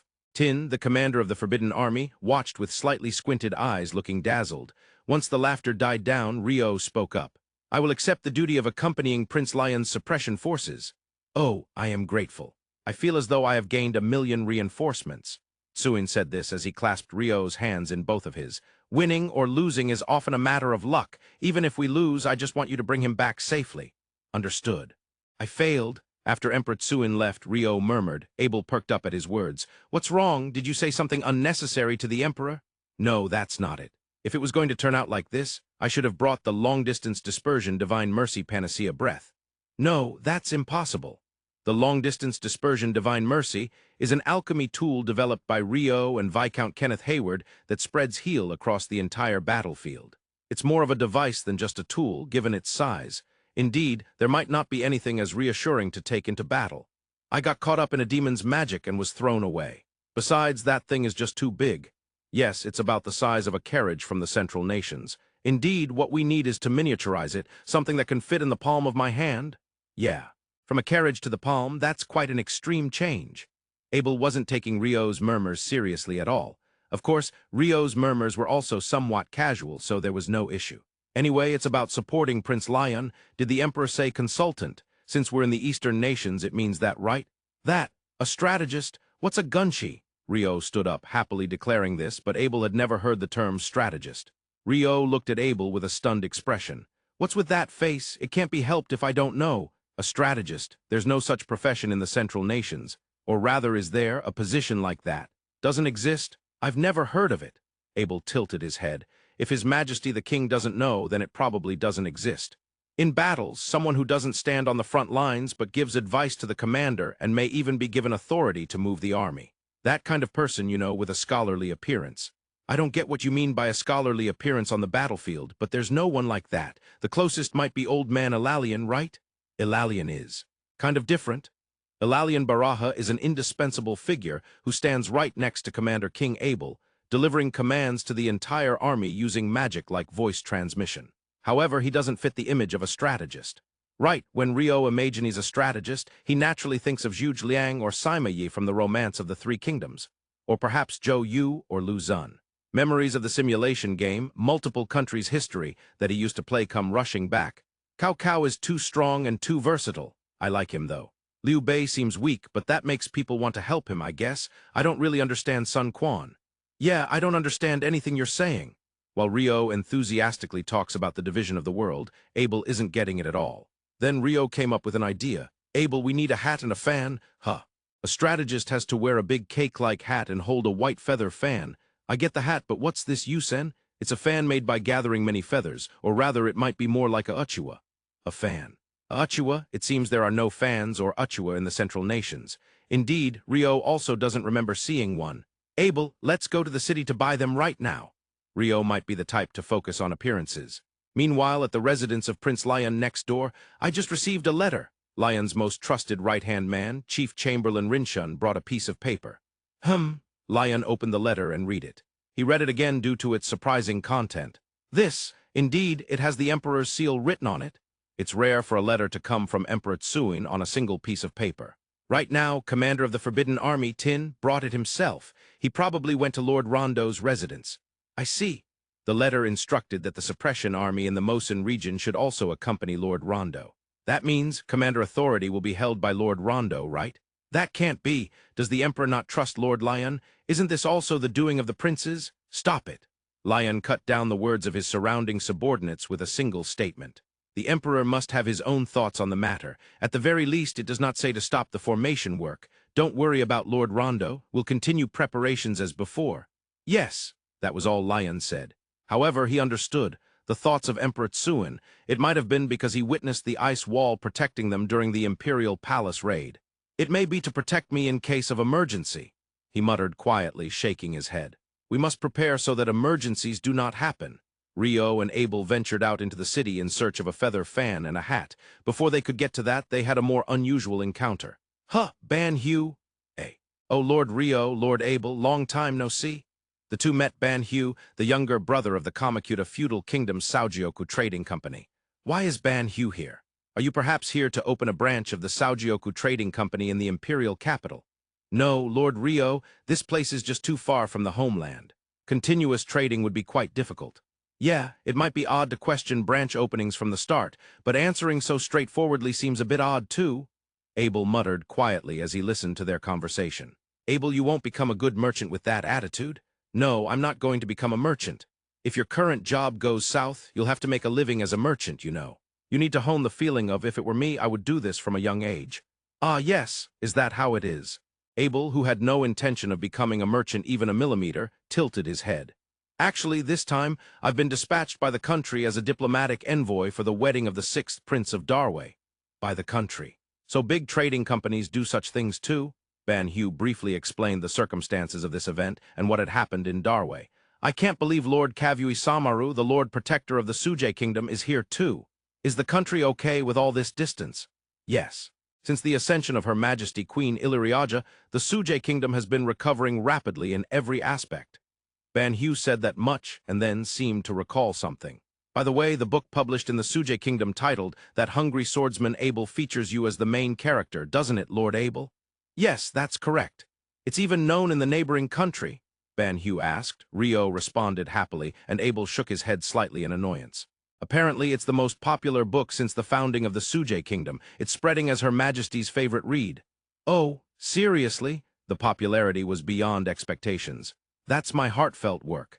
I hope many people read it. Rio expressed his honest thoughts as an author. Actually, our trading company is negotiating to see if we can publish it in the Kamakuta feudal kingdom. What did you say? Hey. Of course, I've read it too. It was very interesting. Rio nodded multiple times at Ban Hu's praises. Listening to that, Abel's mouth hung open in disbelief. Indeed, Ban Hu, did you hear that, Abel? You should read it soon. Well, it might be interesting, but hearing that I'm the main character makes me feel kind of embarrassed. You'll be fine. It doesn't describe you as the lazy swordsman Abel who's always hungry. It's written in a way that everyone admires. Well, half of them admire you. No, maybe a tenth, just a little. I hope at least 5 people admire you. Just how have I been written about? Abel felt a wave of anxiety about how he had been portrayed. He secretly decided to read it someday. I noticed earlier that you two seemed to be looking for something. Ban Hu seemed to remember Rio's and Abel's demeanor when they met, particularly Rio's. That's right. We're searching for a white fan, a white uchua, something that can create a breeze when waved. I see. By the way, I think the shop I just peeked into specializes in those kinds of wind-making tools. Where is that? Rio jumped at Ban Hu's words. I'll guide you, Ban Hu said, leading the way as he began to walk ahead. The two parted ways with Ban Hu after finishing their shopping. Ryu was happily fluttering the newly bought feather fan, towards himself, or perhaps towards Abel. I couldn't get a hat, but I'll take having the white fan instead. There were various hats for sale, though. Yeah, there were, but they weren't the kind I wanted. I wanted something that sits on top of your head, fluffy, like a half-cut roll cake. I have no idea what you're talking about. Abel gave up trying to understand Ryu's vague explanation. It's difficult for someone to picture something they've never seen just based on words. There's nothing that can be done about it. As the two walked along the long white wall of the mansion, they spotted someone standing in front of the gate. It was in front of the gate of the mansion where they lived. Do they have business with us? Handling things while both of us are out is going to be a challenge from now on. Well, there's no one at home. Still, doesn't he seem a bit scared? Ryu pointed out the issue they would face in the future, while Abel noted the man's demeanor. The man noticed the two approaching and bowed his head. I apologize for keeping you waiting. Is there something you need? Yes, I have come as a messenger from Prince Lyun. The young man, likely just an adult, said this as he handed over a letter. However, he seemed to be worried about what was inside the gate. Don't worry. That golem won't attack anyone. Why, yes. Just inside the gate stood a golem. It didn't come outside. However, the presence of the golem made one hesitate to enter. Meanwhile, Ryu read the letter, thinking a reply was necessary. Please tell Prince Lyun that I have received his message. I will be waiting for him tomorrow. When Ryu said this, the man bowed his head and left. Not being able to converse is painful, but it's difficult to recreate human vocal cords with ice. As Ryu passed through the gate, he gently patted the head of the golem standing there. It was still far from its completed form, but it was certainly the result of effort. It can't speak, but it can listen, and it can understand too. That's impressive enough. Yeah, with the water management golem, I gathered voices around the royal capital. Gathering voices? Ryu nodded as he recalled the hardships from back then. Abel tilted his head, not understanding what Ryu meant. Voice recognition requires collecting and analyzing many voices. If there aren't enough, the recognition accuracy decreases. So when I thought about where many voices would be found, it turned out to be the tavern. Well, people do tend to be more talkative when they've had a drink. Then, I also had various tradespeople help gather voices. Somehow, the water management golem started moving with voices. I see. Once you reach that point, it's good. For instance, it could display words on a board from the golem's side.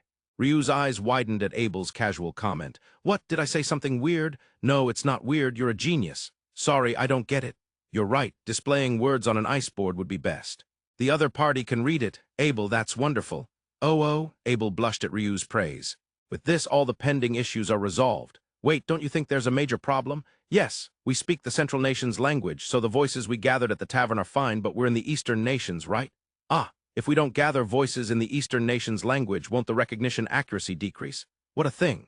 Ryu muttered and sank to his hands and knees on the ground.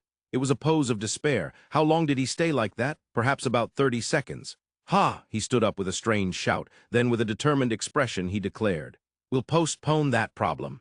A declaration to procrastinate. A universal phrase that humans have been using for thousands of years.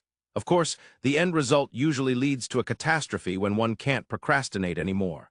There's nothing that can be done. When catastrophe seems near, the person in that position must do their best. Thus, nations fall, companies collapse, and people find themselves on the streets. It's a sad story, but it can't be helped. For now, let's accept that we can understand what we're saying. I see, so the next thing we need to teach them is combat ability.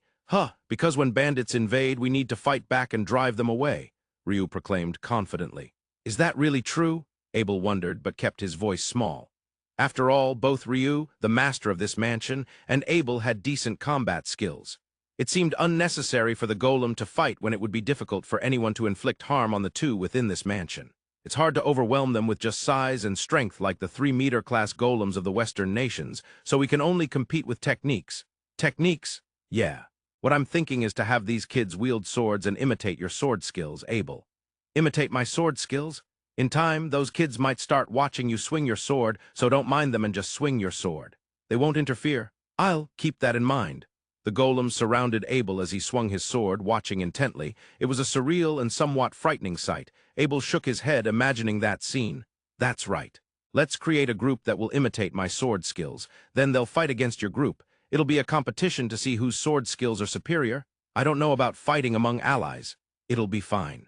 It's just a mock battle. By doing that, we can improve their proficiency, and eventually they'll become golem swordsmen that surpass you, Abel. That's actually kind of scary. Abel looked at the golems cleaning the garden. It was a very peaceful scene, but Ryu's words made him imagine something else. Should we destroy them while we can? Abel, did you say something? No, I didn't say anything. As for a mock battle, that might not be so bad. Ryu was completely deceived by Abel's elegant evasion. Eventually, it might be interesting to equip them with flying rings and create a flying golem army. What? As soon as Ryu said this, Abel's mind conjured an image of dozens of golems flying through the sky. Golems with swords thrust forward, flying through the air. Is that even possible? Not easy. You experienced it, Abel, but it's very difficult for humanoid forms to fly. Essentially, it's just not the shape for that. These kids are also human-like, so maintaining their posture in the air will require considerable ingenuity. After all, unlike you, who can immediately adapt and change posture on the spot. These kids can't do that. I see. It really is difficult for humans to fly. With a wingsuit, perhaps gliding is possible, like a flying squirrel if we give them wings between their arms and waist or between their legs when they fly. Making them grow is easy, but that would require significant speed. They would have to be able to move autonomously. Fufu, if this is completed, the Debuhi Empire won't be able to show its face any longer. The flying golem squadron that protects the skies of the kingdom? Ryu's imagination was boundless. Of course, at this stage, it was nothing but pure fantasy. There were far too many challenges to overcome. Do you know the best thing about golems, Abel? What is it? They're convenient for various tasks, right? No, the best part is they don't get hungry and don't get tired. I can make them work 24 hours a day, 365 days a year until they drop. Wait, they won't drop, so I can make them work forever. Ryu explained while chuckling evilly. Abel shook his head slightly. Golems seem perfect for a black company. That reminds me, Abel, there's something you need to practice from now on. Something to practice? If you master it, you could make your name in history. Special training starting now. The next day, as promised, Prince Lyun arrived at the mansion. Prince Lyun, welcome. Your Grace Duke Rondo, I apologize for the sudden visit. Ryu led the way as they entered. And once again there was a double take. Is that a golem? Yes, it seems I surprised the person who brought the letter yesterday. I have received the report. In the Central Nations, those things are on the battlefield. He was likely commanded to lead troops for suppression this time. The sight tied directly to the battlefield in his mind. It's certainly better than having people get hurt and bleed. That was all Ryu said. Ordinary humans cannot endure the situation where one order can lead to death, especially if they've witnessed the scene of people being driven to death. However, throughout history, rulers have sometimes been forced to make those decisions. It isn't a good thing. It's likely also painful. But it is an undeniable fact of history. and at times, even candidates for rulership are subjected to such trials, on a slightly smaller scale, yet the intensity and severity are no different. The prince before him might have been preparing to face that trial. "Please, have some tea." Tea was served in front of Ryu and Prince Lyun, who were seated. This time, it was the Japanese-style tea that Ryu remembered. It was Abel who served it. Ryu and Lyun took a sip. Ryu nodded slightly. It was adequate enough to pass. After yesterday's events, his practice had been on how to brew tea, the temperature for pouring hot water, the steeping time. Basically, these are the only two factors to pay attention to, but just with these, the impression given to the drinker changes entirely. It's not the same regardless of who does it or how carelessly it's done. In every aspect, there is a difference between the results of someone who does their job meticulously and someone who doesn't. It's a sad story. After exchanging a few seasonal greetings, Prince Lyun brought up the reason for his visit. "I've come to ask for your time, your grace, for a different matter. Yesterday, I received a command from His Majesty the Emperor to accompany you for the suppression of the monsters in the Mosun region to the north of the Imperial capital. It is regarding that matter." "Yes, your highness, I thought as much. Indeed, His Majesty visited here yesterday and spoke of it. However, I don't think you need to worry too much. Just consider that it's just the two of us, me and Albert, coming along. We can protect ourselves on the battlefield, so please focus on leading." "You're saying I can leave command to you?" Finally, Ryu grasped the finer reasoning behind Prince Lyun's visit. In other words, it was a confirmation of who would hold command and a clear establishment of Ryu's position. "Yes, I won't interfere with your command. His Majesty stated clearly that the movement of troops and other decisions would be entirely up to you, your highness. I will merely serve as an advisor." "Understood. Then I will proceed with the organization as before." Once more, Ryu sipped his tea and inquired about the organization details. "This time, while the army from your highness's territory is the focus, the largest number seems to be the Black Flag Army with 10,000 troops." "That's correct. My territory's army is at most 2,000. We can't mix and operate, nor do we need to. The territory's army will stay at the main camp, while the Black Flag Army will take the front." "I see." Ryu nodded at Lyun's explanation. Then, after a moment's thought, Lyun opened his mouth. "I have a question for your grace." "Yes, what is it?" "I've heard that you have experience being present at a monster attack. Is that true?" "Yes, it's true," Ryu nodded. "It was in Earl Bashu Roshu Ten's territory. I have experience serving under my uncle, Vice Daimyo Fu Ten, during the suppression. His Majesty likely considered that experience when commanding your highness's suppression army." "Yes, I believe that is the case." Ryu's assessment caused Lyun to nod in agreement. At that moment, Lyun seemed to realize something. "Your grace, that Fu Ten, is he perhaps the former Earl Barrow?" "Ah, I seem to recall that name. They say he lost his position due to the incident with the Crown Prince 5 years ago." "Yes. After that, everything in the Imperial Palace changed." Lyun's expression darkened as he answered. Ryu had also been curious about Fu Ten since that time. He thought he would investigate it properly someday. "I'm currently probing the enemy's military strength, but honestly, it hasn't been going well. I was informed that the Duke who went ahead and mobilized 2,000 troops was defeated by their forces." "Yes. Since the Duke is familiar with the geography in his territory, he must have had many subordinates who knew the area well. Yet they lost, even with 2,000 troops. Therefore, I want to gather as much information as possible. Battles begin before they clash on the battlefield. I believe your highness's approach is admirable. In my homeland, there are military strategy books that state one should conduct meticulous information analysis using 5 matters and 7 strategies before engaging in battle. 5 matters and 7 strategies. The 5 matters are way, heaven, earth, general, and law, while the 7 strategies involve ruler, general, heaven and earth, laws, troops, soldiers, and rewards and punishments. I believe what you have learned since ancient times isn't so different. The essence of battle remains the same. If one surpasses the opponent, they win. If the opponent surpasses them, they lose. Humans have pursued methods and means to surpass their foes for thousands of years. Some say that human history is a history of war. That is to say, it may be a history of pursuing methods to surpass the opponent. This holds true whether on Earth or in Phi. It seems Prince Lyun found interest in Ryu. He began to speak. "Your Grace, I would like to discuss matters of war with you." Their discussion about war continued for 4 hours. It wasn't just about this suppression army, but also about military and warfare at the national level. Within that conversation, Ryu emphasized one point repeatedly. "I will say it again and again. Your Highness, one says way? Yes, it means to strive for a political unity of the ruler and the hearts of the people even in peacetime. Exactly. If that's the case, when the time comes, the people will fight and risk their lives for the ruler.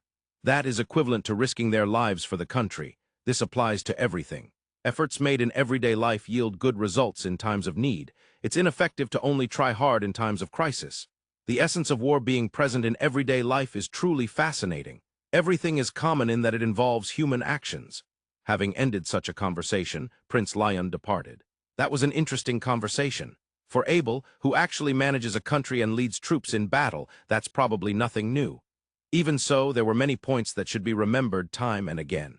It was educational. Abel replied with a smile. Yes, Abel is a good guy. I messed up. What's wrong? It's past lunchtime. Well, we were deeply engaged in conversation. In my hometown, there's a saying that one cannot fight on an empty stomach. Shall we go get something to eat then? Proverbs, idioms, and the art of war. It seems there are many profound words in the world. By the way, the beginning of the electronic book bonus short story, after returning from Kona Village, in Volume 5 of the novel has been released. Everyone, have you read it? 5 days later, Rio and Abel were traveling while swaying on Andalusia and Feywiin. It's quick to depart after just 5 days, Rio remarked. Well, they said the Emperor had informed us before the wedding. They must have made quite a lot of preparations, Abel replied. With an army of 10,000 soldiers moving, the length would be considerable. They weren't crossing a plain.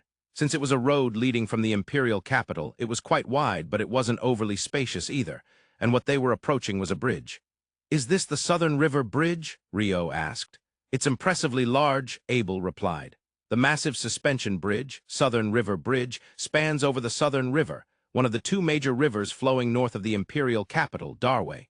The river's width exceeds 1 kilometer. Moreover, ships from the sea navigate upstream on the Southern River. To avoid hindering that navigation, the bridge is only the Southern River Bridge, and it is quite immense. They had come down the Southern River to the Imperial capital, and at that time they had seen this huge suspension bridge from the river's surface. They were overwhelmed then as well. The view from the bridge is amazing, Rio commented. Yeah, it's beautiful, Abel agreed. On the bridge, since it was a left-hand drive, the suppressive army that Rio was a part of was staying to the left while crossing. This allowed them to see the western scenery, which was indeed beautiful. The plains seemed to stretch endlessly. In between, the Southern River continued on, also seemingly endless. The contrast made it feel like a painting.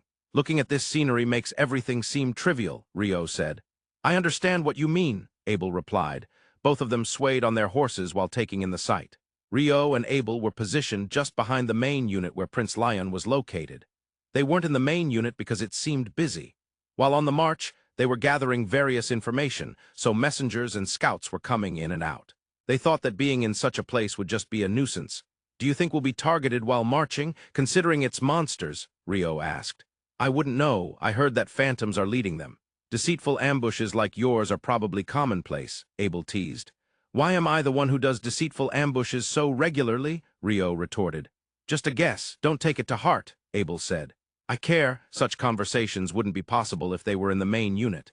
Even so, war is truly a sad thing, Rio said. What are you suddenly talking about as we head to the battlefield? Abel questioned. Even if we have no choice but to save the people, conflict creates nothing, Rio stated. So what should we do? Abel asked. Of course, we should talk it out, Rio confidently proclaimed in response to Abel's question. Monsters can't communicate, you know, Abel pointed out. In that case you say this is pointless with you, bring out your leader, Rio suggested. And then, when the phantom appears, you tell them eloquently about the foolishness of conflict, the terror of violence, and the absurdity of Abel, Rio continued. Hey, this is the third act punchline, Rio added. If I chop off heads and torsos, I could probably pull off Rio's third act, Abel joked. What a terrifying thing to say. The absurdity of Abel, right? Rio asked. Gah, I oppose the fear of oppressive violence, Abel declared. If it was a third act punchline, it would have worked.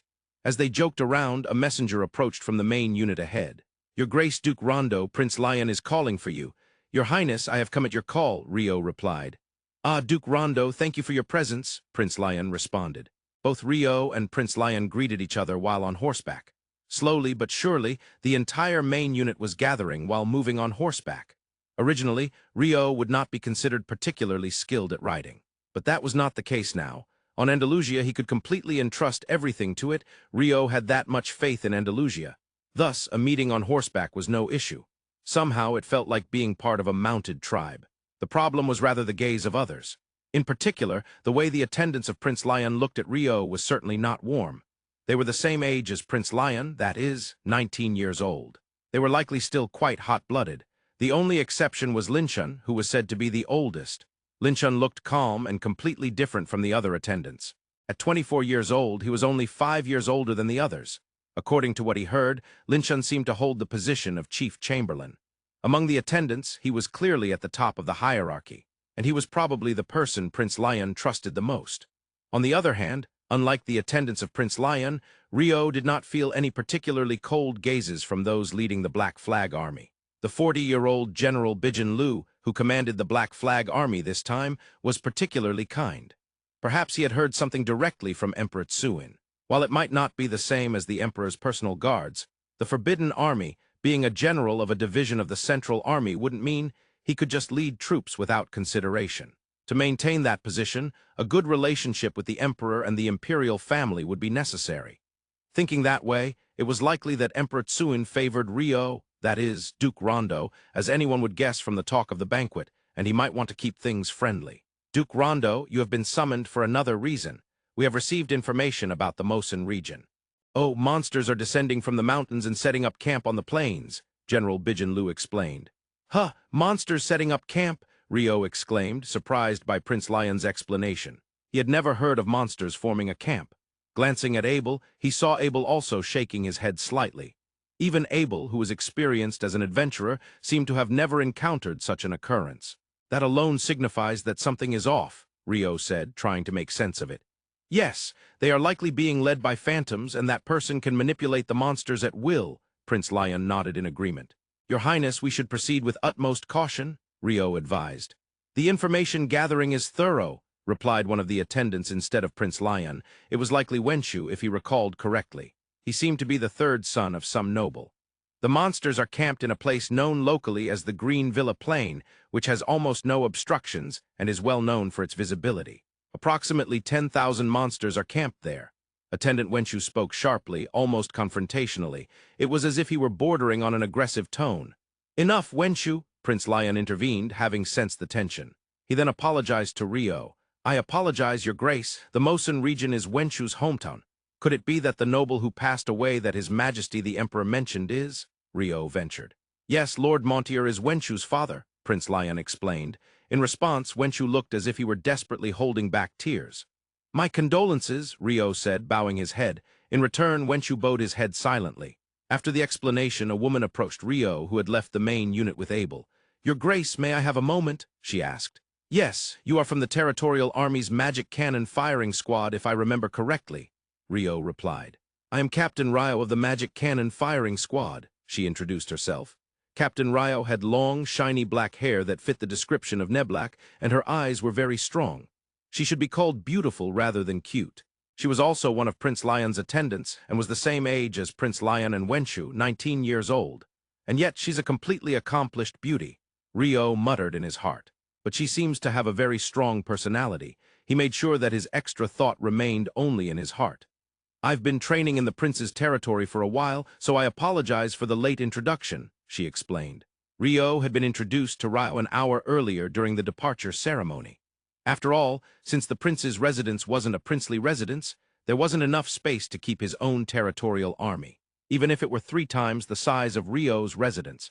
Of course, there were training grounds managed by the Imperial family and the Ministry of Military Affairs, and while it seemed possible to stay there with proper procedures. Oh right, I've never seen the magic cannon fire from the Eastern nations, Ryo said. Yes, I've heard from His Highness about that, so I was hoping to show it to you somewhere before we reach the battlefield, Ryo replied. Is that all right? Ryo asked, his excitement evident, but soon he thought of a concern. But what about the consumption of magical power? 1 shot shouldn't be a problem, Ryo assured him about his concern. After all, she specifically referred to it as the Magic Cannon Firing Squad. If they could only fire 1 or 2 shots, that would indeed be a problem. I'm looking forward to waiting.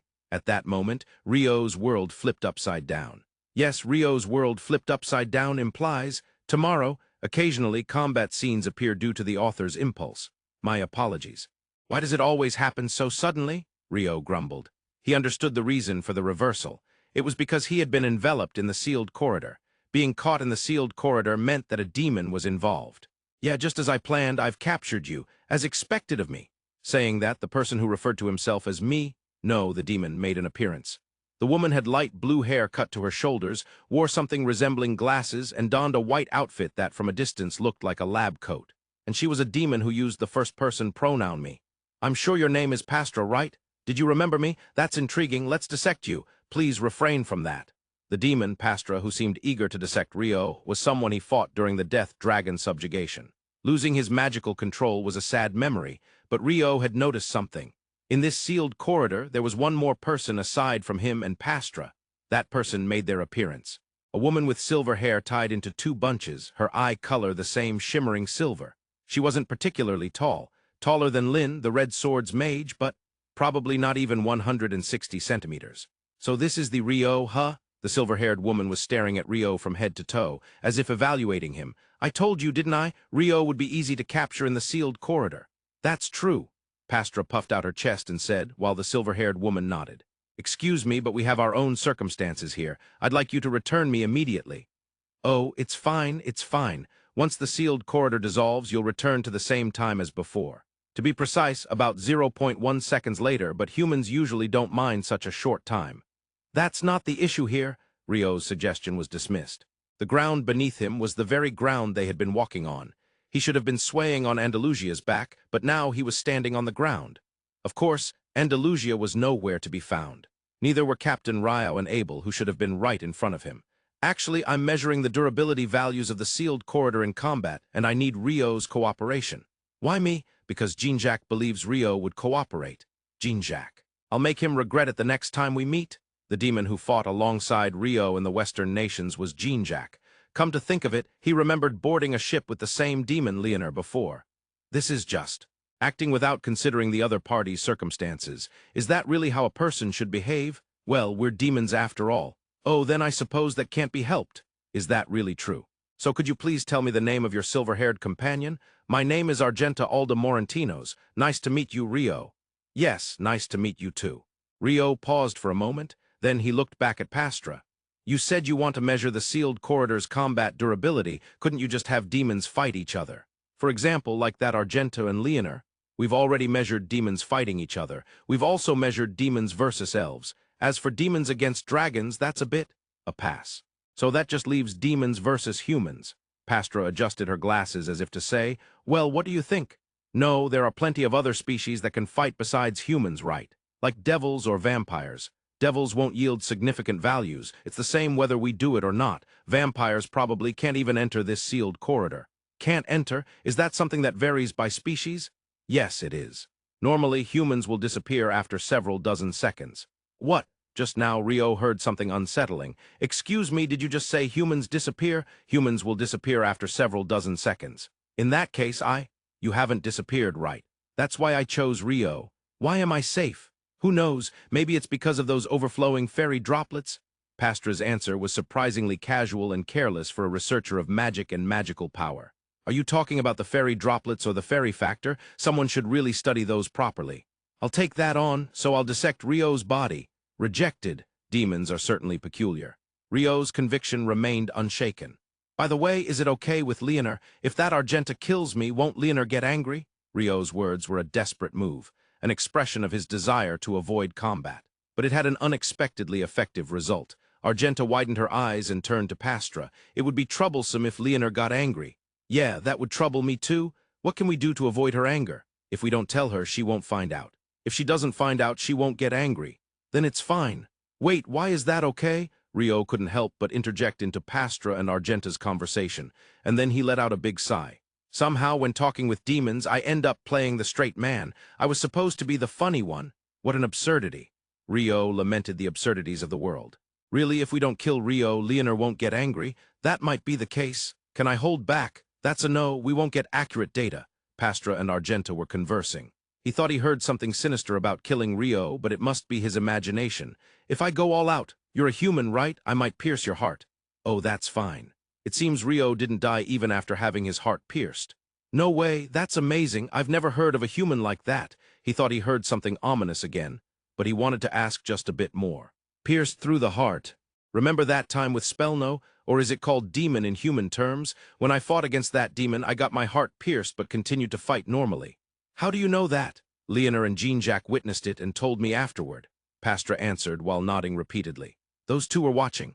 Yeah. Apparently Leonor went completely mad afterward. She was like, I want to fight Rio, I want to kill Rio. It seems Rio's battle was being observed. Rio, you're loved. Argenta said something that was completely off. That's a twisted form of affection. Pastra also seemed to be mistaken, even if you don't die from having your heart pierced. Surely if your head gets chopped off, you die, right? I mean, you're human.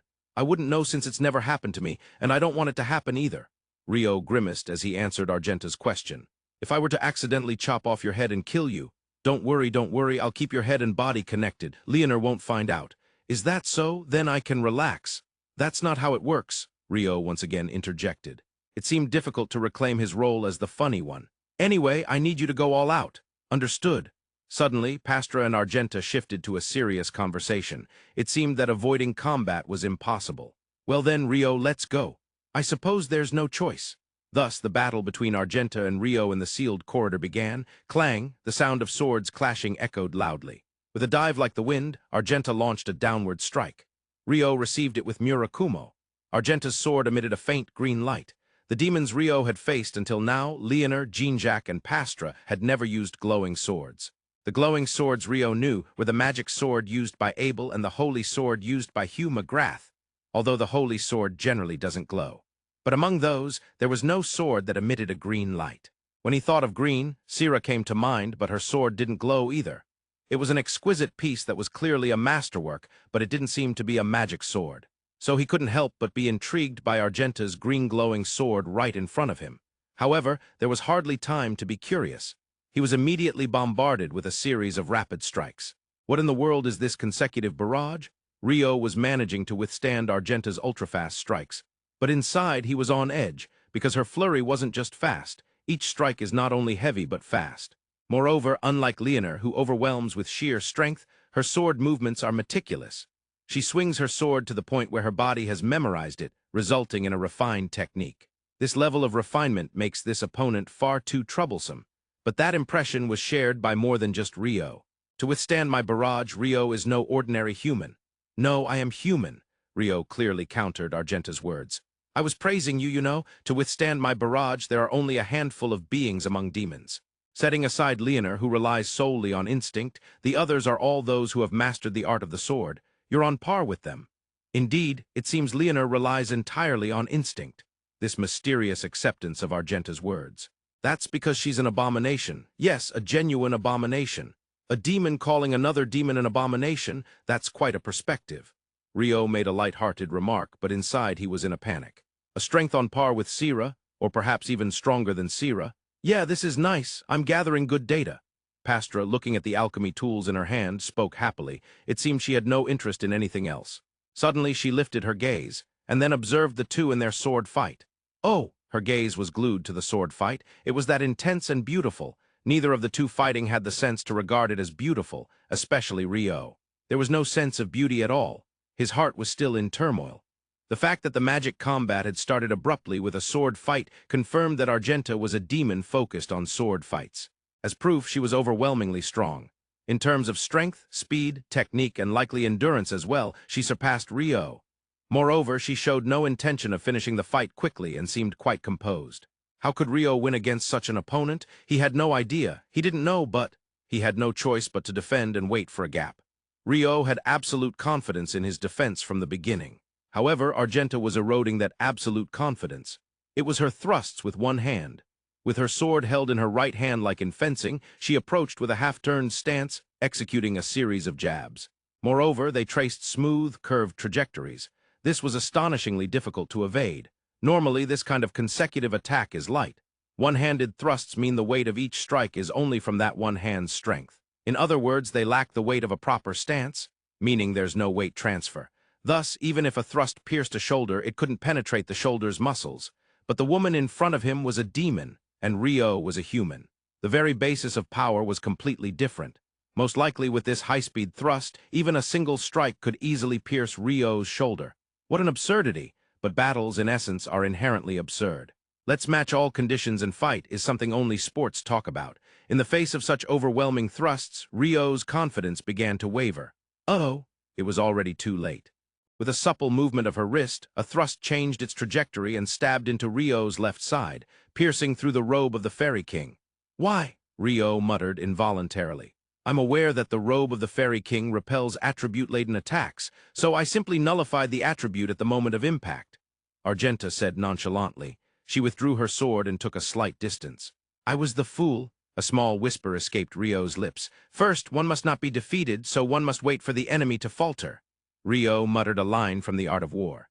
"I wavered, thinking it might crumble at any moment, and tried to exploit the enemy's gap. If I had completely defended, the enemy would eventually crumble without me needing to seek out their gaps." Ryo let out a small sigh.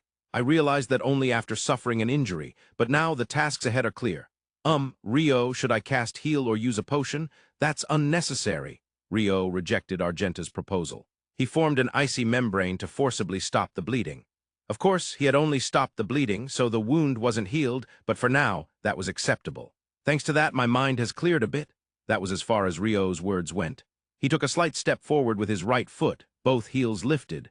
The sword was held in a proper stance, his gaze fixed on Argenta. Just that alone calmed his breathing. At the same time, the pain disappeared. He simply needed to defend. That was all. Whether to receive the sword, to deflect the sword, or to evade the sword, he didn't think about those. He entrusted his body to instinct. Would he shake his head, extend his arm, use his feet to maneuver? He didn't think about that either. He entrusted it to his body. He didn't consider the finer details. It was a state akin to entering a certain zone. Therefore, it wasn't a conscious movement. 2 hours have passed. The moment Pastra's voice echoed, Ryo took a step forward. It was a step without rhythm. At that moment, Argenta had transitioned from a horizontal slash to a thrust. He narrowly evaded a thrust aimed at his throat and sent a double-handed thrust toward her throat. Thrust. Murakumo pierced through Argenta's throat. Argenta's movements halted as expected. In a swift motion, she jumped back slightly, and Murakumo was withdrawn from her throat. In a single breath, Ryo jumped forward again, delivering a horizontal slash. Argenta's head was severed. Ryo stood still as if frozen in time. Argenta's head rolled away and her body fell backward. "Whoa!" A voice involuntarily escaped Pastra's lips, but she quickly returned to her senses. Looking at her alchemy tools, she spoke. "The sealed corridor is collapsing. See you later, Ryo." And just like that, Ryo's world flipped again. Captain Ryo of the Magic Cannon firing squad and Abel both couldn't comprehend what had just happened. Ryo, who had been conversing right in front of them, suddenly became covered in wounds. "What? Huh!" Captain Ryo and Abel exclaimed in sheer disbelief. At that moment, the blade of Murakumo disappeared, and Ryo's upper body crumbled onto Andalusia. "Ryo," Abel's voice reached him. "Ah, Abel, I'm glad it seems I've returned." "What happened?" "Well, I was summoned by those who start with A and end with MA. I fought for about 2 hours. I understand the A and MA, but the meaning of the rest is unclear. For now, drink this potion." Abel took a potion out of his pocket and handed it to Ryo. It was a product made by Ryo, and its effects were quite potent. Ryo sprinkled half of it on his left side and drank the remaining portion. Abel grimaced as he examined the wound on Ryo's side. He immediately recognized it as a sword wound. At the same time, he couldn't believe that someone could inflict such a wound on Ryo. Ryo's defense was impenetrable. The fact that it had been bypassed was astonishing. Lord Rondo," Captain Ryo, still unable to grasp the situation, spoke up. "Ah, sorry, Captain Ryo, a lot has happened. I'll be fine after resting for a bit, so please let me handle things later." And so, Ryo safely returned from the sealed corridor. It was just a little playful banter. "Ryo, are you sure you don't need to rest?" "I'm fine. I'm resting on Andalusia's back." In response to Abel's worried words, Ryo nodded vigorously. He gently tapped Andalusia's neck, reassuring her that he was okay. In reality, the potion had taken effect and his wounds were healing. "However, I lost too much blood. I applied first aid with water attribute magic, but the damage to my organs is complex. It might be that the ice membrane wasn't enough to completely stop the bleeding." "No, when you returned, you had a cut on your neck too, right?" "Ah, that was because I charged in while dodging my opponent's thrust by tilting my head. It's not a deep wound." "That's impressive." After hearing Ryo's explanation, Abel could probably visualize that scene in his mind. He shook his head slightly. After a while, the suppressing force took a break by the riverbank. Ryo got down and sat on an ice chair. Beside him was a worried Andalusia, but he smiled and patted her nose, reassuring her repeatedly that he was okay. At that moment, Prince Lyun and his attendants arrived. "Lord Rondo, I've heard you were injured." "Ah, Your Highness, I apologize for the inconvenience. It's nothing serious. Thanks to the potion, all my wounds are healed." Ryo stood up and replied with a smile. We are heading to the battlefield now, to get injured before that. One of the attendants, Chamberlain Wenshu, spoke up. It seemed that Rio was disliked after all. Enough, Wenshu. No, Your Highness, I must say this. Lord Rondo is your advisor, and I've heard he enlisted to protect you, if he were to get injured and miss a crucial moment. I'm telling you to stop. When Prince Lyun spoke with a harsh tone, Chamberlain Wenshu finally fell silent. Rio was left speechless, barely holding back a bitter smile. He understood what Wenshu was saying. But there are also calamities that one can't avoid. At that moment, without any context, a black space appeared right next to them. A pitch-black space, 4 meters on each side. Would it be understood if I called it a gate? What emerged from there was, of course, a demon. Rio, I'm sorry. The demon apologized as it came out. Of course, it was Demon Leonor. You always appear so suddenly, and why is Leonor apologizing? I heard that those two fought Rio, and you were injured, right? I punched them, so they're okay now. Rio could easily imagine Leonor giving both of them a fist to the head, resulting in bumps on their heads. He could only smile wryly. Despite her seemingly humble demeanor, Leonor wanted to kill Rio. Compared to that, injuring someone was quite tame, but he chose not to touch on that subject. Then shall we fight now? He thought she might say. Demons are often strange creatures. So, as an apology, is there anything you want? Anything at all, I'll get it for you. I've said this before, but I don't really want anything. Previously you rejected the kingdom, right? Then how about the eastern nations? In an hour, I could bring you the heads of all the royalty and offer them to you. No, I really don't want that. The moment Leonor said she would bring the heads of royalty, Rio caught movement from Prince Lyun out of the corner of his eye. Chamberlain Wenshu also reacted. However, Captain Ryo was pulling hard on the sleeves of both men, shaking his head vigorously. Captain Ryo's face was pale, and he even had tears in his eyes. Leonor, this is Prince Darway, the prince of the most powerful nation in the eastern nations. So please don't say anything alarming. Mew, is that so? Did I surprise you? It's fine, since Rio said he doesn't want it, I won't do anything. But at this rate, I will be left with a debt. Well, I don't think I owe you a debt, but that's fine. But really, I don't want anything. Rio wasn't completely devoid of material desires. There were some things he wanted to acquire through his own effort, but he wouldn't want to go so far as to sell his soul to a demon to obtain them. No, it seemed he wouldn't need to sell it this time. But he couldn't think of anything. If it were earlier, he might have asked for an artificial golem from the Alliance. However, over the past 3 years, he had gone through the documents left by Frank de Verde regarding golems at the Royal Alchemy Workshop. Thus, it wasn't a problem for him to not have the real thing right now. The golem he pursued was something entirely different. For now, I'll think of something, so please leave for today. Mew, I suppose I have no choice. You look pale as well. Rio, see you later. With that, she left as quickly as she had come. For a while, no one spoke. The prince and his entourage seemed to be struggling to catch up with the situation. Rio also thought it was fine not to say anything in particular. Among them, the first to speak up was the one who usually picked fights with Rio.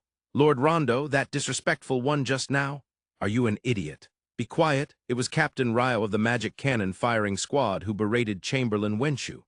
Rio had thought she seemed strong-willed, but now her expression was one of surprise. It wasn't the tone of someone from the upper class serving the prince. She was genuinely angry and yelled with all her might.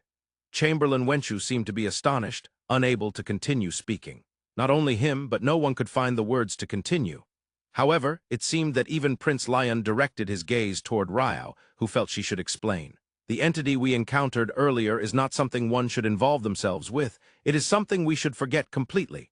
Captain Ryo stated this clearly. Her complexion was still somewhat pale. Perhaps it was because she was a mage. Without needing further explanation, it seemed everyone understood that Demon Leonor was not an ordinary being. Captain Ryo's insight is admirable. By saying that, Rio acknowledged that what Ryo said was indeed true. We should forget it. They are beings that exist outside the laws of the world, shall we say? To conquer the eastern nations in 1 hour is likely true, and while it may take time to collect the heads of royalty, simply destroying them would take about 10 minutes, I suppose. Such beings can exist. Yes, such beings can indeed exist in this world. Prince Lyun fell silent, and Rio nodded once. In Phi, humans are not the strong ones. The group of Prince Lyun departed for their main camp. The prince was quite shocked. Well, it can't be helped, such things happen. In response to Rio's remark, Abel shrugged. When you first learned about it, were you shocked too, Abel? When I saw Rio and Leonor fight, it wasn't so much shock as being shown something incredible. I know it sounds bad, but I was moved. Abel was aware. Thanks to witnessing that battle, he had leveled up as a swordsman. Sometimes, just by watching, people can grow stronger. That's quite a humble way of putting it for you, Abel. What do you mean for me? Because you're Abel. The name Abel carries meanings like arrogance and cruelty. There's no way it means that? When Abel retorted, Rio smiled widely. It was a truly wonderful smile. What is it? That smile caused Abel to look at him with suspicion. This is it. I really think I'm at my best when I am joking, and Abel is the one who reacts. What nonsensical thing are you talking about? Rio had returned to his role as the Joker. The suppression army was advancing north. Within it, a mounted meeting was being held while in motion. Even though we should have finished organizing everything and set out, we always seem to be in meetings, Rio remarked. Well, that's how it is. The situation brought by the scouts changes daily. We need to adjust various aspects of the army accordingly. There's the possibility of being ambushed before reaching the battlefield, the chance of entering combat as soon as we arrive, or the enemy attacking nearby villages. There's quite a bit to sort out while moving, Abel replied, addressing Rio's simple question with the perspective of someone experienced. Indeed, Abel was His Majesty the King, and he had experience leading the army into deployment. Words from someone who has actually experienced it carry significant weight. Rio watched Abel, who was moving alongside him on Fenmu. What is it? Abel asked. No, I was just thinking perhaps Abel wants to take command in place of Prince Lyun, Rio replied. No, I don't want to do that, Abel answered immediately. Immediate response, Rio noted. It's something you never get used to, ordering soldiers to die, Abel said, grimacing. He spoke bluntly, extracting only the bare facts. The pain that commanders have carried since ancient times. It is something that remains unchanged throughout the ages. Because people die, war is evil. That claim may be correct, Abel mused. That's true, no one wants to see people die. Or rather, perhaps they don't want to see the sadness of those left behind, Rio added. War has always been a part of human history. In fact, some researchers argue that human history is primarily about continuing wars with intervals of peace interspersed. Eventually, the part of the war might be handled by golems, Rio said. Is that so? While golems will fight, in the end, people will still be thrown onto the battlefield, won't they? Abel questioned. Compared to golems, the power of humans is small. Once golems appear, humans will retreat entirely. Huh, that means people will still end up in the battlefield. Let's create an international agreement that humans shouldn't go to war, Rio suggested. Do you think such an agreement would be honored? Abel was skeptical about Rio's proposal. A ruler in danger will likely break it, he continued. That's right. If that happens, I will eliminate that ruler, Abel stated. I will not allow rule breakers. You're suggesting creating a situation where only golems head to the battlefield? Rio asked. That way people won't die, Abel concluded. Rio seemed to think it was a good idea, nodding repeatedly. However, Abel's gaze towards him was cold. What's with that look, Abel? When the time comes for golems to go to the battlefield, ordinary physical labor will likely be done by golems too, Abel stated. Well, that's probably true. There's no need for people to do such work, Rio affirmed. If that happens, some water attribute mage somewhere will probably continue living a life sprawled on some sofa, reading alchemy books, Abel remarked. How rude, even if golems don't become prevalent, I will read alchemy books sprawled on the sofa, Rio retorted. Yeah, I don't see what's rude about that at all, Abel responded. In the evening, the suppression army arrived at their campsite. This would be their last night camp. Tomorrow morning, they were scheduled to reach the Green Villa Plain, where monsters were reported to be stationed, and the battle was set to commence. They might spend the night in the Green Villa Plain and proceed to combat the next early morning. Such a battle might occur. The choice between the two would be made by the commander and his staff, considering much information. This time we won't be entering a day early, will we? Rio asked. At night, if monsters attack and it turns into a night battle, humans would be at a disadvantage. If it were a war between humans, such advantages and disadvantages might not matter as much, Abel explained. Racial characteristics are discrimination, Rio firmly asserted. After all, this was based on his combat experiences with demons. Fighting an opponent who won't die even if you sever their head. Of course, if he were to have his head severed, he would die. How unfair. It's a battle. A fair fight has never been possible from the start, has it? Abel stated, laying out the truth. You attack because you believe you can win. You attack because you have a sufficient power difference to believe so. From the very beginning, it was never equal. The last meal consisted of a stew with chunks of meat, along with rice balls. That rice ball you made is the same one Rio brought out before, right? Abel recalled. Yes, you remembered well. In my homeland, we called it onigiri. It digests slowly compared to wheat bread and keeps you full for longer. With this, we can fight even if we are attacked at night, Rio said enthusiastically. I don't want to be attacked at night, Abel replied. Speaking of which, I sometimes saw onigiri at street stalls in Darway, but it's heartwarming to see the onigiri culture thriving here too, Rio added, stuffing his mouth. In Darway, or rather throughout the eastern nations, and even the Archipelago Sea region, rice is the staple food. Although there might be some slight variations in types, the culture of rice prevails. Growing up with Japanese food, Ryo felt a sense of nostalgia for cultures that made rice their staple. But what about Abel? I like rice too, you know. Sure, bread was the staple for me from a young age. But since moving to Run, I've eaten both bread and rice often. The food culture there is rich, he explained. It seemed that for the hungry swordsman it didn't matter what the staple food was. Although both Ryo and Abel were adventurers, they were acting as advisors within this suppression army under the direct orders of His Majesty the Emperor. Thus, they would not stand guard at night. And that night there was no attack. The next morning, there was no night raid. They've set up their formation as if to challenge us to attack them head-on, Ryo noted. Yeah, either they are very confident or, Abel speculated. There's a trap, Ryo concluded. Both Abel and Ryo agreed that there must be some kind of trap present. However, they couldn't answer what kind of trap it could be. According to Wenshu, the chamberlain from their region, it was said that the battlefield was a clear plain with no obstacles. If it were in the forest, setting traps might be feasible, but in a plain like this, it seemed quite difficult. Perhaps they really just want to fight head-on, Ryo suggested. In the end, it's a gamble. We won't know until we try, Abel remarked. And at 9 a.m., the suppression army arrived at the Green Villa Plain. It really is a vast plain, Ryo observed. There's hardly any grass, just exposed ground, Abel noted. The land was too barren to be called a grassland. There was no grass taller than knee-height, and half the area had bare ground. In the distance, they could see a neatly arranged group. They're really lining up the monsters, Ryo said in disbelief. Yeah, it's the first time I've seen such a sight, Abel replied. Both were using the telescopes provided by the Imperial Palace.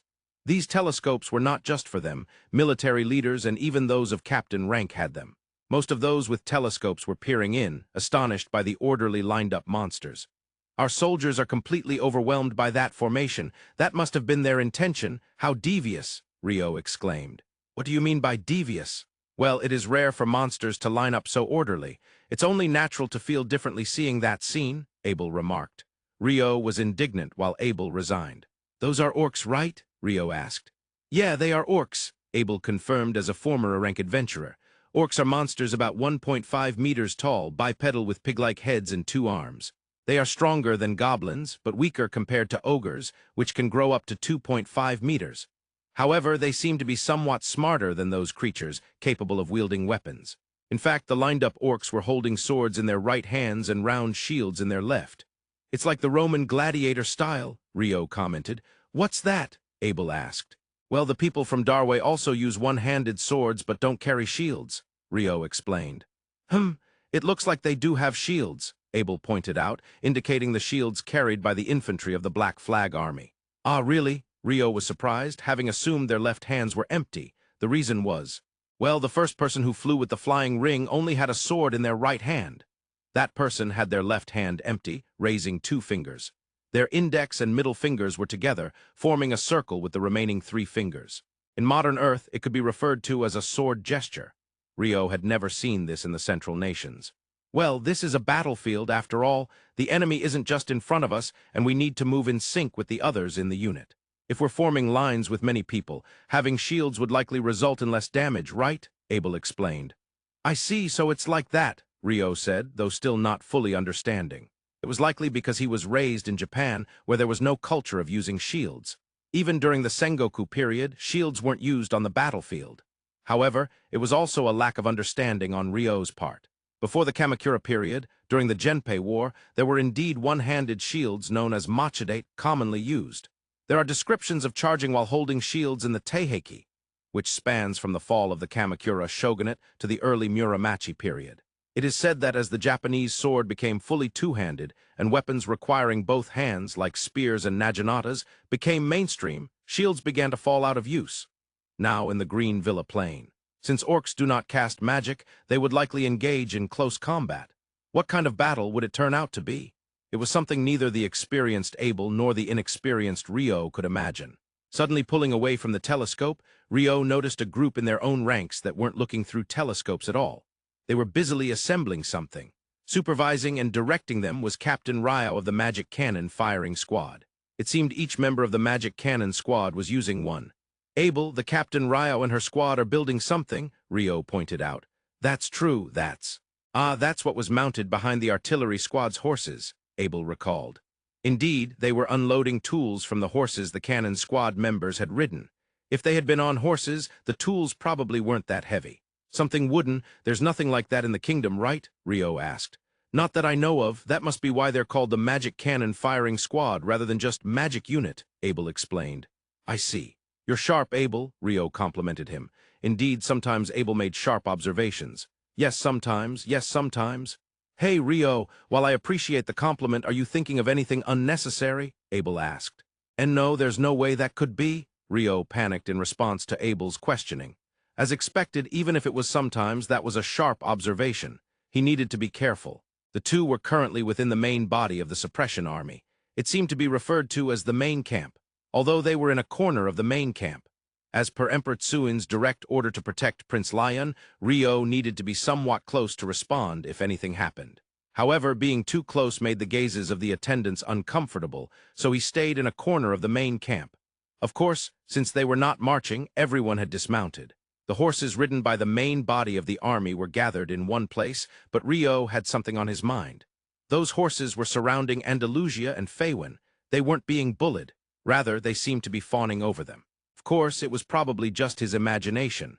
Among the horses around, there was also the prince's mount. That horse was presented to the Imperial family and should be a magnificent and noble creature. There was no way such a horse would be fawning. What's wrong, Rio? Abel asked. Well, I was just thinking that the world of horses must be tough too, Rio replied. Unlike humans, it might be a world entirely based on merit, Abel mused.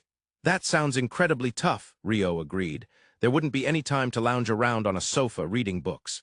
I'm glad I'm human, Rio stated. Yes, otherwise there wouldn't be any time to lounge on a sofa, Abel affirmed. How did you know? Rio was taken aback. Abel seemed to be well aware of what Rio was imagining. Even though they were in a corner of the main camp, they could hear the voice of someone who had been proposing opinions to Prince Lyun. It was Chamberlain Wenshu. Your Highness, we should charge. He was explaining various things and making proposals, but that seemed to be the essence of it. However, Prince Lyun didn't nod in agreement. He simply said one word, wait, and after a short while he spoke to Chief Chamberlain Rinshun. Call Ryo. Rinshun nodded silently and went to summon Captain Ryo, who was confirming the completion of the setup. Your Highness, Ryo greeted. Ryo, are you ready? Prince Lyun asked. Yes, setup is complete, Captain Ryo replied. All right, let's begin, Prince Lyun stated, and the battle commenced. Finally, the release date for Water Attribute Mage Volume 5 is just over a week away on Saturday, August 20th. There have been many additions and revisions. Even those who have read the narrow version should find it enjoyable anew. With a length of 270,000 characters, which may be double that of other books in some cases. I received copies, and compared to volumes 1 through 4, it's considerably thicker. And all that for just 1,399 yen, tax included. What a great deal. Fire 3 rounds, fire, the voice of Captain Ryo of the Magic Cannon Firing Squad echoed. At that moment, 100 paths of flames rushed forth from the 100-member Magic Cannon Firing Squad, followed by another volley. And then another, in total 3 times, 300 fire attribute magic attacks were unleashed. Awesome, indeed. Both Rio and Abel couldn't help but exclaim in admiration, however. The fire attribute magic flew in a straight line, only to suddenly change its trajectory as if repelled by an invisible wall before striking the monsters, veering diagonally backward. All 300 of them. Seriously, not annihilation, they were repelled. Abel was shocked while Rio analyzed the situation. I recognized that repulsion technique. Rio's memory was being awakened. He quickly looked through his telescope. Back then, Rio's icicle lance was also repelled. In midair, just as I thought, a talisman. Talismans lined up in midair before the monsters. I see, they repelled the magic with a talisman. That means there are not only monsters, but also sorcerers among them. The phantom who attacked the palace the other day, was it Marie? Although she was more of a mage than a sorcerer. Are there various types? Besides Marie, the only phantoms I know of are Duke Helb and Garibchi of Tiger Mountain, right? They were both sorcerers, but with that information alone, it's hard to say anything. Abel stated a valid point. While the two were exchanging such conversations, another volley from the Magic Cannon Firing Squad was fired. But as before, they were repelled. Captain Ryo shook his head and looked towards Prince Lyun. It seemed that magic attacks wouldn't work. Receiving that, Prince Lyun looked to his side at Chief Chamberlain Rinshun. Chief Chamberlain Rinshun held up one finger. Seeing that, Prince Lyun nodded and issued an order. Black Flag Army charge with 1,000 knights. Understood, General Bijan Lu of the Black Flag Army replied sharply to Prince Lyun's command. Beside him, Chamberlain Wenshu had a satisfied expression. Finally, the cavalry charge he had been hoping for was about to take place. Abel, I'm anxious. You're honest, but I feel the same way. In a hushed voice, Rio expressed his concerns, and Abel replied in a low voice. If it weren't clearly stated that Prince Lyun would command under His Majesty the Emperor, I would want to intervene. That way, casualties could be reduced. I understand your point. However, the sacrifice is part of Prince Lyun's command. To put it harshly, it's to let his subordinates experience sacrifice under his orders. I really dislike that, Rio frowned. However, he didn't blame Abel. He knew that Abel had been leading combat commands while understanding all of that during battles like the Battle of Gold Hill. Casualties would occur, people might die. Understanding that, to give the order to those in front of him to deploy. It's something that might be unbearable for the heart of an ordinary person. However, if one is a ruler or a candidate for a ruler, they must be able to endure it. Moreover, in Darway, the emperor is both the ruler and the supreme commander, at the top of politics and also at the top of the military. If one feels they cannot endure it, they should immediately throw away their position and retreat into seclusion. Rio knew that Abel had faced such trials, so he did not criticize him. Actually, I was also thinking about having everyone wear ice armor or something. Ice armor, huh? If we had that, at the very least, they wouldn't die. But that seems different from what the emperor desires. Yes, I thought so, so I didn't propose it. What the emperor wants them to experience is cruel. That is true. Asking someone to die for my sake or for the country is indeed a cruel thing. That's why it's necessary to manage the nation in such a way that war doesn't occur as much as possible. What Rio said was a common person's emotion. What Abel said was the essence of state management. Of course, it's not about which is better or more important. Both are important as human beings without distinction. The emperor probably thinks that by having these hundreds or even thousands of sacrifices this time, Prince Lyun in the future will avoid experiencing tens of thousands of sacrifices. But that's not guaranteed. Of course not. Nothing about the future is guaranteed. To Rio's accusatory words, Abel rather gently replied. That's why it's a matter of probability, letting them experience it while the number is small. It may not be praised from a humanitarian perspective. It's a harsh world. Indeed, that's absolutely right. The Black Flag Army charge, the charge of 1,000 knights, shook the earth.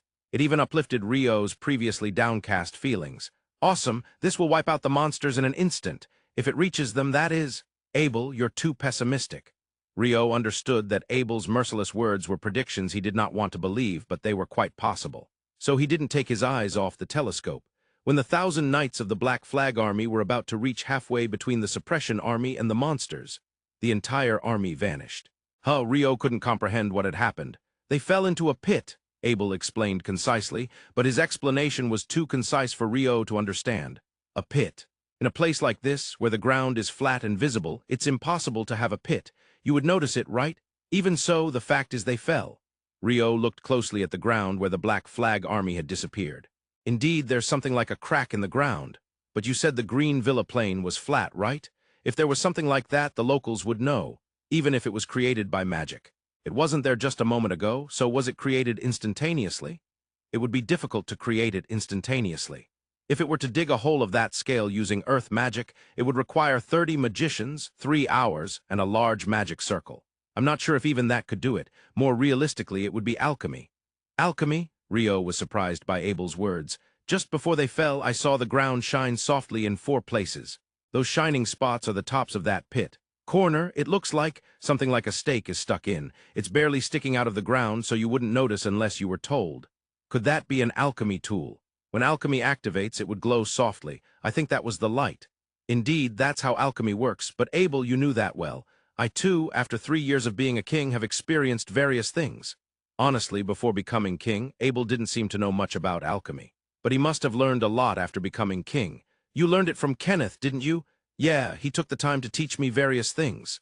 Viscount Kenneth Hayward was the head of the Royal Alchemy Workshop. At the same time, he was a member of the drinking party organization, Second Son Association with Abel. However, since becoming king, Abel had been too busy to attend any drinking parties. Abel, please don't drag Kenneth into trivial matters since he's busy. Trivial matters? Wouldn't it be best to learn from the top expert? That's true, but Kenneth would be too much for Abel. Too much. If Abel is to learn, yes.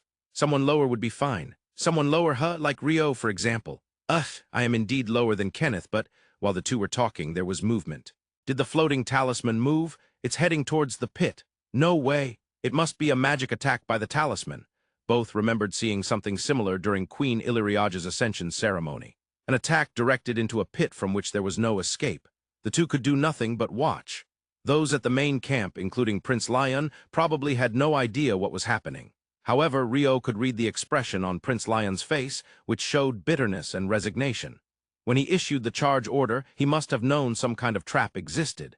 He knew about it, yet still gave the order, understanding that there could be deaths, while praying that some might survive. But at the moment the Black Flag army fell into the pit, they abandoned the lives of 1,000 knights, yet their eyes did not avert.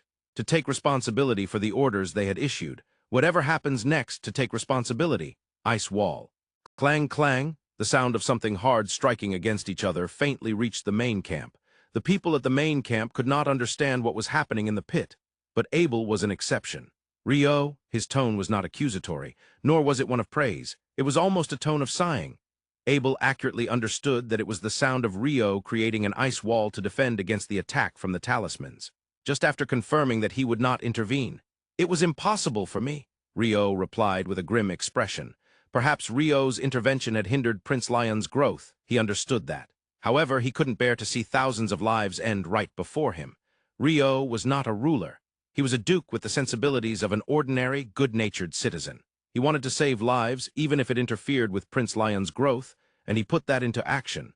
"Abel, His Majesty the Emperor and Prince Lyun have hearts that are stronger than mine." Ryo shook his head as he spoke. He thought they could have managed just a little more, but he did not regret intervening. To Ryo, human life was something precious. "I think it's fine for you to feel that way, Ryo." "Huh, I'm not strong-hearted either. I just separate it. When making decisions, I separate it from my heart." "Well, I suppose it's more typical of Ryo to intervene," Abel said, smiling. Ryo's heart may have ultimately been saved by that smile. Ryo lifted his face. With a resolute expression, he walked towards Prince Lyun. "Your Highness, I have a suggestion." "Huh, Lord Rondo." It was unexpected for Ryo to intervene. He had deliberately confirmed that the command authority belonged to Prince Lyun at his mansion. "The command authority lies with Prince Lyun. That is unshakable." He made that clear first. In front of his subordinates and General Bijin Lu of the Black Flag Army appointed by the Emperor, he must not embarrass himself. Doing so would render any opinion he might have pointless. "On that basis, I would like to discuss something briefly. The best way to avoid embarrassing anyone is to speak privately with just the two of them. As long as the intended message is conveyed to the other party, the process does not need to be shown to others. Everyone go outside." "But Your Highness," "Wenshu, leave." Prince Lyun expelled everyone with a stern demeanor. Abel glanced at Ryo. Ryo nodded slightly. Everyone except Prince Lyun and Ryo, including Abel and Chamberlain Wenshu, exited the main camp. "I apologize, Your Highness." Ryo suddenly bowed his head in apology. "Lord Rondo, I broke my promise and intervened on the battlefield just now. What was the sound we heard at the main camp earlier?" "It was the sound of me using an ice wall to defend against the enemy's attack from the talismans." In fact, he could still hear it intermittently. "I see." Prince Lyun nodded slightly, and then he bowed his head clearly. "I thank you for saving my subordinates." At that moment, Ryo saw the vastness of Prince Lyun's character. If someone suddenly intervened in one's command, it would upset anyone, especially if it were someone who had just a few days ago firmly stated that the command would be entrusted to them. Yet Prince Lyun expressed gratitude to such a person. That's not something everyone can do. At 19 years old, from Prince Lyun's perspective, the circumstances changed slightly. He was surprised to be told that someone suddenly intervened in his command. That was certainly true, but more than that, lives he had thought were lost had been saved. Moreover, the lives of 1,000 knights entrusted to him as elite by the Emperor. He felt gratitude instead of anger. Moreover, if someone who had been half-legendary and was being sung about by bards right before him said they were sorry for the sudden intervention, even if he had a slight feeling of indignation, it would vanish. Lord Rondo, who seemed to have deep connections with those whom Captain Ryo said should not be involved. If such a person bowed his head, it might even feel terrifying. "So, Lord Rondo, you mentioned you have a suggestion." "Yes, Your Highness. If the enemy realizes that the attack from the talismans won't work, they will make their next move. There are several possibilities, but I can't believe they would leave the monsters they placed prominently as mere decorations. In other words, those monsters, the orcs will advance." The time for mutual apologies and gratitude has ended, and they swiftly moved on to business. "Yes, this is a battlefield. Naturally, the suppression army had a plan B, meaning there was a next strategy prepared. A plan for cases where the Black Flag Army's charge did not go well, just like this. Upon hearing that, Rio made a suggestion. To execute that swiftly, there's a water attribute magic that's just right. Everyone who had been outside returned to the main camp, and Prince Lyun declared to them, "We will cooperate with Lord Rondo." That was all he said, no explanation of the content. There was no need for that, because the prince is the supreme commander, the one who makes all decisions, the one who bears all responsibility. Chamberlain Wenshu had a slight frown. It was more of a look of confusion than dissatisfaction. However, no further detailed explanations were given, and the main camp began to move again. There was one water attribute magician who had regained his energy. All problems have been cleared, problem solved, pro-solved. What? Don't mind it, it's just a saying. Rio lightly brushed off Abel's question. In his right hand was a white fan. It seemed he had taken it out of his bag, which he had bought for this occasion. From here on, I won't let a single person die. The ones who fell into the pit are being protected by an ice wall, right? Yes, but there might be some who were injured when they fell. I can't be sure about that. I see. As it was a battlefield, various things could happen. The enemy's monsters are running. It seems they have begun to advance. Chamberlain Wenshu and General Bijanlu of the Black Flag Army, who had been observing the situation through telescopes, reported.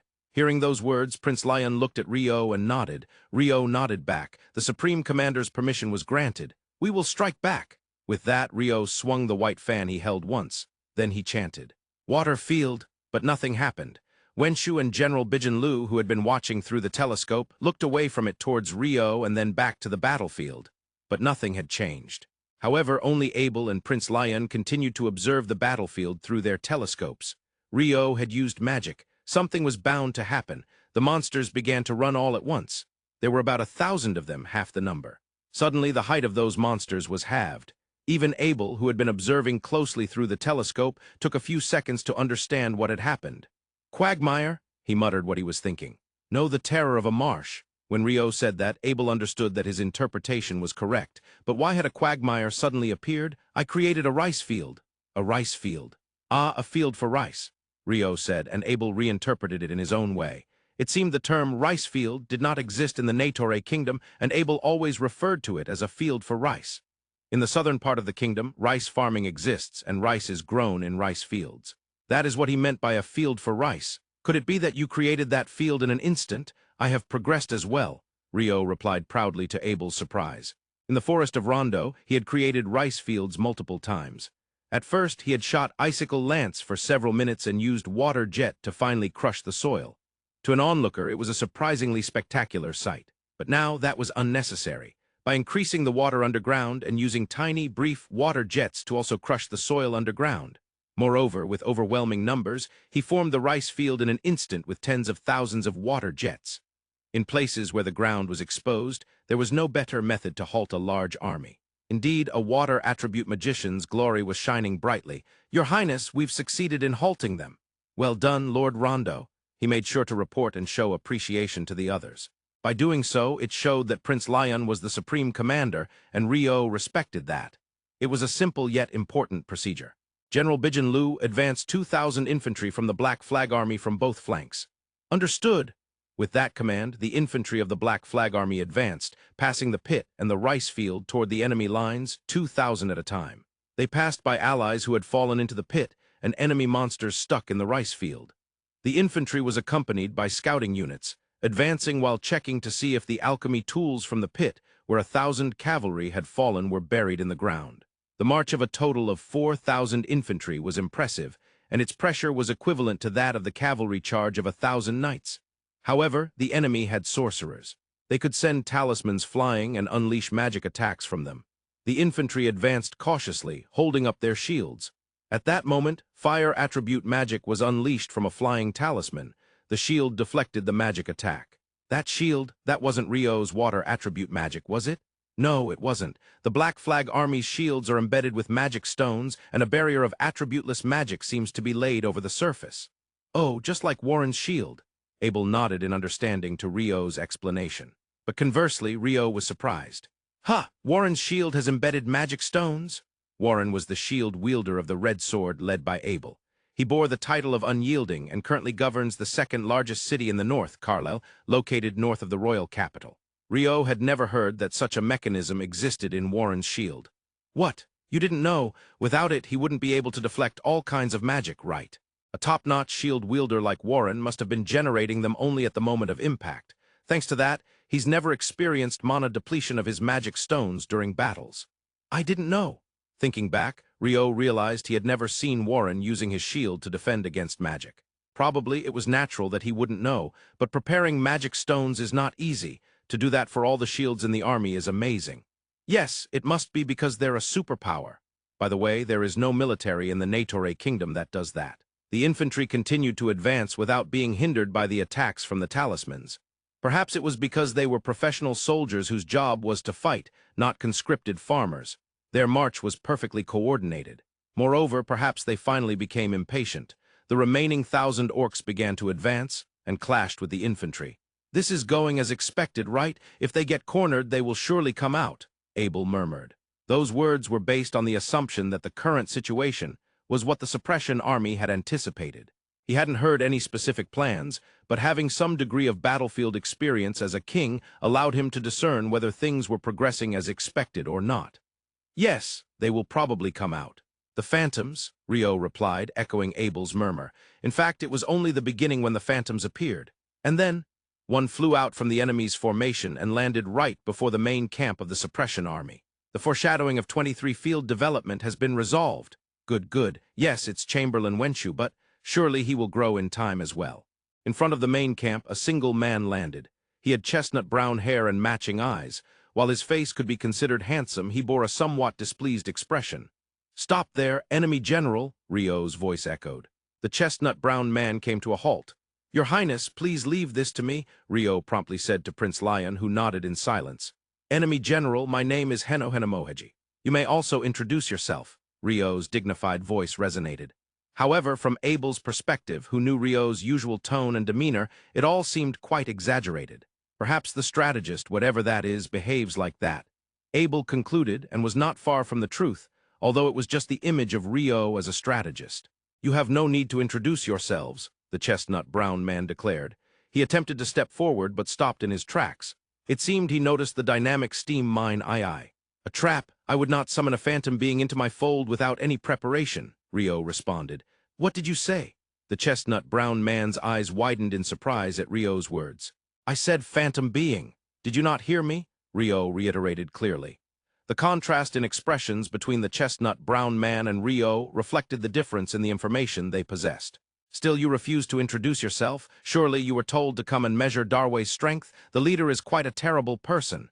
"No, a dreadful phantom being," the man continued. "You. How much do you know?"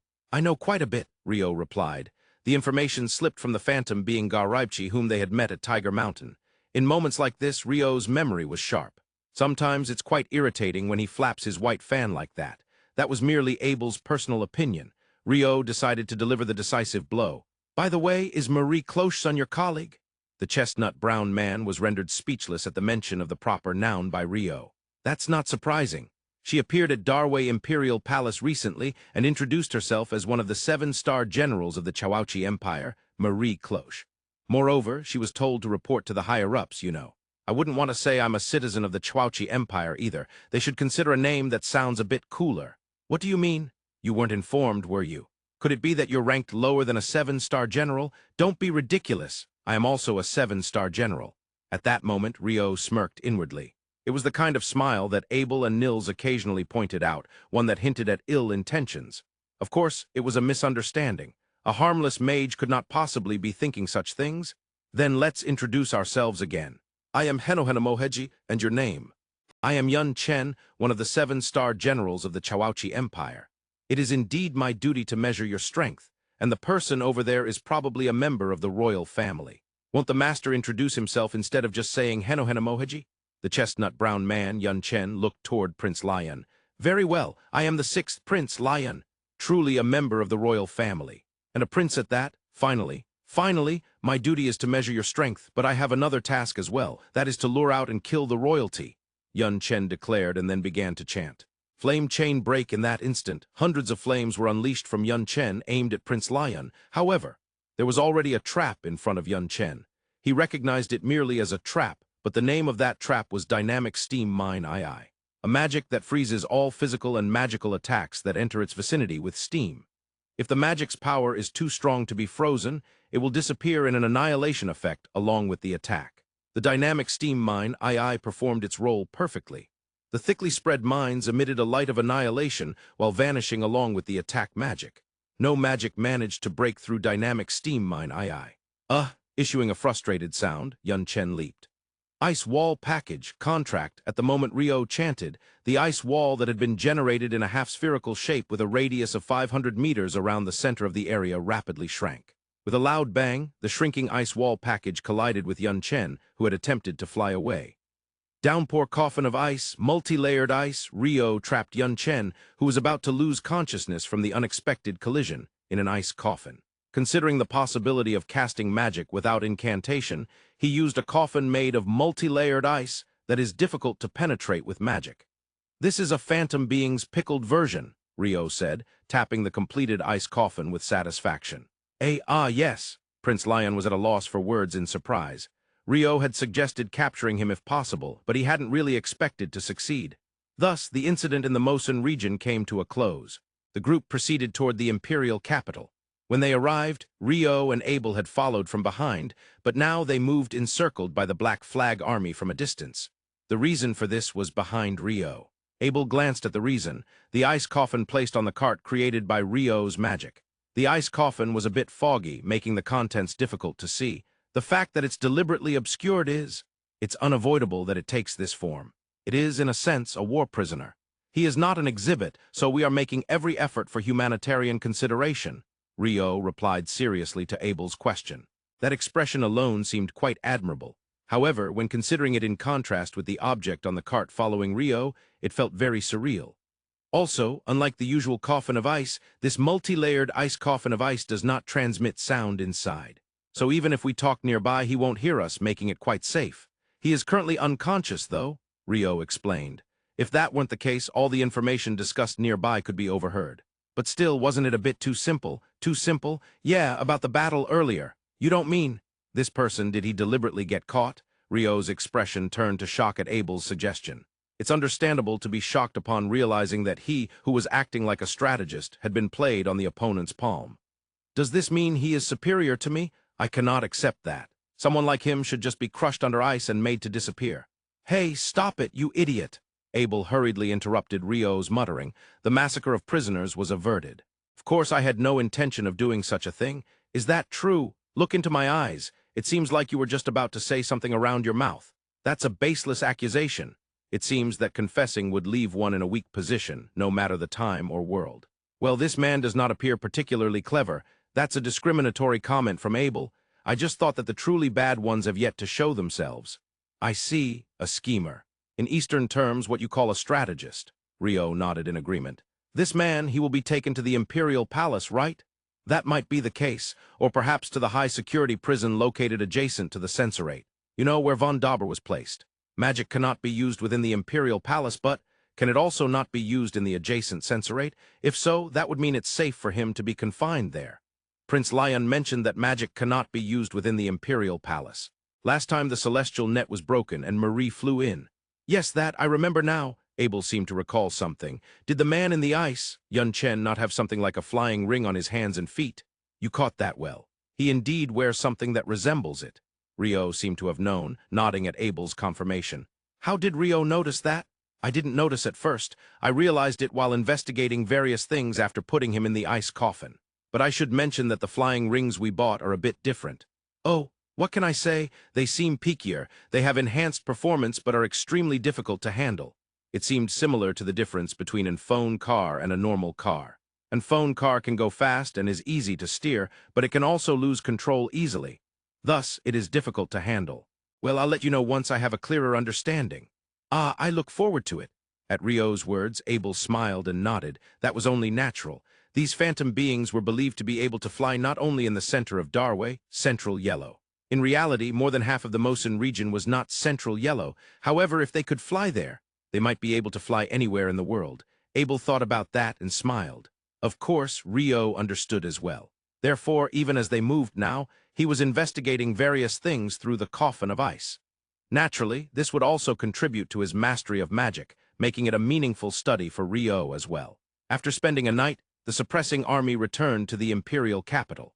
In the Imperial capital, the suppressing army entered the plaza in front of the Hall of Supreme Harmony, which serves as the center of morning governance within the Forbidden City. This plaza is large enough to accommodate tens of thousands, and aside from military parades conducted by the Emperor, it usually remains empty. Lyun, well done. Emperor Tsuin praised Prince Lyun, holding his hands.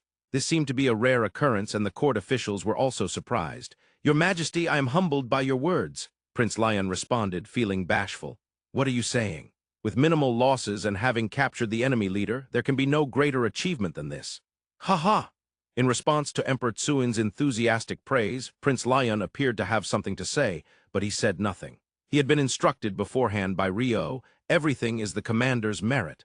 Of course, Emperor Tsuin understood that to some extent. At the very least, Ryo was likely heavily involved in the capture.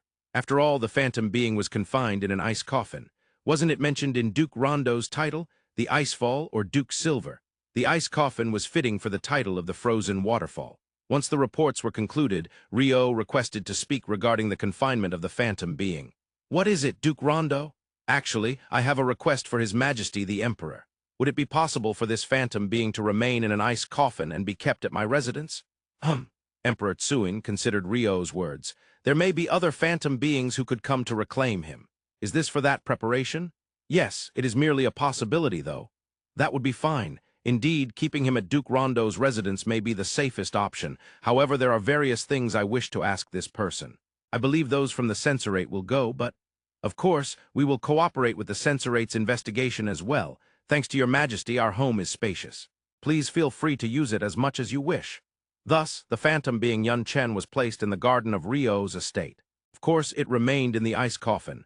Ice golems were cleaning the garden of the estate, and the ice coffin was placed among them. The master of the estate looked on with satisfaction at the scene. Abel shook his head slightly as he observed everything. The day after, the suppression army returned to the Imperial capital. Prince Lyun, his attendants, General Bijin Lu of the Black Flag Army, as well as Ryo and Abel, were summoned to the Hall of Supreme Harmony to receive their rewards. I received a really cool Eastern attire, Ryo exclaimed. Ah, me too, Abel replied. Once back at the mansion, the two changed into the Eastern attire bestowed upon them by the Emperor. Ryo's outfit was a light blue base with dark blue trimmings, adorned with a pattern resembling arabesques stitched in gold thread. Abel's outfit featured a red base with black trimmings, and its pattern was stitched with silver thread. Standing in front of the mirror together, they looked quite good in their outfits. Moreover, surprisingly, the sizes fit them perfectly. I don't remember being measured, Ryo said. Me neither. What could it be, some special technique of Darway's? Abel pondered. Indeed, neither of them had any recollection of being measured. Yet every part of the clothing fit them snugly. It was quite remarkable. But I have my favorite robe given to me by my master, Ryo said. Well, you can wear it sometimes, right? This definitely isn't something for everyday wear, Abel replied. It would be suitable for ceremonies or within the Imperial palace. However, it wasn't something they would wear around town. The next day, the two were present in the Imperial palace. Having received splendid clothing, they were on their way back after thanking Emperor Tsuin. Still, the Imperial palace is really vast, Ryo remarked. Yeah, if it were just the two of us, we'd definitely get lost, Abel agreed. Neither Ryo nor Abel had confidence in walking through the palace without getting lost. For that reason, a guide was leading them ahead to show them the way out. However, today, it seemed that the Suzaku Gate, which could be considered the main gate, was closed for some kind of ceremony, and they were being shown a different route than usual. A different path, a different sight. While the two were curiously glancing around, they heard the sound of an instrument. Huh, is that a violin? Ryo wondered. Yeah, it is, but it sounds pretty bad, Abel replied honestly. Ryo was taken aback by Abel's bluntness and couldn't continue speaking. What is it, Ryo? Abel asked. While it's true that your violin skills are excellent, I think it's not appropriate to be so straightforward about it, Ryo replied. Just because someone is bad doesn't diminish their worth, right? If they enjoy it, that's all that matters, I think. Of course, I wouldn't say that to their face. It wouldn't be good to dampen their motivation, Abel said. Your standards are hard to grasp, Ryo said, shaking his head slightly. When dealing with matters as the king, he might encounter suggestions that don't seem good. However, if the purpose or the goals are commendable, perhaps one should change the approach and return the proposal. When making such judgments, it seems necessary to distinctly differentiate between good and bad. There might be various aspects due to differences in status. As long as the way of communicating to the person is not wrong, there should be no issue. This is likely the sound coming from Chouonkaku. It must be Master Ron Shen of the workshop, the guide informed them. Is the workshop chief someone who creates things? Rio asked. Yes, they create instruments. Wow, Rio was surprised to learn about such a department existing within the Imperial Palace. It seems he's not a performer but an instrument maker. It's understandable if he's not that good, Rio added. That's true. Without the creators, good instruments wouldn't come to be, Abel nodded. I'd really like to visit this Chouonkaku place. Is that possible? Rio asked. Of course, please this way, the guide responded, leading them to Chouonkaku. Though you said he's bad, the sound isn't that far off, is it? Rio said. Isn't saying not that far off already implying he's bad? Abel countered. As they conversed, they were led to Chouonkaku. It was literally a place where performances took place for enjoyment by the emperor and others. According to the guide, there were several performance spaces both indoors and outdoors. By the way, the performance currently taking place was in the largest outdoor area. They were guided to a place that could be referred to as the viewing area. Access was restricted to those above the SH-type layer, but it seemed Rio had been granted permission by Emperor Tsuin to enter many areas. Although Rio had never heard of such a thing before, it seemed to be common knowledge among the guides. That's pretty impressive, Rio commented. Yeah, I heard that in the current Darway, arts are valued more than martial prowess. But I think it has always been that way, Abel reflected. Chouonkaku was not a recently built structure, but appeared to have been established during the reign of several emperors ago. On the outdoor stage of Chouonkaku, a young man was playing an instrument with a pleasant demeanor. He seemed to be in his mid-20s. His hair was neatly tied up and secured with a crown. However, his clothes were not the neat Eastern attire worn by many in the Imperial Palace, but rather a more casual, loosely cut commoner's Eastern attire that allowed for easy movement. This contrast between his hair and his clothing was quite intriguing. But, Master Ron, suddenly someone shouted. The man playing the violin, Ron, flinched and stopped playing. I told you not to perform outside, came the rebuke. But with such beautiful sunlight, I just wanted to play outside, Ron replied. That doesn't matter. When will I be allowed to play outside? When you get better. Ron was clearly told he was bad. It seemed to be a usual matter for him. He wasn't discouraged, though he frowned slightly. I practice every day. I want to learn from someone who teaches well, no, at least someone with a similar physique as mine. Everyone is short, and their hand techniques are a bit different, Ron complained. Even so, it's hard to find someone with your physique who plays well, the person who shouted said, shaking his head. Indeed, Ron stood about 180 centimeters tall. He had a sturdy build, more fitting for an athlete than an artist, although he was originally from the workshop. Abel, it's time for you to shine. Me, Abel asked. Come out and play coolly to earn trust within the Imperial Palace, Rio said. Isn't that unnecessary? Abel replied. It is necessary, Rio insisted and walked towards the stage. Excuse me, Rio called out to Ron and the person who had shouted. Yes, they both turned. Could you possibly be His Grace Duke Rondo? Rio inquired. Ron seemed to respond absently, but the other man immediately bowed deeply. It appeared that much information was shared within the Imperial Palace. Yes. Actually, one of my guards would greatly like to play that violin, Rio said. The sudden request caught the shouting man off guard. However, after some thought, he granted permission. Ron handed over the violin with a mildly dissatisfied expression. Abel took it. Indeed, both of them had similar physiques. Rio received Abel's sword and returned to the viewing area. At that signal, Abel's performance began. The piece was the familiar Paganini's 24 Caprices. It was the perfect piece for a solo performance, showcasing both splendor and high technical skill. Both Ron and the man who had shouted, as well as Rio, were captivated by the performance. Abel's violin was dazzling. Despite his tall stature, he exhibited a graceful stance. His left hand created an ultra-fast world of sound. The performance enveloped everything in an overwhelming scale. The 4.5 minutes of performance passed in a flash. Applause erupted from the four of them. Rio, Ron, the shouting man, and the guide. In fact, outside Chouonkaku, many others had also been entranced by the performance, but at that moment, Rio and Abel were unaware of this.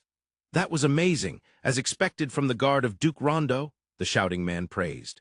About that left-hand technique you just used, Ron began, shifting his interest to technique once the echoes of the performance faded. Oh, that, Abel explained patiently. This was the development they had hoped for, and Rio nodded in agreement. Afterward, tea was brought to Chouonkaku, and Abel's instruction to Ron continued, which was only natural.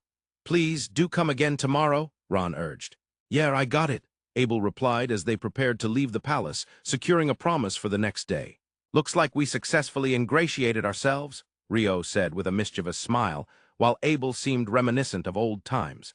He must have been teaching swordsmanship to junior swordsmen during his adventurer days. Abel's popularity in the city of Run was tremendous. As promised, the two visited the palace again the next day. They went to the workshop adjoining Chouonkaku to see Ron. There they found Ron had transformed completely. His hair was neatly tied back as before, but his attire was now a proper Eastern attire worn by high-ranking officials in the Imperial palace. He welcomed them with 4 fingers aligned, the index, middle, ring, and pinky, placed on one palm against the back of the other hand in the formal Darway style of greeting. I am Ron Shen, workshop chief of the Imperial Palace, he introduced himself formally. Rio found himself at a loss for words due to the overly formal greeting. Abel stood behind him with a surprised expression. How embarrassing, but I didn't know who Duke Rondo was. Of course, I had heard songs from the bard, but I had no idea you were the Duke. I didn't know I was being instructed by your guard. I sincerely apologize for my lack of courtesy, Ron said, bowing deeply while keeping his hands in the greeting position. Oh, please don't worry about that, guard Abel. Albert also seems to enjoy teaching dedicated individuals, so it's not an issue. There's no need to be so formal, Rio said. Right, if you're that formal you won't be able to teach the violin properly, Abel added, nodding. Really, yes. Oh, I'm glad. With that, Ron smiled. Actually, after that incident, I was informed by the eunuch who shouted at me. Ah, the eunuch is the one who shouted yesterday. He's the eunuch of the Department of Treasures, and all things related to the arts fall under the Department of Treasures. Therefore, the workshop is also included under that, but while he was shouting, it didn't feel like he was berating you, Rio confirmed, recalling yesterday's events. Yes, he is the person responsible for all arts, but the workshop chief holds a position directly under the Emperor, so the eunuch seems to be quite cautious, Ron explained. Your job is instrument-making, right? Rio asked. Yes, my role is to create instruments that do not yet exist in this world. Do not yet exist? Oh, I mean, that's a story for another time, Ron deflected. Changing the subject, he continued. That eunuch mentioned that Duke Rondo is of such noble status that the Emperor himself would speak with you. I feel unworthy of taking up the time of someone so distinguished to receive instruction. Then should I stop teaching? Abel teased. No, please, Ron quickly replied. Despite being told by the eunuch, it seemed he was eager to receive instruction from Abel. By the way, I remembered the piece you played, the pagan. Sorry, I don't know the details either. I was made to play it back at my family home. It's quite difficult and the piece I practice the most. That's why my fingers still remember it. The title I heard is only Caprice No. 24, Abel explained. I see, Ron responded, sounding somewhat disappointed. Rio had some knowledge about the piece performed yesterday. The composer was Niccolo Paganini. The 24 Caprices is a collection of 24 pieces for solo violin. The piece Abel played was the last one, number 24 in a minor, known for being the most famous, beautiful, and difficult. Of course, all impressions were Rio's personal opinions. Incidentally, caprice comes from the Italian word capriccio, which means whimsical, strange, or exceptional. It sounded just like some water attribute mage. One day I hope to be able to play that piece, Ron said. That's a lofty goal, but keep at it, Abel encouraged. Abel knew well that as long as there was passion, one could continue daily efforts, and that glory's fruits lay beyond those efforts. Setting aside the caprices for now, actually after yesterday I practiced as instructed and new questions arose, Ron said. That's how it goes. What are they? Abel replied, ready to dive back into focused violin instruction. Meanwhile, Rio began to look around the workshop. There were many instruments lined up. Of course, there were violins, slightly smaller viola-like instruments, larger cellos, and even bigger double basses. Although string instruments were the main focus, Rio's eyes caught something behind a partition at the back. Could it be? With a whisper, he approached quietly and peeked around the partition. It was the black, misshapen table Abel had referred to. A grand piano. Later in the morning, Rio sipped the tea that had been brought while reading a sheet of ice. They say magic cannot be used within the palace, but it can be generated normally, he murmured. It was a sort of intermission during lunchtime. A simple meal, centered around rice balls, was brought into the workshop. Even during this time, Ron did not let go of the violin. Rio and Abel concluded that this was probably how Ron always was. Hey Ron, that thing in the back, it's a piano, right? Rio asked. Huh, Ron replied, surprised by the sudden question. That's right, but have you seen it somewhere? Ron asked. At the Dragon Spring residence where I previously stayed, Rio recalled. I see, that place was the first in to have a piano installed. That model is from the early days and should only have 54 keys.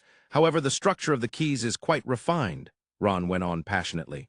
Ron realized he was speaking too fervently. Sorry, I tend to ramble on about things like that, he said with a sheepish smile. Perhaps someone had pointed that out to him before. But could it be that the piano at the Dragon Spring residence was made by you, Ron? Rio asked. Yes, Ron confirmed. Then did you create the first piano as well? Rio pressed. Yes, Ron nodded, a bit shyly, but seemed to want to add something. Rio was clearly astonished. It was only natural to be surprised if one understood the structure of piano keys. The piano at the Dragon Spring residence has 54 keys, but the one back there is the first full-size 88-key model. Of course, it's rare to use all 88 keys, but the deeper the sound, the more richness the entire piano's tone possesses. Taking in Ron's words, Rio recalled.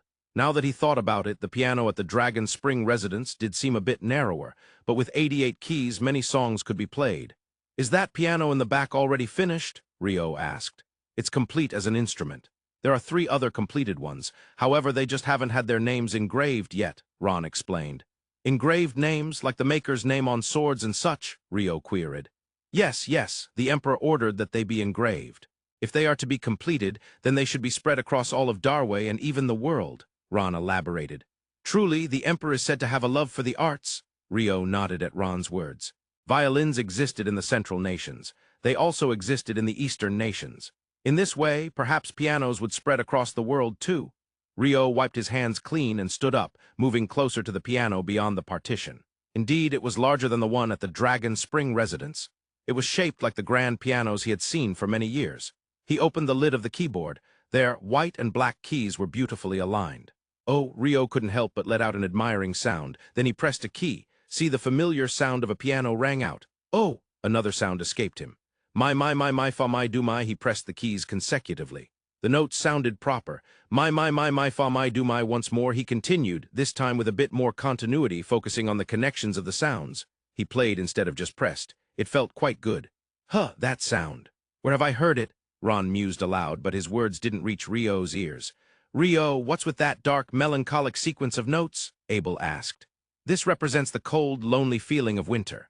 Just before the cold wind starts to blow, Rio explained, echoing Abel's words. Furthermore, bang, he struck a chord meaningfully with both hands. That sounds good, the chord is beautiful, Rio praised. That sound carries both solemnity and a sense of strength and brilliance, Abel complimented the 4-note chord. Is that so? I'm glad to hear you like it, Abel. This is the beginning of a piece that befits you, Ron replied. Is it? Abel questioned. But to continue playing from here? My fingers have drifted too far from the piano, Rio said softly, then began to play slowly. It wasn't a piece, but rather a hand-on-finger exercise, very soft sounds. Yet it wasn't that he lacked strength pressing the keys. He pressed the keys down clearly. However, the sound was small, but it was firm, pianissimo, softer than the piano itself. As he practiced that, slowly with soft sounds, checking each note carefully, confirming the keys he hadn't played in decades. In the afternoon, Ron devoted himself to practicing the violin. Abel instructed him, and Rio continued to play the piano. As evening approached, please do come again tomorrow. I'm sorry, I can't come tomorrow, Abel replied, cutting off Ron's attempt to secure another day of instruction. Huh, Ron's expression fell in despair. Tomorrow, someone from the Censorate will be visiting our residence. They need to question a person we have detained, Rio explained. So we won't be coming to the palace, both Rio and Abel clarified. I see, Ron seemed to understand. He looked down as he spoke, but after a moment's thought, he lifted his head. Then how about I come visit your residence for instruction? Ron suggested. That is, Abel looked at Rio, unable to decide. Rio tilted his head slightly and thought. He felt it wouldn't be a problem. We have no issue with that. The residence given to us by His Majesty the King is spacious. Even if someone from the Censorate comes, they would only be using part of the residence, he said. Oh, then I will come visit, Ron exclaimed. Someone who is eager to practice tends to leave a good impression on many people. Now what piece will Abel play that represents Rio? It will be 24 Caprices. What piano piece will Rio perform in the future? For the record, it won't be the Cold Wind from the beginning, but a different piece. The Water Attribute Mage is published by Books. Books is currently in a phase of expansion and is looking for book editors. Their tweet is quite emotional. The author felt compelled to include it in the afterword. This is not an influencer-type request. The next day, Rio's mansion was bustling with an unprecedented number of people. Usually it was just Rio and Abel, but on this day, a member of the Censorate arrived early in the morning. It was well known within the Imperial Palace that Duke Rondo, the master of the mansion, was a favored figure by His Majesty the Emperor. Unless one is an exception like Workshop Chief Ron Shen, most people are aware of this. However, within the Censorate, there were individuals who personally knew Rio. "Ah, Shu, it's been a while. Duke Rondo, thank you for your cooperation in this matter." Chouonkaku, the head of the inquiry and number 2 of the Censorate, was someone Rio had been indebted to in the past. If it involves a significant figure like a phantom being, it might be expected. Not only was Duke Rondo favored by His Majesty the Emperor, but he was also acquainted with the number 2 of their office. The visitors from the Censorate entered the mansion with utmost politeness. First, they were taken aback by the size of the mansion. Next, they marveled at the golem managing the mansion. Finally, they were astonished by the coffin of ice sitting in the garden. "So, Duke Rondo, how should we conduct the inquiry with this phantom being?" After staring at the coffin of ice for a while, Chouonkaku asked. "We will remove the ice from the head. For now, it's in a state of suspended animation. While unconscious, it will regain consciousness once we remove it. I heard there's something to cover its head during the questioning." "Yes. This will be used." As Chouonkaku said this, a subordinate standing right behind him presented a headpiece that completely covered the head, similar to a full-face helmet. "This is the trump card." With that, Chouonkaku smiled broadly. After that, as promised, Workshop Chief Ron Shen arrived, and soon the sound of a violin echoed from the depths of the mansion. Listening to it, Rio nodded in an oddly dignified manner. Even during the inquiry of the prisoner, 7-star General Yun Chen of the Chououchi Empire, Rio sat in a place where he could see the questioning. Though he was reading a book on alchemy, the head of Yun Chen had the ice removed, but from the neck down, he remained encased in ice. Even so, to prevent any magical or sorcerous actions, he was being interrogated within a large covering of ice. The questioning itself was conducted by specialists from the Censorate, while Chouonkaku leisurely sipped tea by the side. What a relaxed atmosphere! Seeing this, Rio couldn't help but murmur. Chouonkaku, an elderly man over 70, exuded a dignified presence as he leisurely drank tea, conveying a sense of overwhelming composure. Just like former King Robert Perlo of the Union and Chouonkaku before him, the ease that comes with age is something Rio could never attain, no matter how much he stretched himself. And that ease instilled a sense of admiration in those who witnessed it. "Someday, I too wish to be like that." "Is that even possible?" Rio's words of longing were cut through by the tactless Swordmaster King. "Abel, that's rude," Rio shouted. "Then let me ask you this, do you think Rio himself could become like that?" "Ugh, right, I feel the same way, it seems impossible for you too." Rio looked dejected while Abel shrugged. Indeed, they both understood. It's not something you can just decide to become. They understood, but that's precisely why I admire it. "Yes, it's free to admire." Saying this, both shook their heads simultaneously. In that manner, Abel appeared before Rio, but even during this, the sound of the violin continued to come from the depths of the mansion. "Ron, you're quite enthusiastic." "Ah, those types will naturally improve if given proper guidance. If left alone, they'll grow." Saying this, Abel sipped the tea that had somehow been prepared. Among the considerable number of Censorate members coming to interrogate Yun Chen, it seemed that there were also those who served tea. Of course, Chouonkaku, Rio, and the arriving Abel also had tea prepared promptly. "This tea is delicious." After taking a sip, Abel praised it. "Isn't it? Just by observing how the tea is brewed, you can tell if someone is serious about their work." Rio nodded. The tea brewed with perfect steps and perfect timing was unbelievably delicious. So delicious that anyone could tell. It's not just the same no matter who brews it. Now, do you know the perfect steps and timing for brewing tea? Many do not know. Without learning or researching, it's something they remain unaware of. Thus, those who know the perfect steps and timing can be said to be individuals who have properly learned or researched it. For what purpose? Because they knew it was necessary, because they know it is essential. Such individuals can manage well even if their position changes and they take on different jobs, because they know what to research, because they know when to have it researched by. It may just be tea, but it's still tea. That day, the inquiry continued until evening. Of course, the violin practice also continued until evening. Still, nothing is happening. Is Rio thinking of something troublesome again? I'm always concerned about the peace of the world. Your lies will be exposed quickly. Abel cut through Rio's words with a single stroke. No, look, it's the prisoner encased in ice. General Yun, right? Yes, that general, but he's too quiet. Huh, Abel tilted his head in confusion, not understanding. While General Yun's head was freed from ice, he remained silent and had never opened his mouth during the questioning. Indeed, if one were to describe it, he was quiet. No, I was thinking that he was a sorcerer. I thought he might act out with sorcery or something. Isn't he surrounded by Rio's ice wall? Yes, he is, but it's transparent.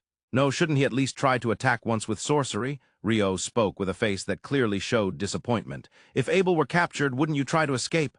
I would. See. That's normal, yet General Lyun remained unmoving. Even during the inquiry, he was silent, mostly with his eyes closed. That's quite eerie. Indeed, it certainly is, Rio murmured, and Abel agreed. The next day, the same inquiries and practice continued from morning until evening. Duke Rondo, we have gathered the necessary information. After that day's inquiry ended, and General Lyun was once again completely encased in ice, Chouonkaku informed Rio. It seemed that the information collection had been completed using the helmet-type information collector.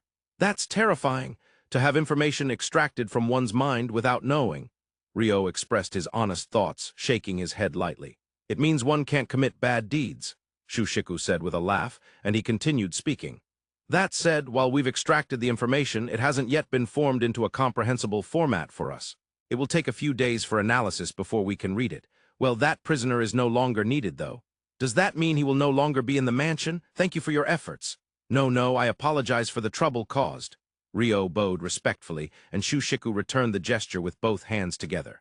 Greetings are important. Thus, the Censorate withdrew. One person who was pleased with this was, then, starting tomorrow, could you come to Chouonkaku again? Workshop Chief Ron Shen said. In the workshop, you can play the piano as much as you want. He directed his gaze at Rio. That sounds quite appealing. Rio didn't seem entirely opposed to it. In the end, starting the next day, Rio and Abel would once again visit Chouonkaku. Meanwhile, in the Hall of Supreme Harmony within the Imperial Palace. What? An envoy from the Chouchi Empire? Yes, Your Majesty. Emperor Tsuin Darway frowned as he confirmed, and Prime Minister Bayan bowed respectfully. The Prime Minister is the highest official overseeing the administration in Darway. In the Central Nations, it could be compared to the Chancellor of a kingdom or the Regent of a union. Thus, Prime Minister Bayan is the supreme administrative authority in the vast Darway, though he is already over 80 years old. Having long been at the center of the Imperial Palace, supporting Darway, he was one of the prominent figures, but even he couldn't win against the advancing years. In fact, he had once retired 10 years ago. At that time, the talented and capable Crown Prince was managing affairs, while the Emperor, who loved the arts, stepped back to enjoy his own interests. This created a bright and joyful atmosphere across the nation. Watching this unfold, Prime Minister Bayan felt a sense of accomplishment and resigned from his position, retreating to the countryside. Everyone believed that a bright future awaited Darway. That was until 5 years later, when the Crown Prince was assassinated. The Crown Prince was murdered in his residence, the Eastern Palace, and Emperor Tsuin lost motivation regarding politics, leading the central power of Darway to gradually crumble. In Darway, the Emperor and those around him held immense power as the center. If the movements of this core become strange, the actions of the entire vast Darway will also become bizarre. Naturally, many within the SHTIF layer began to realize that this was problematic. Some gathered under the remaining princes to form factions, while others sought to bring back the retired elders to restore the core to a normal state. One of those called back was Prime Minister Bayan. However, Bayan himself understood best. He could no longer undertake the heavy responsibilities of being a prime minister. For this reason, he had firmly declined when called back. He declined repeatedly. Ultimately, it was due to the direct request from the Emperor, who had lost motivation, that he reluctantly returned. However, he considered that he should cultivate a successor and step down as soon as possible. In reality, he felt that, unlike before, he was no longer able to keep a watchful eye on every corner of Darway. In the past, he would immediately mount a horse and go to see the situation directly as soon as he thought of it. There were times he rode for a whole day to get there. Such effort was necessary to actually respond to situations. By the time reports came in, the people would already be exhausted. These situations could lead to riots or revolts. But now, he could no longer even ride a horse. If only the Crown Prince were still alive. How many times had he murmured those words? Surely it wasn't just Prime Minister Bayan. Many officials must have uttered the same words. The late Crown Prince was such a significant presence and a hope for Darway. The envoy from the Chouchi Empire has reached Central Yellow and wishes to visit the Imperial Palace.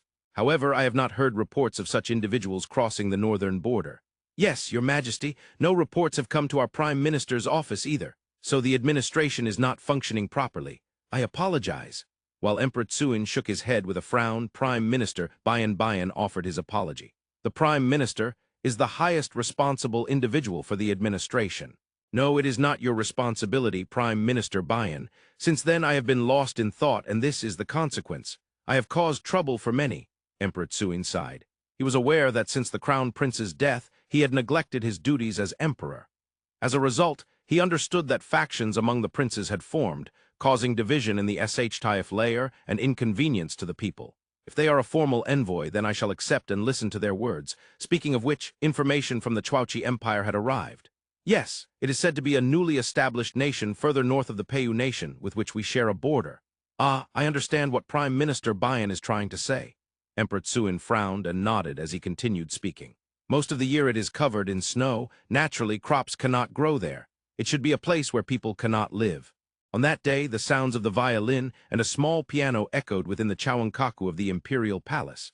However, outside on the stage, there was a swordsman swinging his sword. To swing a sword in the fortress of music is the height of tactlessness? Well, I'm just bored.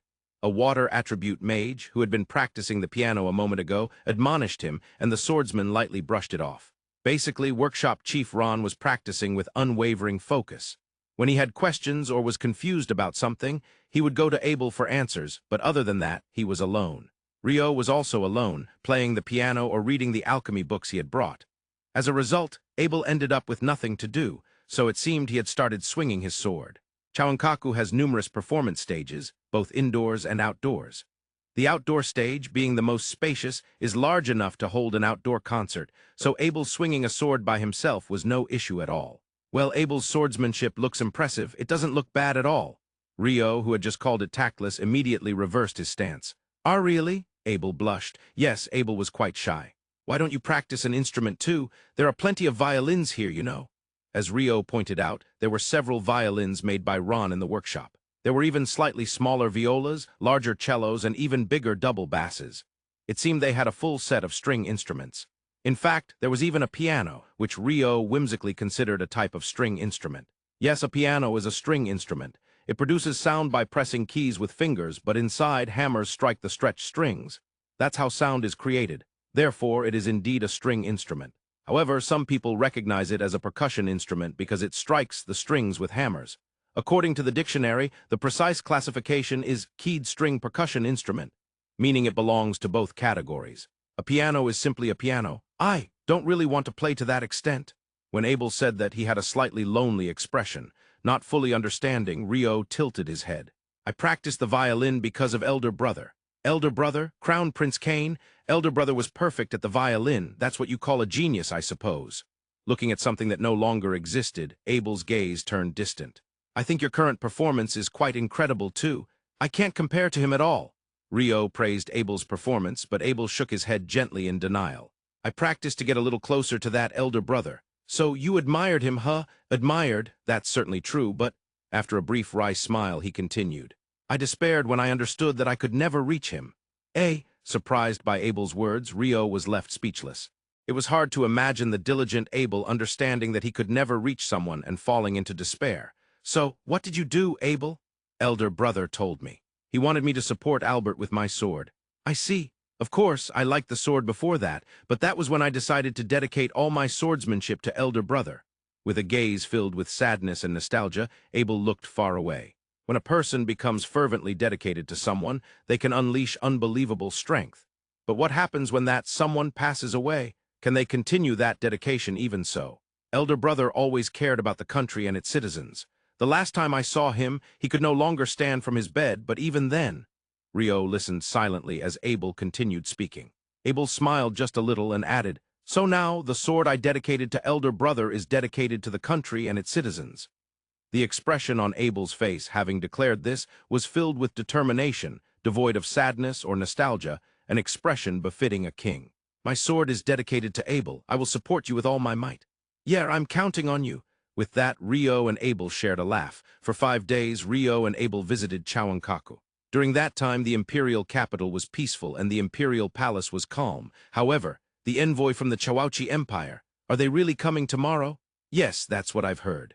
So tomorrow, the chief eunuch has repeatedly told us not to perform outdoors. Rio tilted his head, Abel confirmed, and workshop chief Ron sighed as he answered. It seems that Ron's performance had yet to be recognized by the chief eunuch. You are getting better little by little. There's no need to rush. Yes, thank you. Abel offered comfort, and Ron, perhaps happy to be praised, smiled in response.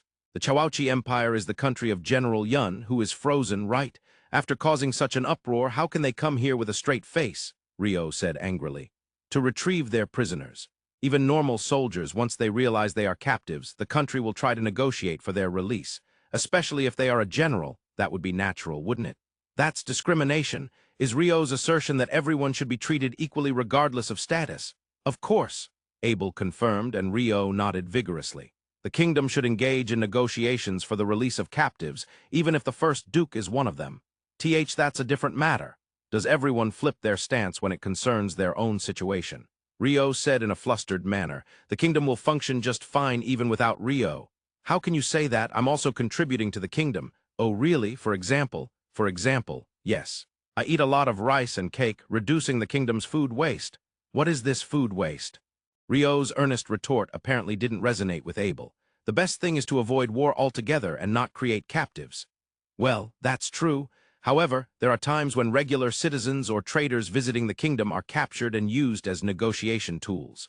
Such things happen between countries. Ah, Abel pointed out, and Rio recalled from Earth's history that such cases indeed occur.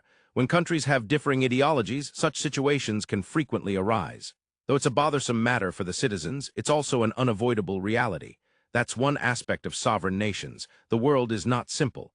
The ice that General Lyun is encased in, which is placed in the garden of the mansion, can only be moved by Rio, right? That's correct. No one else can move it. If we're talking about releasing prisoners, wouldn't that mean moving that ice to the Imperial Palace? Yes, I would have to be there. Perhaps I should let His Majesty the Emperor know that I'm at Chouonkaku. Thus, it was conveyed to Emperor Tsuin that Duke Randa was thoroughly immersed in Chouonkaku. The next day, the atmosphere within the Imperial Palace felt somewhat busy. That said, given the incredible size of the palace, it wasn't that the entire place was bustling, just a part of it. On that day as well, Rio and Abel were visiting Chouonkaku. As instructed by the chief eunuch, Ron's practice was taking place indoors. Rio was also playing the piano from the workshop and reading the books he brought.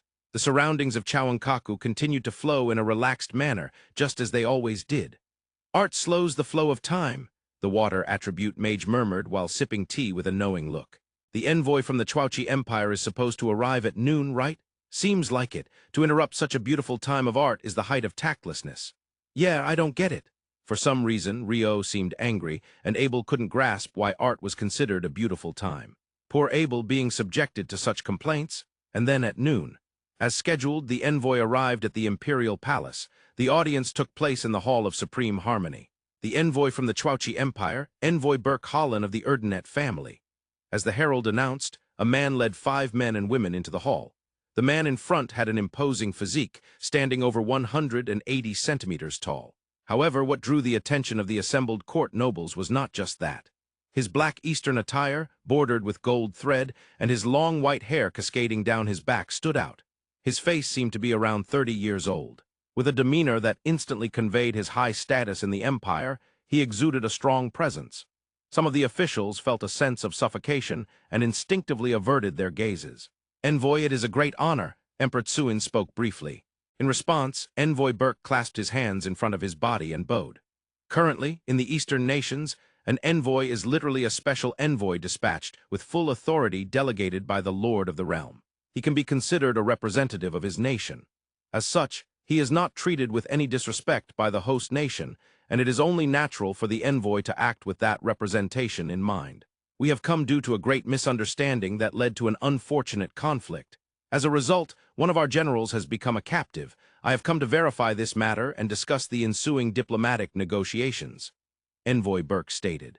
His tone was polite and his words were chosen carefully, but the contents were far from sincere. He did not acknowledge any responsibility from his country, speaking of a great misunderstanding, an unfortunate conflict and verification, claiming it was an accident and not intentional.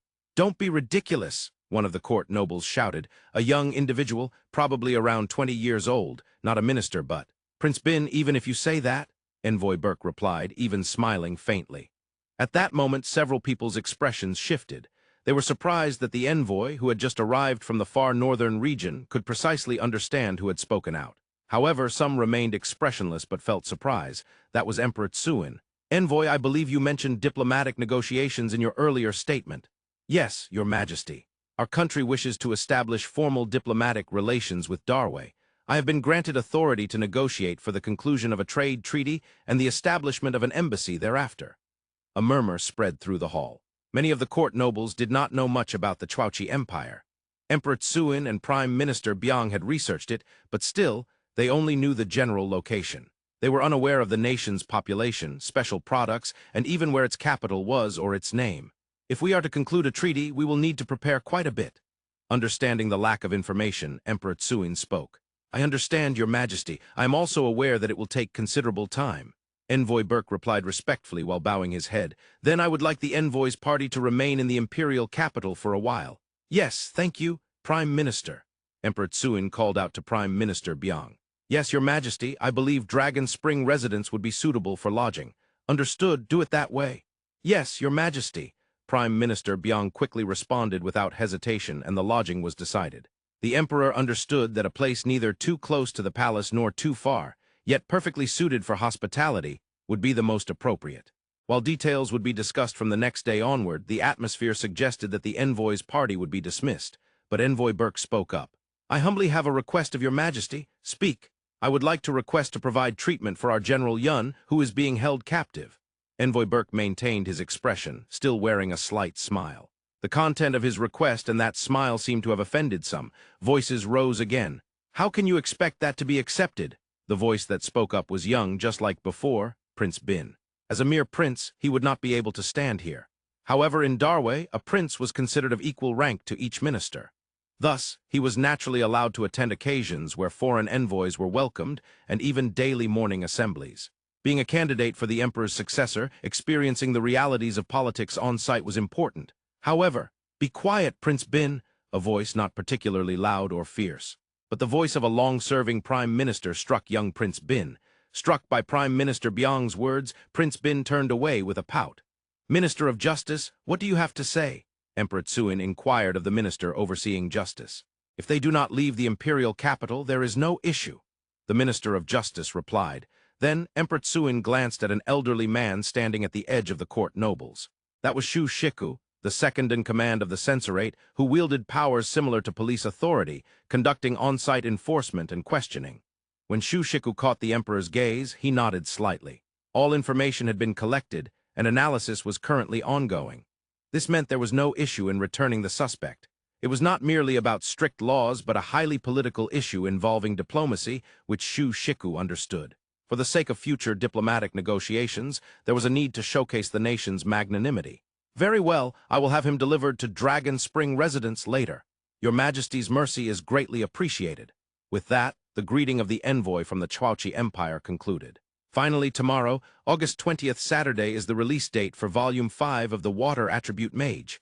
It features a wonderful cover with those two, adorned in orange. Apparently, stores have begun displaying them as early as today, the 19th, especially signed copies. If you see them at a bookstore, I hope you check them out. They have turned out wonderfully. Your Majesty the Emperor. When Emperor Tsuin suddenly appeared while Lyun was reading in the Chouonkaku, even Rio could not help but be surprised. After the envoy from Chouonkaku Empire had left, Emperor Tsuin visited the Chouonkaku. He had heard that Duke Randa was there. The biggest reason he wanted to convey various things himself was simply that. Normally, even within the Imperial Palace, there would be a notice if the Emperor was to visit.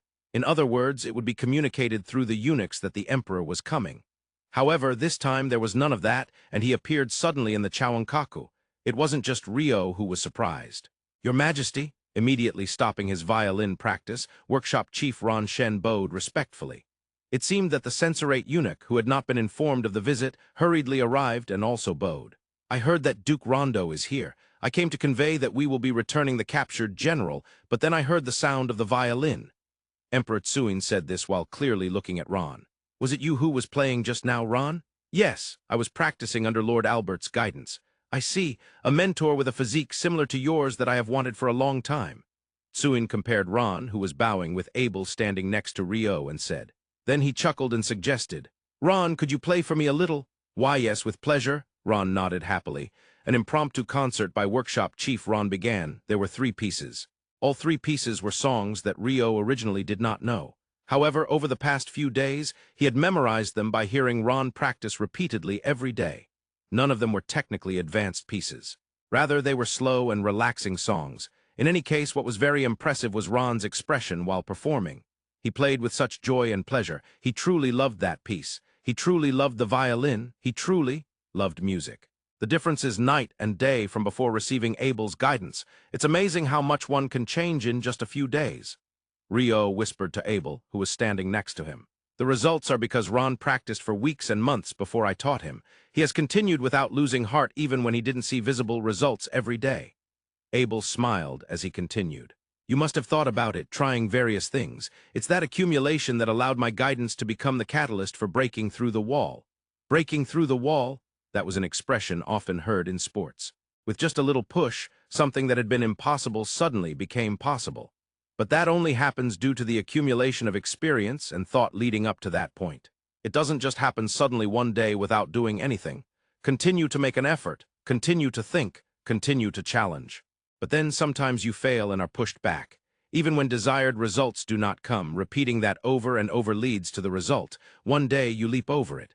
Well, to be honest, the technique is still quite crude, but what's more, it's great to see him enjoying himself while performing. Indeed, Abel said with a smile, and Rio agreed. This is true for anything, doing something with joy, fun, and even a smile. That kind of Chinese letter is pleasant to see from the side. It makes those watching feel happy and somehow want to cheer them on. It's a mysterious human emotion. A calm time flowed. Ron's performance came to an end. Splendid, with a smile. Emperor Tsuin praised him. Thank you very much. Unable to bow with both hands due to still holding his instrument, Ron only lowered his head. However, his cheeks were flushed, and he looked happy. Satisfaction was evident. You have worked hard, Workshop Chief Ron Shen. I grant you permission to perform on the outdoor stage of Chouonkaku. Ron stopped in surprise at Tsuin's words. Chem, wasn't it said that you were not to play on the outdoor stage? Yes, that was said. From now on, you may perform outdoors. Ah, thank you very much. Ron said this, glancing at the eunuch. The eunuch also nodded happily. Finally, Ron's performance was recognized. Then Emperor Tsuin turned to Rio and Abel. Duke Rondo. Lord Albert, I thank you for your guidance to Ron. No, Your Majesty, we are glad to be of help, Rio answered with a smile. Everyone was smiling. Indeed, Ron is a creator, however. I believe that even those who are creators can make better instruments if they are also good at playing them. I think you are right, Rio agreed with Tsuin's words. It is precisely because they are excellent players that they can understand what is needed and where the key points are, whether obtaining that as data or acquiring it through personal experience as sensitivity. That will make a significant difference when providing feedback on their creations. At the same time, when confirming the finished work, it is likely to be judged better by those who are skilled, right? Your Majesty, it seems the Censorate will be arriving soon. The person who whispered this to Emperor Tsuin was someone who constantly followed him like a shadow. Rio had previously learned from the eunuchs here that this was the chief eunuch. In other words, the boss of the eunuchs. That is right, Duke Rondo, I have a request. With the chief eunuch's words, Tsuin seemed to recall the reason for his visit to the Chouonkaku. We will be returning the general who has been frozen at your mansion to the envoys, since the Censorate will be escorting him. I would like to have him thawed. Understood. Then let us return to the mansion immediately. Thus, General Lyun, who had been a captive, was returned to the envoys staying at the Dragon Spring residence.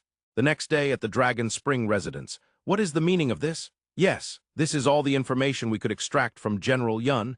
It is completely insufficient. The man who shouted had glasses and was tying his long black hair into a single bunch. His hands trembled with anger, and his eyes glared at the report. If anyone had been in the Hall of Supreme Harmony yesterday, they would have realized he was one of those who had ascended with Envoy Burke. What happened, Durin? The one who entered the room saying this was Burke. Why, yes, Lord Burke, I have completed the analysis of the information extracted from General Lyun, but it ended in failure. I apologize, Durin said while handing over the report. Burke read the report and frowned slightly. We were able to gather less than 1/10 of what we anticipated. Furthermore, we did not obtain the magic formula for the celestial net, which was the most desired. I'm sorry, Durin apologized at Burke's words. He was sweating profusely. He understood that this was a significant blunder. It's all right, it's not your fault, Durin. In the first place, the magic formula that was planted in General Lyun was written by me. There may have been flaws in that magic formula. That can't be the case. There is nothing wrong with His Highness Crown Prince. I also can fail. Well, there are various things I'm concerned about. Let's ask him directly, called General Lyun. 2 minutes later, General Lyun entered the room and knelt before Burke to bow. 7-star General Yun Chen, I have come at your summons, Your Highness Crown Prince. Ah, General Lyun, I am visiting as an envoy this time, not as Prince Burke but as Envoy Burke. It's fine here, but refer to me as envoy near the Darway people. Understood. Since it's Darway, they probably haven't grasped much of our country's information yet. Saying this, Burke laughed heartily. After calming down, he asked, General Lyun, I have analyzed the information you gathered. However, it is considerably less than expected. What did you say? General Yun's expression became one of astonishment at Burke's words. That was only natural.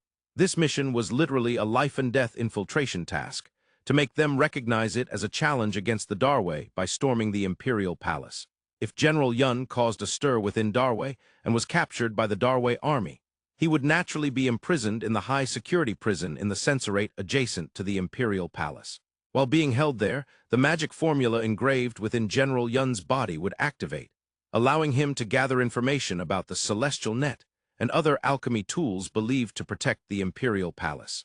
Since the celestial net covers up to the Censorate, sufficient information should be able to be gathered even from the high-security prison of the Censorate. Finally, an envoy would be dispatched, and while negotiations were taking place, General Lyun would be able to take responsibility and extract the information he had accumulated within his body. That was the plan. And yet it failed. Indeed, the place where I was held was not the high-security prison. Oh, where was it? I do not know where it was. Since I was captured in that plane, my consciousness was only present for the 2 days I was interrogated. While I was aware, I was in the garden of a mansion.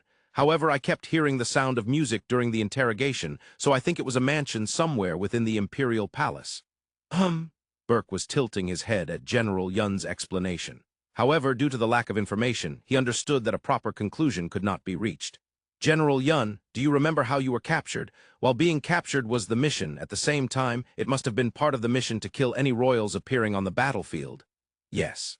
I was blocked by a powerful water attribute mage. I seem to have been frozen while held captive. During the interrogation, only my head was freed. A water attribute mage, huh? If it's such a powerful water attribute mage from Darway, it must be one of the 6 saints, Lord Rowan. Even at over 70 years of age, he still appears on the battlefield. Burke nodded repeatedly. That seems to be the case. However, when he stood before me, he looked rather like a boy. Humph, a mage of such caliber can look however they wish. Burke laughed as he said this. Tsuin, who had been listening quietly, asked Burke, What should we do? However, it was not Burke who answered that question, but General Lyun. Your Highness, please take out my eyeball. That's right, the magic formula was inscribed in the eyeball. You want it removed? Yes. Please extract it and take it to the negotiation table. The negotiations will likely take place within the Imperial Palace. If that's the case, I will be able to gather information. It was a proposal that could be described as harsh. Burke smiled slightly as he replied, I appreciate General Yun's loyalty. However, let your eyes remain as they are. But you yourself can come to the negotiation as well. At Burke's words, both General Lyun and Tsuin were left speechless. The first to speak was Tsuin. However, General Lyun has already been captured by Darway once. Bringing that person to the negotiation table, won't it harden Darway's stance? It doesn't matter, does it? I have no intention of successfully negotiating anyway. Saying this, Burke laughed. It was not the warm smile he had shown until now, but rather a sinister laugh. After all, I will eventually destroy Darway. On this day, August 20, 2022, Saturday, the 5th volume of Water Attribute Mage was finally released. It seems to have ranked in the top 50 of Amazon's Kindle books right away. That's for the entire book, you know. Our child is doing great. By the way, for light novels alone, it's in the top 10. Amazing, Our Child. It seems that the paper version is also being purchased in bookstores. All of this is thanks to the support of our readers. Thank you very much. And the production of the 7th volume has been decided and announced. The 6th volume, Twilight Land plus new chapter, the 7th volume. Natore Kingdom Liberation War large volume. Planned, I will provide more details about this later. Finally, once again, thank you all for your support. It's amazing, isn't it? He's truly focused on creating.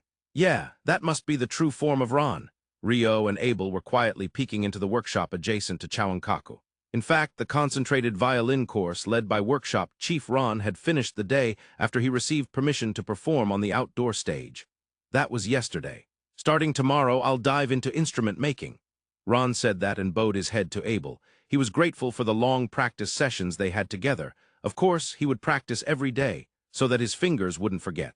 However, he also had to do the original work of being the workshop chief. Curious about what it would be like, the two secretly peeked into Ron's work today, which was the day after. Seeing that, they both nodded.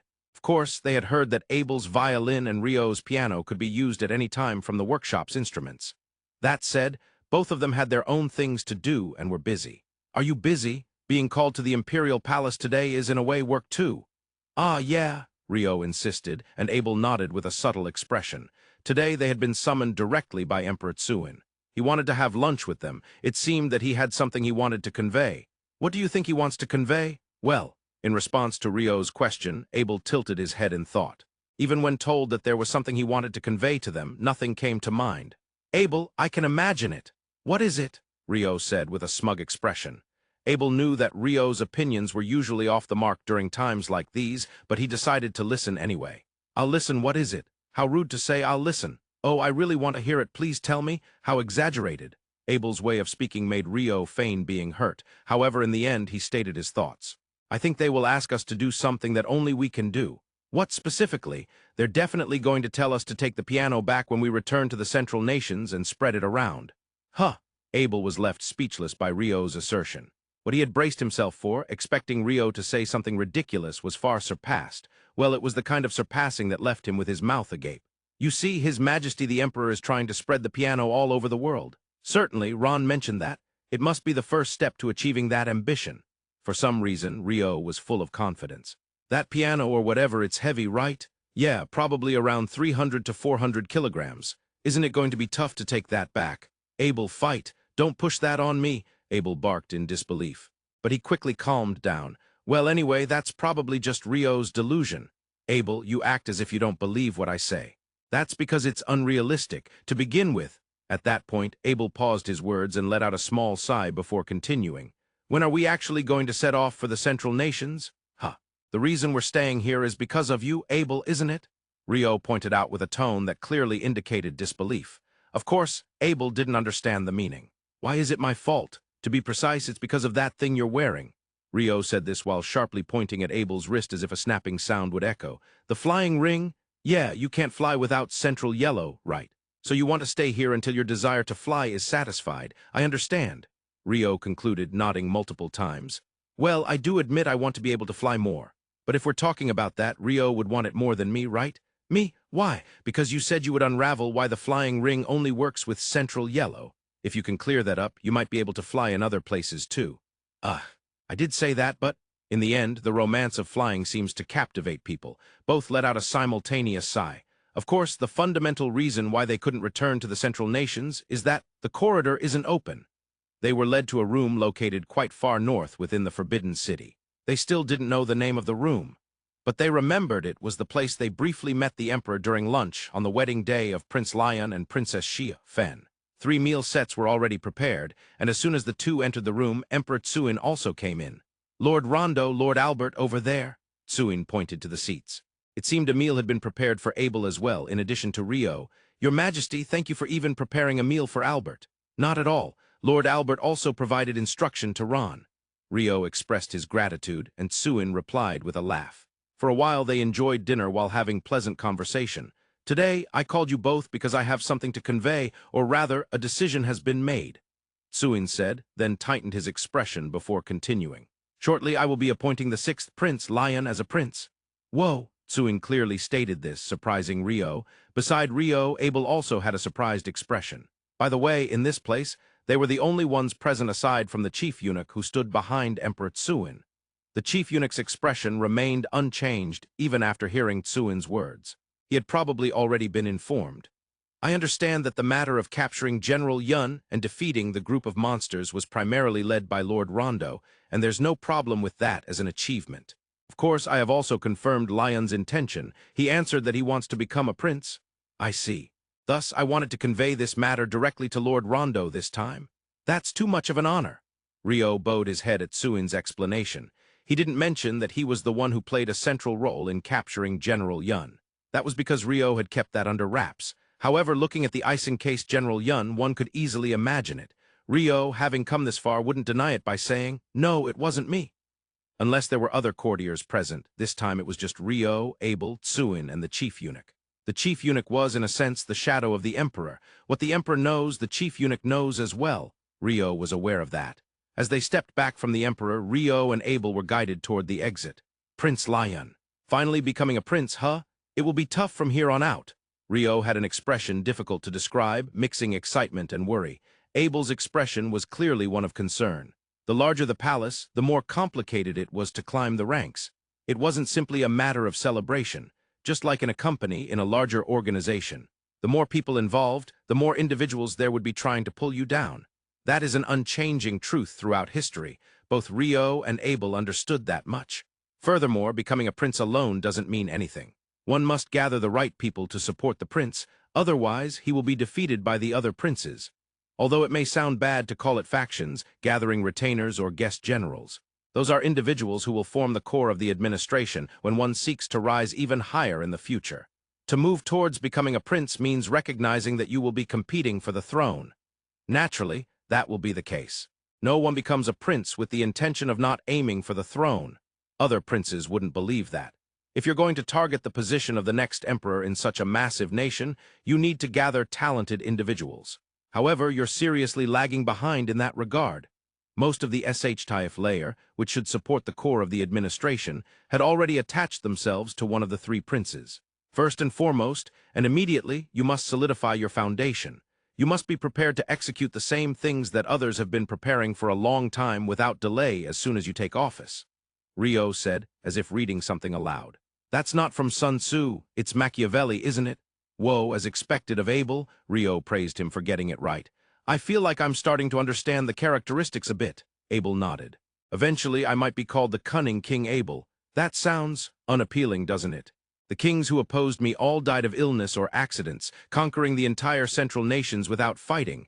The people won't suffer at all. Well, that may be true, but... Abel frowned. What is it?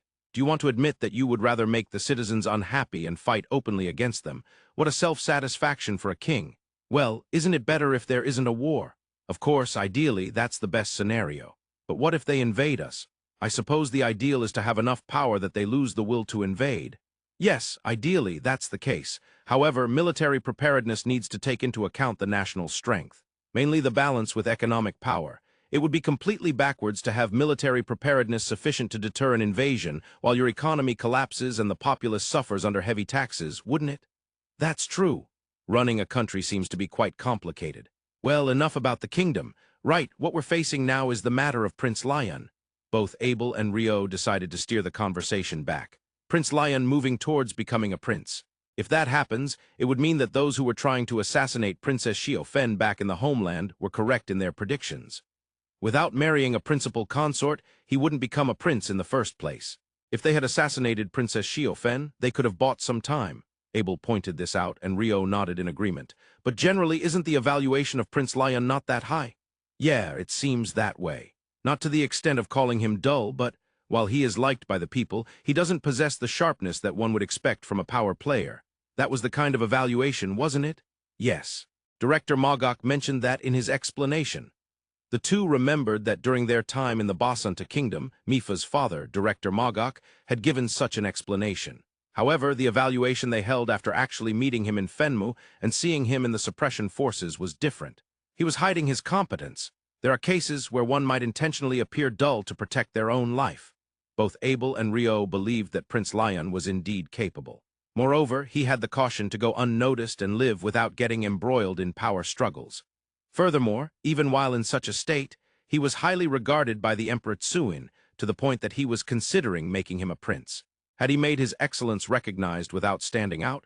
If Rio were in that position and tried to accomplish that, he couldn't think of any specific methods.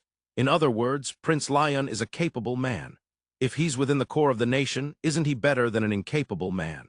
While exchanging such conversations, the two were heading towards the exit within the Imperial Palace when they spotted a group walking down the opposite corridor. About 20 people were walking, guided just like the two. They wore Eastern attire but didn't look like Darway people. Those people aren't from the Imperial Palace, right? I just have this feeling. Yeah, I think so. It might be because they're not tying up their hair. I see, Rio nodded at Abel's observation. That's right, that group had their hair flowing down. In Darway, it seems that tying up one's hair is generally the norm, especially within the Imperial Palace. Individuals of a certain status typically secure their tied hair with a beautiful crown about the size of a fist. That seems to be polite decorum. However, everyone in the group they saw had their hair down, flowing behind. Moreover, The person at the very back, they're probably the one who got frozen. Frozen.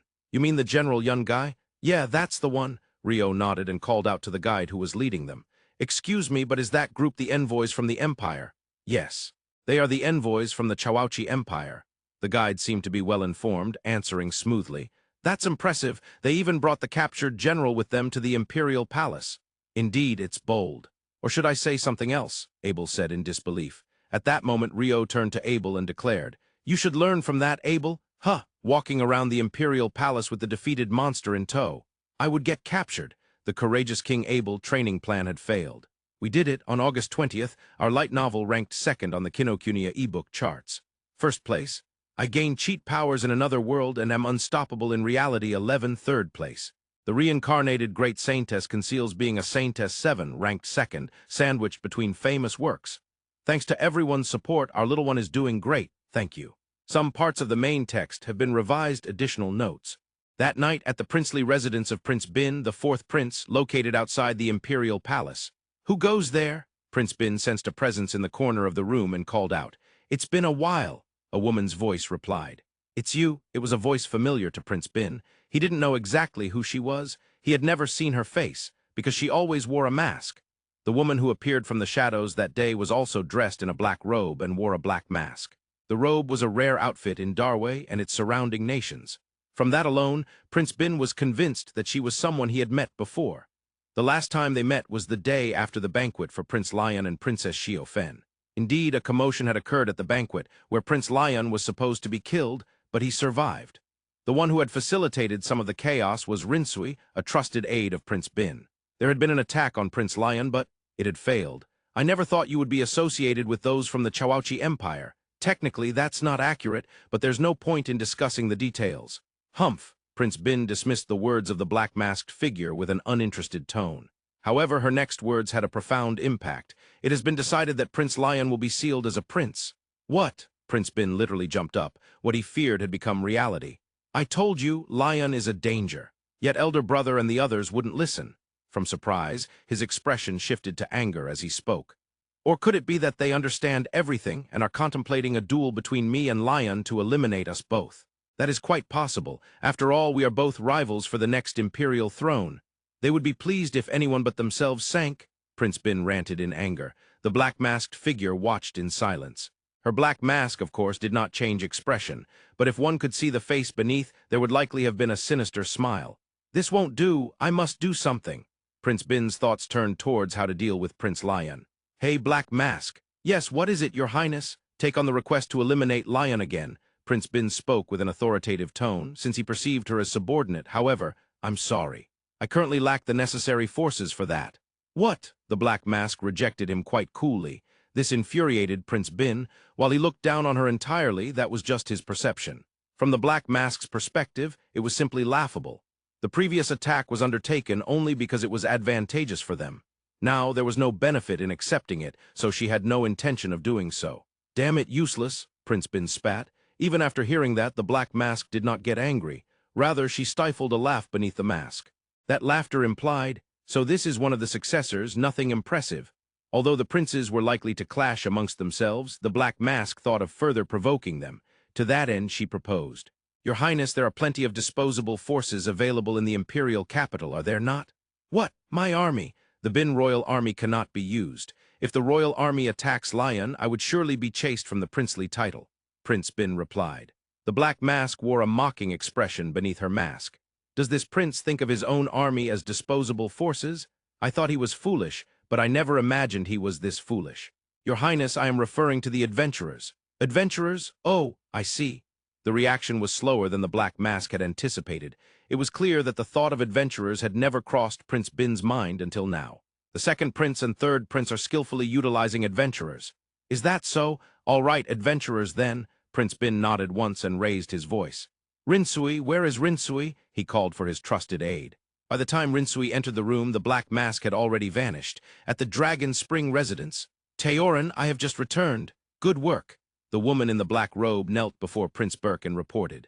In her hands was the Black Mask. That face was one of those who came with Envoy Burke to the palace. How did it go? Yes, I succeeded in inciting them. I see. Prince Burke smiled and nodded at Teorin's report. Adventurers cannot be ignored as a force to protect the nation. If their own country is threatened, even if they harbor dislike for the SH layer or the royal family, they will lend their strength to protect the nation. It is best to diminish their numbers while we can. That murmur was only heard by Teorin, who was bowing in front of him. Isn't there catering? Catering? What is that? Rio blurted out a nonsensical word, and Abel tilted his head. It was a common sight. It's a service where a restaurant delivers food right to your home while you're lounging around. You don't have to go out to eat or cook for yourself. It's a wonderful service. Isn't that something you can get anywhere if you pay a bit extra? Huh. Besides, if you pay, they would come and cook for you at home, right? I'm not talking about the indulgences of the wealthy. Abel responded as if it were obvious, while Rio was indignant that it was a service available to commoners. This is somewhat similar to how, in modern Japan, people might spend hundreds of thousands of yen to invite a top chef to their home for a dinner party. But that's not what they were discussing. It's about regular people being able to use such, well, admittedly slightly overpriced, services in everyday life. Wouldn't it just be better to go eat somewhere? If you have them deliver, it will get cold, won't it? The taste and flavor will change, right? Eating something freshly made on the spot is the best. Yes, that's true, but that's not the point. For people who are busy with various things, they don't even have time to go out to eat. You were like that too, weren't you, Abel? Me? Really? When you were king, you had meals delivered to your room, didn't you? That is what catering is. I see, so that's what it is. Abel finally understood and nodded. But I preferred eating freshly made food. Well, I won't deny that. There are many busy people in the world. While having such a conversation, the two were eating their bento in the mansion. This bento had been delivered from the house of Prince Lyun and Princess Fen, their neighbors. Originally, Prince Lyun was supposed to come and eat with them, but he had suddenly received a summons from the Imperial Palace, and only their bento was delivered. Prince Lyun was supposed to come to our house to talk, but that content is surely about that matter, right? Well, considering the timing, it would normally be about his princely title. In response to Rio's question, Abel nodded. Given the timing, it was the only thing that made sense. What would you do if he made a request? A request? The assassination request for the other three princes? Why would that be? Rio wore a mischievous face while saying something mischievous. Or rather, it was clearly something bad. Abel shook his head in disbelief. Rio, you're basically a guest of the Emperor, aren't you? There's no way they'd make an assassination request against someone like that. But you know, we are adventurers as well. We accepted the request to protect Matten Earl von Dauber. We have a track record for requests from the SH layer. Yes, that's true. But still, if they know your status as Lord Rondo, an adventurer request would be impossible, right? Even if I were to concede that, there would be no assassination requests. Is that so? An assassination duke would be quite impressive, wouldn't it? There must be some stories like that out there. For some reason, Rio seemed to be enjoying himself. Assassinations of dukes are common, but he was saying how just flipping the words around makes it sound so cool, and that there must be someone historically known as the Assassination Duke. Abel sighed lightly and said gravely, "Assassination won't sustain a nation." What a reasonable argument. Today, the reason why the two were staying home instead of going out wasn't solely because of Prince Lyun. In the afternoon, items were to be delivered from the Imperial Palace. It was a reward bestowed by Emperor Tsuin concerning the capture of General Lyun. They stayed home to receive that. That was also a part of it. However, they had not been informed about what would be delivered. You both have already received beautiful Eastern attire, haven't you? The day after their return from the suppression, both Rio and Abel had been granted stylish Eastern robes. It seems that wasn't nearly enough. Yes, I'm curious. Perhaps they had forgotten while eating, but Rio suddenly began to fidget as he remembered, and then, after a while, "It's here," before the call could be made. Rio, sensing it with his passive sonar, ran towards the gate. "Way too quick." Abel chuckled and walked toward the gate. As Abel arrived, the Imperial Envoy also arrived. The envoy, whose name was unknown to them, was someone they recognized. Is that the eunuch from the Department of Treasures?" "Yes, Lord Rondo." Indeed, it was the eunuch who oversaw institutions such as Chouonkaku. He was the one who had yelled at workshop Chief Ron when they first met. Leading the eunuch was a rather large cart piled high with quite sizable cargo, which passed through the gate into the mansion. And alongside that cart were two familiar figures. They knew the name of one of those individuals. "Ron?" "Yes, Lord Rondo, Albert." Indeed, it was Chief Ron of the workshop himself. "Wait. Could it be that what is being bestowed to us is?" In the garden of the mansion, the decree from Emperor Tsuin was read aloud. "We bestow upon you the grand piano Shenron, model number 1. "Just as I thought, a piano." Rio was astonished. After reading the decree, the eunuch handed it to Rio. Though surprised, Rio accepted it properly, as if receiving a certificate like he had learned in school when he was young. but once he accepted it, he came back to his senses. Grand Piano Shenron? Yes, it has been inscribed. Shenron, that sounds great, the inscription. It was akin to a brand name. Typically, it contains the name of the creator, but it might be slightly altered or given a moniker. As long as it can be distinguished from others, that is sufficient.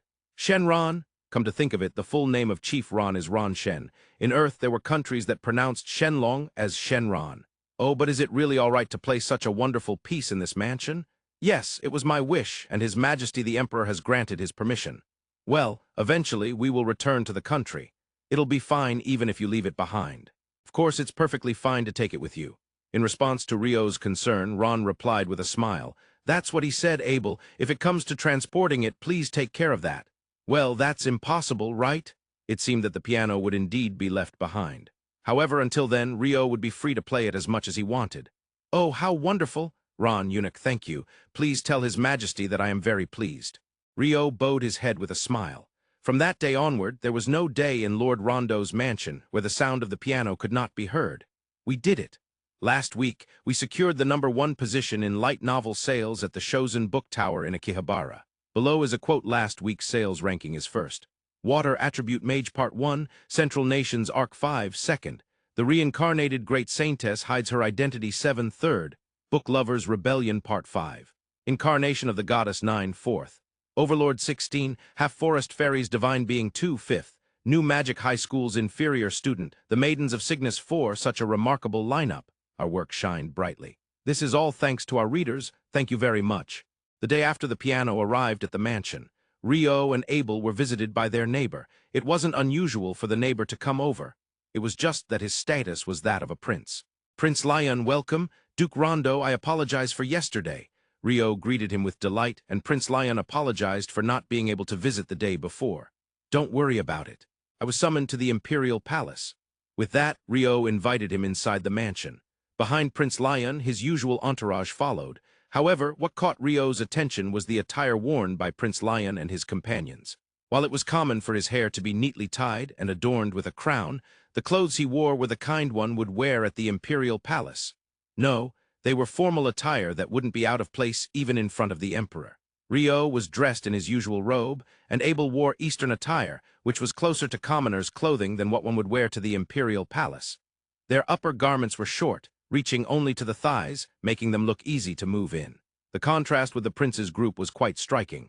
Once inside the mansion, Rio personally brewed some tea, took a sip, and then asked, "Prince, your attire seems rather formal." "Yes.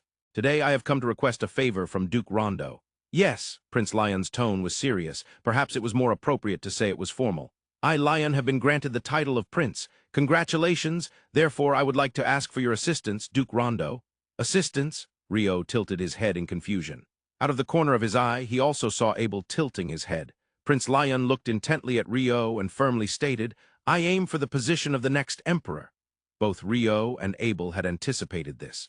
They had even discussed it. However, hearing it stated so clearly by the prince made them both feel a sense of tension. "I would like to have your assistance in this matter." Prince Lyon's gaze remained steady as he looked directly at Rio. It was the gaze of someone who had thought long and hard, communicated with those around him to gain their support, and had resolved to continue down that path no matter what. "But, is that so?" That was Rio's response. When Abel heard this reply, he was shocked. He had thought that Rio would immediately say he would help without any hesitation. An unspoken period of silence flowed. In this situation, it should have been Rio who spoke next. Regardless of the response, it was Rio's turn to speak. Of course, Rio understood this himself, but after a lengthy 5 minutes of silence, "Prince, please allow me to think about it." After sending the group of Prince Lyun off from the mansion, Rio and Abel returned to their room and had another cup of tea. Rio clearly had a frown on his face. It seemed that while Prince Lyun was present, he had tried not to show it. "Knowing Rio, I thought you would say, 'Leave it to me,' or that the throne is yours, your highness, and immediately accept." Abel voiced his honest thoughts. It was because he recognized their close relationship. Yeah, Rio was aware that Abel would think that way. However, the more I thought about it, the less confidence I had. No, maybe I couldn't take on that responsibility. Confidence? Responsibility? Abel tilted his head at Rio's words. Confidence in whether or not I can truly support Prince Lyun. Does that mean you think Prince Lyun is unworthy of being emperor? No, that's not the case. As far as I know, I think he is suitable to be emperor, but whether he is the most suitable to be emperor is something I have no confidence in. Ah, other princes, then? Abel nodded slightly at Rio's words. Indeed, the two of them hardly knew anything about the other princes. I understand the confidence part. What about the responsibility? Responsibility towards the citizens of Darway. Responsibility towards the citizens of Darway? Abel tilted his head again. If this were the Mafalda Republic in the Western Nations or Cubavasa, which used to be a free city, I wouldn't have needed to think this far. It would have been a democratic process to select the ruler. But, while Natore Kingdom is one thing, Darway is also not a democratic country. The king or emperor isn't chosen by the citizens. Even if he were a terrible emperor, the citizens would have no choice but to accept that. Ah, that's why who becomes the king or emperor is something that must be thought about very carefully at that stage. Therefore you, Rio, who is lending your assistance, considered your responsibility towards the citizens. Yes, Rio nodded and sipped his tea. In a monarchy, citizens do not bear responsibility for the country's politics, because it is not popular sovereignty. That is why, regardless of how wrong the country goes, it is not the citizens' responsibility. At least they won't be held accountable in history. They might be spoken of by neighboring countries of the same era, but in a democracy, it is the citizens who bear responsibility for the country's politics, because it is popular sovereignty. This holds true whether it's direct democracy or indirect democracy. The actions taken by the country shall be the responsibility of the citizens to history. During the War of Kingdom Liberation, you supported me. Yes, of course. At that time, I made my choice with confidence. I believed that if Abel were king, the citizens of the kingdom would be happy. I see. Rio stated this firmly, causing Abel to feel a bit bashful. At that time, there was no realistic option other than you, Abel. But even now, I can confidently assert that I made a good choice. And this time you don't have that much confidence. Yes, unfortunately, Rio sighed and continued speaking. Furthermore, this isn't a choice as Rio, it's a choice as Duke Rondo. Oh, that's right. As the first Duke of Natore Kingdom. In other words, it's a choice that carries the name of the kingdom. Right, it will involve the aspect of which Prince the Natore Kingdom supports. Abel sighed along with him. Even if both of them had no such intentions, the three princes who were not chosen would surely be watching. The shadow of the Natore Kingdom behind Rio. It wouldn't make sense to say it's a personal choice. Such a refusal wouldn't hold any weight, no matter the situation. A public figure's stance will follow them until they withdraw from that position, and sometimes even after. True. That's why I believe careful choices are necessary. No matter the time or the world, this remains unchanged. In the near future, if technology advances and it becomes easy to travel between the central nations and these eastern nations. If a prince I didn't choose were to become emperor, this choice might bring disadvantage to the kingdom. Although no one can predict the future, the choices made now will affect one's position in the future. Actions taken on behalf of a country, choices made as a country must consider the future as well.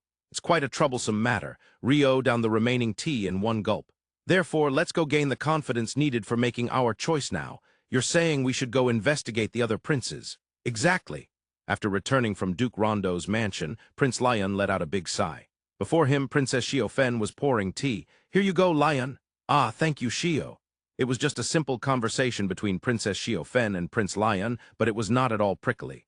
After taking a sip, Prince Lyun opened his mouth. Duke Rondo couldn't accept my request. Oh, is that so? He asked to think about it. I see. Princess Xiaofen smiled as she said only that and nodded slightly. Seeing this, Prince Lyun tilted his head. Why are you smiling? He didn't accept it, you know. Rather than saying he wouldn't accept it, he said he wanted to think about it, right? I believe that means there is a chance. Do you think so? Prince Lyun frowned at Princess Xiaofen's words. To him, it only sounded like a distanced response meant to ultimately decline. If he said he wanted to think about it, then he meant it literally. I think he genuinely wanted some time to reflect. But from what I've heard, my being granted the title of prince was communicated to Duke Rondo a few days ago. If that's the case, wouldn't he have been able to anticipate my request? If it's possible, but he might have been considering another request, you know? The playful sparkle in Princess Xiaofen's eyes hinted at mischief. Another request. For example, a request to assassinate the other three princes as an adventurer. Hey, of course that is impossible, but Duke Rondo, Rio is a fascinating person.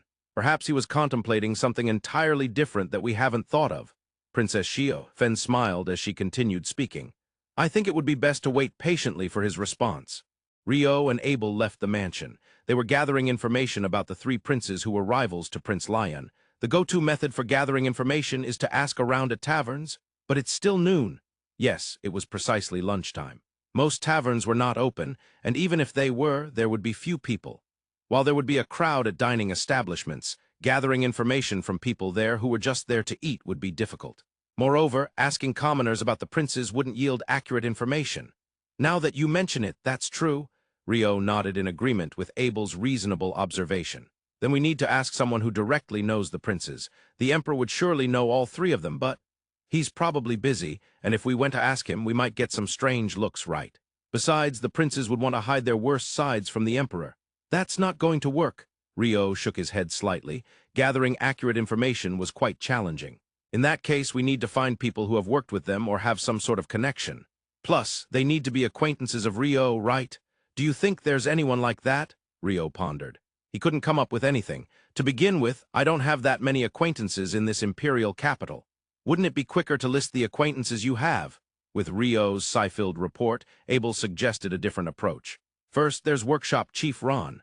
He's the one I've been involved with the most recently. If he knows anything, he might share it, but he basically stays in Chouonkaku at the Imperial Palace, right? That's right.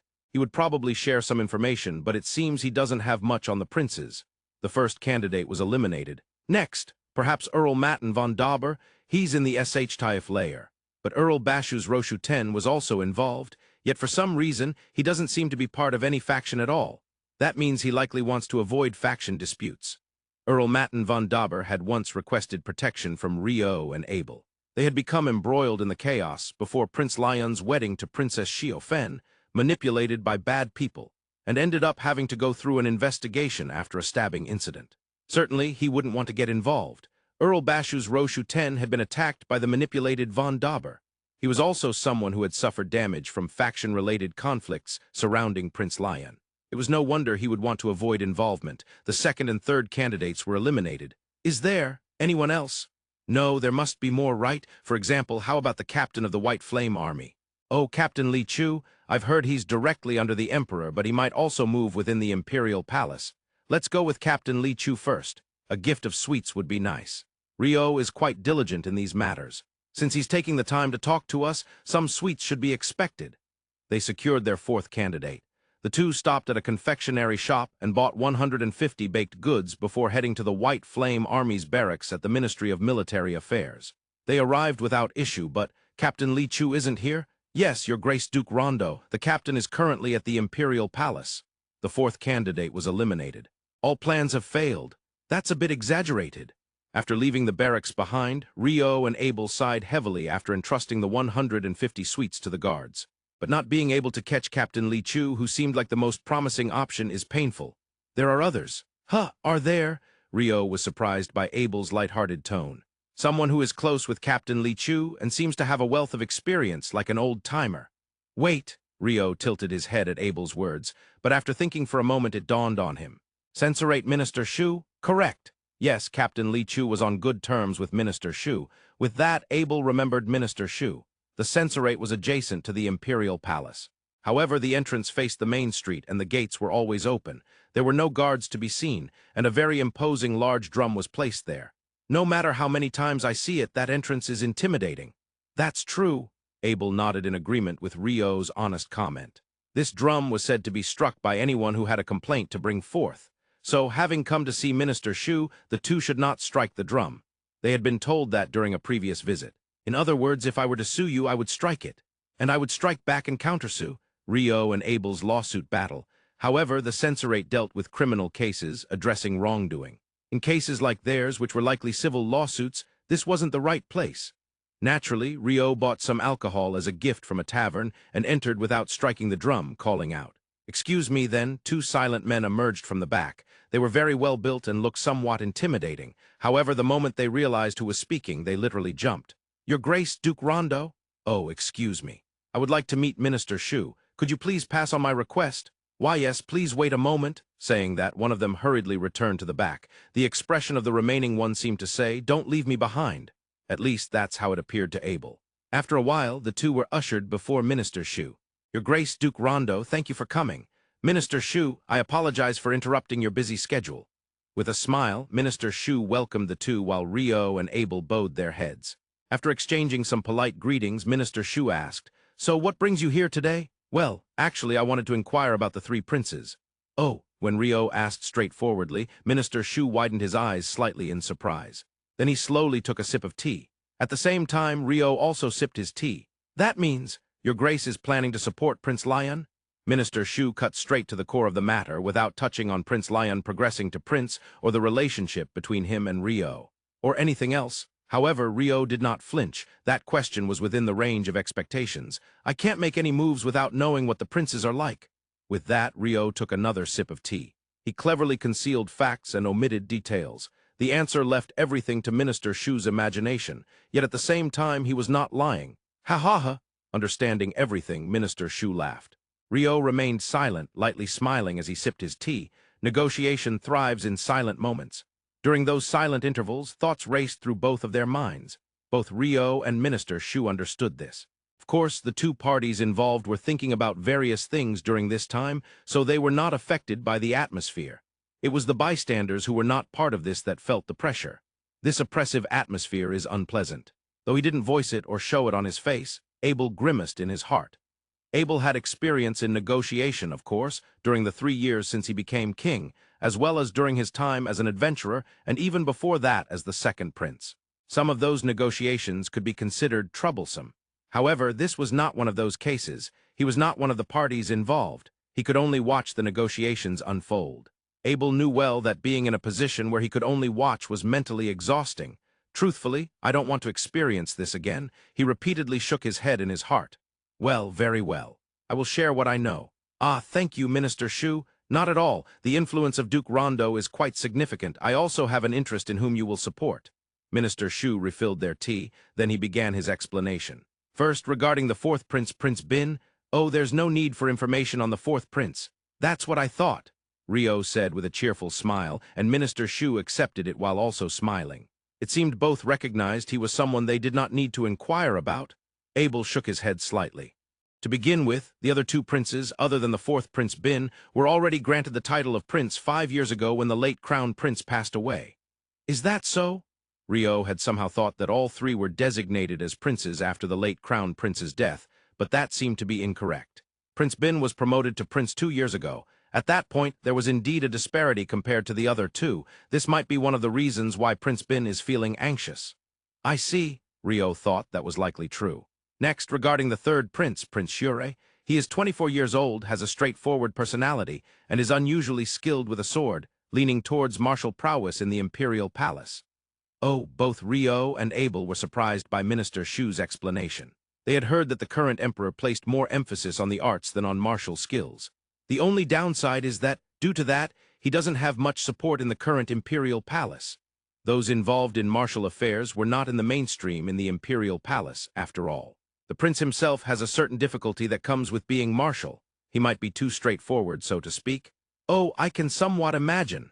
Minister Shu explained with a wry smile, and Rio nodded as he could somewhat envision it. He likely wasn't a bad person. The word straightforward, which appeared twice in Minister Shu's description, aptly illustrated it. He was among the kind of people worthy of respect. From an outside perspective, he could be considered a wonderful person. However, when such a person becomes a superior, the larger the organization, the greater the distortions that can emerge in remarkable places, and it can become tense. Surrounding colleagues and direct subordinates can become fatigued. Human organizations are truly mysterious. As a person, he is not wrong. The organization is what is wrong, or so it seems. But at that moment, someone interjected. I have a question. It was Abel. I've heard that the late crown prince was also a person of martial prowess. Was he different from the current third prince? Yes, he was quite different. Minister Shu nodded vigorously in response to Abel's question. Then he continued speaking. The late crown prince indeed had the spirit of martial valor. However, he was not overly straightforward or difficult. Rather, he had a generous personality. Oh, I see. He mingled well with the people and wandered around the city from a young age. There was even a time I was present when he helped subdue a ruffian. Minister Shu spoke with a nostalgic gaze. He must have been recalling that moment. As for Prince Shure, I regret to say, the caliber is simply not on par with the late crown prince. It seemed he thought that was a bit too much to say. His words trailed off as he took a sip of tea with a wry smile. That brings us back to the prince I'm most curious about, the second prince. Rio nodded vigorously as he spoke. Oh, Duke Rondo is interested in the second prince, Prince Kuri. Yes, I've never heard his voice, so I can't make a judgment. Voice? You can make a judgment just from hearing his voice? If I see his face and hear his voice and we chat for about 10 seconds, I can generally tell. Rio said that with a smile. Of course, that doesn't mean he could know everything about a person. But at the very least, he could discern if someone could be trusted, if they should be kept at a distance, or if they were compatible with him. In the first place, just from seeing a person's face, he could tell if they were intelligent, so being able to gather this much information would be sufficient for him. Naturally, he couldn't logically explain why he could tell those things. It was simply that he felt he could tell, that was all. While I can't say much about his voice, well, at 29 years old, Prince Kuri is said to excel in both martial and literary excellence, possesses strong political abilities, and is skilled in foresight. Oh, that's impressive. Rio was taken aback by the stark contrast in evaluation compared to Prince Shure. Isn't that perfect? Yes, one could say he is nearly perfect. Minister Shu replied with a wry smile to Rio's words, but it seems you don't particularly like the second prince, Minister. Oh no, that's not the case at all. Rio confirmed with a laugh, and Minister Shu denied it while laughing as well. Both Rio and Abel understood that it was a superficial denial. Minister Shu did not like the second prince. He likely wouldn't explain the reason. What I said isn't false, however. No, perhaps I should say despite that, even after 5 years, His Majesty the Emperor has not appointed Prince Kuri as Crown Prince. Now that you mention it, that is indeed true. Rio nodded at Minister Shu's explanation. Despite excelling in both martial and literary skills, with outstanding political ability and foresight. At 29 years old, it wasn't too early for him to become Crown Prince. In fact, it might be considered late. Duke Rondo, this is where I can end my discussion. Minister Shu said that, bringing the conversation to a close. Rio and Abel exited the Censorate. Confidence is not something easily obtained. Ah, the second prince. Rio shook his head as he spoke, and Abel let out a small sigh. He seemed capable, but he was a strong candidate who couldn't be named the Crown Prince. He was also not liked by the experienced Minister of State, making him a strong candidate. These two facts were not coincidences. This is troublesome. Yeah, it is. The most reliable option would be to charge back into the Censorate and forcefully extract information from Shu-sun. Abel, yeah, that last comment was unnecessary. Gathering information is never easy, regardless of the era or the world. As a second-best strategy, we could storm the second prince's princely residence, and if luck allows, secure the prince's safety while probing for information. If we fail to secure him, we can at least gauge their response and make our judgments. Abel, that last comment is still unnecessary. Perhaps the intentions of a mage and a swordsman seldom align. You keep shooting down everything. Abel is always negative. Well, that's only natural. I would appreciate it if you could suggest a counter-proposal. While I'm presenting such concrete ideas, all you do is deny them. Yeah, I suppose. I'll come up with a counter-proposal. After pausing for a moment, Abel continued. It would be best if Rio, clad in the armor of ice, charges into the second prince's residence via an ice path and holds a sword to Prince Kuri's throat. See, it's even more specific than your suggestion, Rio. I'm rejecting that as I might end up getting caught. So you're okay with the possibility of me getting caught? Of course. My identity as the first Duke of the Natore Kingdom is well known. If I get caught, it jeopardizes the kingdom's position. I'm the king of that kingdom. Since Abel forgot his identification, he's just my bodyguard. Identification is very important. Even so, if I get caught, Rio would face supervision responsibilities, right? That wouldn't be good for the kingdom either. Ah, now that you mention it, that's true. Yeah, you should have understood that without me saying it. Rio dramatically slapped his right fist against his left palm while Abel sighed. I thought a good idea would come to mind while we were talking so much. Ultimately, nothing is coming to mind. The two shook their heads simultaneously. Suddenly, a phrase caught Rio's eye. Fish dishes. Are you hungry? No, that's not it. I'd appreciate it if you could refrain from speaking like a hungry swordsman. Why am I being yelled at? Speaking of fish, that means a ship. And ships mean a captain. Could it be captain of the public ship? Yes, it's Captain Mayan. Captain Mayan is the head of the first ship that served as the royal barge from Princess Xiofen's Basanta Kingdom to the Imperial capital. Moreover, it seems that before becoming the captain of that public ship, he was an admiral in the Darway Navy. Because of this, he is said to be favored by His Majesty the Emperor. Additionally, he also mentioned that he had fought alongside Prince Lyun and the second prince, Prince Kuri, on the same battlefield before. This is fantastic. After that, the two arrived at the public ship office near the port. Of course, they first stopped at a liquor store to get a bottle of sake as a gift. I must say, Rio is quite diligent, Abel mumbled, though Rio couldn't hear him. However, what? Captain Mayan isn't here? Yes, I apologize, Your Grace Duke Rondo. The captain has gone up to the Imperial Palace. It seems that important people are often called to the Imperial Palace. We've run out of options. No, that's a bit exaggerated.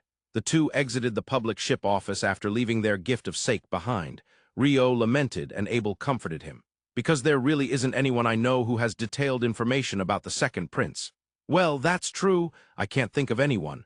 They decided to give up for today. They had left gifts for Captain Li Chu and Captain Mayan, hoping to receive contact from them in the days to come. So for now, they planned to return to the residence, and in front of their residence, a man stood still at the gate. This scenery feels familiar. At that time, it was the attendant of Prince Lyun next door who was troubled. This time, the clothing looks different. He seems to be carrying something on his back. Wait, I feel like I've seen this person somewhere before. Rio tilted his head. The reason for his stillness was likely the same. An ice golem was at the gate. However, that figure was certainly familiar. Ah, it's the bard. Oh, Wanashi, perhaps he noticed them from their voice. The bard Wanashi, who had been standing at the gate, turned to face them. He then placed his hands together in front of his chest and bowed. Long time no see. It's been a while. Since you sang the song from Plum Blossom Garden at Dragon Spring Residence, right? Rio and Abel greeted him as they recalled. I've been at Dragon Spring Residence ever since. That must have cost quite a bit, right? With a smile, Wanashi replied while Rio expressed concern over the lodging expenses. Dragon Spring Residence is an extremely luxurious inn, so the accommodation costs are not trivial. Within the contract to sing every night, there was a clause that stipulated the lodging costs would be covered by the inn. So it's free for me? I see, Wanashi explained with a wry smile, and Rio nodded in understanding. If the acclaimed bard, known as the best in the Eastern nations, sings every night, not only will guests come, but wealthy individuals will flock just for dinner. As an inn, this would certainly yield substantial returns. I was well taken care of, but Dragon Spring Residence has been rented out completely. Rented out? Yes, it's for the envoy from the Chouonkaku Empire. That's why I have to leave. I was very happy creating songs during the day. How unfortunate, Wanashi sighed as he said this. After saying that, he seemed to remember something. Wanashi suddenly raised his face with vigor. More importantly, I was shocked when I heard that Ryo-san is the Duke Rondo. Why didn't you tell me that? Ahahaha. Yes, they mentioned they were adventurers from the Naitore Kingdom, but hadn't revealed their true identities to Wanashi. It wasn't that they were hiding it, it was just that the timing never came up. Moreover, while Rondo's identity is revealed, you are hiding that you are King Abel, right? Me. No, I don't know what you're talking about. Abel was not good at deflecting. With Ryo-san, who is Duke Rondo, interacting so equally with Abel, there's no way you're not that person. No, I'm just an adventurer named Abel. The king of the Naitore Kingdom, King Abel I, isn't it? Wanashi asserted while shaking his head. King Abel, that sounds kinda cool. Rio bit into a completely different aspect. Yeah, that's typical. Wanashi about that. I understand. I don't know the reason, but you are known as Albert at the Imperial Palace. I won't spread the word that you are King Abel. Abel hurriedly tried to hush him, but Wanashi spoke before he could.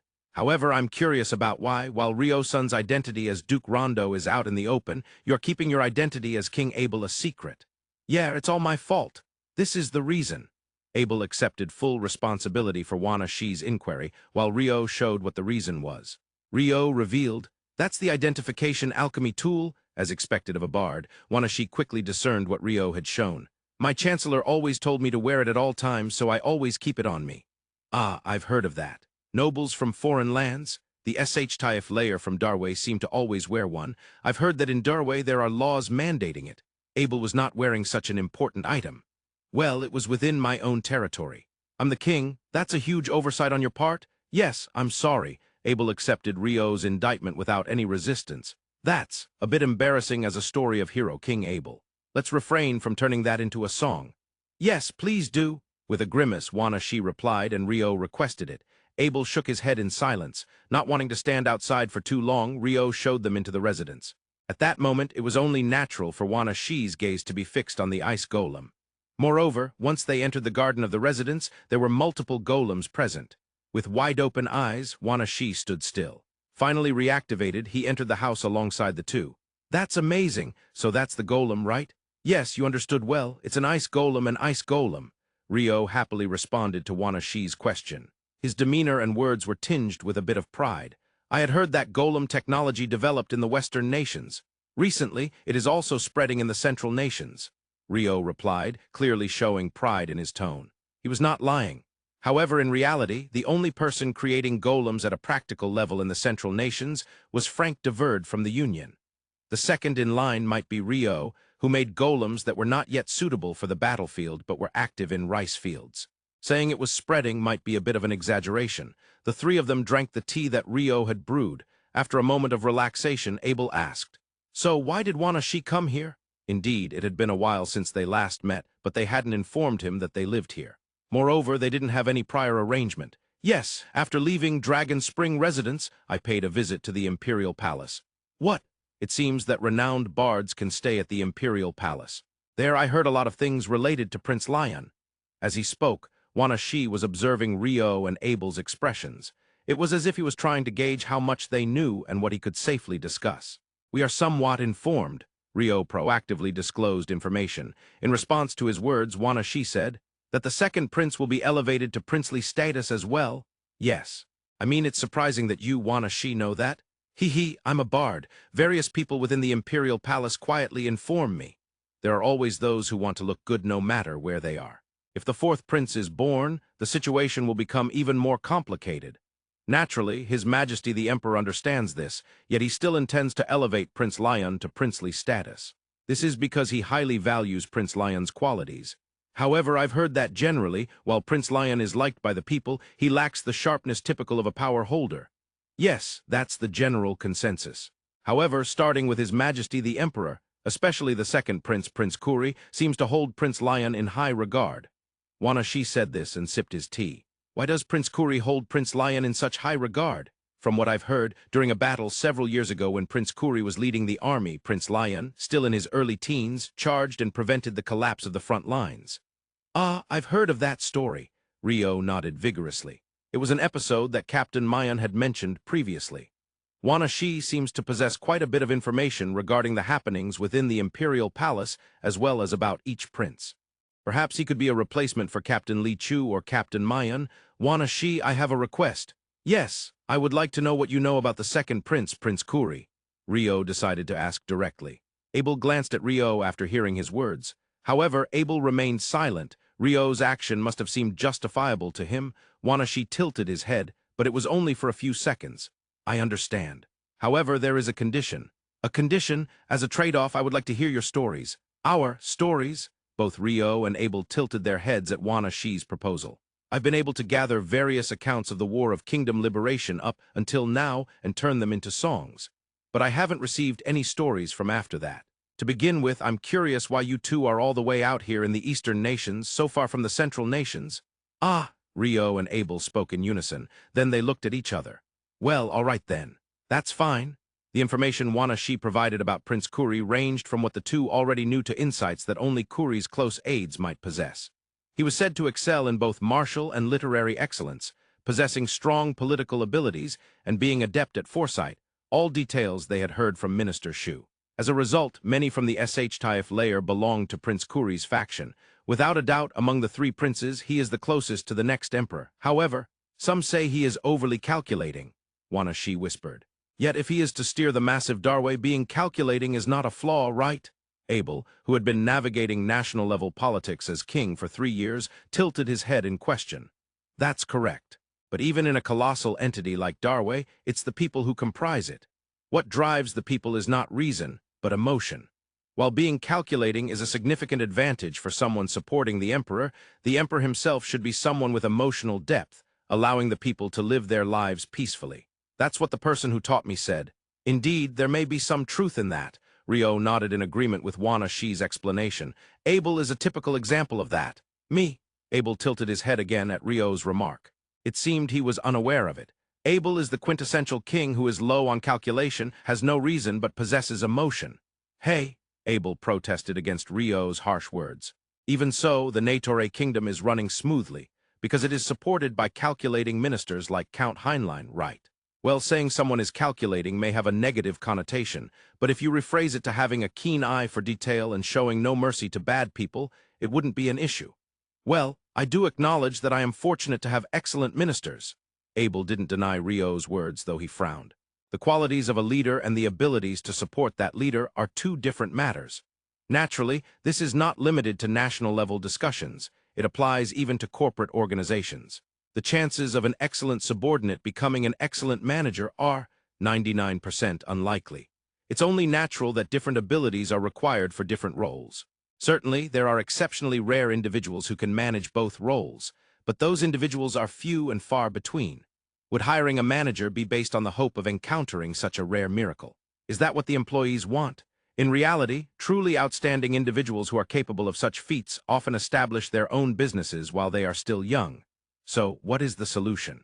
Unfortunately, thus far, humanity has only presented one correct answer. That is, train them from a young age to be capable of becoming managers in the future. In anything, starting young tends to allow skills to be more easily acquired. Whether it's a foreign language or playing an instrument, this is common knowledge.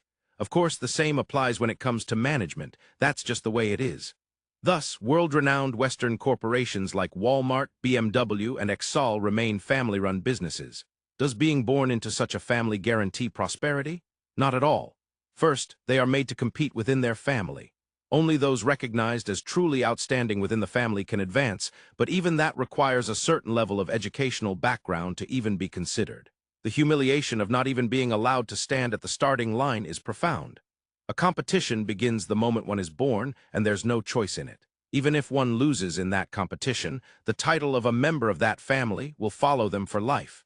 Even if they seek regular employment, they will be reminded of it continuously. The people around them, of course, aren't saying it with malicious intent. Therefore, in the end, many choose not to seek employment and start their own businesses instead. Could there be parallels to some royal families? Life is indeed unpredictable. Rio let out a small sigh and murmured, Abel, you should be grateful to Count Heinlein. Why, yeah, Rio said somberly, and Abel accepted it. Still, being an emperor is tricky. Yes, Rio reacted to Abel's murmur. If a fool becomes emperor, that's obviously a problem, but having someone too smart is also a problem, right? It's too difficult. What I mean to say is that Abel, who can do it naturally, is impressive. Abel, you're quite clever. No, why would you say that? I never said anything like that. You won't say it yourself, but make me say it. That's more sly than intelligent. Yeah, I really can't agree with that, Rio concluded, while Abel expressed his dissatisfaction. Listening from the side, Wanashi could only smile wryly. His choice to remain silent was perhaps a testament to the bard's characteristic tactlessness. After discussing various topics, Wanashi eventually took his leave. He smiled, saying that he might be able to create a new song soon. Today, Chapter 9, Part 1 has been updated on Corona X. Please be sure to read it. I have gathered quite a bit of information. Rio nodded with a satisfied expression. Indeed, there is a significant difference compared to when Prince Lyun came.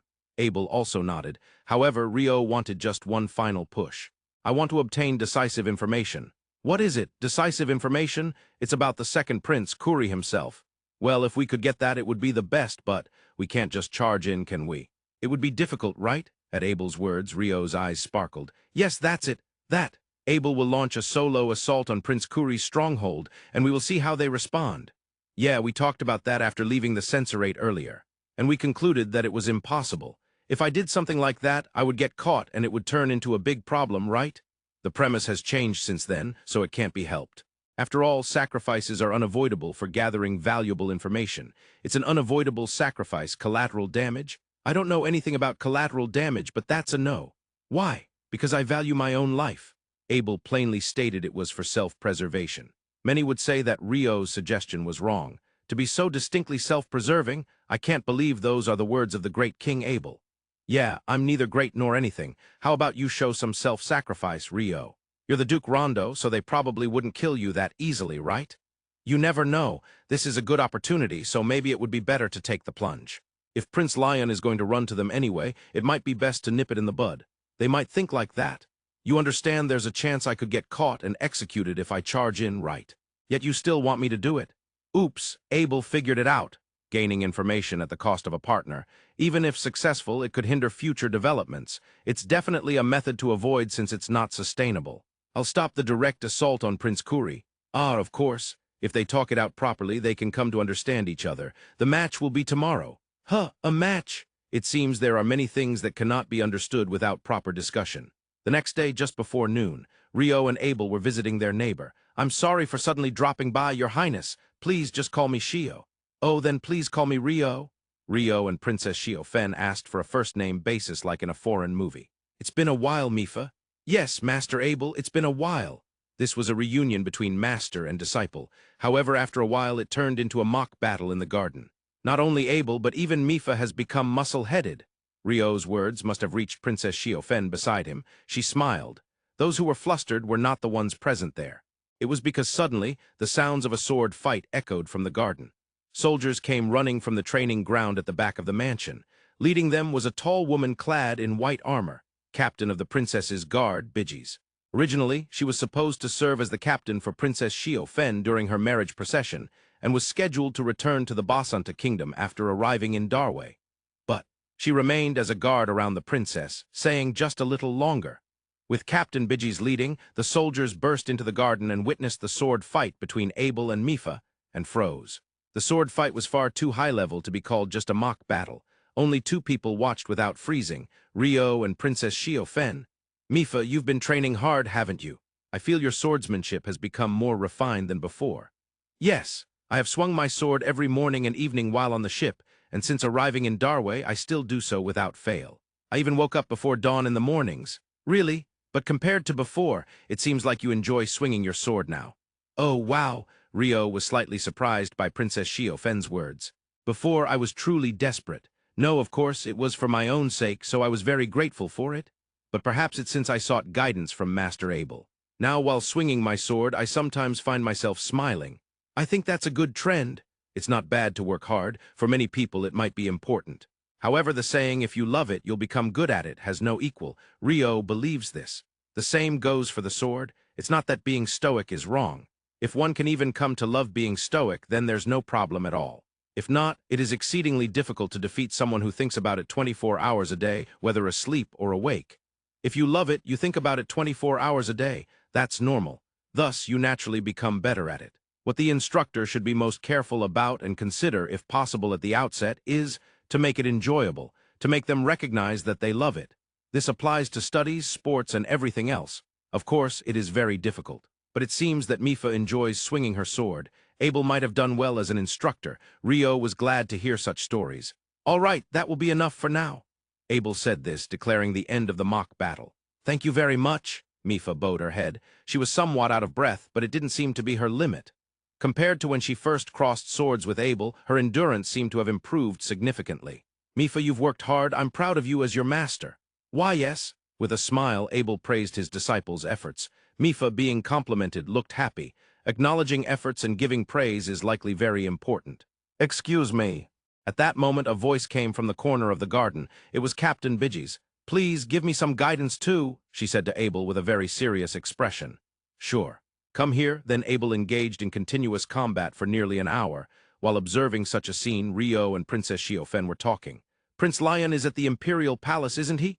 Yes, I apologize for that. No, it was my fault for dropping by unannounced. Rio said this, laughing as he took a sip of tea. Actually, yesterday I was asked by Prince Lyun for assistance. Yes, I heard from Lord Lyun, Princess Xiaofen replied with a smile mirroring Rio's. Of course, this is because I plan to support him after he ascends, aiming for the next throne. Yes, as of yesterday, I didn't have the confidence or responsibility to fully support Prince Lyun. Responsibility? Yes, responsibility to the people of Darway. I see. Princess Xiaofen nodded greatly at Rio's words. A nation exists because of its people. A king exists because of his people. Having seen the state affairs closely as the third princess back home, she completely understood what Rio meant. At the same time, she found it admirable. The foremost duke from a foreign land before her understood the essence of the country. A legendary figure sung about even by bards, yet never forgetting to keep an eye on the people. How reassuring it would be to have such a person around her husband. Even if some unfortunate event were to occur and her husband were to stray from the path, she felt they would pull him back. It was a comforting thought. So yesterday, I spent half a day running around to various people. Oh my! While it would have been easy to just decline, Rio sincerely made an effort to gather information and consider proposals. It went beyond joy and made her feel somewhat guilty. At that moment, a forewarning arrived. Prince Lyun is returning. Lord Randa, I apologize for keeping you waiting. No, Prince Lyun, I was well entertained by Princess Xiaofen. Rio replied cheerfully to Prince Lyun's words. The only other person present, aside from Prince Lyun, Rio, and Abel, was one other person. It was Chief Chamberlain Rinshun, Prince Lyun's right-hand man. Rinshun was the oldest among Prince Lyun's entourage and remained calm at all times, a quality Rio highly valued. I came today to bring you a response to yesterday's offer. However, before that, I have a question to ask. Please, go ahead. Rio took on a serious tone and began speaking, while Prince Lyun straightened his posture. Prince Lyun, what is your reason for aiming for the throne? To create a good nation where the people can live happily. Prince Lyun answered immediately to Rio's question. It was as if he had anticipated the question. No, he must have anticipated it. But it wasn't anticipation from Rio's inquiry. It meant he had been constantly contemplating it within himself. What is the current state of Darway? What should it become in the future? Why is it so, and for whom? It was the immediate response born from his continuous contemplation. Rio felt satisfied by that answer and its speed, after a brief moment of silence. I, Lord Rondo Rio Mihara, will support Prince Lyun, Rio stated clearly. In response, Prince Lyun widened his eyes, unable to articulate a word. It took him a whole minute before he could speak. Thank you very much, he said, placing his hands together in front of his chest in the Darway style of gratitude. However, I will eventually return to the Central Nations, so this is a time-limited agreement. Is that acceptable?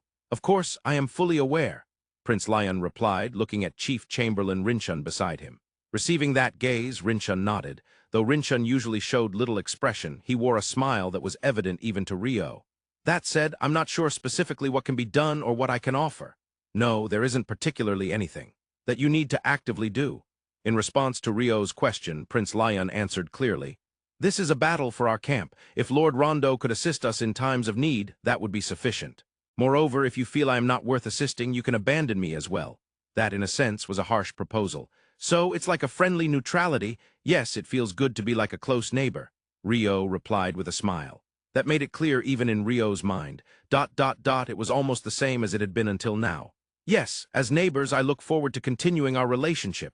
Likewise, Prince Lyun and Rio exchanged smiles. All the pending issues have been resolved. Was it really that much of a concern? After returning to his mansion from the neighbor's house and having a cup of tea, Rio declared. However, once again, Abel's reaction was not favorable. Abel is only denying things. This was an issue that involved the responsibility for billions of people in Darway. It was not something to be judged lightly. If this isn't a pending issue, then what is? Ah, yes. Under Rio's fierce demeanor, Abel accepted it without much resistance. I should mention that it's unclear whether there are actually billions of people in Darway. I don't think there are that many, though. Anyway, it was a fulfilling visit to the neighbors. That's true. It was good to confirm that Mifa is growing well. Mifa is a hardworking person. Even without the Fear Master, she continues her training every day. No, perhaps being exposed to such a terrifying gaze allows her to do her best. What is this Fear Master? Abel shook his head slightly at Rio's usual whimsical terminology. However, it seems he remembered something at that moment. Wasn't that the captain of the princess's guard, Bidgies? Shouldn't Rio have dealt with her instead of me? I'm a mage, you know. Still, it's her. Previously, she slashed at Rio on the ship. Well, that's true, but that was an unfortunate accident. Such things happen often. Yeah, they shouldn't happen often. Rio displayed a sense of depth while Abel made a sensible remark.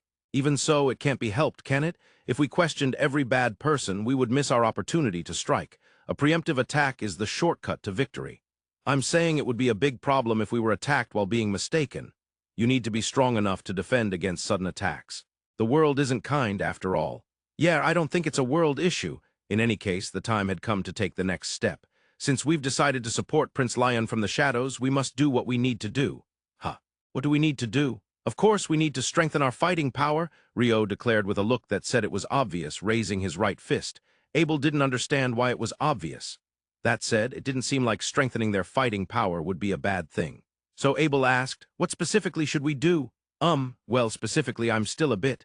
Rio's answer was stammering. Abel let out a small sigh. The stammering person then criticized him. Don't just leave it all to me, Abel. You need to think properly too. Even so, I practice swinging my sword every day and make efforts to get stronger. What kind of way of saying that is that? It makes it sound like I'm just playing around all the time. I never said that. Abel easily dodged Rio's finger-pointing. Rio, who was like a growling dog, seemed to have thought of something and muttered, That's it. I just thought of a specific strategy for strengthening your fighting power, Abel. I'll listen for now. What is it? Abel's gaze and demeanor were filled with suspicion. That, Rio pointed at Abel's wrist. Huh, flying ring. If you can use that freely and at a faster speed, it will strengthen our fighting power. Rio said something that sounded reasonable for him. Even Abel had to admit it. However, he knew that it wasn't easy. Having tried it, he understood well. This flying ring doesn't allow for much speed, you know? Well, I don't know what kind of usage Rio is envisioning. Of course, it's complete three-dimensional combat, which ultimately leads to personal combat. Huh, Abel couldn't understand the meaning. so he decided to say it plainly. I don't understand. Upon hearing that, Ryo puffed his cheeks in frustration, expressing his dissatisfaction as a water attribute magician. Nevertheless, water attribute magicians have a big heart.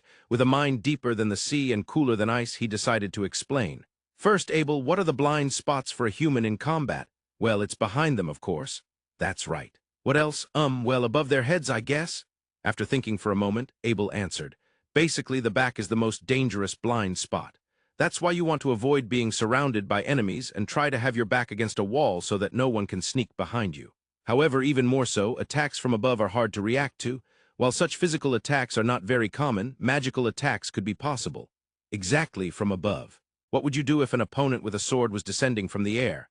Usually, that wouldn't happen. For example, in an indoor battle, say a corridor with a high ceiling, if an enemy was lurking there from before the battle started, it wouldn't be entirely impossible, would it? Well, there's a possibility. If the opponent were like a scout, agile in their movements, it's definitely not impossible. That's what you would do, Abel? Me? Ryo pointed his right index finger at Abel and declared. However, once again, Abel's reaction was dull. You would pretend to circle around the opponent's back, but actually ascend into the air with the flying ring. And while they're searching for where you went, you would dive from above. You would stab them with that magic sword right through their skull. I see. That does sound interesting. It seems Abel finally managed to visualize the explanation in his mind. He crossed his arms but had a somewhat pleased expression. However, after a bit of thought, he realized there was a significant problem. But Ryo, as I mentioned earlier, this flying ring isn't fast. Even if you circle around the opponent's back and momentarily become invisible, you won't buy enough time to ascend. Well, that's the issue, isn't it? Ryo nodded in agreement with Abel's point. Of course, he had a method in mind. After all, Ryo dabbled in alchemy, and he had purchased 2 flying rings so that he could disassemble them if needed. Yes, it was the spirit of I thought this might happen. I believe the flying rings we bought have a limiter attached. Limiter. What is that? Oh, a restriction device, I guess, so that they don't move too quickly, so that the output doesn't become too large. Why would such a thing be attached? Abel couldn't understand. It would certainly be better if it didn't exist. If they get too fast, normal people won't be able to control them. What do you mean? For example, if the speed you are using now increased tenfold. You wouldn't be able to handle it right away, would you? I guess not. You might eventually get used to it, but what if you crashed into a wall before you got the hang of it? I would probably lose my life. Exactly, that's to prevent that. Besides, ordinary people who use that flying ring don't need to go faster than they already do. Rather, if it goes too fast, it becomes inconvenient. Not everything is better just because it's high power and high speed. The best scenario is having just the right power and just the right speed. Yeah, it's not very dreamy though, but that sounds like it lacks dreams. Here stands a water attribute magician chasing after dreams. We challenge the limits of performance, we release all restrictions and break through human boundaries. And if we do that, I won't crash into a wall. If you fail, then yes, you would crash. If I crash, I would die, right? If you crash, you would die. Hey, Abel sighed at Ryo's matter-of-fact response. What does that mean? 1 or 2 lives doesn't matter in the face of a challenge to the limits, does it? Don't worry, I'll watch over you properly, just leave it to me. Ryo will just watch over me. You won't fly yourself? I won't fly, it's dangerous. Why are you making me do something dangerous? Abel let out another big sigh. However, perhaps it was that moment that sparked a different idea. I'll practice with the flying ring, but if we're strengthening our fighting power, there are other ways besides just us getting stronger, right? Huh, what do you mean? Ryo asked in confusion. We can hire people, Abel suggested. That's obviously not going to work. Ryo flatly rejected the idea. We're essentially guests of His Majesty the Emperor. We have a mansion and we were told we can use it freely, but we are guests. If the guests we've taken in start hiring people on their own, even you would be surprised, right, Abel? Well, yeah, but what if we only hire someone when it's necessary, not on a regular basis? What does that mean? Is there such a convenient system? There is, and we would be doing the same, wouldn't we? Could it be? That's right, we hire adventurers. After having a light lunch, the two decided to head to the Adventurers Mutual Aid Association. Yes, that's right, just a light meal, you know. It's not like they always overeat. For the sake of their honor, it should be noted that they only occasionally overindulge. Hey, not that. Don't say that overeating even occasionally is bad. Both of them are 6th-rank adventurers. During the hunting in Tiger Mountain, roles were divided between those below 7th rank and those above 6th rank. So they believe that being 6th rank means they're not beginners. But those 7th rank adventurers we met back then, they were young enough that I would call them kids. Why, yeah, that's true. Abel grimaced at Rio's remark. In other words, 6th rank adventurers, being just one rank above, could still very well be inexperienced. Well, let's just go see for ourselves. Yeah, Abel is definitely a swordsman, and I think he relates more to adventurers than to the king. Abel abandoned his thoughts, and Rio sighed softly, shaking his head. After walking for a while, they arrived at the Adventurers' Mutual Aid Association, guided by the townsfolk. The place had a grand gate. On either side there were long white walls stretching out. It looked like the residence of some important person. The gate was open, and there was a steady flow of people coming in and out. However, many of those entering and exiting did not seem to be adventurers. The people coming in and out looked like servants or something, Rio noted. Clients, nobles. No, the SH layer perhaps, those types probably don't come in directly. Also merchants and such. I see. Rio accepted Abel's reasoning. It was indeed a reasonable conclusion. The two passed through the gate and entered. Inside, a square plaza was neatly paved with cut stones. There seemed to be 3 larger buildings on the left, right, and front of the plaza. All were single-story, but the structures themselves were large. Most of the people who look like servants are entering the building on the right, Rio observed. True, and a few well-dressed folks are entering the building on the left, Abel added. The two confirmed that the people who looked like clients were entering the buildings on either side. And from what they could see, no one was entering the building directly in front. That front building looks overwhelmingly impressive. It's so different from what I'm used to. I have no idea what to do here, Abel said, shaking his head lightly.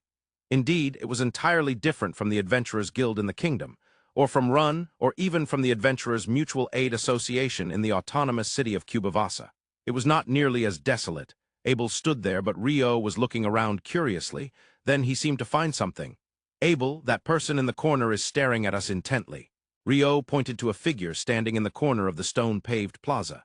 With neatly styled hair, the person was wearing Eastern attire similar to what guides in the Imperial Palace would wear.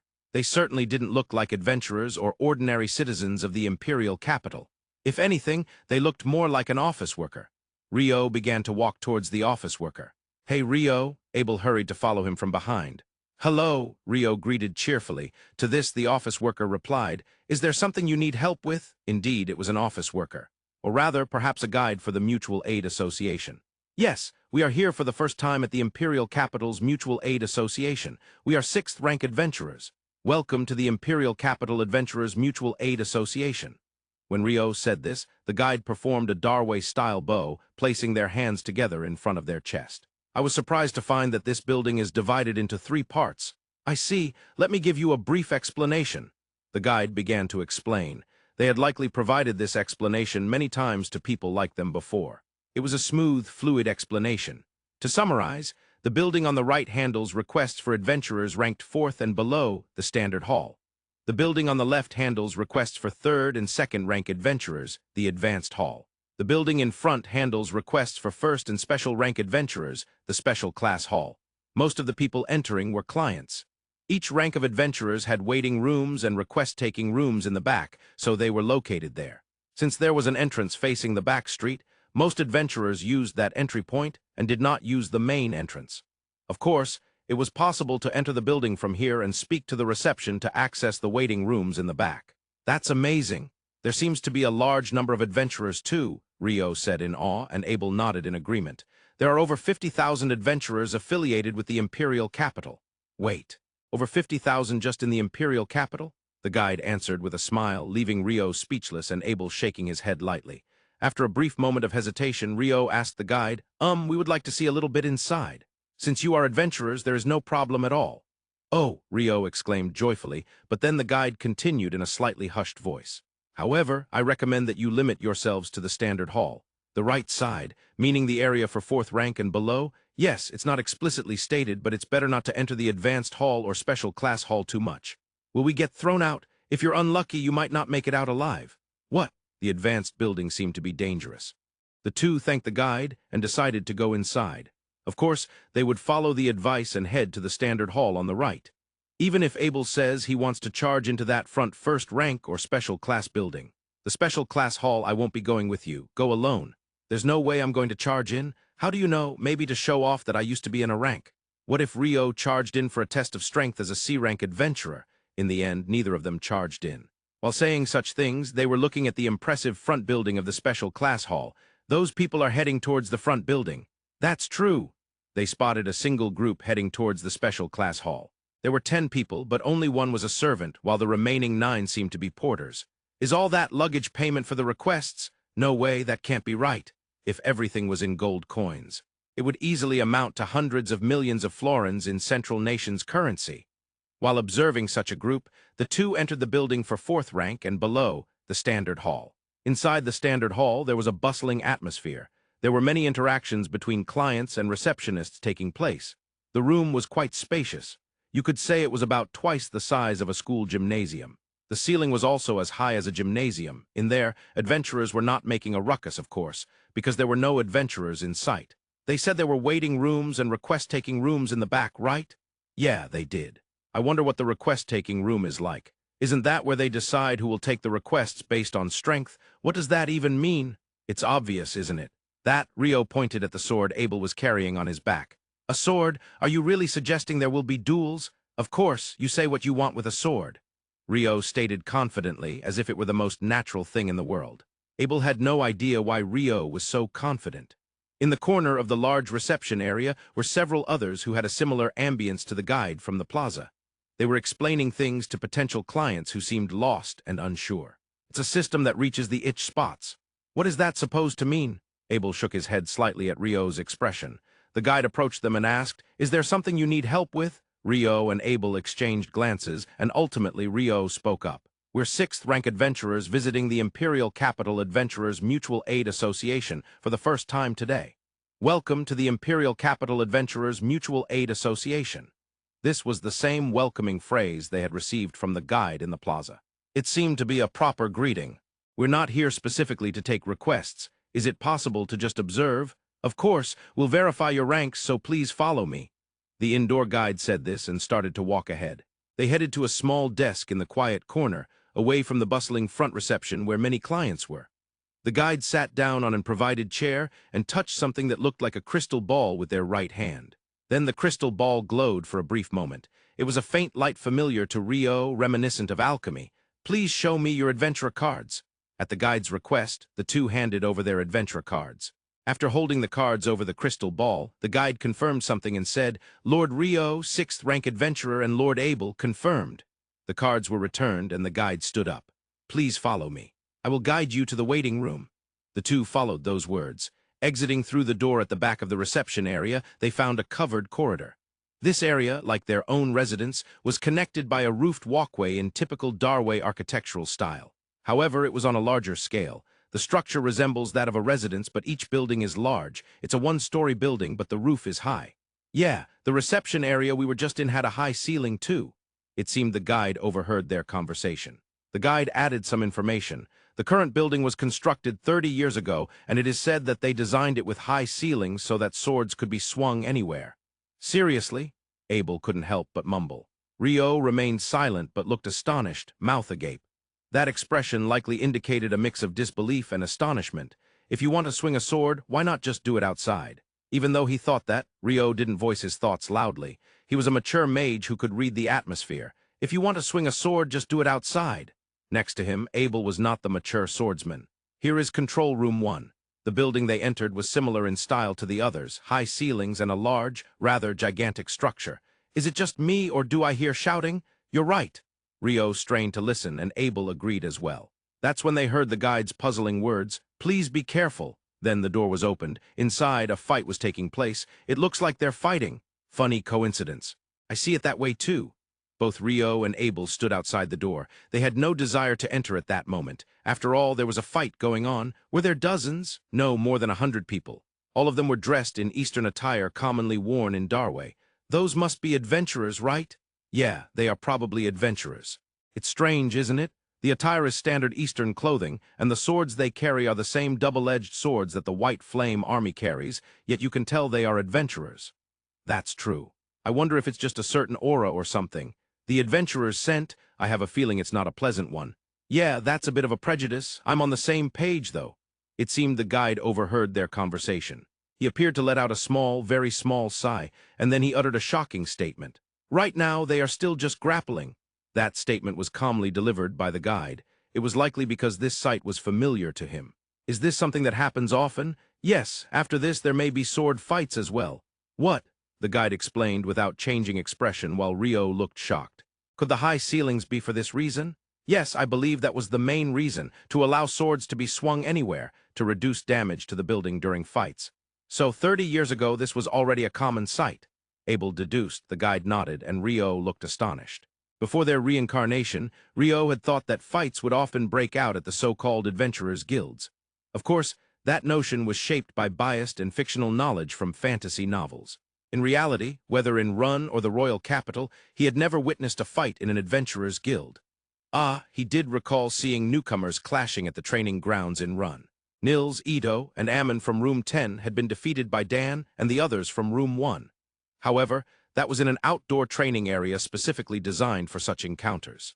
Not like the indoor fights unfolding right in front of them. But upon closer inspection, it didn't seem like everyone in the room was fighting. Some were reading books in the corners, while others sipped drinks while watching the fight. There were probably 200 to 300 people in total, but still. It's early afternoon, right? Abel muttered softly. Indeed, it was early afternoon. Why are there so many adventurers here at this time? Rio voiced the same question. The guide's response to their inquiry was cruel. They're folks who are currently unemployed. It was a word filled with pity, yet it held not a shred of sympathy. It was as if it implied, get to work. In fact, the guide's expression seemed slightly furrowed compared to the calm demeanor earlier. Abel, let's take these people as a cautionary tale and work seriously. Cautionary tale? Another way to say it is, look at others to reflect on yourself. It's important to take a step back and think if you're doing okay when you see people doing poorly. I completely agree with that. In the end, the two decided not to enter the waiting room. When they told the guide they wouldn't be going in, he closed the door as if nothing had happened. Next, we have the request-taking room. The guide said this and began walking ahead once again. The request-taking room is a place where decisions are made through strength, just like what we just saw. It's where they decide who will take on the requests. So why are you so confident about it? Rio confidently described the scene that would unfold in the request-taking room, while Abel voiced his disapproval. I'm convinced after what we just saw, if the waiting room is already so violent, there's no way the place where they decide who takes on requests can be peaceful. Rio made a bold statement. Was it really? This is the request-taking room, but only those who have been guided can enter. The door remained closed, but it was extremely quiet. Occasionally, clients who seemed to be escorted from the reception building came through. In a similar manner, adventurers who seemed to have been guided from the waiting room building also entered. Both entered peacefully. It's quiet and calm. Rio looked slightly disappointed for some reason. Isn't this normal? Abel nodded with a look of understanding. In this request-taking room, adventurers will hear the contents of the requests directly from the clients. The guide explained. Could it be that this isn't the place where they decide which adventurer will get the requests? Yes, that's incorrect. The selection of which adventurer receives requests is done at the reception. So, dangerous adventurers won't even receive requests in the first place? Rio asked, and the guide answered while Abel shook his head slightly. Of course, Abel was not shaking his head in disagreement. From the perspective of the Adventurers' Mutual Aid Association, it's only natural not to send requests to those who would lower the organization's reputation. When it comes to paying for services, would you want someone who's always getting into fights to do the job, or would you prefer someone who does their work seriously without issue? Most clients would likely lean toward the latter. The Adventurers' Mutual Aid Association understood this too. That's why they decide who gets the work. Of course, those who end up receiving the work are the good ones, but if you end up without work, it's miserable. Performance matters in any world. Rio murmured with a shake of his head, and Abel shrugged. It would be terrible to be the one who got work assigned, but then ruined it. Do adventurers who want work have to be in that waiting room? Abel asked the guide. Certainly, if they were in there, there was a chance they could get caught up in a fight they didn't want to be part of. As a result, they might be labeled as dangerous and not receive work at all, which would be troublesome. Basically, requests are sent to those in the waiting room. However, the previous area was Control Room 1. There are up to Control Room 5, so it doesn't matter which waiting room you're in. So if it looks like you're about to get caught up in a fight, you can just move to another room? Yes, the guide nodded at Abel's confirmation. However, Rio recalled the scene from earlier and raised a question. In Control Room 1 earlier, those who weren't fighting were off in the corner. That's true, they didn't move to another room. Abel nodded in response to Rio's observation. Things like what happened earlier are common occurrences, so they've gotten used to it. It seems adventurers are quite adaptable. Both Rio and Abel shrugged at the guide's explanation. Thus, the observation visit came to an end. The two were shown the back door that adventurers frequently used, but ultimately they decided to leave the initial stone-paved plaza. There wasn't a particular reason, but they just wanted to look at other buildings. Of course, they wouldn't enter the advanced hall or special class hall. I wonder what the building for advanced adventurers is like. Surely, they aren't fighting every day. Weren't there talks about how requests aren't sent to those types? That means they'd have a hard time leveling up if they can't complete enough requests. Seeing this really makes me understand how peaceful the kingdom was. Well, the Natore kingdom is a nation of adventurers. Rio sighed as he said this, and Abel added a comment.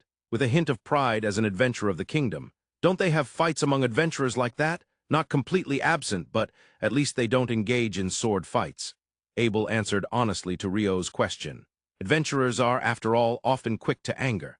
Compared to other professions, this is undoubtedly true, and Abel understood that a certain degree of it was unavoidable.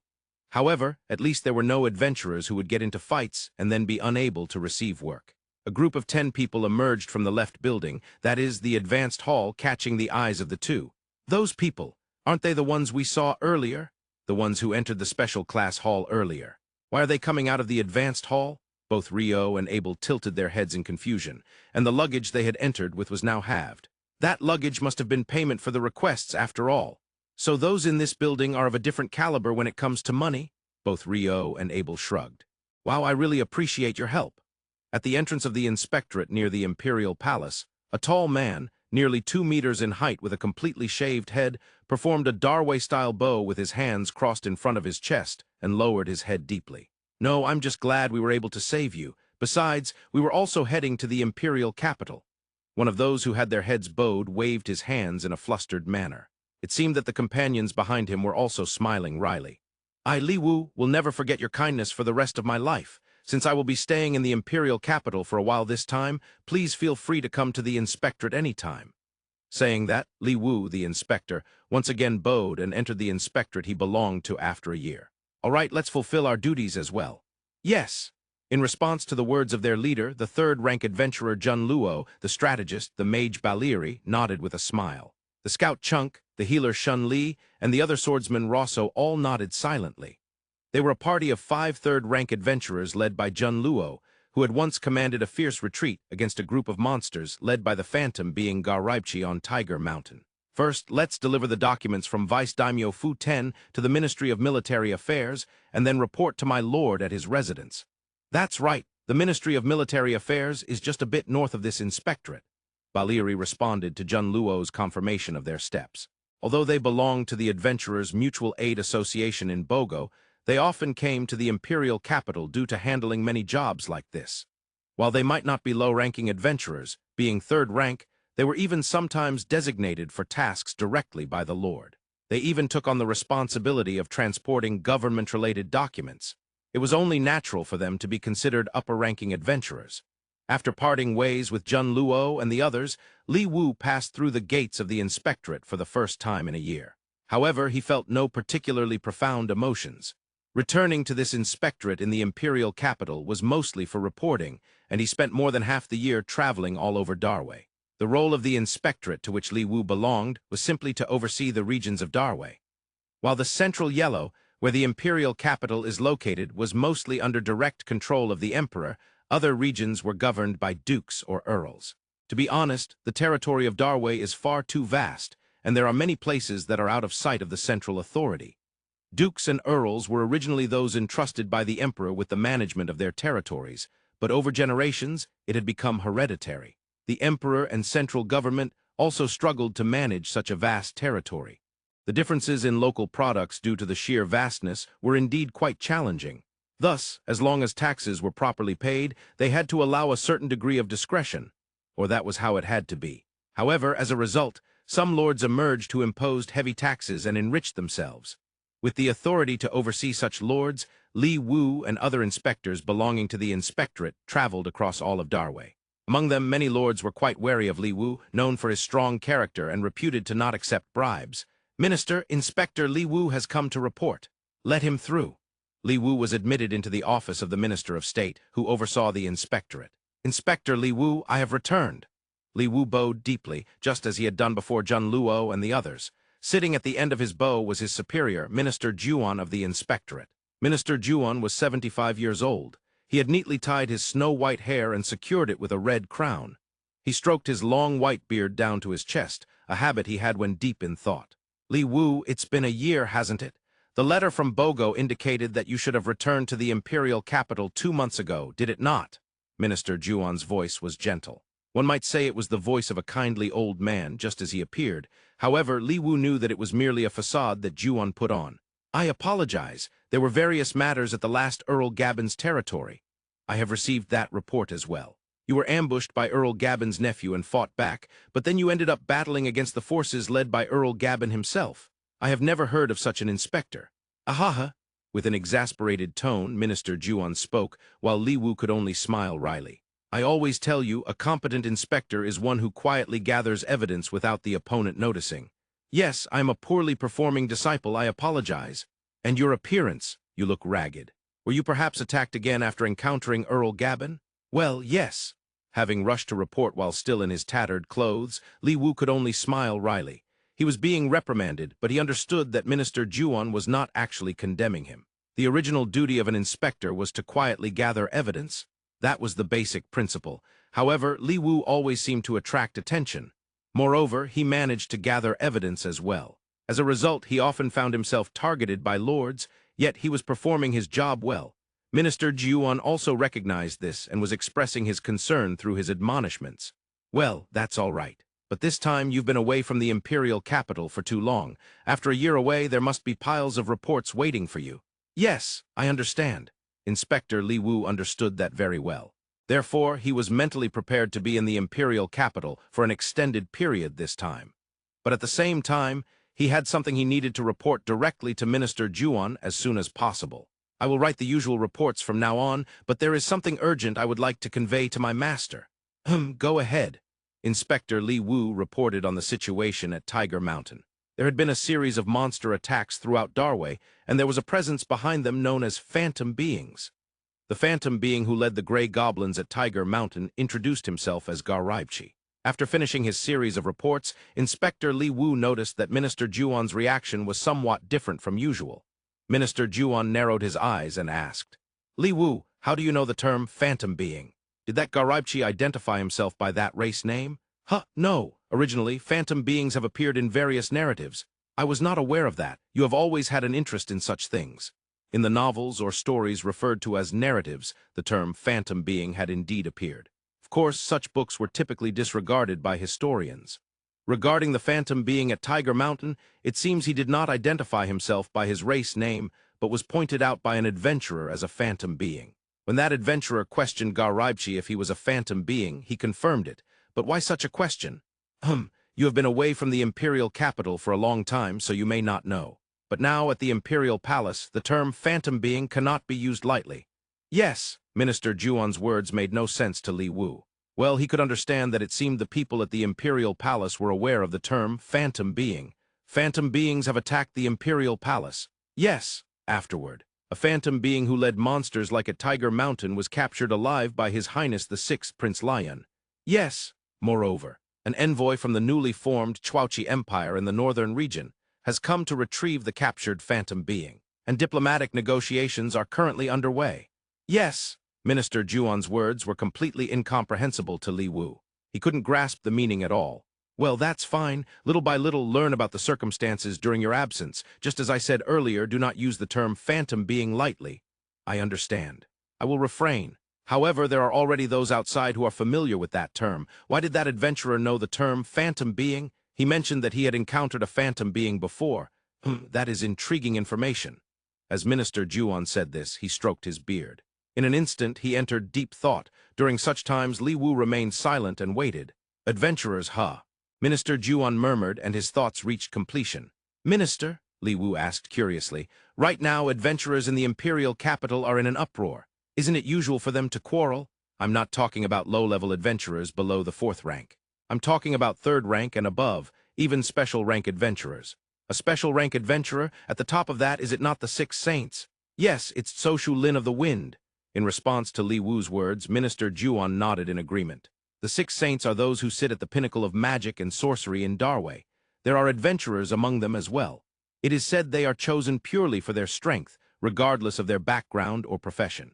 However, Li Wu tilted his head. They were in the inspectorate. Why is such a topic being discussed? After all, we in the inspectorate are responsible for local. I understand that. It was merely a casual remark made by Minister Shu of the Censorate during tea time. Minister, Chouon shook his head lightly. He likely wanted to keep the movements of adventurers in my mind. Really. As one ages, they only become more adept at such manipulations. That applies to you as well, Minister. No, that was an inappropriate remark. Li Wu quickly retracted his statement when glared at by Minister Chouon. Minister Chouon was his superior. He was also his master regarding this job, so he knew well that angering him was frightening. He needed to be cautious. Well, that's fine. I will report the matter regarding the Phantom being to your Majesty and the Prime Minister. As for the adventurer who reported it, Tiger Mountain refers to the city of Bogo, right? So he's an adventurer affiliated with Bogo. However, you have not been monitoring Bogo or the Duke Bashu who governs it, correct? I can't imagine that uptight fellow would engage in any wrongdoing. Yes, I haven't been monitoring it. However, when I stayed in the city of Namen, Duke Bashu's vice minister Roshu brought that adventurer to me to convey the information. From what I heard, those adventurers are affiliated with Port Town Randa. Randa. Adventurers from such a southern location. Minister Chouon seemed surprised. Port Town Randa was recognized as one of the southernmost towns within the vast territory of Darway. Of course, as the inspectorate, they were quite aware of local situations compared to other inhabitants of the Imperial capital. They said they were hired as adventurers for the marriage procession fleet of the princess. Ah, the incident involving the 80 who deserted. In response to Li Wu's explanation, Minister Chouon replied with a wry smile. It was an issue that occurred under the jurisdiction of the Department of Rights, but as a minister of state, he received detailed information. And he was also aware of how the responsible parties overcame the problem. It was indeed surprising that they had employed 80 adventurers on a public vessel as a brilliant strategy. Oh, by the way, those 2 adventurers mentioned they would be going to the Imperial capital afterward. What? Since you were struggling in Earl Gabon's territory, it's likely those adventurers have already arrived at the Imperial capital. Indeed, someone. Well, should we have the Censorate look for them? If you could pass the message to Minister Shu, I understand. I'll let them know to help with the search. Go to the Censorate by tomorrow noon. Understood. However, Minister Chouon's words did not end there. Also, you owe me a report on those 3 colors. 3 colors, Gaji Jizie and Gobo. Oh, the 3 each preferred to wear red, blue, and yellow clothing. I left them behind while you were away from the Imperial capital for a year. I apologize. I never imagined it would take this long. Li Wu bowed his head in response to Minister Chouon's scolding. That was indeed how he felt. He had initially thought it would be only 6 months, most likely returning in 4 months, yet it had turned into a year. I took responsibility for them and brought them to the inspectorate, yet you have not done your job? Yes. You had asked your parents to discipline you, right? To get your act together. Yes. You should prepare yourself not to go on inspections for a while. Yes. It seemed that Li Wu's stay in the Imperial capital would turn out to be longer than he had anticipated. Being sought after by others is not a bad thing. Huh. Abel looked at Rio with suspicion, not understanding his sudden words. While it was common for Rio to utter nonsensical things, he still found it puzzling. Do you remember where this is? Of course, it's Holy Emperor Square. After leaving the Adventurers' Mutual Aid Association, the 2 had come to Holy Emperor Square. As evening approached, they decided to have dinner there. Many stalls lined the square. However, along the edges of the square were numerous inns and dining establishments. This time, their target was one of those dining places. Yet what emerged from Rio's words was not that. Once upon a time, Abel was asked for 3 colors here. Oh, the 3 colors. That had been an event from the day the 2 arrived at the Imperial capital. But that wasn't my fault. They started the fight. What does that trivial matter of 3 colors matter to us? Yes, in other words, even someone like Abel can be sought after by others. Yes, if that's the case, it is only natural that the soup noodles with wheat would be in demand. Yes, Rio delivered a speech, but Abel had no idea what he meant. Still, Rio gently guided Abel with his index finger. That over there. Rio pointed to a dining establishment. There a menu was hanging outside. One of the items read, "Soup noodles with wheat, huh? Right, Abel, do you remember? Yes, that was at the free city of Cubavasa. Exactly at the autonomous city of Cubavasa, it was at that joyful dining hall where we first had. Yes, we ordered together." Rio's face was naturally cheerful, and Abel's expression lit up with happiness too. Memories of delicious food make people joyful. Let's see how the soup noodles with wheat taste here in the Imperial capital. Why do you sound so condescending? Abel laughed and shook his head at Rio's words. In front of delicious food, even reprimands become laughter. By the way, Rio loves rice, but he also loves noodles, doesn't he? Yes, previously in Twilight Land, was it ramen? That too is a type of noodle, right? That brings back memories, the ramen we had at Agnes's place. Yes, ramen is also a noodle, Rio reminisced with delight, and he continued speaking. There was once a swordsman who shouted, "Live for noodles, die for noodles," whether he actually existed or not. Did he exist or did he not? There was a noodle chef who declared, "Noodles are my life," and died in the kitchen. Whether he actually existed or not. Did he exist or did he not? Noodles are a magical food that drives many people's lives crazy. If that's the case, it's understandable that Rio got swept up in it. Yes, it can't be helped. Drawn by such a magical food, the two entered the dining establishment. You are amazing for listening to chapters 531 to 630 of Water Magician. If you are enjoying this story, please consider subscribing and supporting the channel.